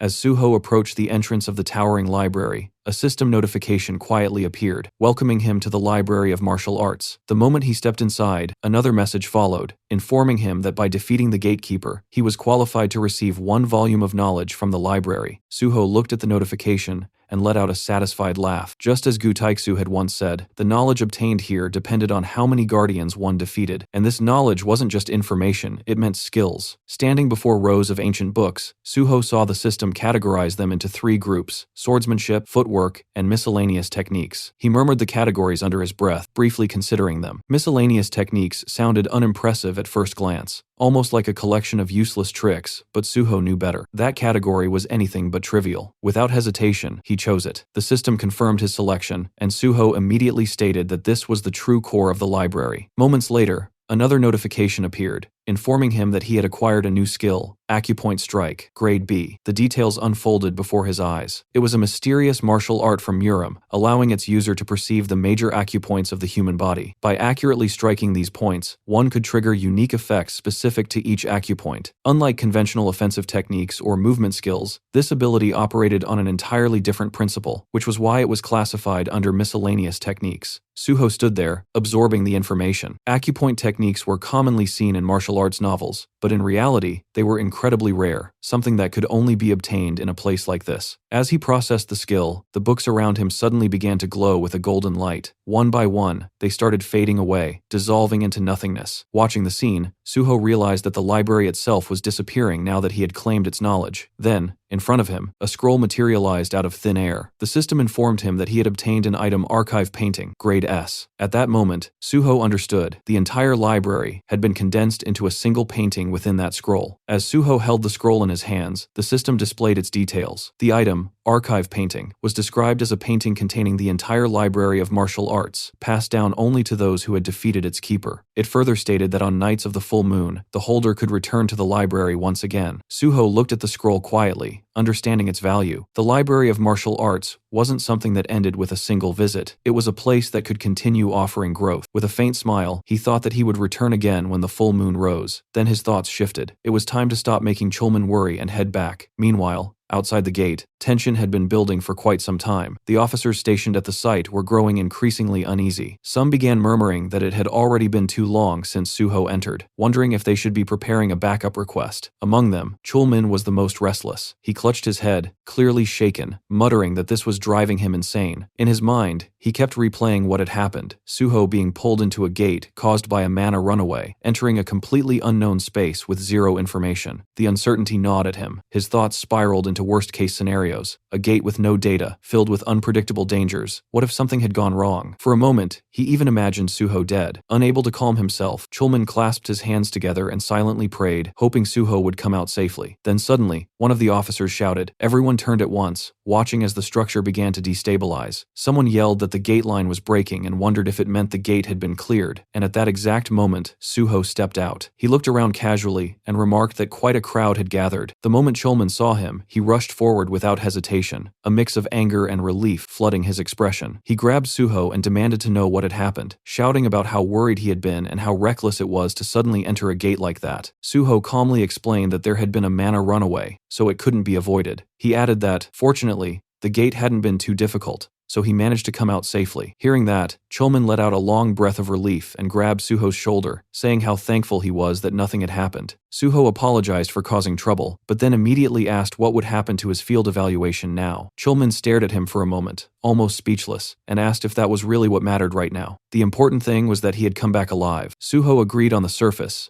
but internally, he still felt that the evaluation was important. Letting out another sigh, Chulman told him they should return to the association first and report everything. After completing his evaluation at the association, Suho returned home in the evening, his body finally giving in to the accumulated fatigue as he slouched onto the couch. Yet even in that exhausted state, a faint sense of satisfaction lingered, because he had once again secured a perfect score in the second gate evaluation, leaving only the Special Forces test ahead. While the system window appeared before him, showing his current level at 75 and his strength stat at 99, along with 2 remaining bonus points, and without much hesitation, he pushed the stat to 100, watching as its color shifted into a distinct orange, while the system acknowledged the advancement and informed him that his strength could now grow even further, making Suho quietly acknowledge that even for him, this rate of growth felt absurd, his fingers tightening into a fist as he sensed the overwhelming power flowing through his body, and concluded that at this pace, he would not lose to anyone in this life, even considering the possibility of clearing a disaster-level gate alone, since he had already done it once before, and knew that with enough preparation repeating, it would not be impossible. Just as his thoughts were settling into deeper calculations about his growth and future plans, the sudden vibration of his phone pulled him back to reality, and when he glanced at the screen, he saw the caller was none other than the Special Department head, P. Sangyil, which immediately sharpened his focus as he picked up the call and greeted him calmly, listening as P. Sangyil casually brought up the topic of his upcoming special training scheduled for the next day, while also mentioning that all of Suho's evaluations so far had been flawless, emphasizing that if he were to pass the final Special Division test as well, he would become the first and youngest perfect scorer in the entire history of the association. a statement that would normally shake anyone but barely stirred Suho on the surface, even as Lee Sang-yeol lightly pointed out how unexpectedly flat his reaction sounded, something Suho brushed off outwardly, while internally acknowledging that such achievements naturally felt less significant to someone walking through life for the second time. However, the tone of the conversation shifted when Lee Sang-yeol revealed that he would personally take charge of this final evaluation, a detail that immediately stood out to Suho, because Lee Sang-yeol was not the type to step forward directly, unless there was a specific intention behind it, and what followed only deepened that suspicion, as he declared that instead of conducting separate tests, he would combine the Special Division and Investigation Division evaluations into a single process and handle everything at once. The Special Forces were divided into two distinct branches, one focused on investigating criminal players,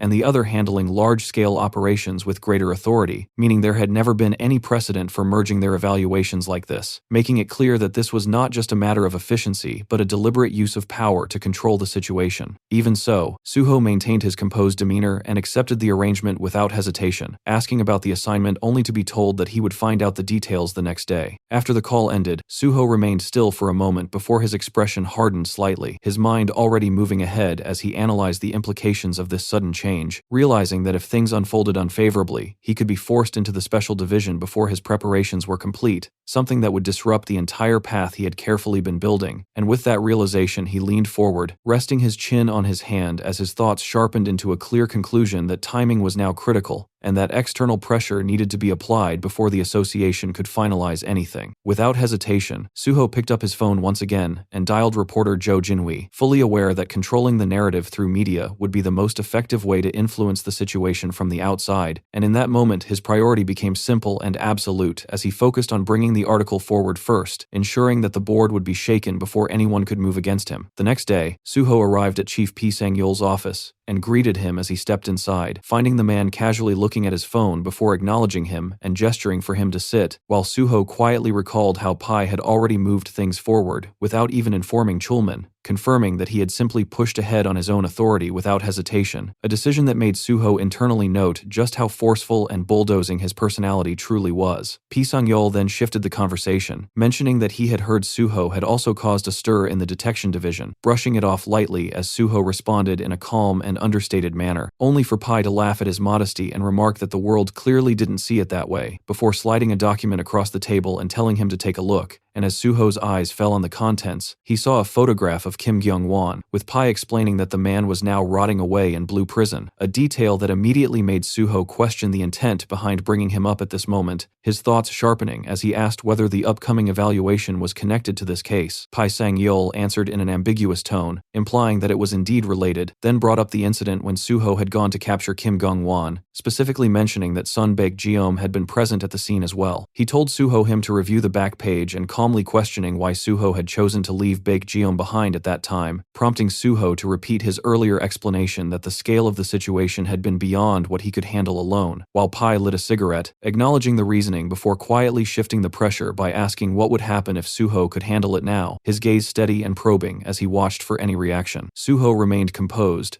offering no immediate response outwardly, yet internally he understood the meaning behind those words with perfect clarity, realizing that this was not merely an evaluation, but a deliberate test designed to push him into confronting higher-level targets while simultaneously measuring his capabilities and loyalty, and as a faint smile formed on Suho's face, he accepted that this was the kind of man Lee Sang-yeol truly was, someone who molded people by dragging them through conflict. In response, Suho met his gaze without hesitation and stated that if it was within his ability, then he would take responsibility and handle it completely, already deciding in his mind that he would play along with this game for now, fully aware that this path would only pull him deeper into the unfolding power struggle. Chief Pai studied Suho for a brief moment, clearly amused by the answer he had just given, before letting out a low laugh and remarking that this was exactly why he liked him, then immediately moving the conversation forward by instructing him to deal with Sun Baek-jeom first, making it clear that if he handled the matter cleanly he would personally grant him perfect scores across both department evaluations, a statement that sounded casual on the surface but carried a heavy implication of authority, while Suho calmly confirmed the task and asked whether simply taking care of the target would be enough, only for Pai to add another layer by demanding that he also retrieve the ledger containing all of Baek-jeom's connections, turning what could have been a straightforward mission into something far more intricate, and as Suho accepted without hesitation and asked for the time frame, Chief Pai gave him 1 week, setting a clear boundary that left no room for delay. The atmosphere then shifted slightly as Chief Pai leaned back and brought up what he called an interesting story, asking how Suho thought he knew about the connection between Son Baek-jeom and the association's vice president, and when Suho responded cautiously, Pai revealed without hesitation that Baek-jeom himself had approached him first, having the sense to recognize that Pai was a more capable figure than the vice president. Yet despite that, Pai had rejected him outright, explaining in a blunt and almost dismissive tone that taking money from someone like that would make him no different, emphasizing that he was cut from a different cloth, someone who had once served as a prosecutor in the Seoul Central District Prosecutor's Office, before being forced out after becoming an awakener, a transition that Suho understood all too well since certain professions in Korea could not be held after awakening, and in Pai's case that turning point had twisted his path entirely, redirecting his ambitions toward power within the Hunter Association, where he had climbed to the position of Special Forces Department head not through raw combat ability but through the sharp, calculating instincts he had honed as a prosecutor, creating a man driven not by wealth, but by a deep-rooted elitism and an obsession with control. Pai's words carried a cold certainty, as he stated that not everyone wearing human skin was the same, drawing a clear line between himself, Suho, and the rest. A statement that Suho acknowledged outwardly while internally recognizing just how dangerous such a mindset truly was, because a man who sought only power without distraction was far more terrifying than those driven by greed, the kind of person who could orchestrate massive incidents without hesitation or remorse. And as Pai rose from his seat and asked if Suho needed anything else, Suho took the opportunity to make a request that momentarily broke the flow, asking if the Special Forces evaluation could be conducted strictly according to the rules, a suggestion that caught Pai off guard before Suho clarified it with a light smile, expressing his intent to earn the perfect scorer title properly without shortcuts, even though internally he was simply unwilling to let his record be stained or manipulated by external interference. Chief Pai burst into laughter at that, calling Suho even crazier than expected, yet ultimately agreeing on the condition that only the theory exam would be taken, dismissing the need for redundant practical testing, and as he moved toward the door, he allowed Suho to proceed immediately, questioning whether he even understood how difficult the Special Forces test truly was compared to the others, while Suho accepted calmly with the quiet confidence of someone who had already experienced it once before, knowing better than anyone what lay ahead, and Pai, clearly satisfied by that boldness, gave his final approval, telling him to take the exam right away, as if testing whether that confidence would hold under real pressure. Soon after, Suho completed the Special Forces theory test, and his answer sheet was immediately sent for evaluation, where P. Song-yeol personally reviewed it in his office, scanning through each page with growing interest as his expression slowly shifted into something sharper, almost entertained, while he muttered to himself that it was absurd for someone to solve such deliberately difficult questions so effortlessly, especially when those problems had been designed specifically to filter out pretenders, yet Suho had answered everything flawlessly, as if he had already seen it all before, leading Pai to acknowledge that this level of precision was not normal, before setting the paper down and letting out a quiet laugh, his lips curling into a faint, dangerous smile, as he concluded that a blade this sharp could easily become a problem if left unchecked. At the same time,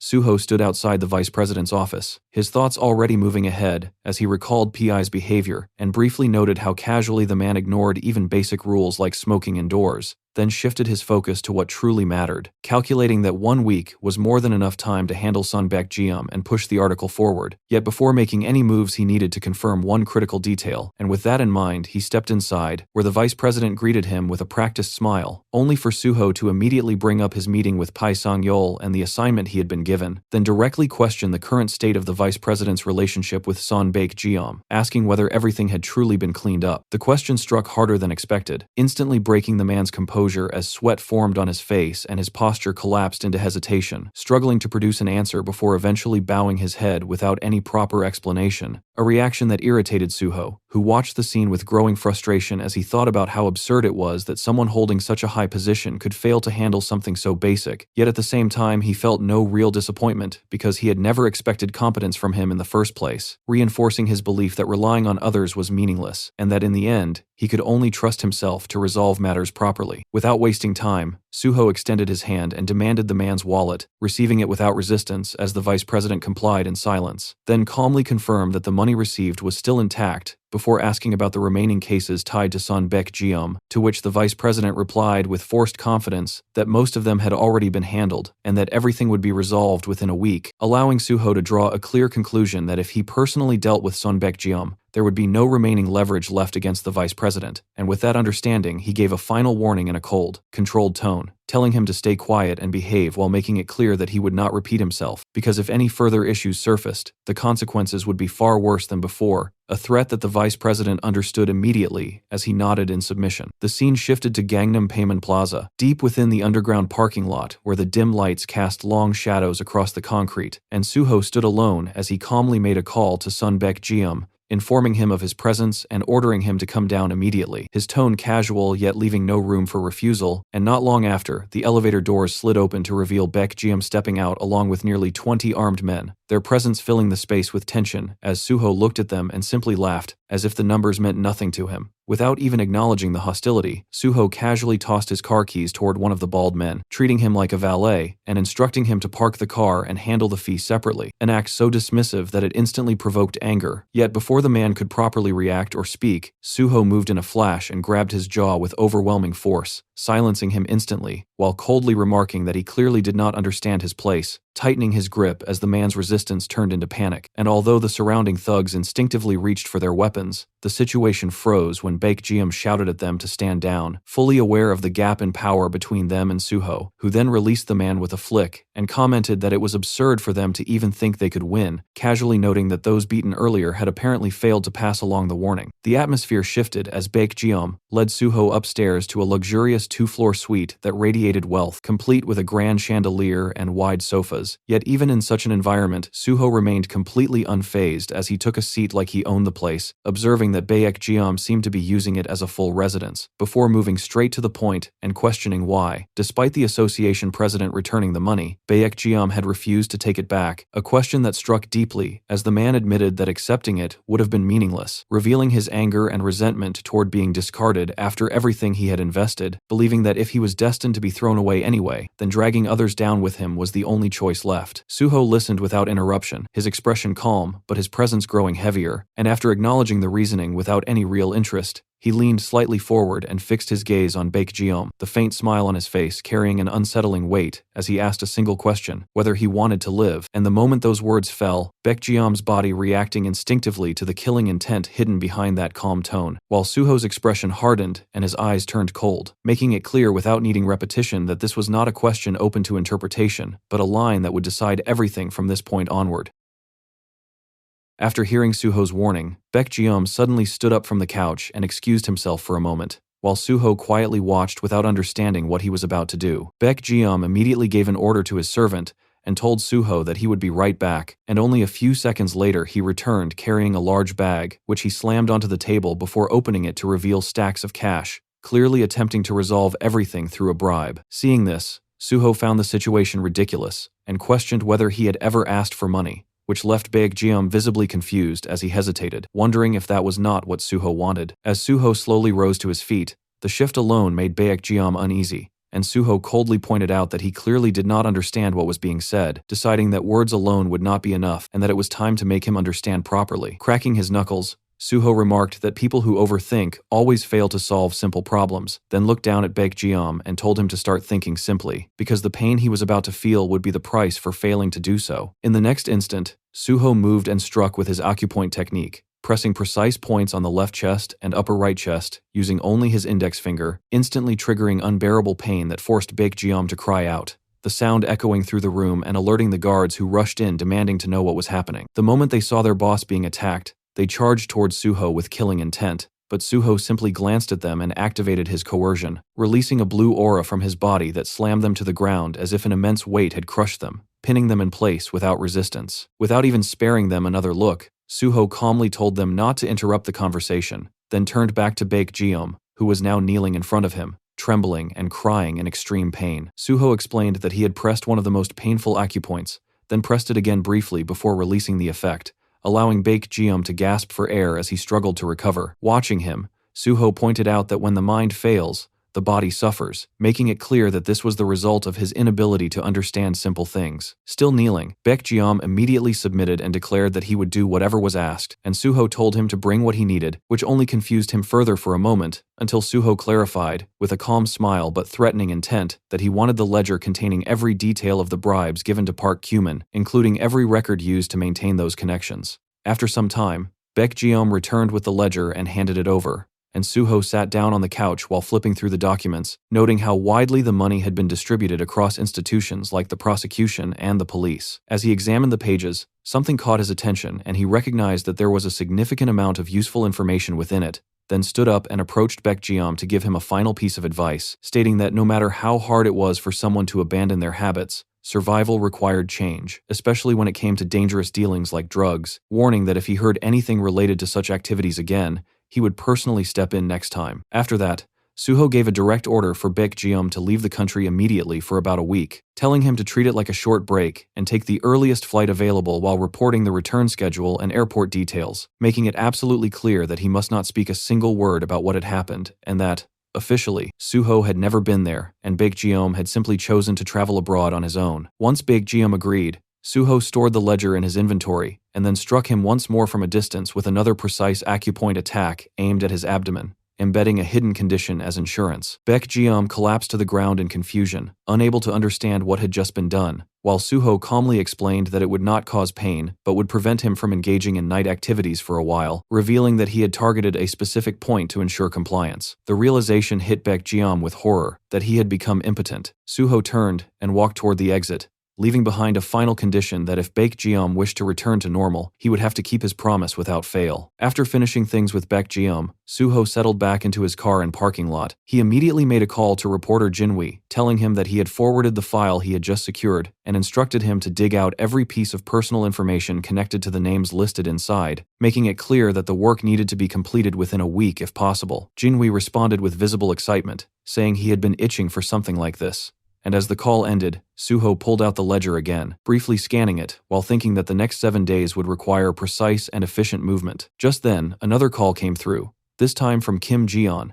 and Suho picked it up without hesitation, only to hear that Jeon had just finished dealing with his own situation and wanted to speak before making any decisions. Suho immediately asked whether Nexus had contacted him, and when Jeon confirmed that they had, but that he chose to speak with Suho first, Suho decided to head over personally, mentioning that he had something to give him. Not long after, Suho arrived and knocked on Kim Jeon's door, and when it opened, Jeon commented on the effort it must have taken to come all the way there, stepping aside to let him in as Suho walked into the room and observed him carefully. Suho noted that Jeon was still in his original body and remarked on whether he was intentionally maintaining that state, to which Jeon explained that he was trying to get used to it and only switched when necessary to care for his sibling, a response that Suho acknowledged as a good mindset. With that, Suho brought out the item he had prepared, stating that he had kept his promise, and presented the compact form of the item he had made earlier, combining multiple items, and explained that while it appeared simple, it was capable of transforming when used properly. The moment Jeon realized it was an S-rank item, his expression shifted into shock and confusion,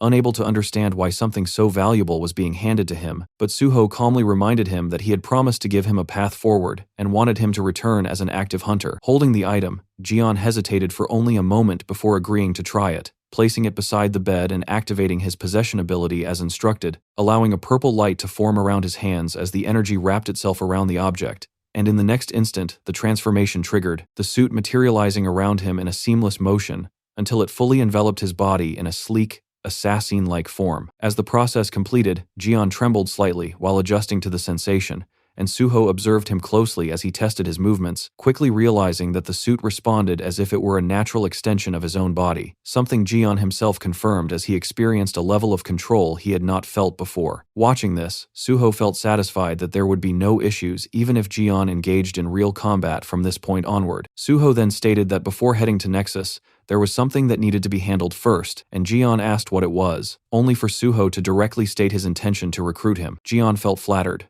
pointing out that he had not even fully understood the capabilities of the suit yet, and that joining something like Nexus felt too soon. But Suho clarified that this had nothing to do with Nexus. It's a personal call from him, proposing that they work together directly. Hearing this, Jeon was left stunned, unable to immediately process the idea, as the weight of the offer settled in.